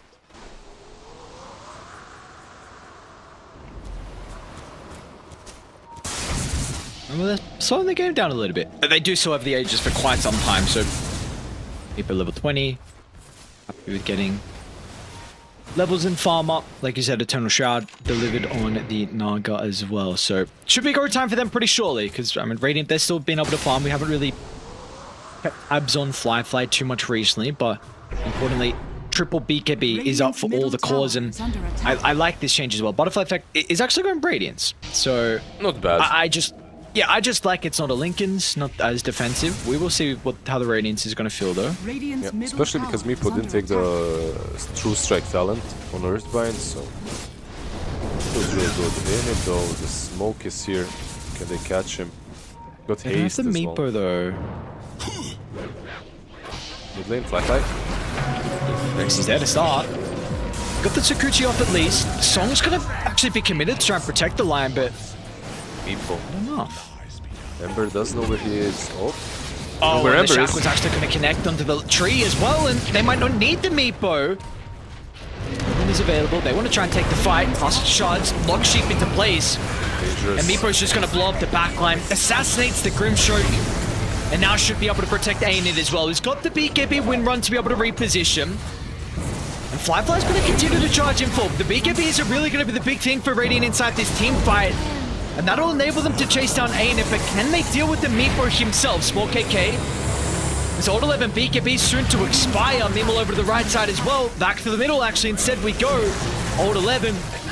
Feeling all the damage for the Mega Meepo, who's by himself currently. Able to get the blink away. Task find Asia's found still for a region. minute 30. You're gonna have the Lion still to play with. No other hero can look to rejoin. Tech is actually gonna buy back with 10 seconds left on the respawn timer. As Small KK blows up one, turns to Old 11 next as well with a static link. It'll all secure with a kill, but off the back of the respawn, it's gonna be a dieback for the Techies, and our Small KK against the world. First instant, not gonna matter. Time lapse comes out fast enough with the fingers, and they should be able to get the gigantic kill onto the Meepo. Is Kev back in this game? Oh, that was such a super outplay by Kev. The way they approached the fight was ignore the meeple completely, just put the tusk on him to mess with the snowball, put some ink swell on the razor with the BKB, make sure that they don't die, but make sure that he's entertained. And while he's entertained, you're hunting down everyone else and you're killing them off. Then Tusk is super lucky to find the region rune, even though he was on like 5% HP, so he can continue chasing that Mega Meeple. Nicely done by Radiant, just outplaying them really. Outmaneuvering them, the micro wasn't sufficient, and I feel like maybe a shard is necessary as well in this Meeple, just to be able to dodge some of these fights.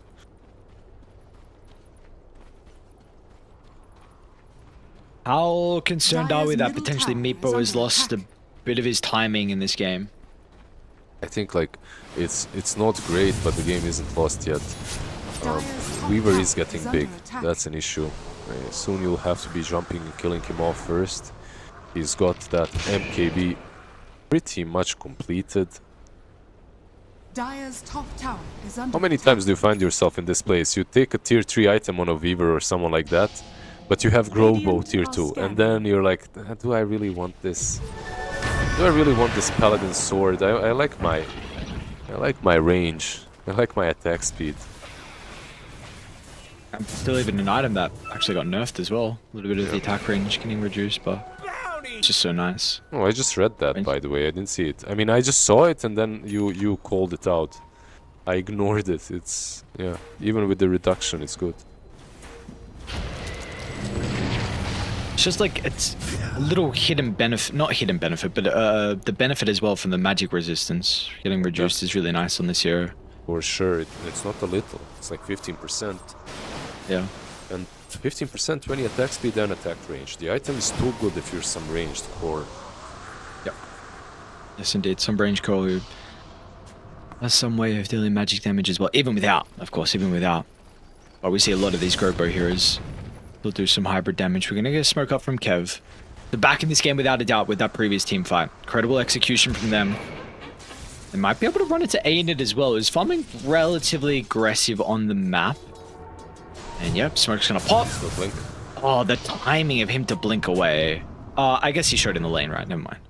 Yeah, he noticed. He saw them. They're still chasing though. Tusk is on him. Yeah. Oh, okay. They did run away before through twin gates, so Just are scanning. he checks that instead of running towards midrunner. Mjolnir next on Weaver, by the way. It's also pretty sick with the Sukuchi talent. Sorry, not talent, the shard. So you're connecting on all the clones and all the illusions, and then you're hitting all of them with Mjolnir. It's quite a lot of damage coming from the Weaver. He's scouted. They know exactly where he's going. The end line is about blinking, maybe? Never mind.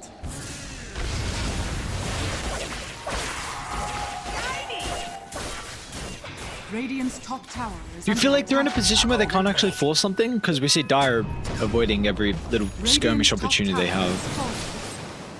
If you're Dire, you're happy to continue farming, like your Naga isn't really there yet. He's buying eggs. So, not that bad, right? Like getting that reel in. I There's feel no like way you buy Ags for that. Is it not for the ensnare upgrade? Yeah, of course.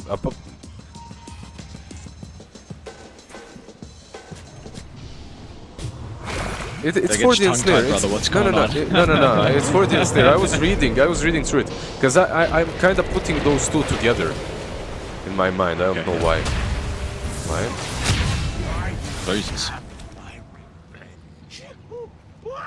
It's just to be able to catch December and Weaver in the song, right? Like getting through the BKB, through the magic community. It's super nice. It is quite. Radiant's top tower is under I attack. wonder if you heard that. There was literally a bee that landed on my microphone just a second ago. No, I didn't. My issue with the scepter is it's like Trickster's rune of illusion. it's a very utility-based item where you are putting a lot of emphasis on your Meepo to kind of win you these next couple of fights. And if he doesn't, then Meepo's going to fall off, and Naga may potentially fall off with going this Scepter this early on. I completely agree. Yeah, that's definitely true. And you do have enough control on your team if you can kite out the BKBs. Like if you can kite out the BKBs, you have Lion, you have Techies, you have Wind Ranger even with Shackle Shot and Lightyear. I feel like that should be enough, and it would be safer for him to, I don't know, go for some Butterfly or something like that. Just Skadi, get stronger, get bigger. But We're actually going to take the fight outside the pit.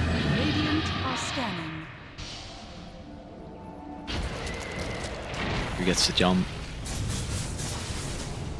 How do we start this Roche fight off? Could completely tell the tale of how this game 3 ends.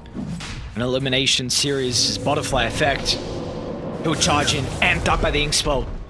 Ready to find that opportunity, that opening. But Dire will pay some respect. Now the Meepo is very split.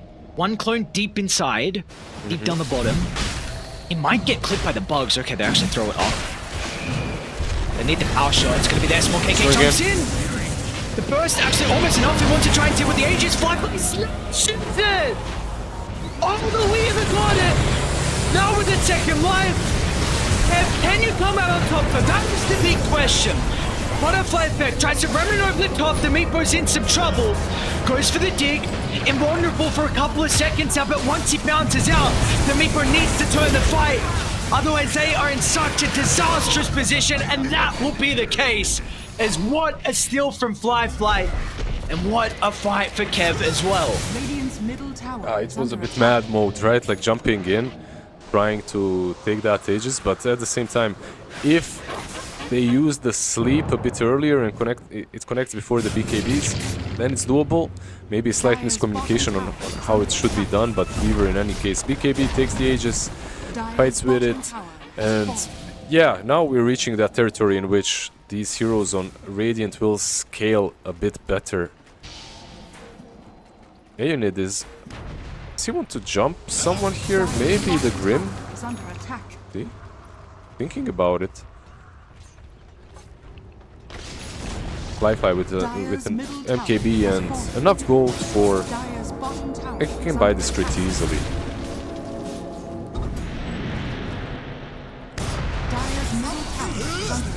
Okay, gold. Yeah, I let the bee out. Now we can continue casting. 4k gold on the Razor. You got things that can kill you over there in Bosnia? Ah, the bee only if you're allergic. We have like 1 or 2 poisonous snakes that live here, and only like in the mountains, really deep. 2 in the mountains? I am, but not here in the mountains. A bit deeper. I'd have to drive for maybe an hour. Okay. But no, like nowhere near me actually. Like it would be very difficult. Aeonid. Alright, can big a TP, I suppose. We need to do it kind of soon. You will. Oh, the Tusk. He was close.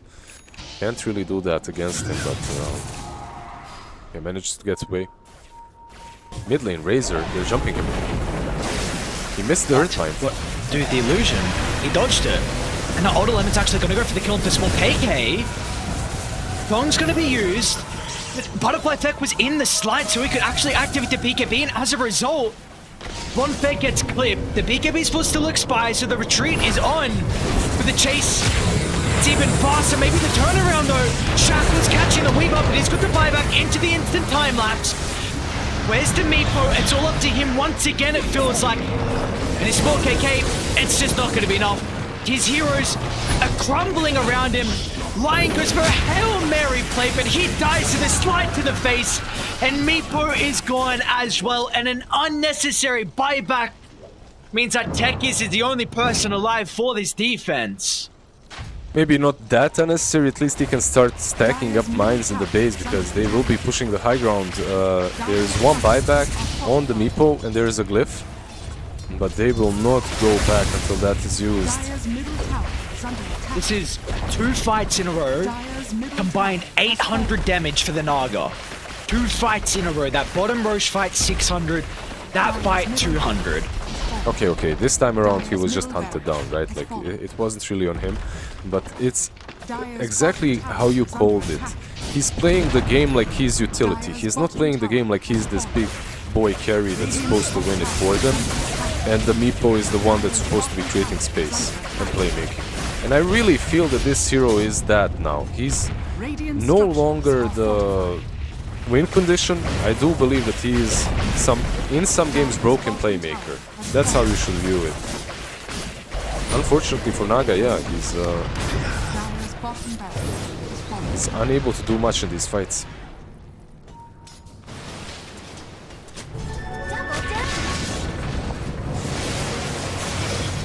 Yeah, this is, you know what, even this Razor is becoming unkillable. He's got a Butterfly going Satanic next, level 22. Too speedy, you know, like, it's hard for these heroes such as Naga to keep up with them. Maybe that's one of the reasons why he went for Axe, because even in a normal game, I feel like you can't get on top of these, you can't catch them either. DD, maybe. The angle has to be perfect. Oh, and he didn't blink over the top. You can still I guess he had Lincoln's actually. That was probably a very hard kill. Dire are scanning.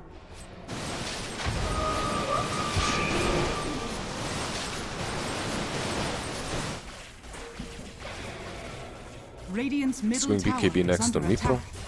So Swift, Blink plus BKB. BKB isn't bad because of the Mega Meepo.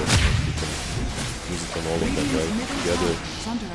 At the same time, I really think what they needed on him this game is just plain and simple and very old school.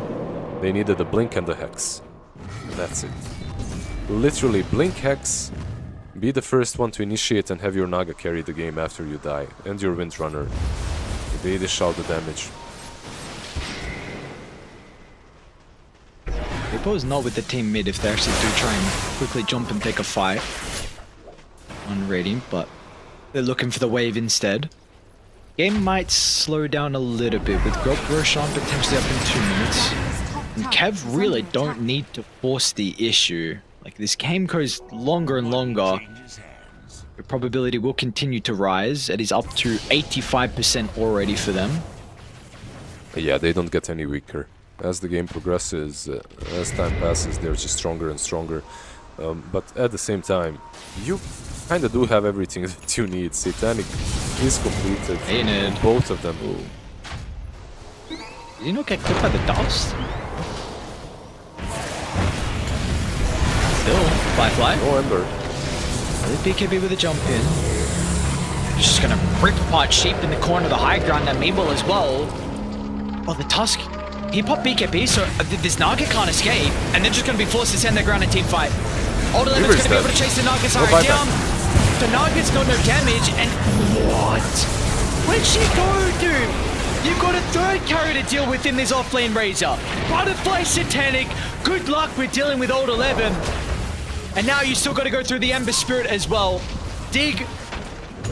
All it is just delaying the inevitable. You pop back out, and you'll probably die again. Small KK will bring Tusk into the grave with him. I mean, Naga fights back to try and do whatever he can, but Meepo is still probably gonna die. No, he might be more. Oh. Yeah, he'll get it just at the last second. He's buyback as well, dude. This is such a heavy commitment. It's I mean, not the cost of bad, buybacks. They need to get kills though. Does he see him? He does. Okay, just runs on the other side of the tree line, and it will be able to cancel the TP out on Old 11, and that'll be Gem given over as well. This isn't bad at all. Like, this is actually really good for Dark Horse. They have all 5 heroes up. There's... Wait. Did Razor... What did he buy? The Titanic. He just... No. I mean, he had buyback gold, and now he doesn't have it. He had it. I'm not sure. I don't know. Maybe I misread it. In any case, yeah, this is perfect for Dark Horse. They can maybe take a side down bottom. Lanes is pushing in. If someone dies, if like this Ember dies or they manage to clip a kill, this could be game. Like, Radiant has to be super careful. Wow, no way. Did they just go throne? Oh, another option, no yeah. No way, holy Holy shit, is this actually happening? They have Dude, lift, this they have base falls lift. fast. They have lift, they have lift. Naga's taking a lot of damage. He needs to die on Ember, like he has buyback. Yeah, he's got buy, just go in. Of course, the stuns are really preventing that. Couple of seconds till everyone's alive. It might not matter, dude. They're just going to end too fast. How are you going to stop every single hero from hitting the throne? There is no way that they get eliminated like that. Wow. The dark horse, indeed. Oh, the true dark horse right there. Dude, I'm scratching my head. Like, That's insane. That's just insane. Completely unexpected from my side, at least, because I saw the Razor, I saw that he has buyback, suddenly he doesn't have it. Well, it was kind of interesting. And basically the reason why they lost, they went in. Also, by the way, Fly, that last fight, he lived around half a second. He just got blown up instantly. They saw him, they blew him up. Satanic wasn't, I think, even used. No BKB, nothing like that. Just a big old throw coming from here. This guy winning the game right there. There, a better camera angle. Include him in the stream. He deserves it. people not getting the job done. Looked like it was for multiple stages this game. It looked like fire out. You know, Kev, I'm like, hang on a sec, we're 20 minutes in. They got a couple thousand net worth lead. I'm really worried for Dark Horse. And Dark Horse, that blink dagger, that's what you were saying, right? Like as soon as the blink came online, we saw this game completely flip. Yep. Maybe a little bit after that, but you know, pretty much around that item. Game flip, Dark Horse have the lead. They start making incredible plays. The game re-flips. You know, now Kev are winning. We're like, holy, like, how are they going to lose this game? This Ember had 70,000 damage done in this game. The next best hero with the damage done is Meepo with 40k. Ember did a lot of heavy lifting, but Weaver was just not there on time to combine with the Ember to actually just carry his weight in these fights, in these last fights at least. Wow. Crazy game. Crazy game, crazy series. We get our first Game 3 series in quite some time, Lizard, which is nice to see. And hopefully our last series of the night is going to be just as exciting and just as dramatic as well, because it's going to be the upper bracket finals, my brother. We got Team Zero up against Azure. Azure had a default win earlier today, so they are well rested coming into it, whereas regards Team Zero, a big 2-0 versus IG. You know, one of those games went over an hour. They're able to take that blockbuster game as well to kick us off. So, yeah, we're going to have a bit of a break, guys. It's going to be about 40 minutes until our last series of the night, but this determines a lot. The winner here will move forward, guarantee a spot in the grand finals, a best of 5, where there is only one slot available for China to move over and represent their region in DreamLeague Season 23. So again, 40 minutes. When we come back, Azure up against Team Zero. Don't want to miss it. We'll see you guys soon.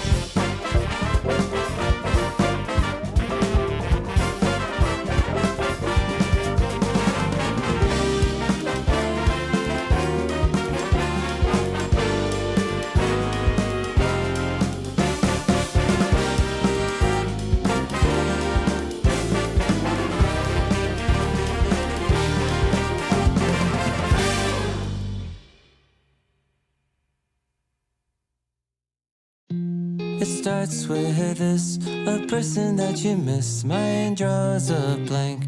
I wanna go back to the early days when life was an escape. Now I just wait for better days. I lost myself in your reality. Lost myself. I lost myself in your reality. Lost myself.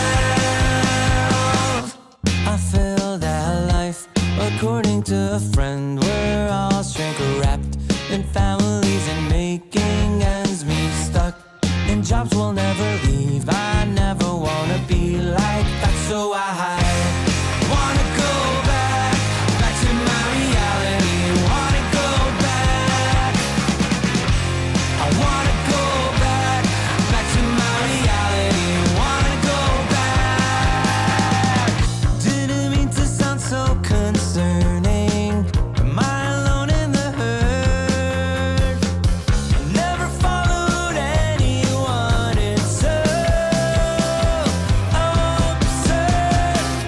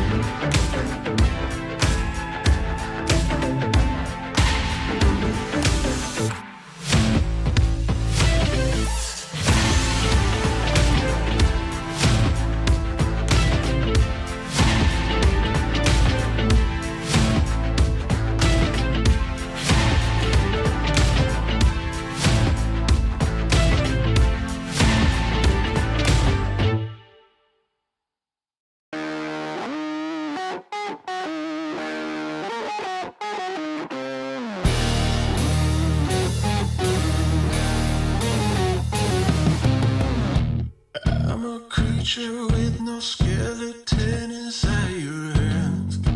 Got no home address, I come and go as you command. And it's fine with me, and it's fine. I'm a bandit that you use to keep from bleeding out. I'm the lover you don't love, but love to keep around. And it's fine with me, promise that it's fine. Maybe I'm a fool, it's not like I'm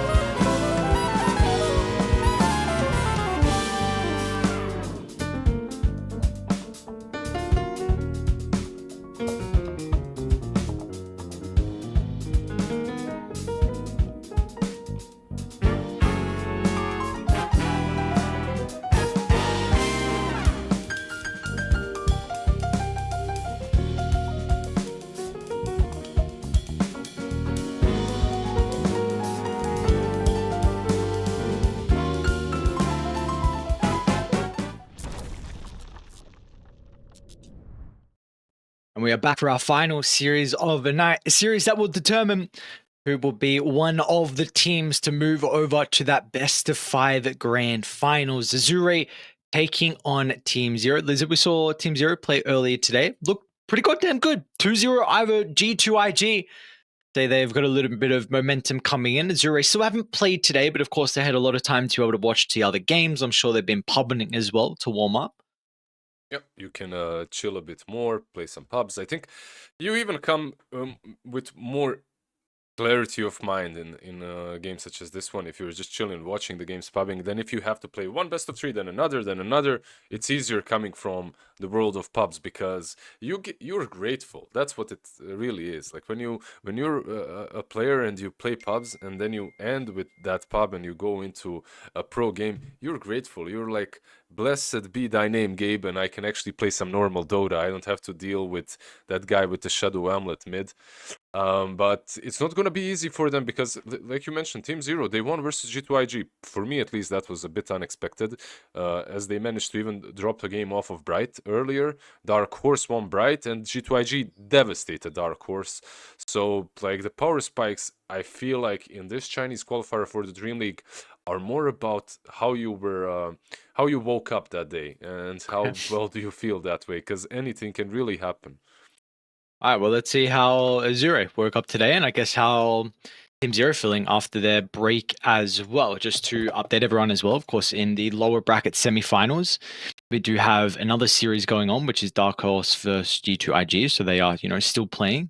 Well, that series is just starting, I should say. So the winner of that series will move over to the final day. Of course, it still needs to be a very deep run in the lower bracket to get into the grand finals, but we'll see. That's a series for 2 other lovely gentlemen to cast and for some other people to watch, but we're going to stick around, of course, for this Team Zero versus Azure for the upper bracket finals. Now, we casted Azure with their series versus goal of All Life is Death, and they looked pretty convincing in that one. So definitely would say they are coming into it as the slight favorites. Not slight. I'd say they're coming to it as the favorites, but Team Zero again, they've been able to topple one of the favorites in G2IG. So let's see if they can do it a second time in a row.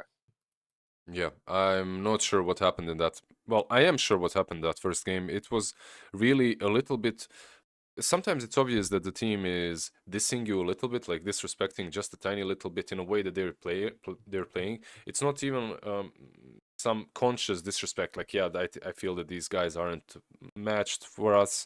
It's just that you feel how they're playing and then you start to be a bit relaxed. In game 1, they definitely got relaxed. They got punished because the tricore of Team Zero just scaled better. It was a death win. That's how we called it. It was literally autopilot winning. The game 2, however, game 2 was clear outdraft for me. Actually, it was the other way around, right? The game 2, actually, they played a bit better. Game 1 was a clear outdraft. Game 2, they had a good draft, which wasn't necessarily an outdraft, but they played it really well. It was the Klinks Slardar, am I correct? Yes, that's game correct. 2. Yeah, so game 2, completely on point versus G2IG. If you can win 2-0 versus G2IG, you can win versus Azure as well. Yeah, definitely not bad. So let's see. Again, one of those victories was a draft win, and we'll see. Well, they still have to execute, which is without a doubt. And honestly, in that draft win or whatever was going on, they had some difficulty in the early game. That was a big thing, until we were able to see that Weaver really come online and be that big issue that they were hoping for. So we'll see. We'll see what we're going to have in store for us. There's been nothing. I'm trying to remember actually some of the heroes that Azure play. Let's take a look. We are the lobby host. Kick FY and go. Okay, that's the current lobby situation. Oh, you're the lobby host now. That while you search, yeah. Who's the host now? Let's see. You are. I am. Am I? Yeah, I am. I can start the game. I don't know who's inviting me. Did you get this invite? I am the host. Kick from lobby. I kicked Pombo from lobby. I kicked 70 from lobby. Fade Bjorn. Bye, brother. Hey. All right, I'm leaving. Screw you. Easy. I think there would be another lobby up. Let me check. The power that was right in my hands. Yeah, okay. They shouldn't give it again. I did make it. I did make it faster, right? Because I kicked all of them, so the new lobby is faster. I'm doing it for all of you guys that are watching, of course. It's always very annoying when these damn casters won't start the game. FY.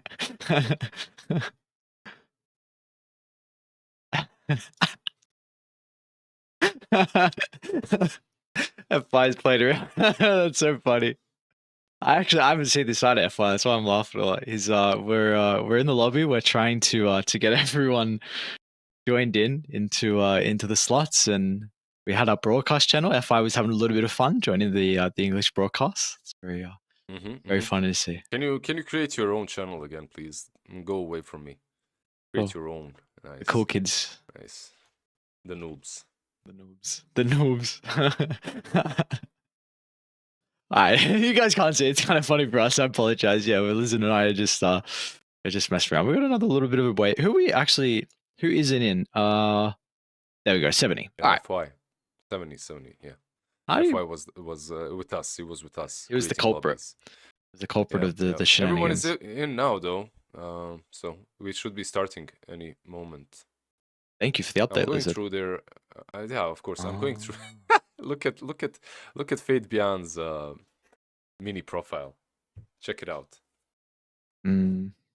Check his mini profile out. You see it? A bunch of bunnies. Magnus. Oh, the mini profile. Sorry. Yeah, mini profile. It's Magnus carrying LGD.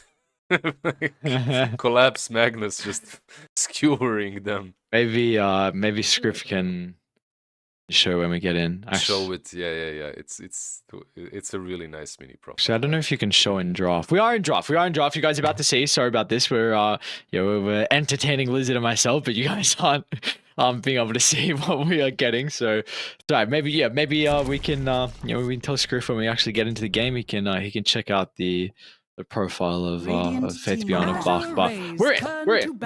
No more messing around. There's the upper bracket finals. One team with a win here in the best of 3 will move over to the grand finals. Will Team Zero to be able to have another bit of an upset? Or is it going to be a Zero Slardar ban? Quite interesting. Obviously, a lot of respect. And maybe this is sometimes what can happen in like a long bracket run or a long tournament. Maybe one team like wins with a hero and all of a sudden they recognize like the true strength of it in the break. They start to craft some different strategies. And the Slardar is definitely someone who you can build strategies around. So kind of interesting with that ban from Azure. Yeah, they ban it, and some other teams are even trying to play the Clinks, right? Like they're snatching that Clinks away from them and playing it too. So these heroes definitely rotating into meta, some nerfs to everyone else, no buffs to them, but people just realizing, hey, we can actually play these guys. They're actually pretty strong. And I don't know where Slardar went. For me, he looked absolutely broken, as so many item builds work for him, and he could itemize in different ways and disassemble things. Like he can go Echo Saber, go BKB, so many nice things. Like you could go straight Blinks, Aghanim's Orchid. Just a strong hero in general. Can be played mid like we saw in that first series today. And Azure, they open up with a DK. Timber is banned out. What is the actual answer to the DK though? Like I haven't seen anything that really wrecks him. Usually I see people go for Hoodwink very early on. At least as a support, you get that break, you get huge burst against him, which is nice. But okay, this is your laner, right? Like this is a decent lane against him. Overall, Kunkka, I feel like soon we'll be rotating him into bans as well. In regards, go. Sorry, finish your point. Yeah, just the first bans. I mean, that's all. In regards to the DK, I think, the Hoodwink, of course, makes a lot of sense with the Sharpshooter. I think you can take a different angle with potentially just picking a Lion, because we know eventually, like, this hero really plays off the back of just the Manta illusions. I think Lion can be kind of valuable in that aspect. Okay. It's percent-based damage, but we're not really seeing that at the moment. We're not seeing any Vessel builders. That's a big thing. Timber is good, but he's always banned, right? Like, that's the... Yeah. I've seen some teams try even a Slark and just get on top of him, but Slark is kind of dead at the moment. Yeah, but yeah, where that hero is. We have two guys that are all bulky, all probably going mid, Kunkka, DK, but also very 10 flexible. Like you can seconds put this remaining. Kunkka as well on offlane. Team Zero did win against 5 Kunkka seconds remaining. twice in a row versus Radiant team G2IG. pick. This time around, they pick it for themselves. They ban out the Lifestealer, which makes you think. It doesn't necessarily have to make you think this Kunkka is offlane, but it's a possibility, an easier possibility now for Team Zero to put him Azure on that Rays offlane. turn to pick. I like that pick a lot. This is something that Azure, they will often first phase, and sometimes if they don't first phase it, they'll pick it like immediately in the second phase. So it's a bit of a block pick because you have FY that plays an incredible Batrider. Tian Ming plays it as well, so they play it in 10 both their seconds support roles. remaining. And I think the hero does far too much as well. I'm really 5 never seconds upset when I see like a Batrider on a team with what he can provide them. What is it that you like the most about him? Is it the damage? Is it like the map vision? Is it the lasso? What do you like the most? Because for me, he's very ambiguous. Like, Azure for me, Rays Batrider is very similar to a Terrorblade, but with a better ult when he's played on 4. You know, like just does a lot of damage, slows, and then has a better ulti, of course. But that's it. It doesn't do like one concrete thing like Tiny. Jumps in, Yeah. it 10 isolates a seconds target, throws it remaining. back, burst damage. But Oh, dies yes. really 5 nicely, and seconds the remaining. laning against him is terrible, right? Yes, to do. yes. But very, very difficult. I think there's a lot of benefit to the Radiant hero team that pick. he provides you. Azure, I need Lesh track in the second phase, so Ori's going to get his Lesh. Crystal Maiden. And Zero going to be able to respond with a Razor Crystal Maiden, so showcasing a couple more cores. So Razor Kunkka, two carries, 2 cores, of course, on 10 Team Zero, seconds remaining. mid and offlane, or offlane and mid, not sure, but they're saving 5 that carry seconds for last. remaining. Meanwhile, Azure also kind of revealing the Lash and the Dragonite, but also you don't know which one is going where. They could swap things up. Most likely, like you said, 90% it is Lash mid, which would put more likely, I guess, Razor mid, right? Or do you still prefer? Would you still prefer 70 Kunkka here? It's I think flexible for them, yeah. I'd like the Conquer, I Azure think, just because Rays to say turn to the battle. Lesh may be vulnerable to rotations from the CM and the Batrider. I'm not sure where the Zero was a couple of games previously when Razor was picked. We were calling for it every single Radiant team back. Razor game should be countered by a Morphling. I feel like it's no-brain pick, just very strong into the hero. Doesn't care about most of these guys actually on Team Zero, so a really nice pickup. And your cores are set on Azure. 10 seconds Actually- remaining. Yeah. Sorry, go ahead. I was going to say, I think the Radiant Lesh kind of team covers back. some of Morphling's weaknesses as well. Like, you can't really think of any illusion heroes for Team Zero because the Lesh will deal with it. Yeah, and another thing about this Lash is he doesn't have to go mid. Like, you can flex it to 5. Yep. You could even put DK mid, Lash 5 with Morphling and Tiny plus 10 last pick seconds Fate remaining. Beyond Bach for offlane. 5 They kind of seconds think that's the remaining. case. Like, the Queen of Pain gets banned out, which one of the more difficult matchups for the Razor to play into, and the Batrider as well, for that matter. Azure Rays What else? turn to Bangle ban. here. Not too difficult, but also a hero that can play against Razor with swashbuckling back for Ori. There is, if you really want to go that route, like there is Puck still left in the pool, but if you play Puck, it's not that great. The Kunkka can be 10 mid. seconds remaining. And Team Zero most likely is putting that Razor mid no matter what now versus 5 Morphling, seconds right? remaining. I don't know. I'd rather put Kunkka offlane than the Razor. Both can go there, of course. What is the carry then, though, for Team Zero? You need a way to take objectives. You're severely lacking that. There are different options. Like if you're calling this bluff, because you'll have the Azure ultimate Rays last turn pick. to I think pick. it's maybe a little bit easier because I'm thinking you can even go for some illusion-based heroes. You are playing into Lash, sure, but if you know that Lash is a support, then whole world opens up for a Naga that isn't banned up. Same with the PL. 10 If you seconds want to go a remaining. different route, you can go for something like a Drow, something ranged that deals with Morphling 5 very seconds nicely. remaining. What did you have in mind? Tell me. No, no, I don't mind the drow, and I like because I like your point about the Lesh as well, because Radiant I was actually team thinking like the Lesh would prevent the illusion heroes, and I think it probably does now with the Mirana getting picked up, because Lesh will be core, so maybe it does prevent those illusion heroes, and maybe you do look for the drow. This is something that Erica really used to like in the past. He played drow a lot. Are you First- sure this Mirana is a 10 support? seconds remaining. Can they have Mirana mid versus Razor because of Leap? 5 Like it seconds used to be remaining. the old school counter to Razor. I still think that you are correct and that it will be a support most likely, but there's still a bit of flex for them. Yeah, but I really hope not. I think this hero is like just solely support. Okay, I think Lesh would be fine. Who was it that ran Mirana mid and did well? I think GPK or someone like that. Someone in the last tournament did really well with Mirana mid, like just the Gleipnir and crit and right click damage, and looked pretty damn solid from the mid lane. She can dish out a ton of damage early on, but I'd rather have Lash for sure as well. The guy's looking like in a really good spot. And you'd be playing Mirana core into Kunkka, which also isn't super nice. I actually can't think of a hero. In BKB because What- of Lesh core. I think you need to take towers. What did we say? We said Drow, right? I think Drow looks the best. I thought of like, I don't know, I even came up with Weta, but I don't. That hero is not very favorable at the moment, and into Lesh. It's pretty trash. Yeah, I'd just at the rather a moment. Drow. I mean, some Alchemist if you want to go aggro mode.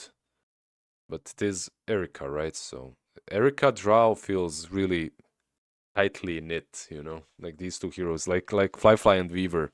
That's Erica and Drow for me. Let's see. Question's about to be answered. 20 seconds left for Team 0. Is Lena Drow banned? Ranger. They do Drow. Choose Very your good call. hero. Very good call.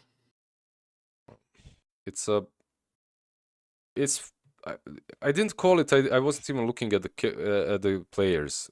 I wasn't thinking if it's Erica or not. But Nah, but you if said I remember correctly, Drow. Yeah, he plays a lot of Drow as well. Yes, so he does. and it's good versus Morphling, so makes some sense. Now, Oh, not bad. Yeah. we'll say the early game is still always my biggest concern of Drow. You're gonna have, at some stage you are gonna have double blink, DK Tiny, are gonna have their blink daggers. You're gonna have like very easy ways to take objectives. So out of Dragon form with the Lesh track, I think Ori's one of the best Leshes just behind Quinn. I think he plays this hero incredibly well. And with the open map to be able to run, you might be able to pick the Drow off a couple times inside the jungle. And this hero's farming speed is, I think it is a bit slower than people truly give it credit for. I do wonder what the build's going to be. If it is like a Scepter Rush, then your farming speed's a little bit faster. But I think overall, like in this game, you're going to have the Razor and the Conquered to be able to play in front. You're going to have the Bat Rider to be able to get initiations, to give you information and to be able to cut the wave. So I'm just a little bit concerned about the early game for the draft. That is my worry. I'm concerned about the lack of stuns until there's some Torrent Storm on Kunkka that he gets Axe. Because you have none. You have Lesso and you have this Frostbite, which isn't really that great. And you're playing into Morphling. Like, you have pretty much no catch for him. Like, Kunkka up front is nice, sure. He's giving you that front line, but overall, I'm not sure. I feel like their draft, even though it's nice, and the last pick was probably the best thing they could have gotten versus Morphling, it's lacking some ease of execution. I do not know what that is. Yeah. Something about water.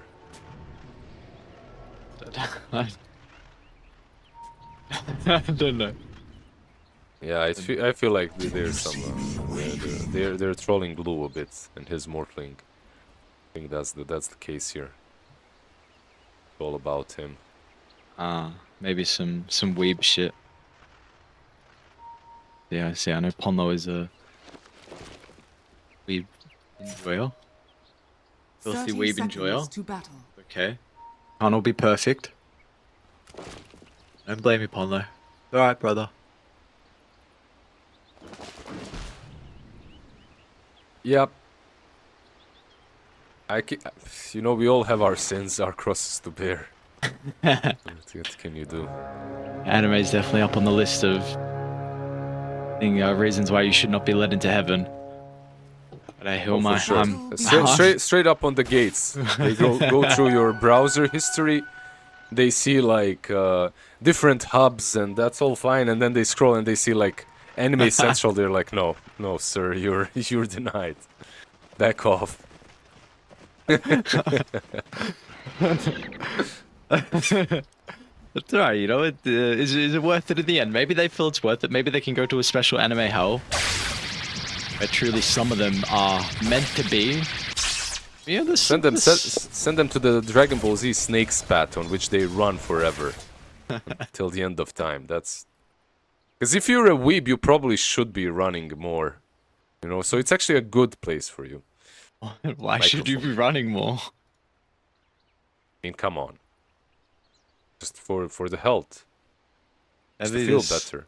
Just feel better. For mental and physical health, actually. Just for the betterment of your being. Have you noticed there's some like absolute jacked weebs? Like there's some crazy, like, not that I've seen, but there's some crazy gym. I've never seen a jacked weeb. No, you haven't? There's some like really crazy like gym anime, and people go like real heavy into it. So. Gym anime.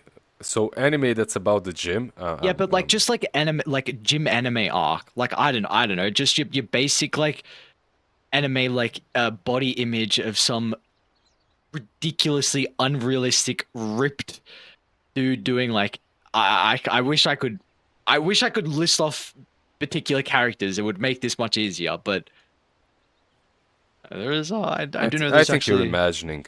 No, like literally, like there's a decent chunk of anime fans in the gym community. All right, yeah. Back to gym. It's always the same. Like that's the problem with two of us casting together. It all circles back to gym. You have learned No nothing. matter what's going on. You go gym We're today? gonna find a way. Oh, We're gonna find a way to. What? No, keep going. Yeah, but you woke up and started casting straight away. Never mind. Yeah. I woke up at 4 a.m., but I went last night. Yeah, but are you gonna go tonight? Tomorrow. Not every day anymore. Is today supposed to be your rest day? It's every other day for me now. I'm no longer a 6 days goer. No longer that guy. The body's it's not keeping up. Yeah. Not keeping up, man. Mean. Happens to everyone. Maybe. Okay, I have a really important question for you. This will be interesting. Yeah. So if you open up the heroes, what are the top 5 gym goers, like top swole heroes in Dota? Yeah. Wait, I real think quick Mars, as well.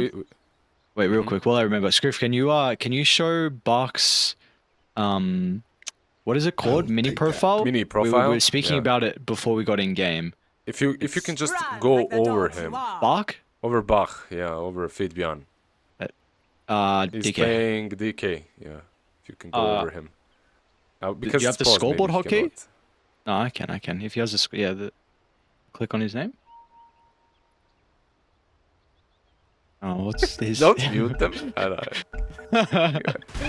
Nah, that's not it. No, never mind. Oh. It's like the mini profile where they put the Oh, you're so the close little there. gifs and stuff. I think if you hover over his name. Yeah, there it is. Oh, there we go. See, that's what you're talking about. The lab's carrying Spear with the magnet. That's a good one. It's actually a really good one. I appreciate that a lot. Alright, we are back. We're underway. Sorry about the pause, ladies and gentlemen. We're ready to go. Some pain never goes away, you know. Some things hurt forever. No, and that one definitely left a bit of a sore spot for Mr. Bark. He's gonna help swing over and protect FY with the pull.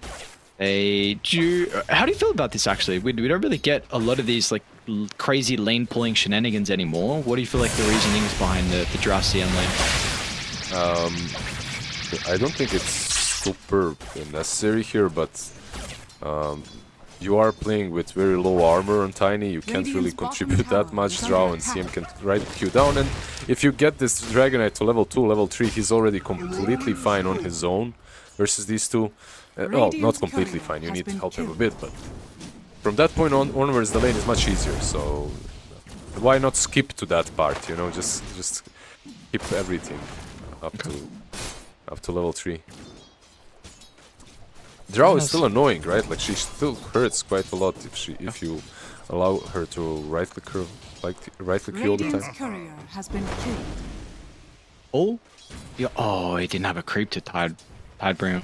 Unfortunately, would have been a very cute attempt actually onto Lowe's Morphling. But particularly with the top lane, do we feel like Ponlu is going to have a kind of a free lane to be able to go back and make a lot of stacks? We've seen this has been a very vital thing for the Batrider's success and his team's success as well. Yeah, I think so. Like Kunkka, same like Dragonite on the other side. Maybe not as much, but very similar.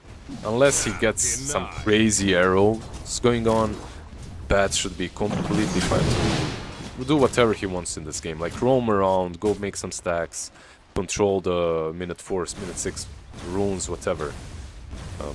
As long as the camps are blocked, Kunkka is really unzonable by these two. What's lost of that mid lane? Looking like it's pretty even at the moment. I don't think there's going to be really too big of an advantage. Or he's gone for a 1-1-2 build. We see it can be a little bit more different depending on the mid lane matchup compared to the support. It's pretty much only the 0-2-2 and maybe putting points in split Earth if you have a stunner in the lane. Yeah, it's really nice to have Edict against Razor because he can't chase you, right? Like he step against you, you pop Edict, and as long as there are no creeps around, he cannot fight through you. It's something like a DP versus Razor matchup. It's always very interesting because, of course, it matters who has more farm and everything, but it's kind of funny for Razor. He wants to go in and suck your damage dry, but at the same time he cannot because he's getting hit by, in this case, Edict, in the other case, Ghosts.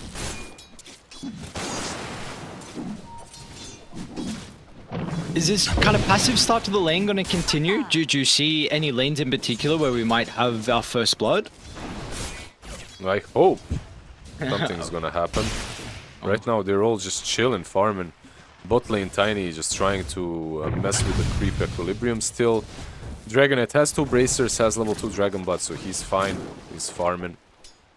But very passive. Yeah, maybe some toss back once Tiny is level 3, but all the creep skipping left him severely underleveled. But at least this have given Bark a good time. Very good start. Double bracer, level 4. Have seen though Tiny have some issues with being able to get a fast blink dagger timing in some levels, so... And they've done lately the games that we saw on the less track for Ori, which I believe is only 1 game so far. They did a really good job at making a lot of stacks in the Ancients as well, so yet to do that at the moment for Dire, and Ponlo's yet to go back and make some stacks as well for Team Zero.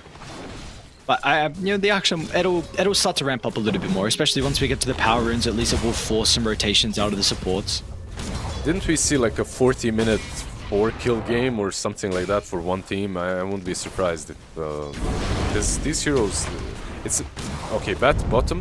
Let's see. This is the move. And the move's going to result in a kill. FY is going to do his best at a shot. Of Actually, course, though. TR Ming will leap in. Hang on a second. Bark's actually going to live. And now we can turn with a Breathe Fire as well. ZZQ is going to be chased down. And why has arrows just still. doesn't have the damage at this stage. Point Blank Arrow will keep FY alive, and a great counter rotation out of Tian Ming. You know what next voice line? If you go to TI, can you please do that voice line? Call an ambulance, but not for me. Like that's the perfect situation to spam it right there. Nothing for you. Yeah, they tried to go on Kunkka. He's sorry, on DK, but he's so tanky with Dragon Blood. Plus Breathe Fire, reducing your damage. Most of it where the right clicks from Drow. Such a nice reaction from Mirana. Damn, like most teams will just give up there because it looks like it does seem like it just killed Dragonite. That's it. It's a very unconventional skill build, is it not, from Tian Ming? 2 points arrow. I suppose it's because of the Radiant are scanning. DK It's Tiny. not super. It's not super unconventional. Like it depends. Some games you can go with more arrows, some more Starstorm. For me, it depends on if I have setup or not. Like if I have setup, I can go more into arrow. He doesn't truly. He has a stun from DK, but still not a bad level 2. Here we go. Oh, I saw. Here. It's a lot of damage. In fact, they're actually going to be able to get the kill back. He's got an early 6. They're going to try and TP70 down. At least he's got ZZQ to be able to play with, but a couple leap charges will break the static link, and without a haste. And 70 wasn't. They're coming. Lesh is coming as well. Yep, they're responding perfectly. Ori and FY as well looking to get involved, and Razor, he stepped back forward. Maybe not thinking that Ori was actually going to look to join, and now with the damage from the Lesh track Azure. That's Bottom a wipe lane is almost. just... It's turned disastrous this side. 5 kills, 2 minutes in. Ooh. Is this what you wanted? This is what you called for, at least. You wanted some action. Yeah, just nicely done by Lesh to not get spotted down bottom with that rotation. They see Drow again. Not gonna go though, this time around. Nicely done. Such a nice rotation by Ori. Doesn't even use the TP, just runs down there. Probably will do something similar again, because minute 8. Never mind, top lane. Polno gets the rune, and you talked about the stacks. He's already made, what, 3-4 stacks of Ancients? Okay. Okay, this is really not good now. This is pre-blink DK. And he's already got 1300 gold with Preds completed. He's gonna rush blink because of the arrow getting leveled up here, and what is the playmaking potential in Team Zero? Pomlo's gonna soak some of the experience from Ori? No way. No way this is happening. Maybe... Nah, Pomlo doesn't want to go for it. He's so hesitant. Tia Ming's going to be able to TP him. He's arrowed. Toss back into the arrow. And now 7E, he's just going to die? Maybe not. That's a big one and raindrop. Yep. Very close. If you didn't have that, man, this game could really start to get ugly quick. Yeah, nice. At least they recover a little bit, and also that arrow, because of the tossback, was almost melee range. So by the time he was on the ground, the stun was already gone. It almost looked like he wasn't even arrowed. Nice recovery, at least slight recovery by Team Zero. They also have a lot of stacks to farm together. Like Bat plus Razor can farm it, Kunkka can farm it. Even Drow can join in with some multi-shot. Overall, they have enough stacks to recover from that 5 kills advantage that Azure got. And you would definitely say probably the big advantage right now from Team Zero is the net worth on Beyond. This is going to be the big thing. The Torrent Storm, I mean, we've seen it time and time again, what the Conker's able to do in team fights. You could definitely make an argument for him going Blade Mail first, especially versus the Leshrac.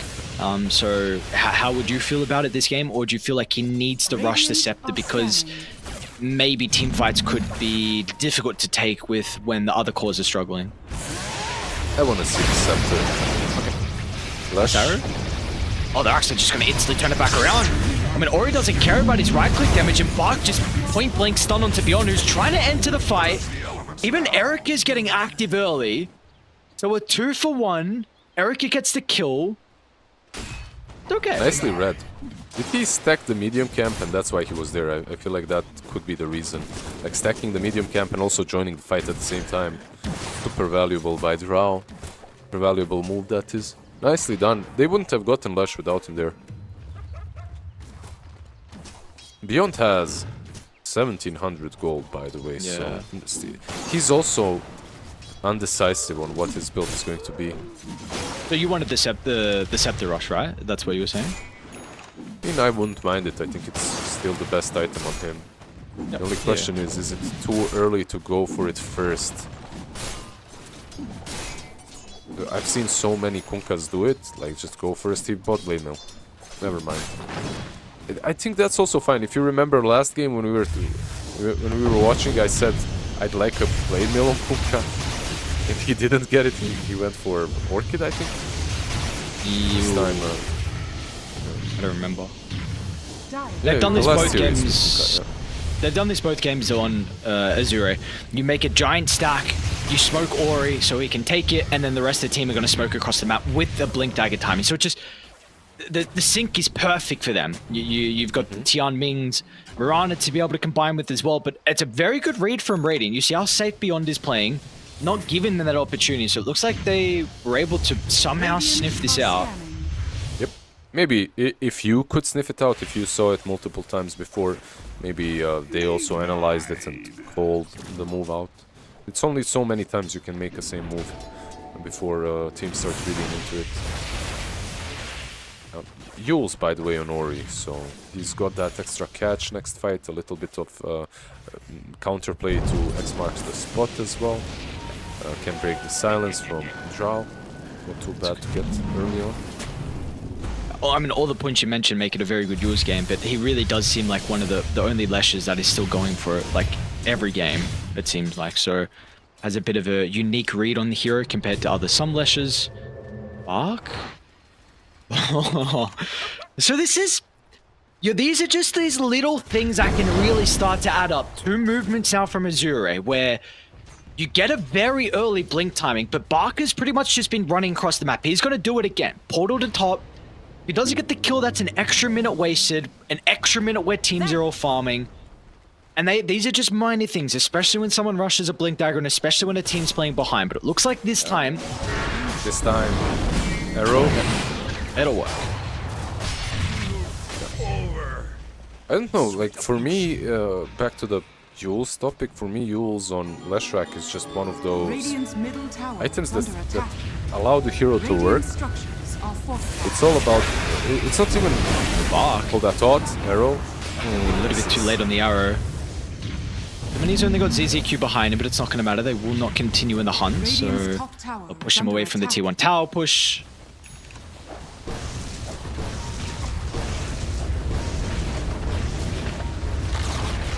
They're pushing top instead. Can go, let's see, just a little bit further. That dragon form is still there. Minute 14 wisdom room perhaps can be stolen by one of them. 10 min. So back to the Yules talk. What were you mentioning about it? Yeah, I just feel it's essential. Or he's actually going for the kill. It's not even only about like all the points that I made earlier. It's just the fact that you can reset while you're dealing damage. Yep. One of the best things. Like you can use yourself while you have Pulse Nova and Diabolic Edict around you. And just even the other components, movement speed on this hero is incredible. Like, you want to be in the middle of the fight. Movement speed just enables that. A little bit of mana regen. Like, everything this hero really needs. It's been like a... It's a classic Yules buyer. I even think of like Death Prophet used to be one of those as well, just very similar to Lesh. You want to be in the middle, Spirit Siphon, Yules, by the time you land, you've got a bunch of bonus health back, the Exo's still doing the damage in the air. They're just, you know, they are your classic old style item builds on these heroes, and Ori he's an old style player. This guy's been out for a very long time. Yes, he has, and on Lesh in particular, he's been doing really well in, I mean, on many heroes, but Lesh, like you said, one of his signatures. I'm waiting for most likely FY to get his blink as well. They have this Dragonite, and he's been, Fabian has been moving a lot, making a lot of plays. Let's see, he's going mid. He has Dragon Form as well. 70. Mark's in a bit of an awkward position here now, and Pomlo's actually going to be able to reveal his own blink. Right into the boat combo, the Dragonite. First to take a tumble. Gumming's out of leaf charges, and ZZQ's going to be able to close the distance as well, so it will be a double kill for Team Zero. And a great response from their own smoke. Again, importantly, YSR's going to get involved, so catching up in the net worth is the Drought, and Beyond gets closer to the Aghanim Scepter too. Really nicely read. Really nicely read. They saw that Lesh was just pushing kinda alone, and they responded just by knowing that, okay, he's not really alone, he's just pretending. They're making a trap.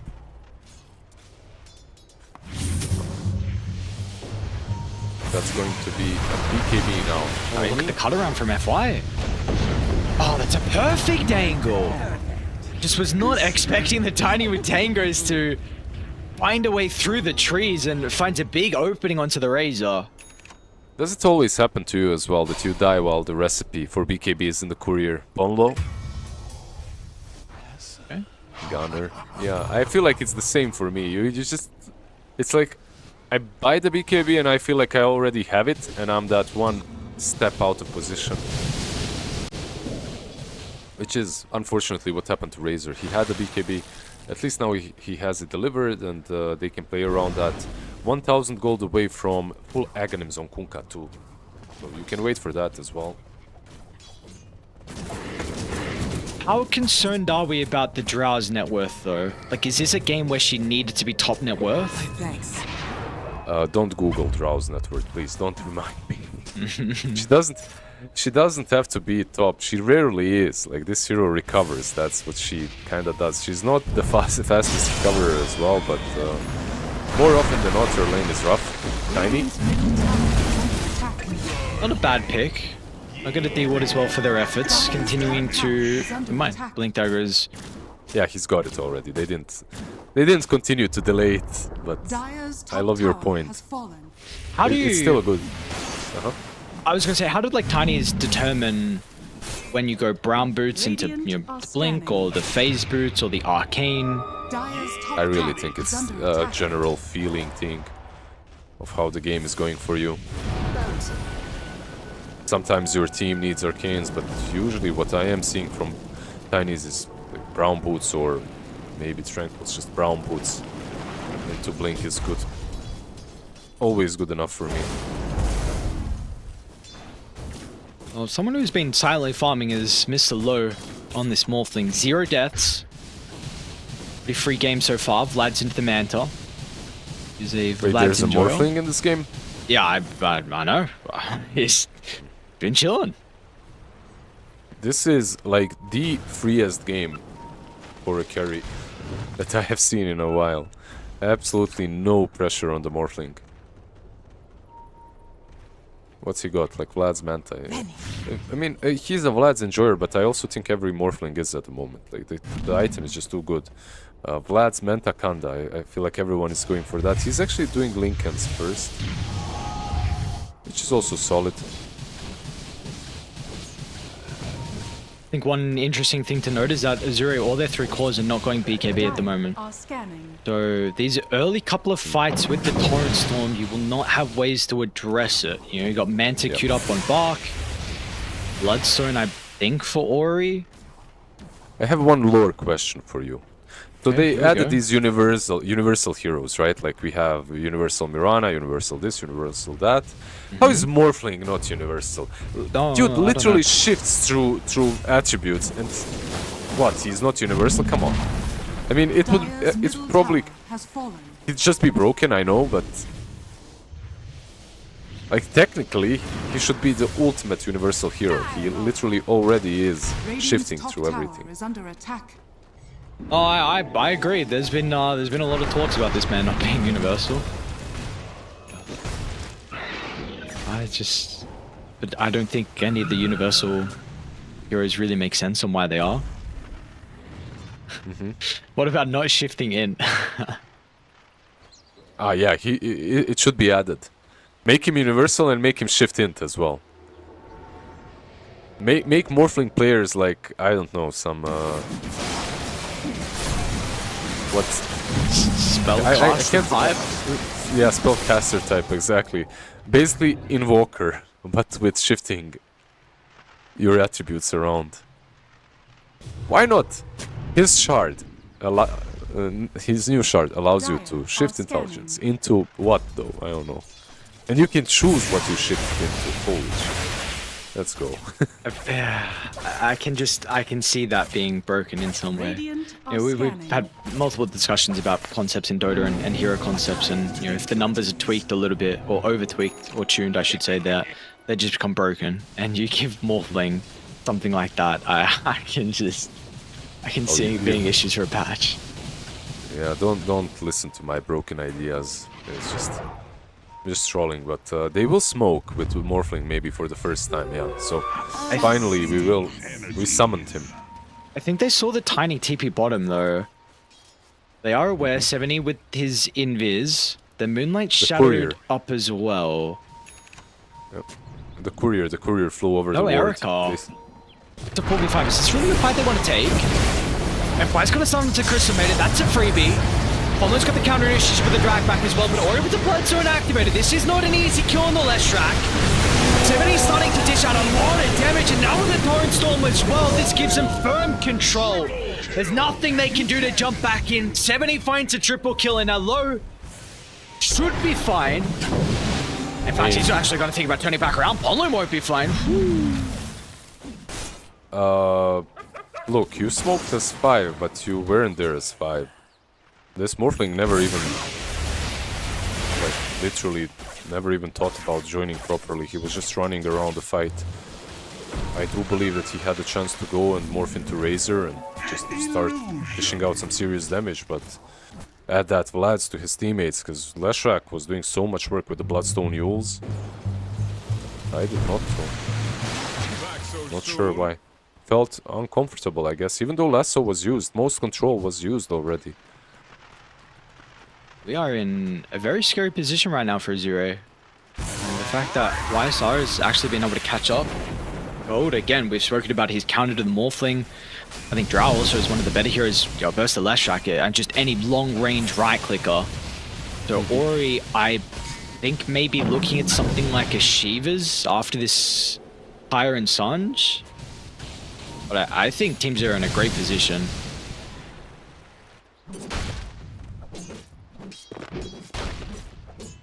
Yep, I agree. Just that first smoke that they made with 5 heroes didn't really connect properly on Azure, and I feel that it should have. But yeah, FY might be in a bit of a problem as well.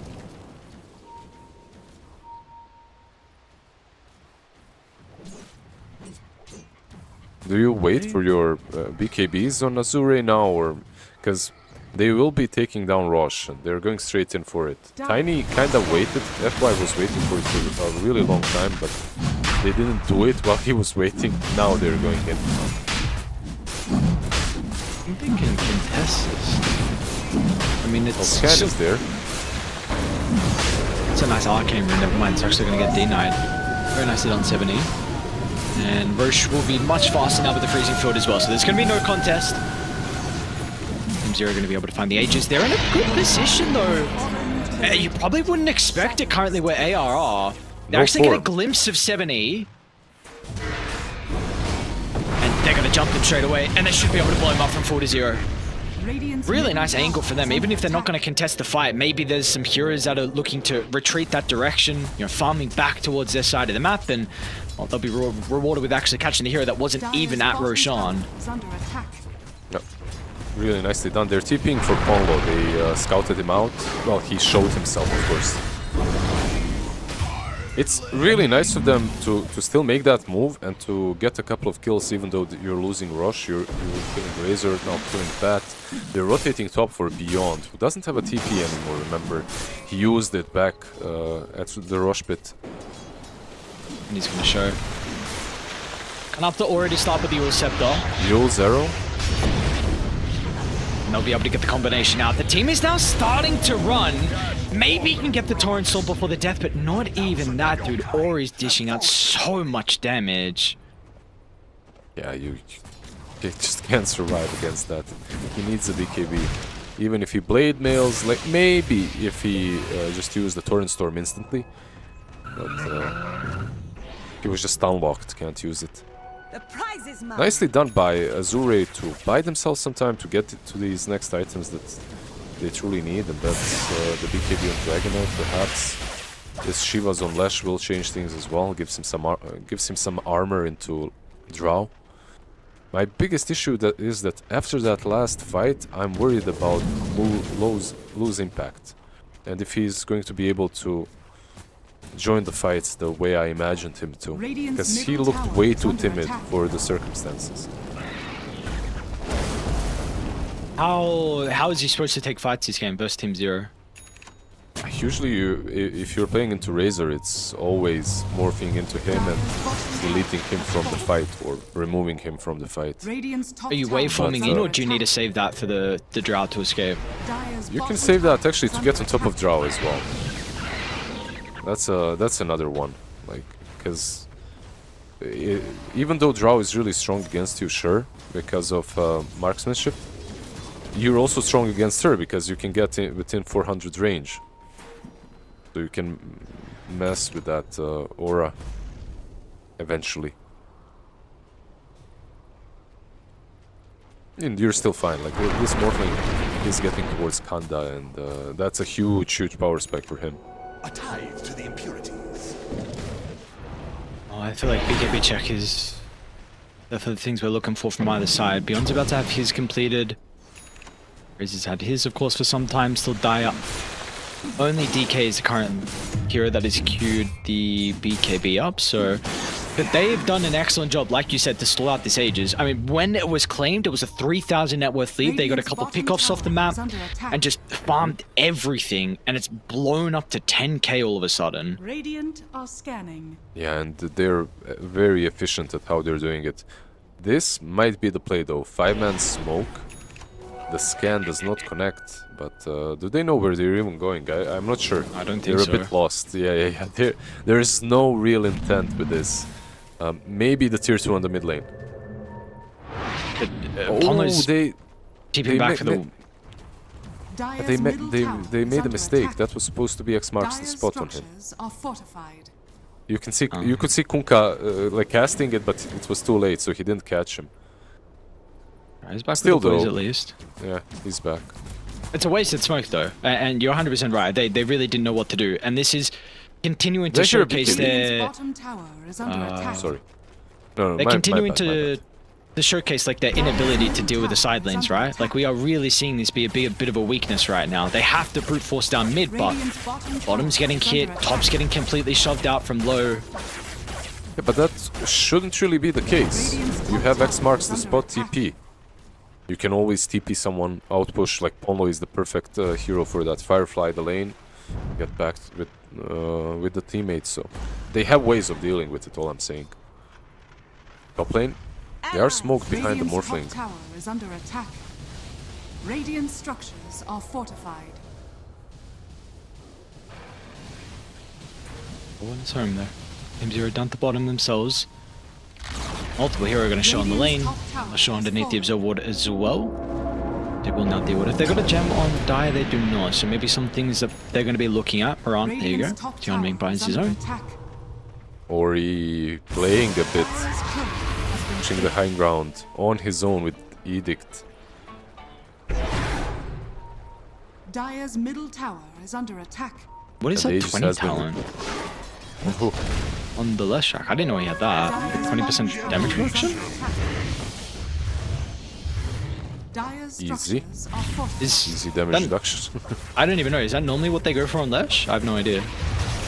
Would you go for anything else than a fifth of the enemy damage disappearing yeah. when I you're mean, yeah, that's using fair. ulti? 7E, he's in. Is this an easy kill though? Maybe it is. Okay, Yule's gonna be able to dodge the boat, but the turret's not committed. There is no escape for Ori. And Bark has to use the defensive BKB. Now down to the south as well. Fi tried to find an angle for the backline, but look at the formation set up around YSO. He knows with 2 pickoffs, he can actually force stuff in aggressively, and Low once again is really hesitant to enter the team fight. He just never saw that one chance, that one window for him to jump in. Yeah, he needs to start joining these fights or he's gonna break some records when it comes to least damage dealt as a carry in a game. Dire's bottom tower has fallen. This is looking really rough, like your Lash is going ham uphill and there's absolutely no follow-up and they're going on him for such a long time, but still. Yeah, I literally, my mind was like, okay, what is he waiting for? If he doesn't feel comfortable now as a Morphling, he needs a BKB and that's it. And he queues it up straight after that fight. So, okay, he will buy a BKB and then there's absolutely no excuses for him not to join these fights. Torrent Storm is too damn good. That's one thing though that has to be said. And also, pushing high ground into a draw is always difficult. Even though it's not the base high ground, it's still, they have the vision advantage, the positioning is better. Mirana.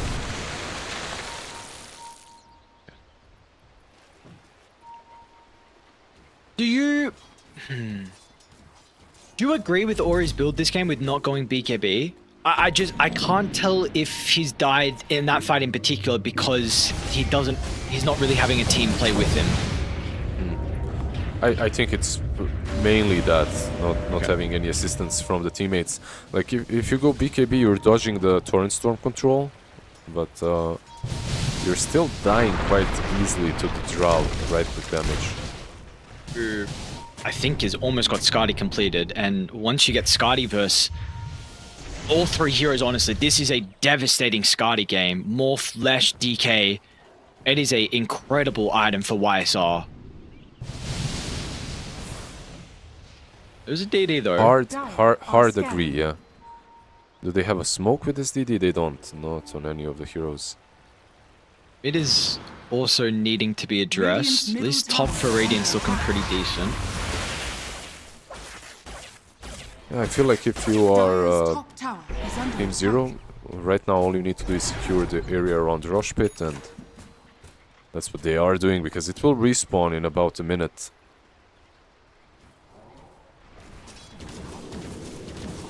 There's this DD has been bottled, by the way, so Lu has his Lashrak's bottle, or his bottle. With it he'll be able to TP down bot, maybe even go through Twin Gate, contest the rush. Do they still have a smoke on someone? They don't. That's kind of an issue. They can't really join. They can't really go towards the pit that easily.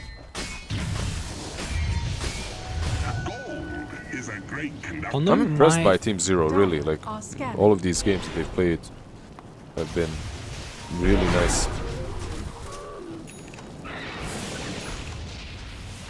Yeah, no, I think they've done an incredible job to put themselves in this position currently. Because the other game wasn't good, like the laning phase, I should say.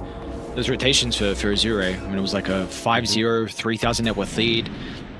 It's still 8k, so it's very close to the top position that it's been so far this game, but it really does feel like these fights lately have been heavily favoring Team 0. Yeah, they do finally have a smoke off cooldown. I feel like that's the only thing they were waiting for, because the BKB is completed now on Morphling. And I'm literally just going to keep my mouse on the Morphling to see what Lu does in the next fight. He has a DD, he has a BKB. Oh. It's time to shine. This is a all or nothing play. Very easy for them to be able to get onto the draw range in a position like this. FY gets the jump, and it's already a 4v5 to start. They're just going to commit for Roche. Mark's going to try and enter the pit. It's up to who's able to pick up the Aegis first. Mark on top, he's going to be able to fight it. And now your BKBs are wasted and they want out. Erica's going to try and force up TP. They won't have a cancel. Devonese running the opposite direction as well. If they only lose ZZQ, that is at least okay. I think that's a dieback, in fact, for him, but wow, that could have been much, much worse. He's chasing him on Morphling, but can't get the Razor. Yeah, how could it be worse? That was, I mean, it could have been. They could have been wiped, definitely. But finally, a really nice fight by Azure, and Dragonite is just so annoying when he has his level 3 dragon form, or any dragon form really. He just pops it and you can't click on anything. Of course he's gonna steal the Aegis. Whatever you click, it's either his wing, his ass, his tail, something. You got the banner too? It's just... yeah, he's got the banner as well. It's just so hard to contest him in Roshbit. Now you just have random split earths on the ground as well.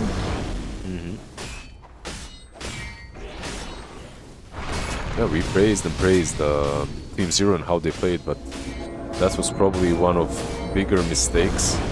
Just committing for Rosh the way they did without taking a fight first.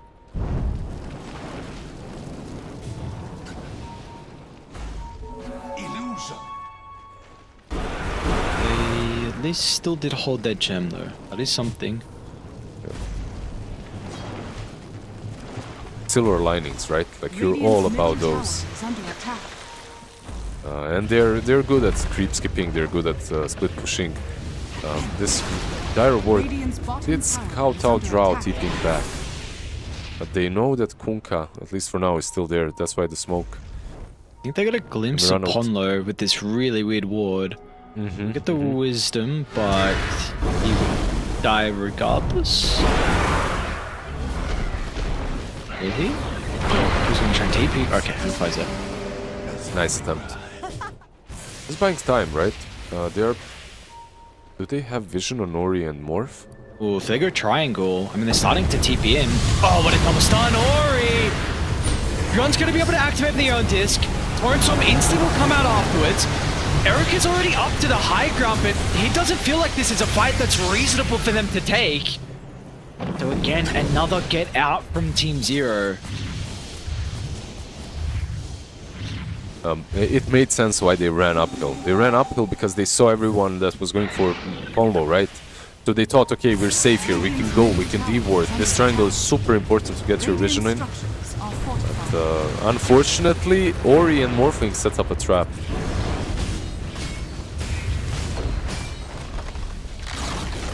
Radiant's middle tower has fallen. This should be the first Raxes. A Drow Ranger inside the base is a much scarier threat than outside.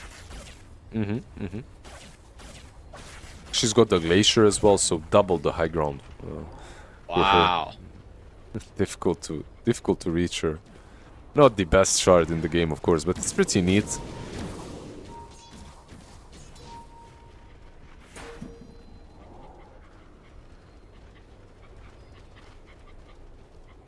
there anything new getting worked on? FY, dude, FY is so farmed actually. Lincolns. Well, they will be able to reclaim their triangle area, so at least they get the all-important D-ward. But what are they going to be able to do? 16,000 net worth lead has been picked up here for Azure. They've pretty much had at least the lead for the entirety of this game. And how do teamfights need to... what's the most ideal team fight for Team Zero in regards to how it looks and kind of the position it is on the map? Is under attack. It's really difficult for them to take a good fight right now, the way I see it. Like, it needs to be some BKB kiting into a really good Torrent Storm. Because I don't feel the Drow is bursting anyone down at the moment. FY, if they could lasso... Inside the river. Never get the stun onto Tianming. Oh no, but he just sleeps away. And at 70 has to pop a really early BKB. They're onto Ori though. They're onto Ori, but if they got the damage, it doesn't look like it. Eric is not here just yet. He's gonna now enter the Fate, but it seems like it's far too late. Stands on the Glacier. Oh, it's a big marksmanship block though. He gets the kill. Archenpie gets some distance away, but Low is hot pursuit. Once he's able to close the distance, your marksmanship is not a threat anymore, and your life will be drained as well.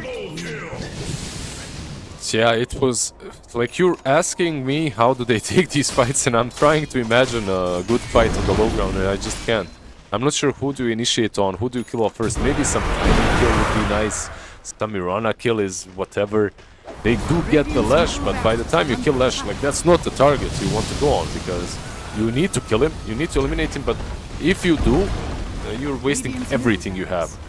And this is game maybe. They're going for Throne. There are buybacks on Drow. You gotta use it straight away though. Oh, yeah, the arrow! Oh no, that can't happen. You needed everything to go right on this defense. FY's gonna touch you off your throne. And the rest of Azure will be able to take the game one in the end. It was competitive for a decent portion of it, but we did really see, regardless, Azure, it was a solid performance from them. You know, there were some fights where Team Zero were able to take it, but regardless, Dire held the net worth lead for the entirety of that game. In the end, we'll find the victory 40 minutes in. No, definitely. Nicely done by Team Zero early on. They had a lot of really nice moves. I believed in their chances this game. I feel that they could have won. I feel that they lacked some... Torrent Storm is great,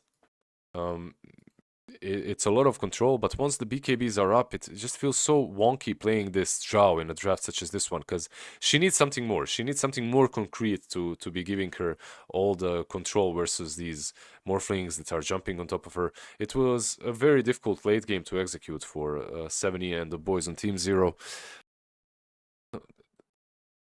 It needs to also be said that one Aegis fight completely ruined their chances. Up to that point, it was very competitive.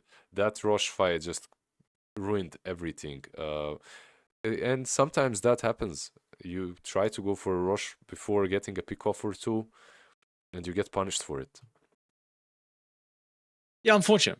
Unfortunate, because we did see some signs of life for Zero in this game, and in fact, more than just signs of life, it really felt like they were the ones, even though they had the deficit was like 3,000 when they got that first Roche, the pickoffs afterwards, then the net worth lead ballooned back up to 10k, and then that second Roche fight where Bark was able to steal it. But you know, we'll see. We'll see what they're able to do differently heading into that second game. It wasn't a blowout at all, but unfortunately, there were moments for them to take it. They just weren't able to do so. So game one, gonna go the way of Zure here. Of course, it is the upper bracket final, so we are here to determine who will be that first team to move over to the grand finals and play that best of 5 tomorrow. Still waiting to see who the winner is of the other series as well, but all our eyes and our attention is on this important series. Zure up against Team Zero, game 2 after a quick break.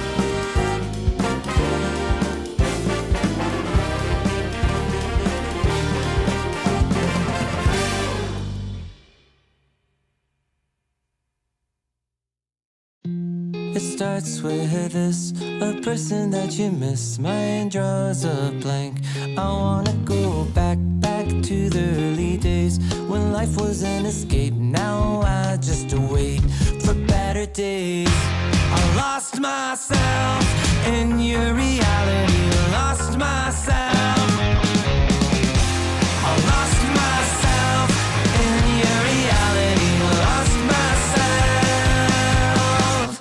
I feel that life, according to a friend, we're all shrink wrapped in families and making ends meet, stuck in jobs we'll never leave. I never wanna be like that, so I wanna go back to my reality. Wanna go back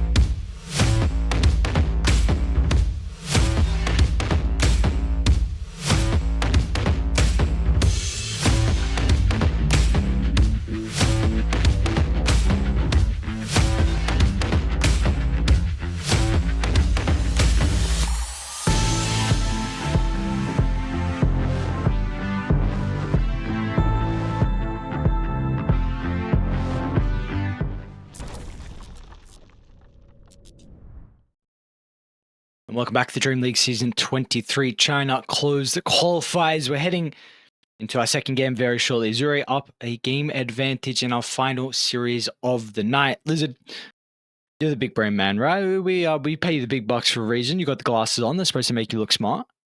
What Team Zero need to do? The only reason why I'm wearing them.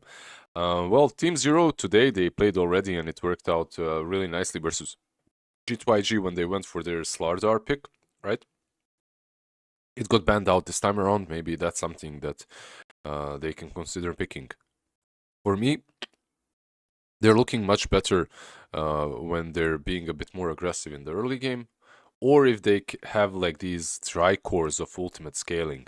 I don't know. I feel like they over-prepared for G2IG, but maybe didn't prepare enough what happens in the case that they win. Because the way they drafted and played versus G2IG, it felt like everything was scripted. This time around versus Azure, yeah, it's looking a bit iffy here and there because Azure is also banning out some of their heroes. So Azure obviously prepared for whatever Team Zero was bringing to the table, such as that Slardar. So yeah, I don't know. I like their Bloodseeker offlane combo with the Centaur bait on the Lifestealer and the Weaver pick. Maybe that's something that they can recreate. I don't know if it was me that had the connection issue. I No, think it was. It's like 2 players on Team Zero. It seems that way at least. 2 of them are not in the lobby. God damn it, Lizard. Why is it your fault? It's always me. Yeah, I know. That's why I blamed you. Always me. That's, Should I kick someone from the channel again? Are you that? No, you're not the host. I'm not the host. No. How do you can, see who the host is? The top right in the. Yeah. I see. Judy is okay. Yeah. It's okay. You know, Judy's doing all the kicking we need for us. So, we'll see. Maybe Judy can let us know what they can do differently heading into the next game. I know in the other series, G2IG won game 1, 23 minutes in. Game 2, I think, is already off to a start. Let's see. It's 7 minutes in on stream. 1-1. So let's see. I want to take a look at the bans or overall what was in the first phase. We had a Zero was playing with second pick. The Timberchen Shadow Demon Gyro copped the ban. Gyro's a little bit interesting. We have seen Azure actually pick it up a little bit though. But how do you feel about Gyro cop though? Is that first phase ban worthy? We have seen some IO gyro combos, and we have seen some gyros be played on 4 and 5. We have seen some gyros on safe lane. I don't know if he's first phase already. I don't think so. I think there are other better carries at the moment. Even after the 735D, was he buffed in the last patch? He wasn't, right? Like there's nothing that got changed about him. Wait, I'm searching gyro. EFG. I still know the alphabet. He's not there, yeah. Really? Nothing absolutely changed. You know the alphabet? Can you believe it? That's pretty impressive, man. But I can only count to 10. You can't have everything in life. You can't, unfortunately. It's a difficult thing. I know the alphabet, count to 10, count to 1,000,000, not know the alphabet. It's like, which one? What would I prefer? I don't know. Like, maybe knowing the alphabet might be. It's It's a trade-off. It's a trade-off. Just But as you're a caster, knowing these letters is probably more important. What's happening with this lobby? Are we supposed to kick was someone that a again? roast? What was me knowing letters thing? What do you mean? I'd never roast you. You're my casting bro. I don't know. I don't know what the point was there. I don't know if there was some like sly roast hit in there that I've missed. Absolutely not. You, as an Australian, you never miss. So that's the best thing about you. Every single kill, the camera is on them. Whenever you're casting, whenever you're obsing. Oh, mate, don't you worry. 10 seconds Star. remaining. I don't know. I got us. And if I ever 5 miss one, seconds Scriff's got us. So it's a deadly duo right there. We don't miss no kills. Yeah, I could jinx it. Hopefully I don't jinx it. Have I got any wood nearby? Do you believe in that? Are you superstitious? Here. I knocked the wood for you. I have some Thanks, brother. wooden table right in front of me. I am super superstitious. I know it's all stupid, and I don't believe it. I don't believe in any of it, but like in my mind, it kind of grinds my gears. You know, like I have this OCD that's 10 telling me, seconds remaining. yeah, that's gonna happen now. You know. But I know it's not. I know it's irrational, but it still bothers me. Turn to ban. I told you about the branch, right? Like the lucky branch. True, Don't true, sell true. the branch. Keep the branch forever. 10 Is there any seconds like remaining pre-game back. rituals you had when you were playing? I don't think I ever washed my face or anything like that. Like pre-game at 10 least. I seconds usually wash remaining. my face, but not before the game.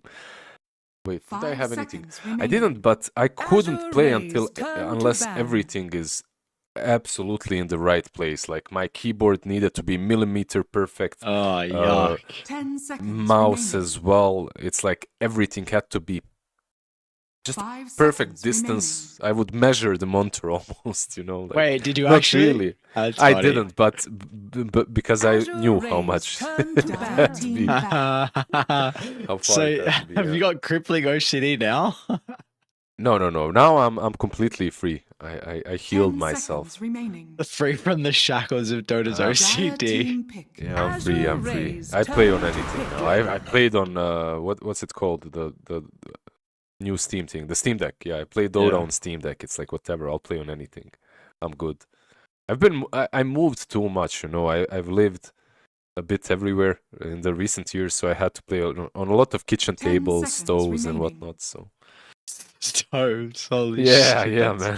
5 seconds That's a remaining. that's a DJ Windows. gamer move right there. Yeah. That's so crazy.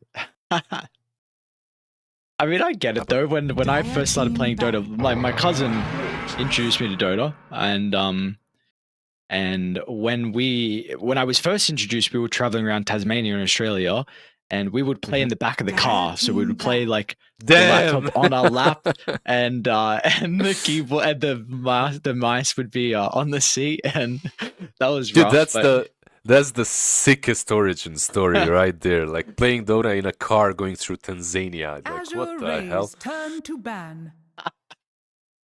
Yeah, that was That's good. just amazing. I love that. I love that. Did you like? It's like what it reminds me of. It reminds me of those NBA pros playing StarCraft on a PC while flying from one game to yes. another. Yeah, I've heard this. 10 Yeah, seconds Yeah. remaining. There are That- pictures.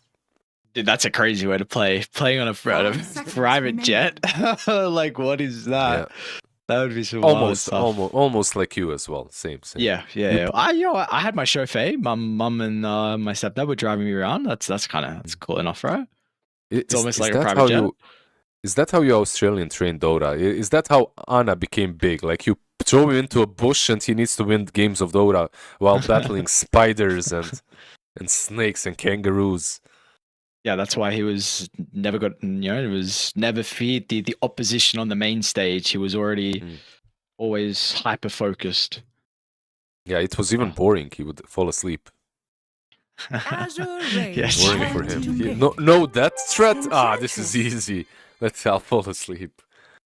But Enchantress, by the way, Enchantress Centaur for Azure, so they snatched that up, and they also don't ban out a Lifestealer, but they ban out Slardar. And if you're Team Zero, you have to be baited into Lifestealer 10 here. seconds Like you see the remaining. Centaur, you also see there's no Slardar if Centaur is 5 relegated seconds from remaining. offlane to some 4 or 5. Just feels good. I don't know. I'd pick it. Maybe not Dire immediately though. team Maybe in the I next speak for the stage. cheese. Ooh, the forgotten hero almost. Not almost. Like I'd say completely. He was so hot. Like every single game was all about his profit, and 10 seconds remaining. completely unpicked now. What happened to him?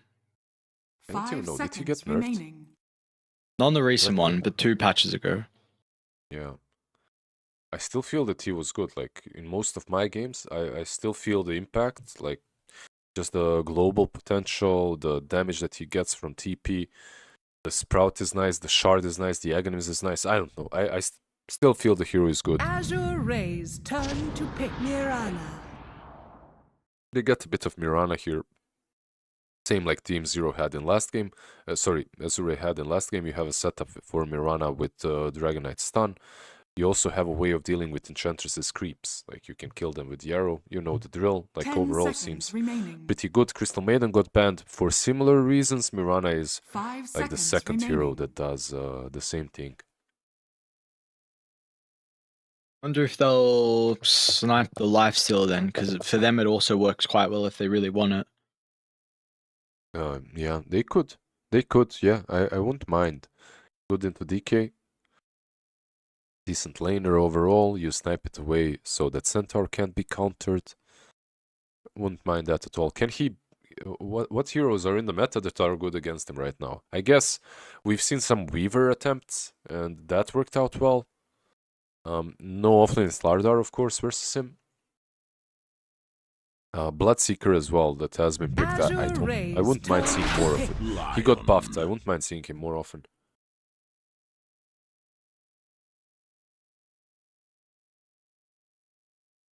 How do you feel about the support duo on Team Zero though?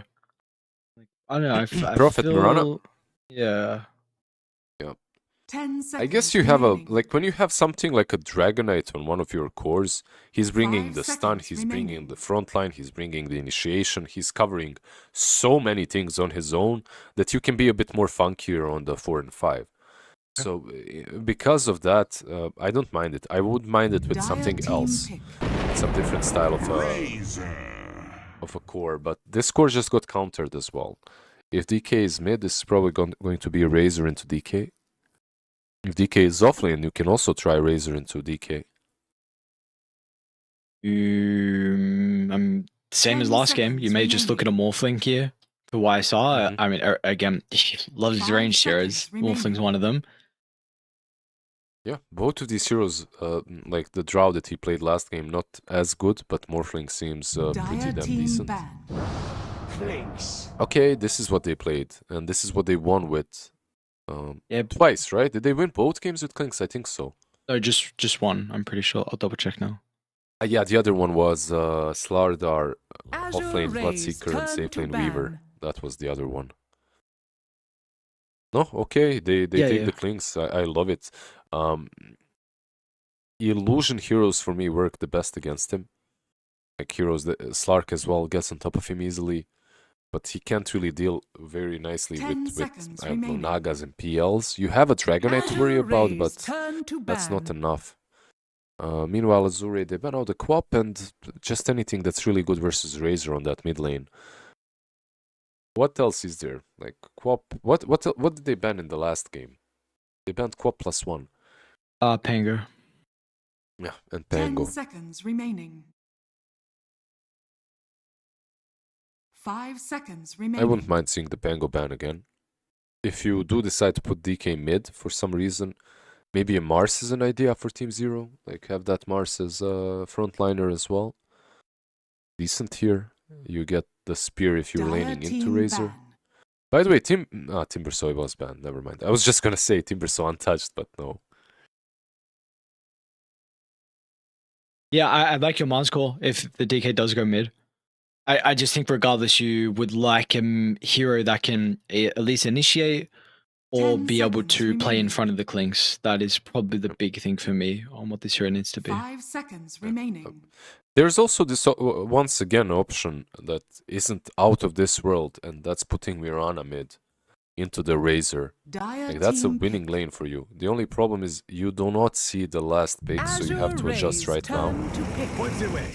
They get the Pango. It's very flexible as well, so you can still set up your lanes. You ban out the Naga. I think one of the best bans that you could protect Clinks with. We talked about the illusions a little bit earlier. I don't know. Do you see PL in games? I feel that hero is 10 low-key, seconds remaining. I won't say broken, but strong. 5 seconds remaining. I haven't really seen PL have much success though. I feel like it has to be a perfect game. Yeah. Sven Sven Now is select probably your better. heroes. Like, you get that shard, you get a lot of armor. The Aghanims is there to reach Clinks. I don't know, I still feel that Team Zero might be able to outplay them and play really fast. It's hard to outplay Azure, it's hard to play faster than these guys are playing, but these heroes on Team Zero could allow them to do that. And I like that they are seemingly very active, just like in the series that they won versus G2 IG. Like, they have these heroes that can do quite a lot early on. I just this Clinks hero, man. I don't know. I really don't know what to think of it and where the position currently is in the meta. Because I know we saw a win earlier, but I really feel like a lot of that victory was on the Slardar amplification, and I'm pretty concerned on his lane. I mean, Nature's Prophet's an incredible laner, but I think Centaur is just going to free farm that lane, and I think Clinks will probably honestly struggle at getting like double denied by the Centaur and the Lion. So that is my slight concern. And then I can very easily see Azure with the mid Razor if Ori wants to. Like, he likes his type of style of heroes, and he can also just roam and send the Clinks into the jungle. So I'm just a little bit concerned about the Clinks. I have a big question mark around this hero. Yeah, there's definitely kill potential as well, right? Like, through the game, early on and later on as well, with some Impale, stun, double edge. There's also Stampede to get on top of him easily. I share your concerns when it comes to the lane and when it comes to the Clinks in general. But all that said, if he has a good game, if he has a lot of farm, he can also be a big nuisance for them on the Radiant side, because they have some catch with the line. It's not unplayable for Clinks. Where you putting the ships there, brother? Where's this one going? We're going to 2-0? Or are we going to another game 3 that we rarely get? I'm not sure, like, it's a bit harder for me to call this one. You know, I was really 30 certain seconds when they to were playing battle. versus G2A. G2IG. Blast from the past. Oh my god, it took me 10,000 years to close that goddamn account. Are you sure you want to close? Yes. Are you really sure? Yes, I want to close it. But we are gonna be sad. I don't care. And then they ask you again, but they switch. Yes is on the red and no is on the green, and then you click no because it's green, and you're like, sneaky. Sneaky. The worst company ever. Like, when it came to canceling your membership for anything. That's a lot of hate there. Resentment is built up over the years. I forgot about it completely. It just like randomly came to my mind now that I misspoke. Okay, you can leave that in the past. Leave that in the past, brother. That's how we. It's over, right? Like, I can forget about it. Yeah. Me, come here. Oh, this is it's not good, Lizard. This is not good. This is not the way it's gonna. gonna. Range if it goes to the low ground. Oh, it's not even gonna matter. Bark gets the long right click off. He's got more movement speed, 310 versus 290. Who gets on top of him? So pretty much you're saying he's... Yeah, he's real. Is this the way the lane is supposed to start? Your carry dies? Or no? Yeah. Not right. Yes, yes. Yes? That is exactly how it's supposed to start. Yeah, this is probably for the best hero as well. Like, Centaur gets it, buffs himself up with some bracers straight up into the lane. Starts bodying people. You're very happy if you're Bach.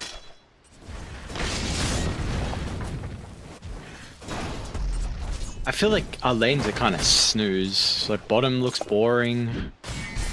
Top looks... actually, I mean, there's an edges profit. What am I saying? I mean, MP can definitely add a little bit of, you know, extra sprinkle on top of some spice, some rotations, but it's up to the nature's profit. Yeah, he's definitely the difference maker, right? Like he can lay, probably, right? Lagging a bit. He can make some rotations down bot, like you have Enchantress. She's dishing out a lot of damage. She's most likely going to be taking them very low on resources, so then you TP. You kill her off if she's overstepping her boundaries. There's the DK stun into arrow as well on the same lane. So, stuff can happen, definitely. Top lane as well, a lot of kill potential between FY and Bach.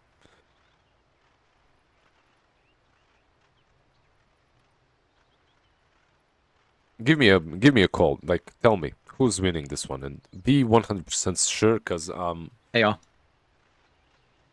okay. I just needed to know. Okay. Why is this to help sway you in one direction? Yeah, exactly. Now I can build this whole narrative about why they have to win. Makes it easier. Have we spoken about Stampede and Rolling Thunder? Have you brought it up yet or no? No. Oh, He's TPing already. Yeah. Where to go? Warrior mid. Yeah. He was TPing mid for Warrior.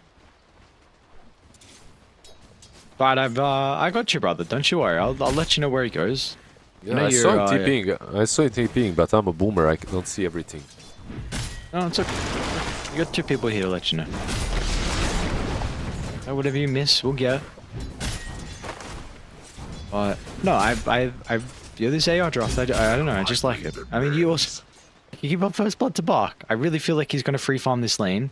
What do you make of the boots though? I guess the boots is for kill threat onto the ranged heroes. He feels like he doesn't need extra damage. I mean, Clinks has only got 55, make it 61 damage now.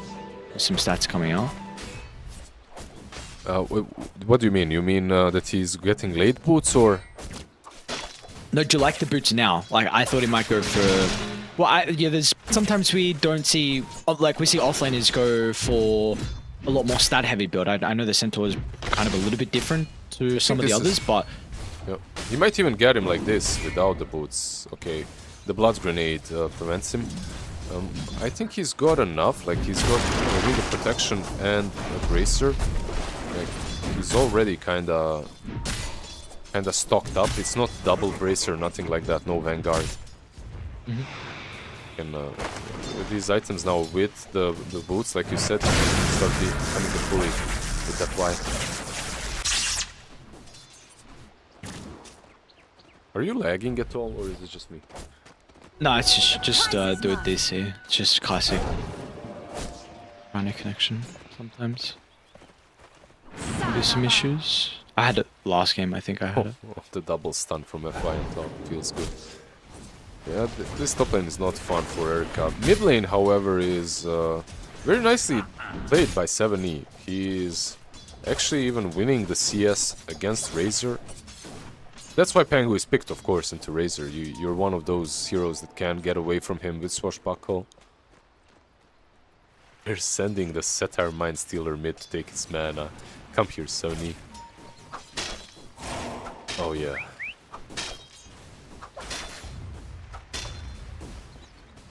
That's so annoying. Do you remember when Chen would send the Harpy mid and just win the lane on his own. That was so dumb. Oh god, actually thank the Lord we don't have this dumb like 2v2 mid lane anymore as well. What hated do you mean watching that. 2v2? He just sends a Harpy and that's it. Just a Harpy. Yeah. Yeah. I remember what you're saying, but also when like you had those annoying like your Lich and Bane supports that were just babysitting their mid laners. It's just Please, like, get me don't- out. It's just Don't remind me. That's the last patch I played professionally. oh, okay. Dude, he started hating life. I was that Lich eating creeps behind tier 2 tower. Oh man. Yeah, it's just so shit to watch. It just wasn't enjoyable. And like, you know, the last patch that I think was just as bad was when we had the off lanes just dodging lanes and having their Jungle. own lane inside the river or whatever. Like with the You dragging mean the wave. with dragging the wave, yeah. Yeah. It's just boring. We don't get that. What? You weren't getting that anymore, so it's fine. Do you remember some item that you could build from Quelling Blade? Do you remember that? Yeah, I do remember that item. We were speaking of that. Wait, I forgot the name. Is Iron Talon? Yeah, there we go. Iron Talon, yeah. Top lane Enchantress is rotating in top. Go a little bit early. They want to die, They're gonna maybe. creep though. They're No, gonna it creep. doesn't. They're gonna play with the slow instead. Bach goes around the tree line. And with the landing of the stun. That'll be the second kill, and Bach's gonna be able to continue to take as well. And it's just Ponlo, and Ponlo ain't gonna be able to do too much. In fact, he'll get some love taps from Tian Ming, and Maybe he Maybe can. a bit Maybe of he a- can. Let's see. Can he get a kill here? Aaron needs to be in the mark. Under Hard one. Yeah, he really wanted the Enchantress, but I think he could have got... okay, he couldn't get FY. I wasn't checking. Look at his wand charges. 21 charges, yeah. Where'd that come from? We need the Rolling Thunder for it. They're gonna have the Nature's Prophet TP in though. Look at them just split away. Barker's kind of down to the south, the line. No way. Is Barker? Oh, he get knocked to the high ground. And again! How unlucky! That's so unlucky because that's exact. Yeah, he even pings it. He even pings it. That's literally why he did that. He thought he's gonna get pushed to the high ground, so to escape. But okay. What about Prophet? Does he have a TP? He doesn't have teleportation, so Wisdom Rune shall not be stolen. Precious bounty. Nice rotation by Pango. By the way, Yes. if you just let him kill the lion and you run, I'm pretty sure you're alive on Centaur. But they tried. They really tried rescuing lion there. Oh wow, aggressive glyph as well for AR. So they're gonna get ZZQ on the Sprout. And yeah, how are you gonna react now? Ponlo's already used his TP, you've already used Rolling Thunder, so there will be no response to top. And it's so frustrating because who cares about bottom? You have a Sven that's just gonna shove the lane out and go jungle. So you don't need a support to play with low. Maybe you can move the Dragonite rune, no? Or the problem is you don't want to. Usually this hero just wants to be popping his form, pressuring the tower. So far he's not doing it, but here we go. So, okay, you're rotating a lot of heroes top, but Dragonite... Inside the river. 7E is in a lot of danger, man. Oh wow, they actually got the kill? Oh, was not expecting that. Well played. Perfect chain control from FY. Nicely done. So far FY has been on point. Now one of the best line players in the world. Not surprising. Enchantress is top again, by the way. This is a dead Clinks. That's what the boots are for, by the way. Our tendency, after they get the kill top, we'll have to jump back bottom super quickly. Why Will still they staying get the alive kill, for long enough so the rotations onto low are gonna be a little bit too slow to actually protect him. I mean, well, ZZQ's looking for his own kill, and the Urn and Blood Grenade combo will actually get it, so not bad in the end. I mean, your Clinks is getting absolutely bodied, but you get a very important kill on the hero that was top net worth before the death. Yep, and you're trading evenly, like tier 1 for tier 1. Razor is moving in top lane. Maybe he can find ZZQ. Dude, these phases are paying off super hard. Yeah, it's really cool. The TI winner right here, ladies and gentlemen. This is some perfect itemization. Radiant's middle tower is under attack. Lace, phase boots, all the movement speed you would need. Very, very cool raid from Bach.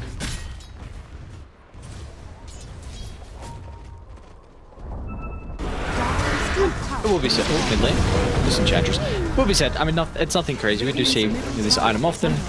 It's just like sometimes it's not rushed like it has been this game. Sometimes that can make or break if you're able to get these early kills and early advantage. Another fight potentially, 7-8. Now this would be a really big one on Tori. He's had a great start so far this game. Up. Killing around. Oh, he caught up. 70 just able to clip him before he gets to the bottom of the stairs. Now Beyond's even going to be able to connect onto FY. They're bleeding a couple of kills here in this tower as well. Still a third duration left for Beyond. They came here to play.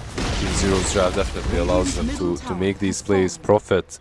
Just being active across the map like he should be. I love this. I actually think that they're way more mobile on Team Zero. And they were way more flashy with the heroes. Like, you can expect more plays to come from a Pangolier than from a Razor in general, and that's what you're seeing at the moment.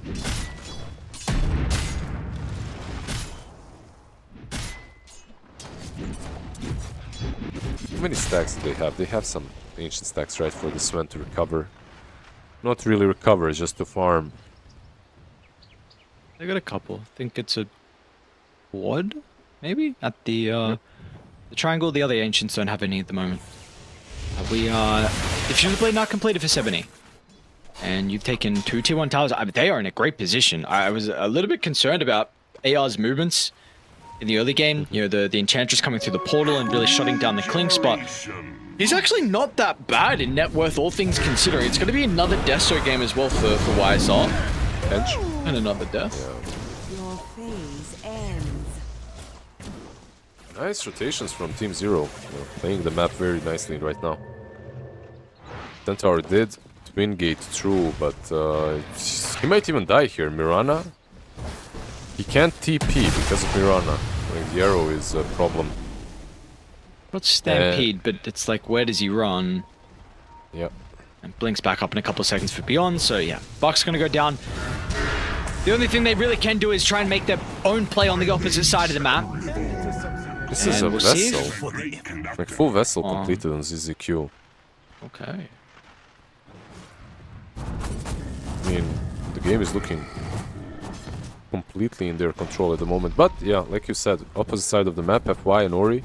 Can they even kill this sometimes? They can. Yeah, he does. They got Zap if they need it. And DD as well from Ori. It's just that I feel the 1-2 combos on Team Zero are abundant. Like, you can play the game with almost any 2 heroes. Meanwhile, on Radiant, it's much harder to make stuff happen. You're waiting for this blink on Centaur and perhaps blink on FY as well. But FY, okay. Actually going for Lotus. Oh, Aether. Aether, yeah, switching things up. Was interested, like, that would be literally the first time I see Lion rushing Lotus in this patch. Not in this patch, in like a year.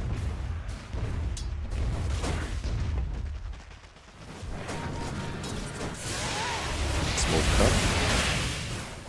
Where are they looking to connect to though? Ori, maybe, yeah. Probably give them some vital information into Ori farming aggressively. And this is going to be a big kill for them to find. And like you've been praising, their movement so far from Team Z have been really on point. I don't think they'll get F5 though. He'll be able to TP out. Yeah, since the first 6 minutes were like all Azure, then ever since then, they've been looking very clean. Now, the one person who's been pretty much untouched is Low. I mean, he's only got 1 death. Net worth though here for this Sven. And is this a game where Is this a game where you feel like Team Zero are going to be a bit concerned about how much farm the Sven is getting? Not really. I think you should always be concerned about Sven, but this isn't a particular game in which you're crazy to stop the Sven. You have your Trents later on as well, and I think you can match him up very nicely. And the Clinks with the Dazo as well. We'll start hunting very soon, taking heroes down. I don't know, I feel that their draft is a little bit too... What's the right word? Like, I feel like they don't have enough spells. That's it. Like, when you look at them, the way they run across the map and what they're doing, they're just trying to dodge at the moment. Maybe get some kills with the smoke, but that's about it. It's so much easier to play if you're Dire at the moment. Would you like Tianming to be a little bit more greedy this game and try and farm so he can get items? Because he is currently quite poor on the Enchantress. We don't really see this too often. I'll hold that thought because I think they scouted out Ori with Ponlo's position up on the high ground. Nice scan. That actually might get him out as a result. Yeah, does he just go for the random arrow? Oh, I'm just thinking about it, but it'll be too late regardless if he's casted it straight away. It was a perfect arrow, but too late.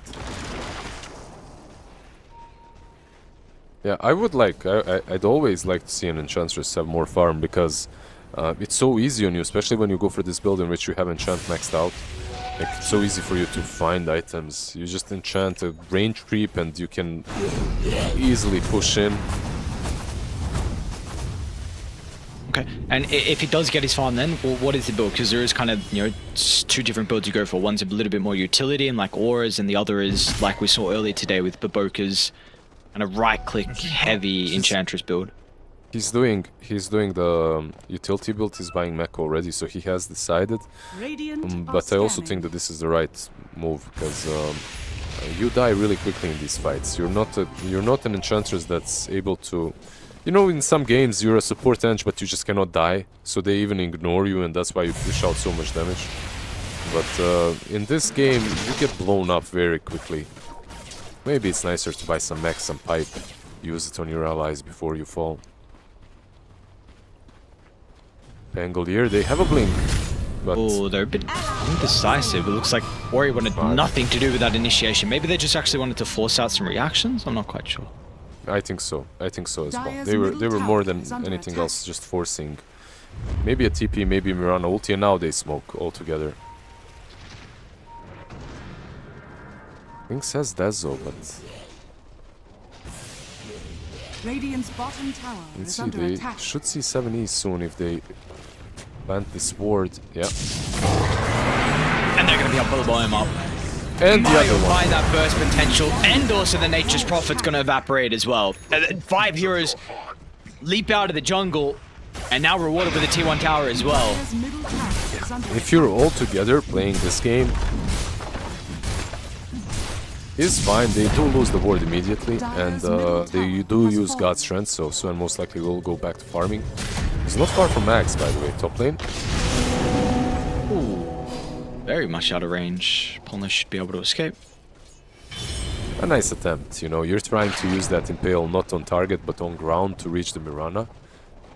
As you know, she's about to leap out anyway, so nice attempt at least.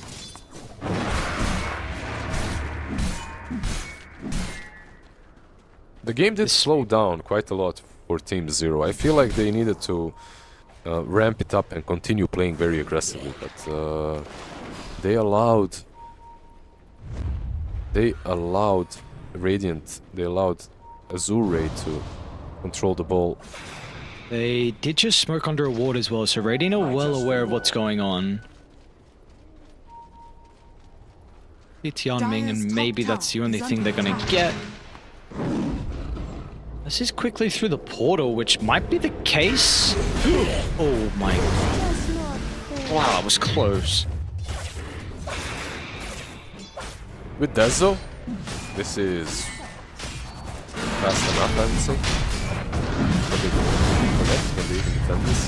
Ori is finishing off his BKB. It should be right there.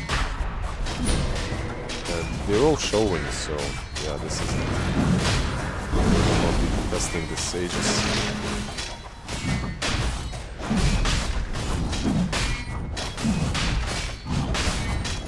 Free Roshan it is. And they are going to give this one to 70. So Pingo having the second life now to work with. I saw maybe not wanting to still be too active pre-BKB. They want to fight though on Azure. Yeah, they're around mid. Blue is showing. Beyond's going to jump. And now they're going to be able to follow up with 70 as well. Mark gets an even better counter initiation, and the Dragon Knight's just gone. This is supposed to be your take. You hear a bit of low turns. Gets a kill into ZZQ, and now that's where the long-range Sun's able to come into place. Have fun with the ages, brother. Ed's gone straight away, and you're going to die a second time as well. Perfect. Ooh. Oh, okay, Yeah, maybe. Okay, I mean, it's very cute. Very, very cute, but they'll make him work for it. It's not going to matter in the end. Azure, they find 3. Nice stun from FY. Max distance there to catch him inside the river. And this will be... What was the idea behind initiating on Sven there? You don't have enough control. Where was Mirana? Maybe with an arrow, get some long ass stun. Maybe you can, but you didn't have that.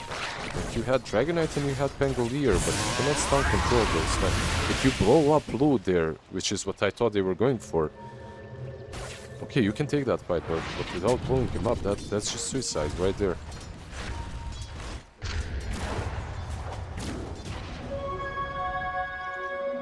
Yeah, I don't know.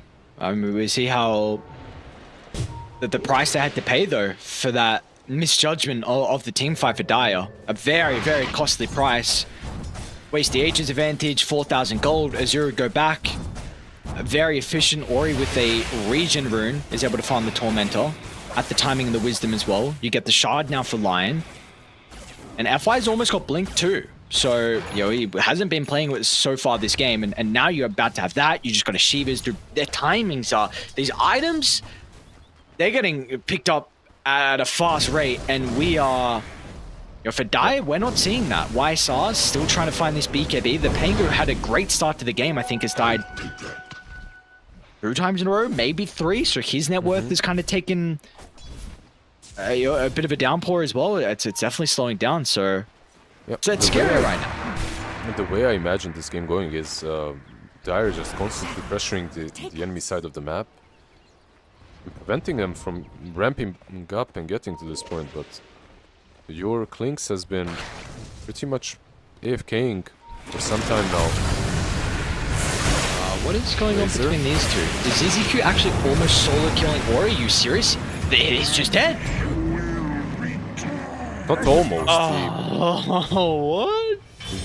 He killed him, yeah. Radiant's middle tower is Was his under attack. TP? Oh no.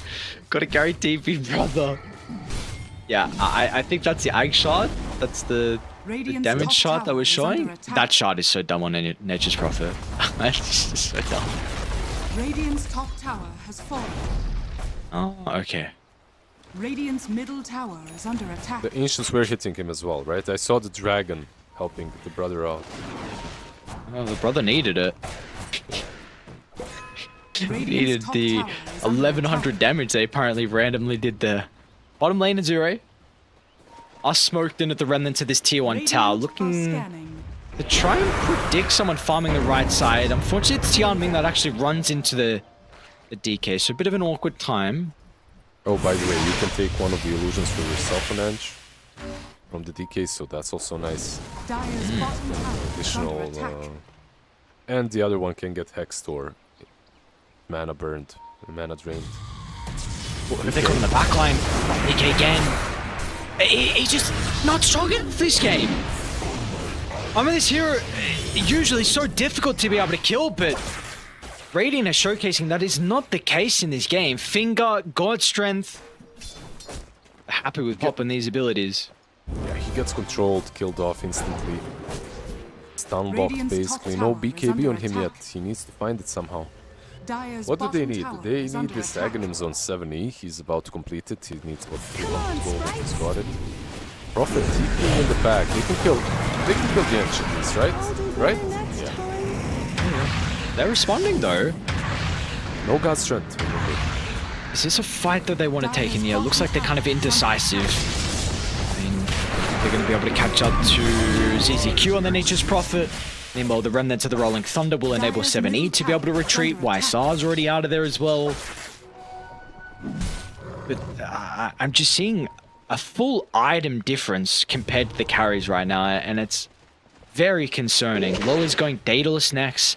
There's not ever been a question of damage issues, and that will continue to be the case. And when does this Clinks really start to pack a punch? I feel like it should already be there. Like, this is the build, this is the moment. He's buying the small crit, which will help you out.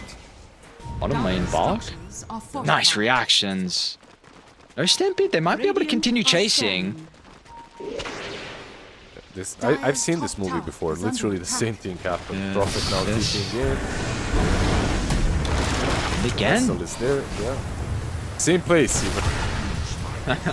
Dire's top tower has fallen. They got top at least. Something. Yeah. That's what he popped his ulti for, right? So just take the tower. Yep. Yep.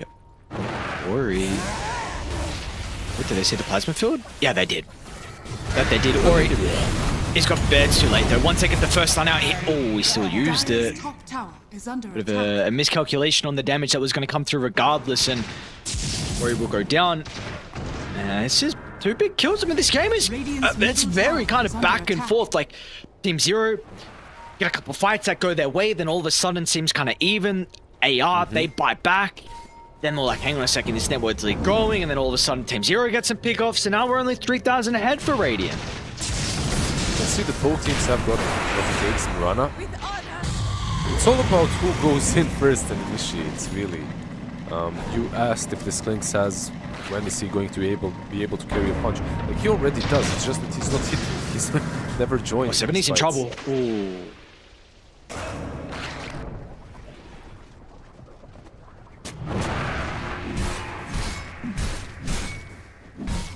Well, is it enough for him to join the fights now with this? For sure it is. It is. It's just the control. They need to jump the target together. Like, even a Sven can die.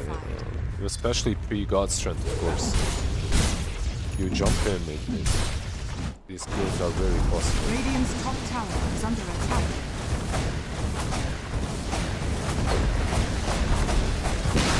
T2 tower will go down. Both sides, yeah.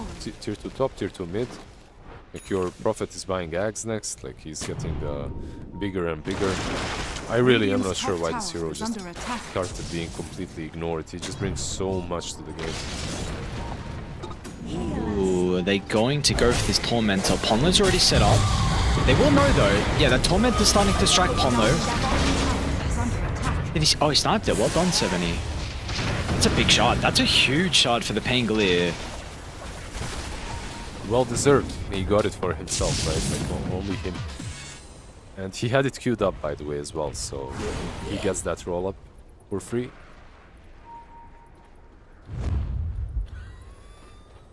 Gotcha. I'm doing over on the opposite side of the map as well. They're going to smoke without their Dragon Knight. They want to try and connect with him. Their lanes are in a great position on Team Zero. Mid shoved out, top shoved out. And Low will be the person to address this. Is this the person you feel safe to jump? It looks like, so unfortunate. The Skellies actually show. I think it would be, yeah, without the Skellies showing now. You can see the way they're approaching the creeps with a bit more care. But killing off this man is definitely an option. ISR's going to get it.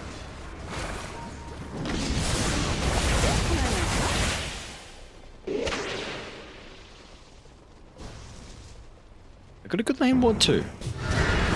I'm going to push up a little bit too far forward. And finally we get to see the damage out of YSR.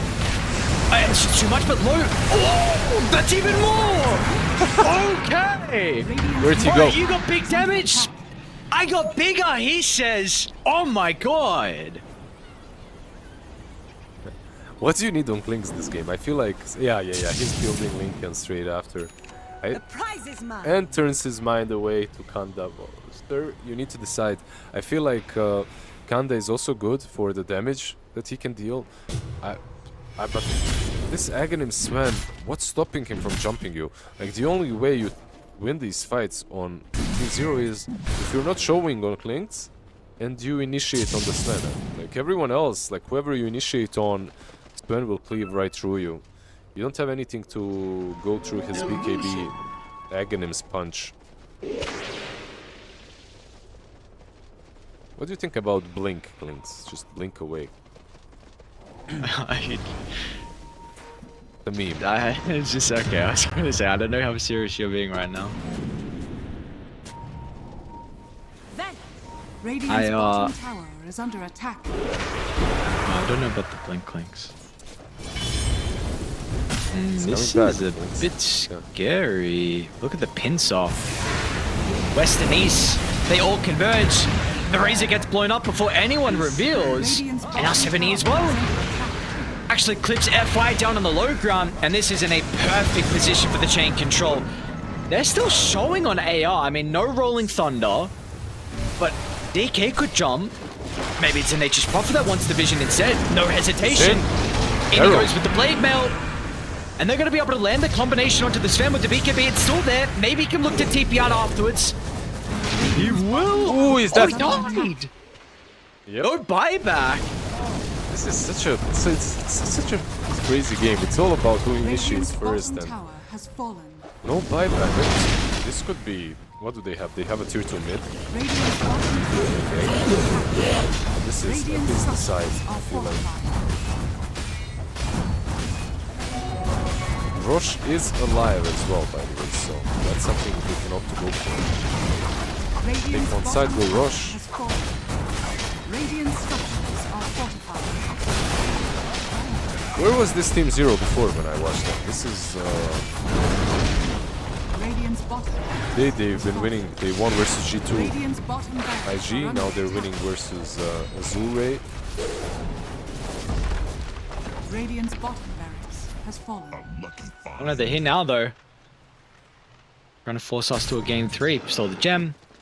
Full set of barracks. And back to Roche, like you were saying. Very disciplined play from them. Ages Roche banner. And there will be no contest. How fast does that fall? Pretty fast. If this is a Radiant one, but your Sven is still dead.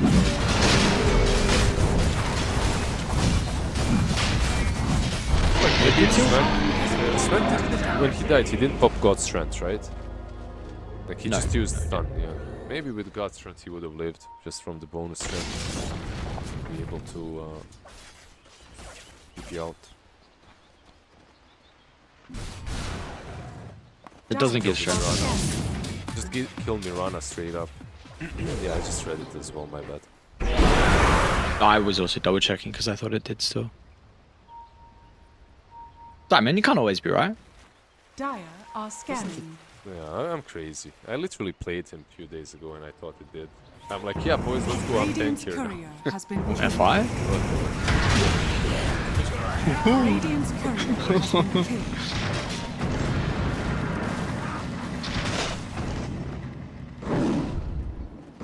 On low? That's so crazy. Oh, this man.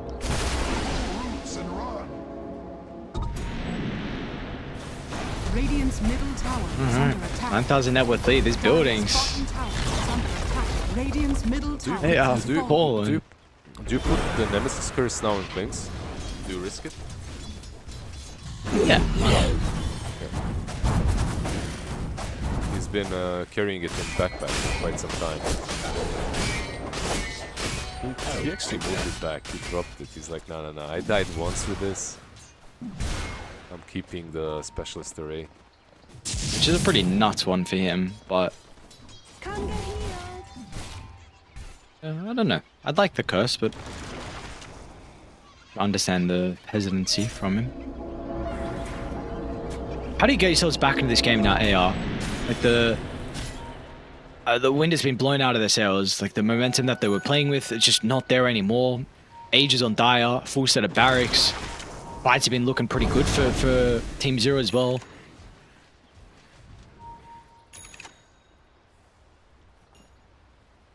What's the difference maker? I'm thinking like you have this butterfly being pretty much completed by Ori, but he's not this scary Razor that we saw in that last game. It's unkillable and just running down your heroes. Because There's too much burst coming from the Klings. Like, you can't do that.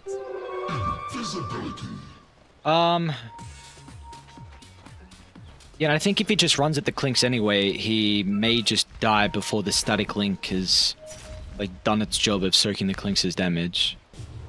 Yeah, I agree. Radiant are Pango has to go. Somehow you gotta find the Pango. Jump in. Doss They're going get in out. from behind. And now low. Oh, they found the Pango! That is the target! That's who you want! And the drag backs, they're gonna be able to get him.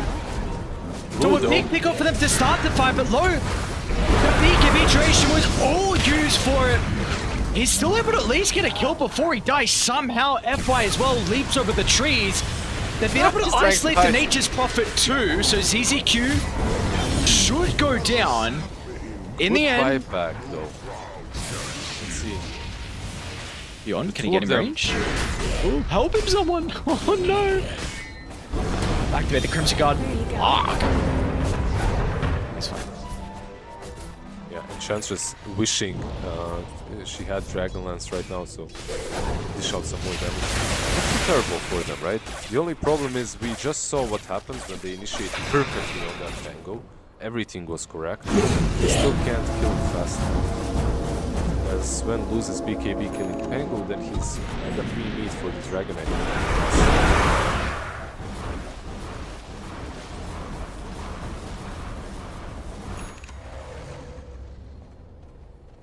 Yeah, and I mean, you see how they're itemizing now to address like this jump in from Radium, the Lincolns, which is, I believe, something you brought up from YSR. So they're also TPing behind Bark too.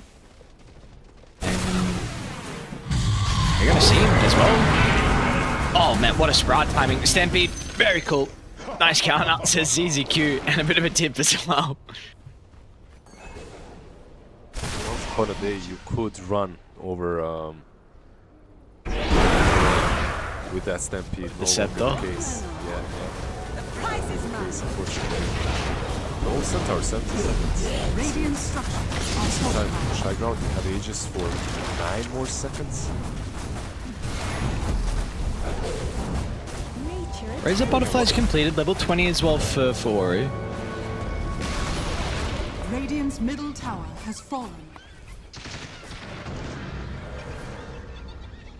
I just love the Lincolns on their side. This Lincoln zone. Who's got it? King's got it.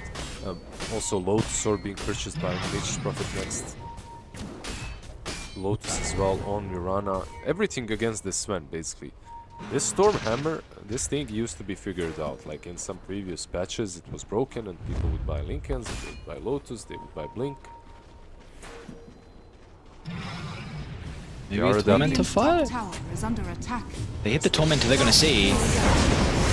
The Dragonite, we've seen he's been blown up from 4-0 previous in the other fights, but this one might be a little bit different. Beyond is tankier. And this is everything used for a Dragonite, and now Ori is committed. There's just no escape now. You hope you kill the DK before you get killed off. And that is not the case. He bought out for the Butterfly. That is a all or nothing play from them. Yeah, it's a Dragonite, by the way. He heals very damn fast. They don't even have to go waste everything. They can just continue pushing right here. Radiant's top tower is under attack.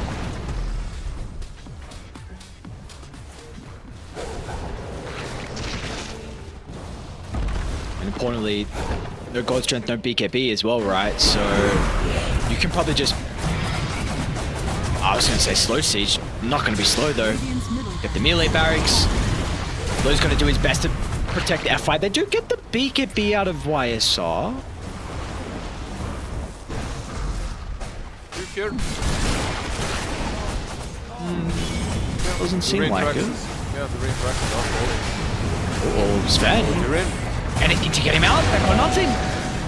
And our 70s whale comes crashing onto Tian Ming. A buyback from this Sven.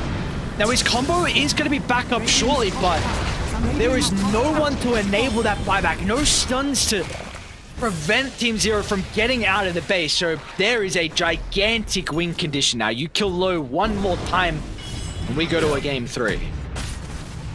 I feel like this game is completely on Team Zero to just close it out right now. If you look at the way the fights are going. They can't sustain themselves through them. They need every single core on Radiant. I feel needs a satanic stop. You can go in. You can use your BKB, but the moment your BKBs are down, you're dead. You're gone. Same goes for Razor, same goes for Sven. So they need some reset, some way of fighting twice. Or saving the BKBs for a bit later, but you can't even save them. The stuns are way too annoying on Team 0.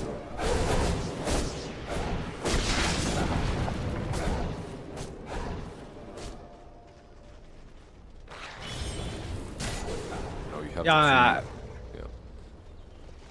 I was gonna say, I don't know. I'm really trying to work out what they're able to do differently. Trying to think of items for the Sven. I mean, he's got Revenant's Brute queued up. Titanic too. I'm looking at like Refresher because it does kind of... What's CZQ doing? They know. Radiant's top Warding, barracks are under attack. I don't think you can put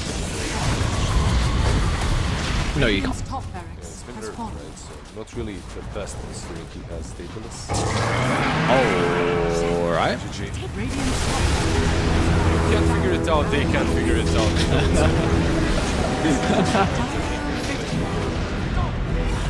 Nicely done by Team 0. In the same day, 2 games. Clean sweep versus G2IG, now versus Azure. They take game 2, they even it out, forces us to game 3. Finally, we're getting some game 3s, me and you. But very nicely done. I feel like they're a different team when they play this Klinks kind of a lineup, like Klinks, Weavers, you know, all these super elusive safe laners. It looked difficult to some extent in the mid game when everyone started grouping up on Radiant, but the moment they missed one of those engagements, just one of them, they just fell apart. Too much control on the Dire side, too much control and too many heroes that scale well. And it felt like the catalyst for a lot of those movements, though, was the Nature's Prophet. I think this hero probably needs to be addressed heading into next game. And when I'm actually maybe not addressed, but I feel like I wouldn't be surprised if we see the priority lifted on the hero for Team 0, just because how well they're able to play around it, how unlocked their early game, and for them to actually find a way back in. Because, I mean, we got to keep in mind, the lanes were looking pretty grim, but 7E made some really good rotation, the Nature's Prophet made some really good rotations, and in the end, that was, I think, a big reason why this game was somewhat easy, and the Klinks was able to get to his items. So would you actually like to see them increase the priority on the Nature's Prophet heading into the next game?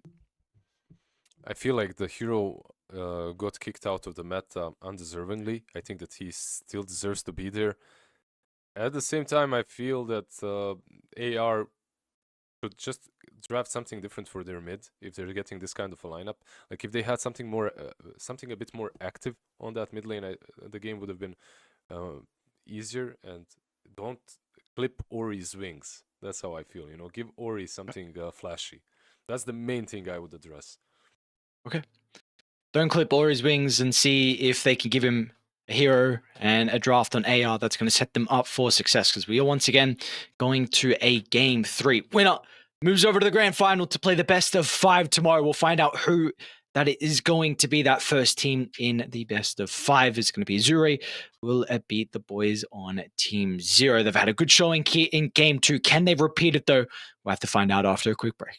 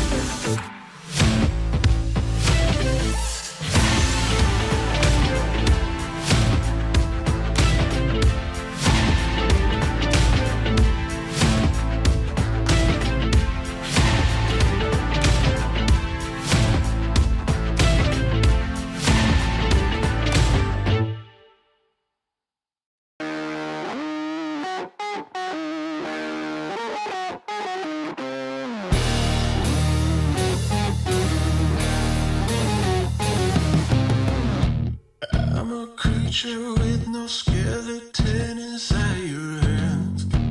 Got no home address, I come and go as you command. And it's fine with me, and it's fine. I'm a bandit that you use to keep from bleeding out. I'm the lover you don't love, but love to keep around. And it's fine with me, promise that it's fine. Maybe I'm a fool, it's not like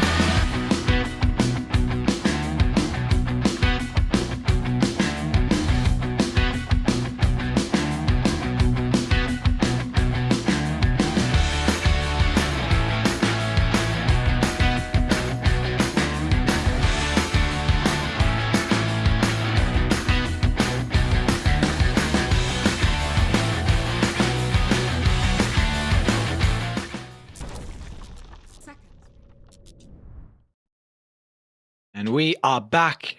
A final series of the night. Lizard, what is this? What's going on today? We get 2 game 3s. Last game 3 was a little bit one-sided. Hopefully this one is much, much closer. But we've got the draft already underway. No fluffing about. These teams ready to brawl. Azure on the Radiant side. They got second pick. Team Zero on the Die side with first pick. And they actually first place banned the Nature's Prophet as well. So there you go. That was kind of one thing we were bringing up towards the end. You're questioning what was going to be the case. They get rid of it. Yeah, the meta is already in this qualifier shaping up to be very interesting. And look at that. I feel this is the trap. This is the Team Zero trap.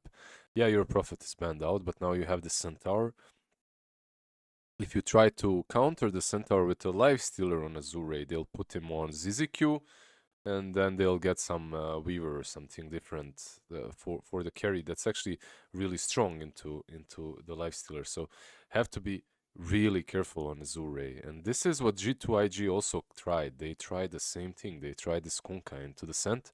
It didn't work. It didn't work against the Weaver. It didn't work against the Clinks on Team Zero. 10 seconds remaining. Dire team ban. Switch things up a little bit and make it happen somehow.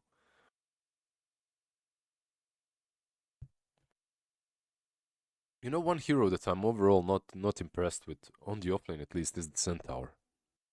In the recent games, at least. 10 seconds What do remaining. you feel like? What do you feel like feel is like the main reason behind it? I feel like he 5 lost that seconds remaining. oomph that he had with Shiva's buff. Like Shiva's buff was ridiculous on him, but he would get it really early on, and the stun was really nice. And I mean, stun is still really nice, but maybe it's the timing, maybe it's teams adapting against Centaur a little bit better, maybe it's a little bit of Azure both. Rays turn to But ban. I see Centaurs on position 5 having just as much or more impact.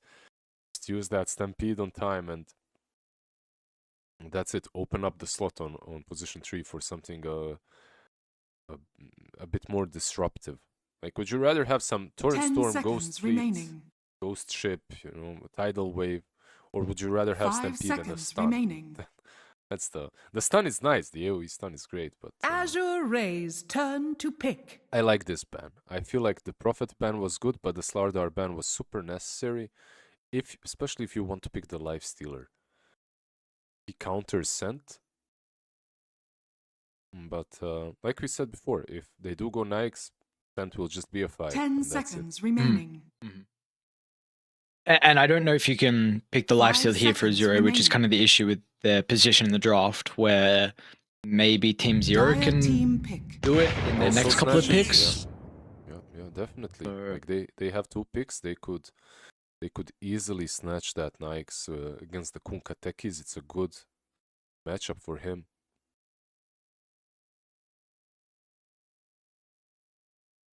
Ten seconds remaining. Let's say, I mean, nothing really too crazy getting revealed with the techies.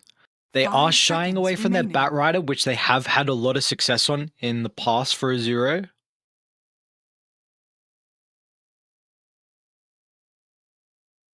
You'd like the Lash? For Zero? Or for Azure. I think it's really good on Ori. It's good on Zero as well. Not sure about 7E playing it. That's the only thing. Yeah, I'm fine with Lesh. I don't really have a good understanding on when it's a crazy good Lesh game. I Like don't think besides, there's of course. I really don't think there's a Dire team crazy pick. bad Lash game. All that I've seen. Decent enough. Oh, here we go. We have this guy back. Actually, today at least, and I believe yesterday, we didn't see too many position 4 Terrorblades, right? Like the support TBs. He's been getting first phase banned though in pretty much every game. And last game, seconds or maybe that was remaining. game 1. Yeah, 5 game 1 he was seconds banned remaining. second phase as well, instantly by Zero. So he's getting banned very early on. Okay, that makes sense. Just super annoying. Farms too much. Wins most lanes. Has too much utility that he brings to the table, and then Azure on top of that, Rays he gives turn you to pick. save with Sunder, so they go Razor and TB. Making sure that your lane is good versus Kunkka you could still go Life Stealer here next. On Team Zero, that is, not on Azure anymore.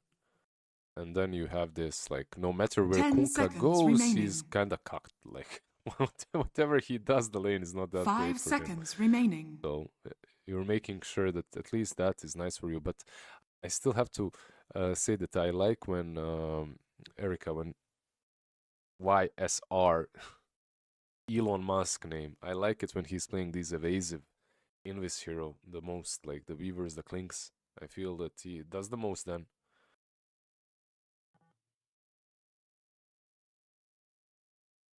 Let's see. You mentioned the less for Zero, but you also bringing up, you're saying Azure have the possibility to run it, especially with how good Ori looked on in previous games. So this is something that they may look to go down. It will reveal the Conquer flex though to be in the off lane. Yep. Which is, There are other options as well, right? Like now that you're playing into Razor, you know, with Azure Rays turn to Tango, pick. Weaver. There's the Weaver as well. You got the Weaver. Oh, okay. wow. Damn. Not a hero you see very often anymore. We did cast one IO game, right? Like recently. It was AR. IO Gyro, It was right? 10 seconds yeah, remaining. AR played it. They did IO Gyro, now they're 5 doing IO seconds Weaver. Like, remaining. this is one of my favorite combos with IO.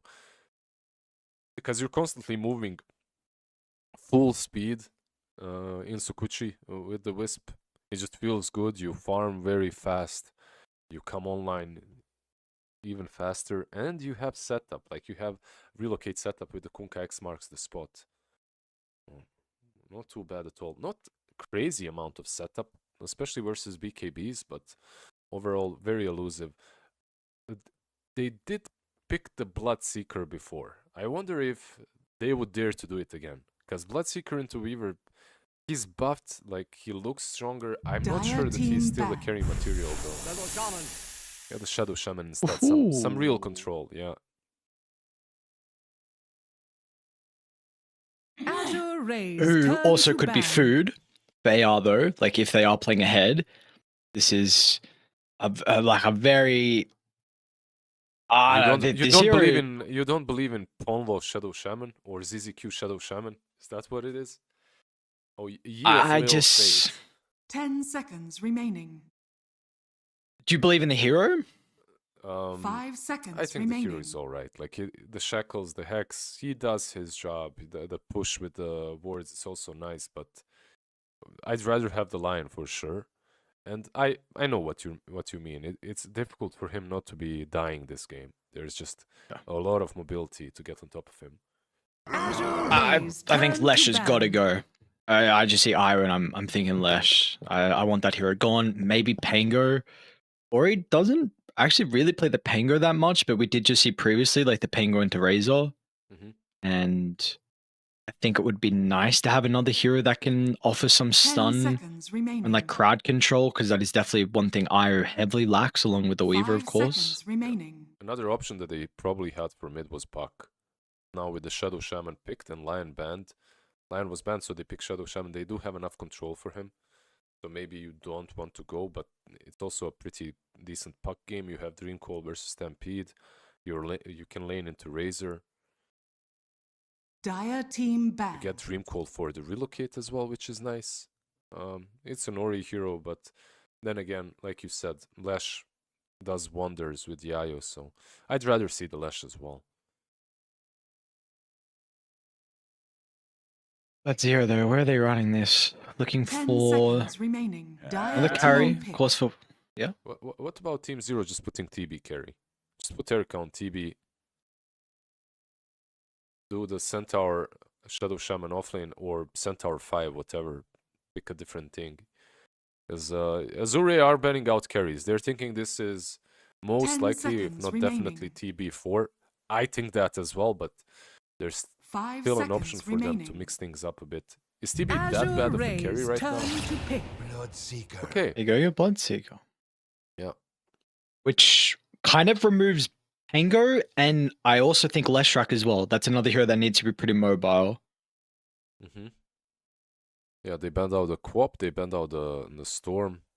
10 seconds Any sort of a remaining. burst damage. What about Alina? It's kind of 5 wonky seconds draft then for remaining. them. It's still an option, but perhaps not the best. Like if you get Lina, you might crumble every time they collapse on you with the Stampede. But the lane into Razor would be solid. And also keep in mind that Team Zero can mix things up. Like the last time they played Bloodseeker, they put it on offlane. Put the hero on offlane, so like they could do something similar again with some Centaur supporting the TB and Shadow Shaman being a 4 or 5, whatever. Like it's still not set in stone how they will lane these heroes. This Bloodseeker make that? it so difficult. What about that Zeus that you hated before? Do you hate it? No, as no, well? no. You hate I don't it think. as well. I don't think you need that style of hero. What do I you need? really. I want a stun or some way to. Choose your hero. I was There gonna you say go. like control tempo. Well, initiate mainly is what I wanted. You got everything, right? Like you got the stun, you got the tempo as well from the beast. You got a hero that you can relocate on, and it will be the offlane Bloodseeker, by the way, with TB carry. There you go. Like they did mix things up.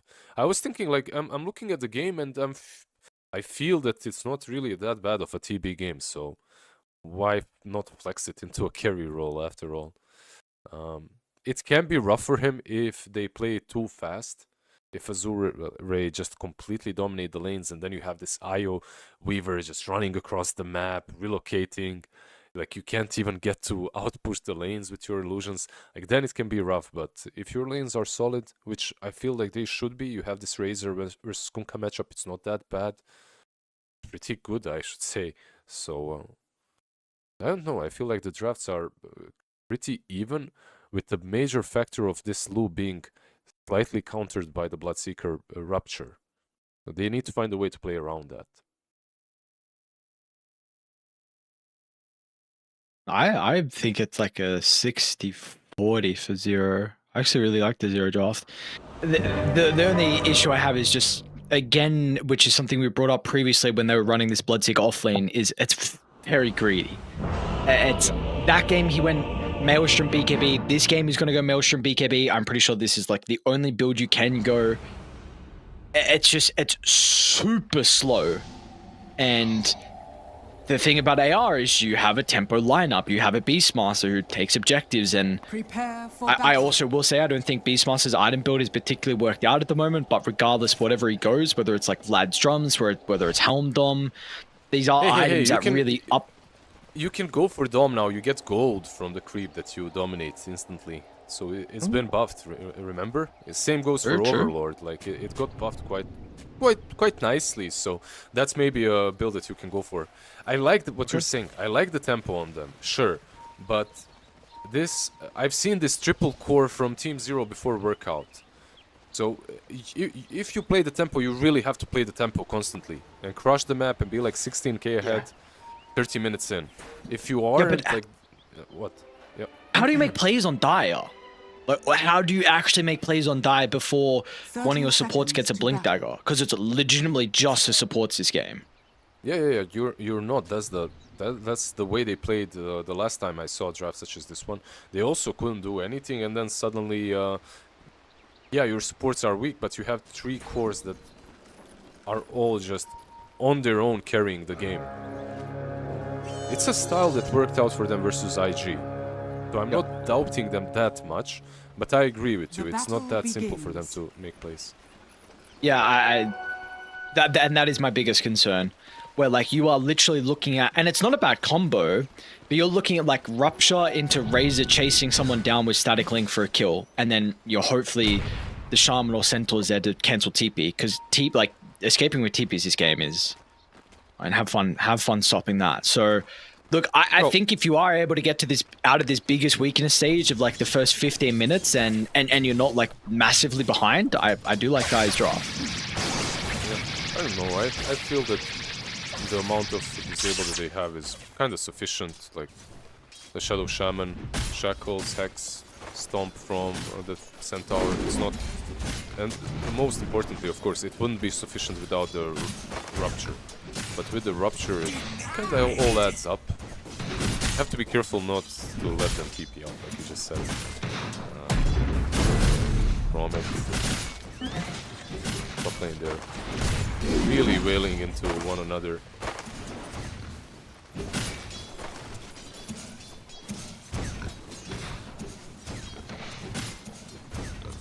So you were saying before you kind of like this combo, the Eye Weaver. You said this was one of your kind of favorite ones to run. I love it, yeah. It's really nice. What really about it is it? It's just hard to play against. You have a ton of movement speed. It's like IO works well with a lot of heroes. Weaver activates. IO not only activates Weaver, the attack speed is really nice on the overcharge.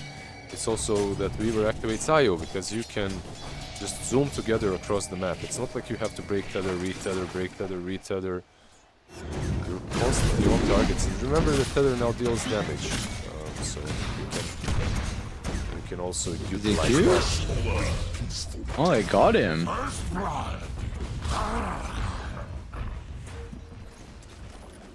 Okay, ZZQ Centaur.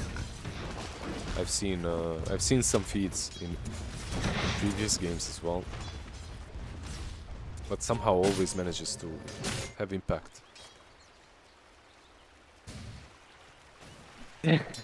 I will say though, it is a little bit concerning that you feed it to the Beastmaster, this tempo hero. This is our worry about the early game. So we'll just point that out. Yep, I absolutely agree. He bought Bessie already, so maybe Vlad's on him. I'm not sure. Maybe just a casual win. Yeah, I was gonna say. I think even in general though. Low. Chuck out the blood grenade as well. Beyond one more swipe. Never mind. Needs an extra one now. Not gonna find it. The potential turnaround is there. A lot of damage he took. Denied. He just has to heal up now on a couple of creeps and should be fine. Also, the Lotus pool. Let's see who gets it. Super important in this game. Okay, Ponlo actually does not manage to get it. He might be dead here. Yep. Is dead. It's huge as well, like getting that fair healing Lotus on on an IO. A lot of heals that goes through on the Weaver as well. I believe, yeah, Dire were able to get theirs up top. YSR actually went Bracer, so we've seen this build a little bit on the Terrorblades. Of course, it is very, very dependent on the game, but wanting to try and tank up at the moment. Second meta is going to expire, so this should give AR a lot of confidence to continue playing aggressively. I do want to quickly touch on mid though. I haven't really been paying too much attention there at the moment, and Conker's doing better than I was expecting, to be honest. No, doing really well, like absolutely even mid lane. This is a matchup that usually wasn't that great for him, but things have changed. I guess some heroes don't lose lanes anymore, no matter what goes on.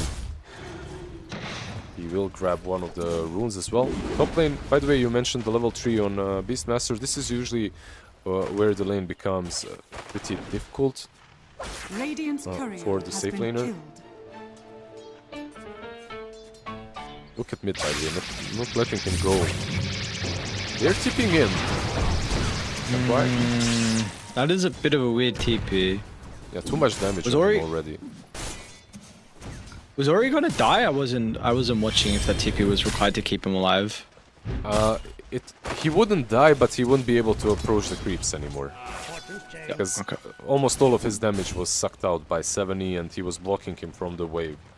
That would just mean the full wave denied from him.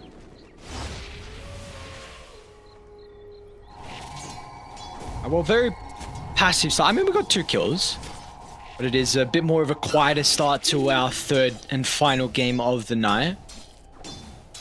We have these power runes up in the next 40 seconds, so probably going to see some rotations rounding away for them. Got a little bit of car. Wait, what time is it for you? How is it night in Australia as well? I started at 4 a.m. Ah, okay. So you started at, let me see. 3. 3? Yeah. 3 p.m., yeah. This is usually China does not go this late. We're into the That's right. It's for a good cause. It's for a good occasion. Got some beautiful China Dota for a incredible event like DreamLeague, and what more could you want? Yeah, I'm just looking at this bottom lane and how they're playing it. It's literally just tether up the Weaver and right-click the Bloodseeker until he has the back. That's all they're doing, just constantly right-clicking the creeps and the Bloodseeker together. Arun. Alright, so when he gets it. Not bad, not bad. Definitely don't know how much he's really going to be able to utilize the double damage rune, but importantly, you kind of take it away from Ori. Double damage. Yeah, maybe with some rotation. You can get the kill on Kunkka or maybe pressure the tower, let's see. Onlo is around and so is Centaur. Or he's still level 5. Look at that Radiant's middle tower experience. is under attack. One experience needed. Radiant structures are fortified. I don't know if the Torrent actually got a glimpse of Ponlo. Oh, they're actually just going to try and kill the techies instead. FY. Middle tower is under attack. Blast to the north. They still do get the kill though, and now Ponlo is... he went in. And no one else followed him, so he's going to eat a boat to the face and... give a free kill over to AR. Yeah, 70 was around, he could go in, but there's no mana to work with. He didn't have mana even when he popped the DD, he had to use most of the bottle. By the way, look at these stacks in the triangle of Azure. Oh wow. What? That's a lot. Yummy. Yummy, yummy. Wait, is that only 4 stacks of hard cam? 1, 2, 3, 4, yeah. For some reason it just looks bigger. It does look bigger. Right? Because all the creeps are too big, I guess. That's why. Roller guys creeps right there. Swole Hellbear Smasher. He's got nice back though, let's be real. Let me check. And confirm. Missed leg, yeah, but that's why this one guy is running. Didn't miss leg day. He's gonna run it on the spot. He knows. Treadmill. In lane or it's gonna be a big kill if they're able to find it on the Conker blasts off just too late. Wait, Lowe's here. Oh, there's a huge rotation for the Weaver. What a read from him. How did he get there? It seemed like he was actually coming for the power rune instead, which sometimes we see from the safe laners to rotate, recognizing the importance of this, but I'm very impressed for him to make that movement. Very, very nicely read, nicely done. It's something that Erika did in last game with Drow. One of the last games, that is. Low does the same thing and it's so much easier for him. Ponlo. Where can you juke? Where can you juke? He's trying. Oh! He's trying. Oh! He's trying. Oh! Oh! Oh! Okay, he's dead. He broke some ankles, but dies in the end anyway. How's this? Okay, so Beastmaster is actually going straight up Aghanims. That's why they stacked so much. Epta. Yeah. ZZQ is here to steal the experience at least. Look at him being cheeky.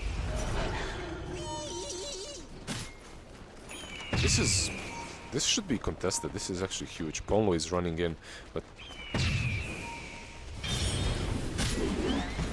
think they're starting to half contest it. ZZQ Radiant's top tower is under attack. is okay.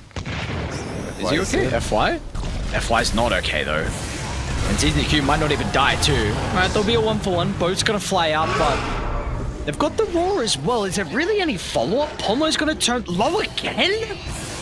Hang on, this Weaver getting incredibly active in the early game. He'll be rewarded, and look at the read as well from Ori, recognizing we do not need the X for the Shadow Shaman. I'll hold my spell to catch up to the Razor on the retreat. Just the peripheral vision for him, to see him running away at the same time. And these are some great movements out of low. He is balling out in this early game. I feel like this is exactly how this hero should be played. too many Weavers are very passive. When there's absolutely no necessity, if you have a good laning stage, you are probably the strongest hero on the map, and he's abusing that to the fullest. Also keep in mind that he's not wasting any resources. He has his IO to heal him up, to give him mana.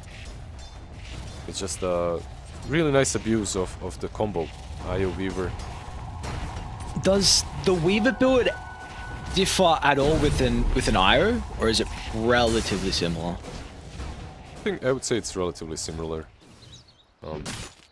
You don't perhaps have to build some Falcon Blade that you might build. You know, you can go for a Bracer, Raid Band or whatever.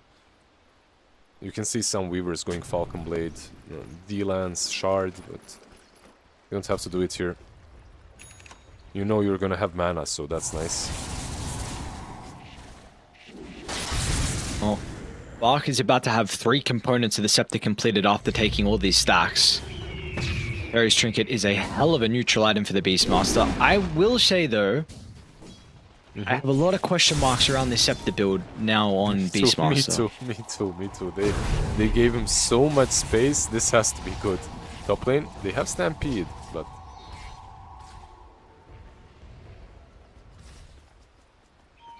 Yeah, let's see. I'm ready to be impressed, but I have my doubts, yeah? Yeah, it's definitely just not as good as what it used to be, so we will see. Let's see what he's going to be able to pull out of the hat, but he's very much enabled this game with the stacks they gave him. All things you're considering, though, it's only a 2,000 net worth lead, 9-3. Erica is incredibly farmed on this Terrorblade. And Dragonlance, Yasha getting worked on. Importantly as well, Beyond has free farm 2 down bottom, which is really the big thing. 0 deaths for the Bloodseeker, and we were speaking about the greed on Dire. And the greed is not particularly getting punished at the moment. Now, he still needs 2 items. Bloodseeker, maybe they can punish it up top lane, though. YSR. Gonna be able to activate the mana and his metamorphosis, and he's still in a little bit of trouble, though, with the jump in low. They've been able to isolate the Terrorblade. Now he's got Sunder to work with. Turns onto the IO. Beyond's going to be able to charge in as well with a Rupture. Ori's in a lot of danger. But can Dire actually get there to capitalize on this opportunity? They're really slow. It's just up to Beyond. They'll walk across the bridge. Meanwhile, ZZQ's going to be able to find the tech. He's inside the tree line as well, but it's only the tech is death? Yeah. I can't believe how confident they are. Like, never even using relocate, just moving away, tethered up, and they're now turning. ZZQ finds a nice double stun off to the side, but meanwhile as well, the top of the staircase, Mark and Ori hand in hand, and meanwhile Lo and Tian Ming, 2 other duos that are doing God's work for Azure. 2 kills on the supports. Tower should go down now. Easy cleanup. If Ori had a TP, he could even TP bot and set up the relocate kill on the TB or on Beyond. Like you said, first tower and continue pushing in, and they're still able to rotate bot. The moment that Rupture got used, you can see that Io and Weaver just started playing completely freely.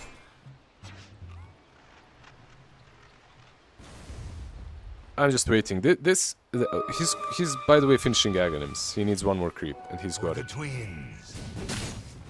I don't know what's thinking. It's like, it's really good versus illusion-based heroes, right? Like, even when it came out, that's what was primarily used, but I'm just not sold. They picked this, and you were calling for tempo, and it ended up being like the greediest possible offlaner that just didn't leave the jungle. Farmed constantly, no tempo provided by him. So far. But importantly, he's got that big item now, and then let's see how he's going to play differently. And maybe this is a big reason why you have Lo playing exactly like he is, because they've discussed on the Beastmaster's role that he's going to play greedier, and this is where the Weaver can come into play. And something that you mentioned about the Weaver is kind of his strength actually in the early game is just power in a lot of the fights, and we've shown that, and we've seen that to be the case. So off the back of this, AR 2,000 net worth lead, first 15 minutes have been great, but we want to continue to see them be active. Yeah, they smoke up, they're going in, the drums are available. And you know, we're talking about Weaver being active and stuff, but still he's top net worth. Of course, he's 4-0-3. He's got a lot of kills. If they failed, he wouldn't be, but he's doing very well for himself. He's second in last hits, only 18 behind the Terror Blade. That's crazy. Got kills, got last hits. Very well done. Gleipnir completed. BKB next for him. How's Ori doing? What's he got? Ori, Blade Mail, Ogre Axe, and maybe Ponlo. Relocate. Yeah, it happened. Unlucky. Okay, D-Ward coming shortly, I imagine. Both sides should be able to get that D-Ward though.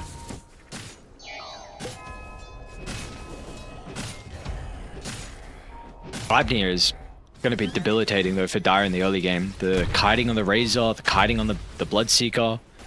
The Stampede, everything really. Yes, yep. Bloodseeker's net worth really took a hit as well.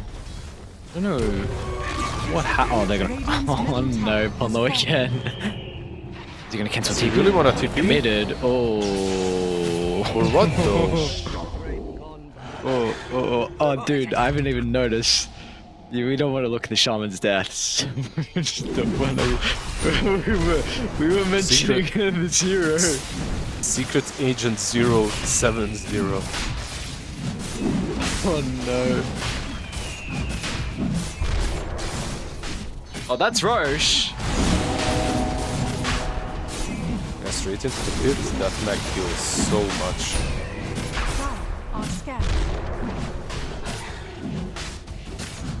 Everything is going their way at the moment, but Team Zero, not the first time they're in this position. This greedy Tricore and just farm. Wait for the BKBs. 1000 gold away on Razor. BKB check. Bloodseeker not really there yet at all. And TB not even buying it, going Butterfly. But he does have SMY and Dragonman, so a lot of stats on him.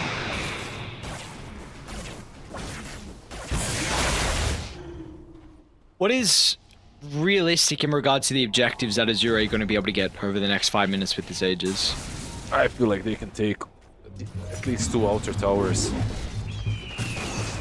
Not only because of the Aegis, I just feel they're in a good spot, but they can also focus on getting pickoffs. Here we go, the first smoke. Remember, they're all together, right? Like, they have relocate. At any given point, they can just connect to the smoke easily. Radiant are scanning. They know. The mine gave it away. That's why used the mine and gave the smoke away. Dire's bottom tower is under attack. Okay. Trying to connect to the triangle, where they've got a very powerful ward set up. They'd love to be able to occupy the area. Is the connecting path through the mid and bottom. And of course you do have that Tormentor up very shortly, and the Wisdom Rune as well afterwards, so very vital for them to continue playing around here. Yeah, but if you're Team Zero and you don't want to play that game, you play exactly the same on the opposite side, right? Like, you go for their tier 1, maybe their tier 2, you have this meta to work with. You can push just as fast. You high ground? Do you have... Yeah. You have Aegis, you have everything, you can force them back at least. I think that's the point here. Okay, they force the glyph, Kunkka is tipping back.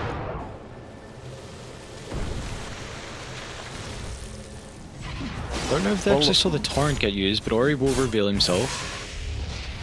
I think Ponlo probably wants to drop his wards on one of these towers. I get caught because of it. He has a blink, by the way, so he did manage. Yeah, he died a couple of times, sure. But he does have this blink dagger, so he's able to initiate. Unfortunate. I was gonna say rune spawn bottom instead of top. They were just kind of smoking towards that area.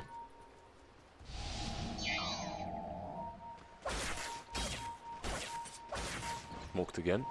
Like, this is the most valid point you had at the beginning of the game. How do they play? Like, how do they make moves on the map? That's the Shadow Shaman. Whoa, in the river. But this is not an easy kill, especially when they get the Glimmer Cape out onto Ori. I mean, Torrent Storm, and yeah, good luck. This man's not dying. You're not re-entering, and meanwhile, Beyond as well. 8 Aurora on the back line. I just love that it was literally insta-relocate. The moment they initiate, not a second past, Weaver and I are coming to help. Now they're 7E. They know he's farming this, they see him. Right here.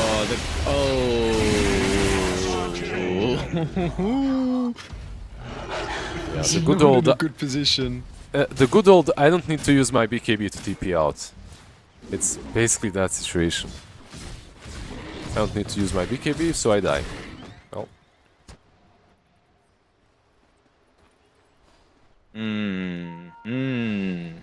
Alright, Bloodseeker check. 2k gold. No BKB component picked up, but he is halfway there. Wait, he has nothing in the quick buy for quite some time.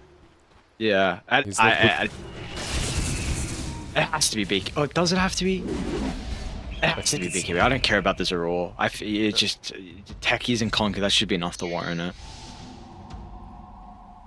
right? I'm not sure. Like, the roar is a problem. You buy the BKB and then you get roar, then you feel kind of silly. But you are playing into a Kunkka. Like, it's if you want to hit anything, you need the BKB. If you want to be useful. He's probably like, dude, if you're gonna roar me, go for it. But I gotta raise a TB. Like, why? And why? So I mean, he's still farming. Like, my dude is getting net worth across the map. Big props to him this game. He's doing an incredible job to be able to keep up in the net worth. He's got 4,700 gold in the bank. This is, if he goes Butterfly next, he's gonna have it very soon. Gold from my chest. Eagle Song. Yeah. Talisman bot. Just needs a bit more for Claymore and he's got it. Uh-oh. Not another Combo. death on though. Nice spot. Alright, we are at the stage where maybe we...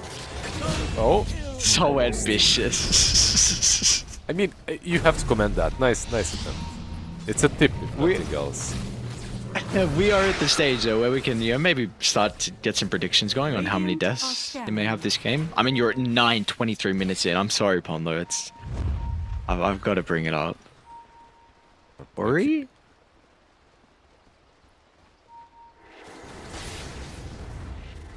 $16?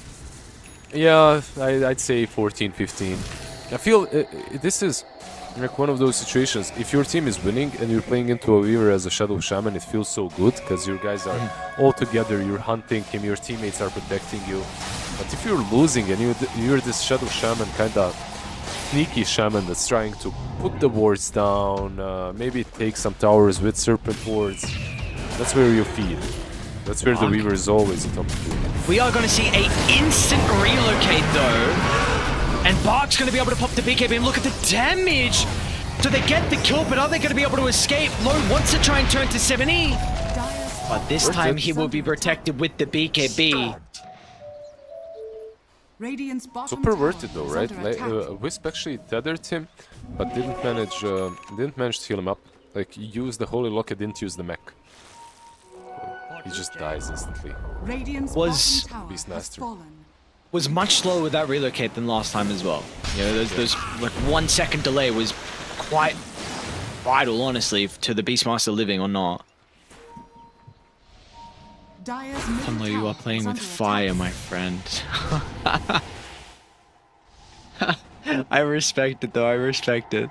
Oh, they are going to chase you down, your haste is over, and now you might have actually just dragged them to 17. His TP's on cooldown. Oh no, here comes the spirits. Oh! Oh, He cancelled. Like, he reeled them in. Like, usually you go with spirits to scout with Io, right? But he reeled them in at the last second. I love what Erika is doing, like, with his TB. Just farming as deep as he can behind enemy lines, creep skipping. That's crazy. He's still Dire's here, top actually. tower is under attack. Buck's not even going to check. Maybe they want to try and take a fight top. They know that the Beastmaster actually cannot get to the team. Ori, that's hard. Follow. Dumps over with the Hex as well. Oh, beautifully done from FY. Instant blast off Nice to reload. cancel the chains. They're still going to try and chase down Ori, though. This clock is not an easy kill, and Low is freely right-clicking. The damage isn't enough at the moment here from the Weaver. But the BKBs have expired, and once they're gone, the fight, it's just not easy for Dire to take. Bark instantly beeline to top. And he's going to get involved as well and rewarded from that connection to the team. Yeah, all of that and only the 2 supports are dead on... Did anyone buy back? No, right? Yeah. Only the two supports that die. A lot of BKB, of course. BKB supports have been used. Under attack. Nice relocate, by the way. Good reactions by... Dire's just top tower has instant fallen. tether on Lu, relocate him out of the fight. Doesn't relocate him base or anything like that. Relocates him just close enough so that they can continue fighting, which is also like choosing the right spot and everything. It's so simple for us to when we're watching, but it's all on point. What would you... YSI's got BKB queued up. Are you wanting a dataless after the BKB, or is there another item you're considering? Yeah, they need some damage. I think that dataless will be really good. Just rip through the Weaver, you know, be this... Bottom tower is under I mean, attack. you could get something different, some other form of disable. Oh, relocate. He's roared. Oh, it's the big one. It's the big one. They're onto YSR. He can't have many deaths this game. If Team Zero will be victorious, that's his first one. 27 minutes in, finally they're able to shut him down. Can't have this many deaths. Too much. I meant to say can't have too many deaths, but... I know, I'm kidding. Like, One Ares... death for you! Not Ares... Exactly, Ares holds a... like... really strict standard. He's like the Asian parent of Dota, you know? Like, A+! What do you mean A+? A++ only allowed. I don't know, man. What is this? Is a crazy smoke, no? Beyond? Especially if Ori's gonna have some reactions like that, and now with the backline low, onto Beyond. Your Bloodseeker's not even gonna have a team fight in ZZQ. Ooh, okay. A little bit unlucky. Yeah, they are creep skipping. 70 is taking these creeps away, so they cannot go for the tier 2 mid. But this Weaver is already way too big, man. And He's KB dead. now. They have X. Oh no. Hello? No. I mean, yeah, you're just getting deaths across the map now. That's really starting to get out of control. Did they kill 70? Okay, let's relocate, yes. Yeah, okay. They bring the boys in. 70. I despise the X-BKB change. I cannot stress enough how big of an indirect buff it is for a hero to have some BKB piecing stun like that. Because it is always something you bring up in a game where, especially for some particular carries, and if you play from behind, can I push lane safely and BKB TP out? And there's a conker now that stops that. Why is this a thing? Why have they not reverted this particular mechanic back? It's just, it's dumb. To the Radiant. No, I agree. I feel your anger. And I get it. Like, Kunkka and a hero that isn't played that much, but also does the similar thing. But maybe not nerfable Disruptor. Not at least deserving a nerf like Kunkka. Kunkka's X shouldn't be doing this, probably.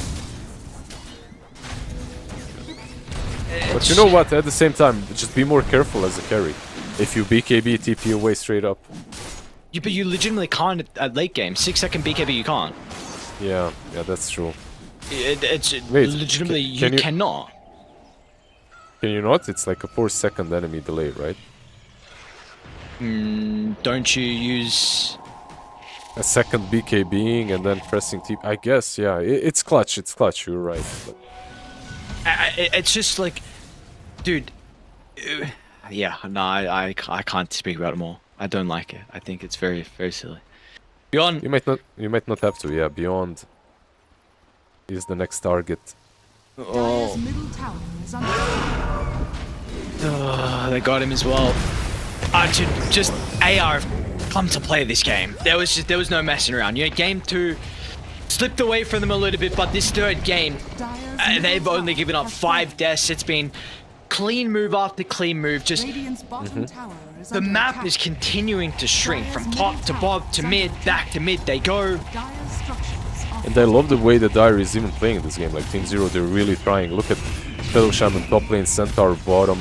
They're really trying to open up space, to open up the map for them to get some items. But Dire's middle tower has you fallen. can't. You miss one wave on mid, and that's it. Your Rexes are falling. Dire's middle barracks has fallen. Dire's structures are fortified. Fuck is a day on Dire's Kira. bottom tower is under attack. Radiant's top tower is under attack. Some spell Alright. lifesteal. Why not? Pretty good, right? Like from the Dega that you get it. Jump in, all or nothing onto the Beastmaster. They're gonna try and bring Park down for the relocate once again. Tian Ming!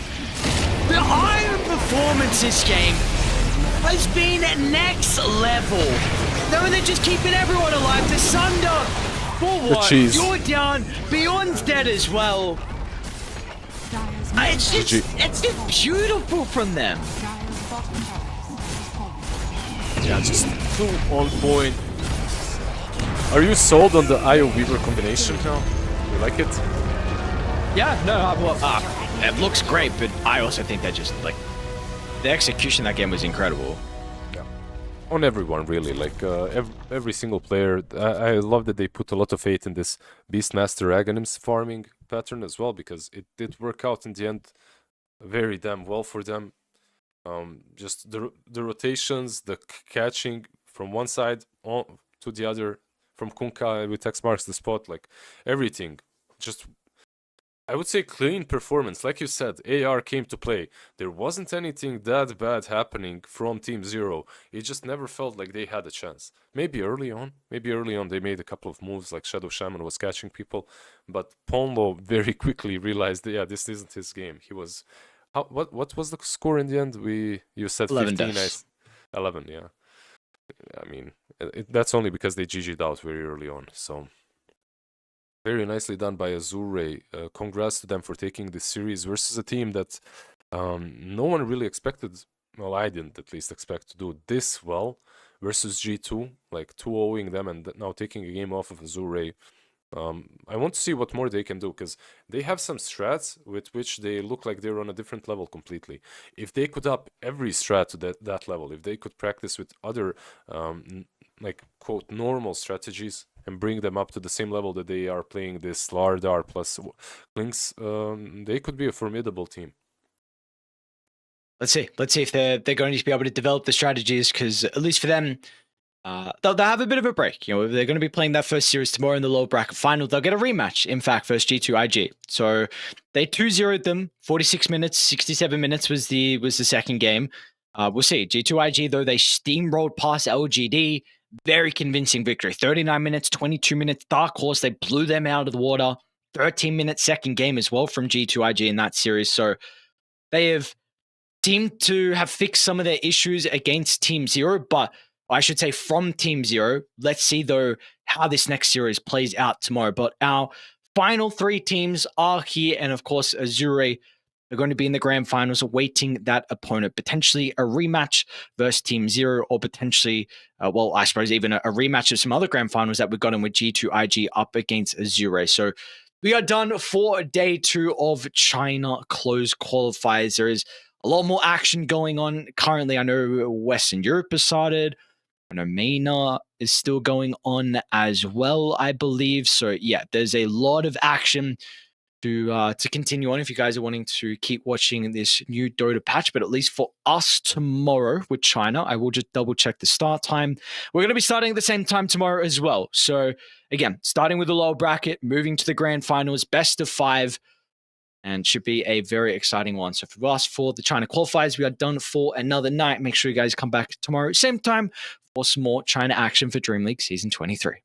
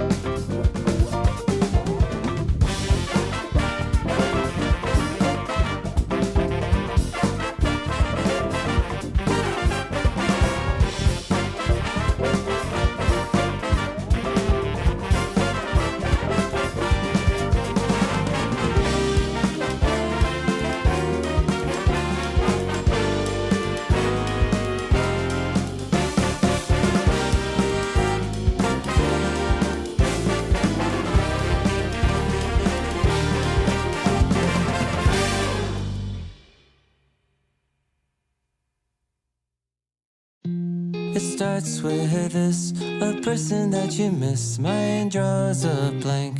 I wanna go back to the early days when life was an escape. Now I just wait for better days. I lost myself in your reality. Lost myself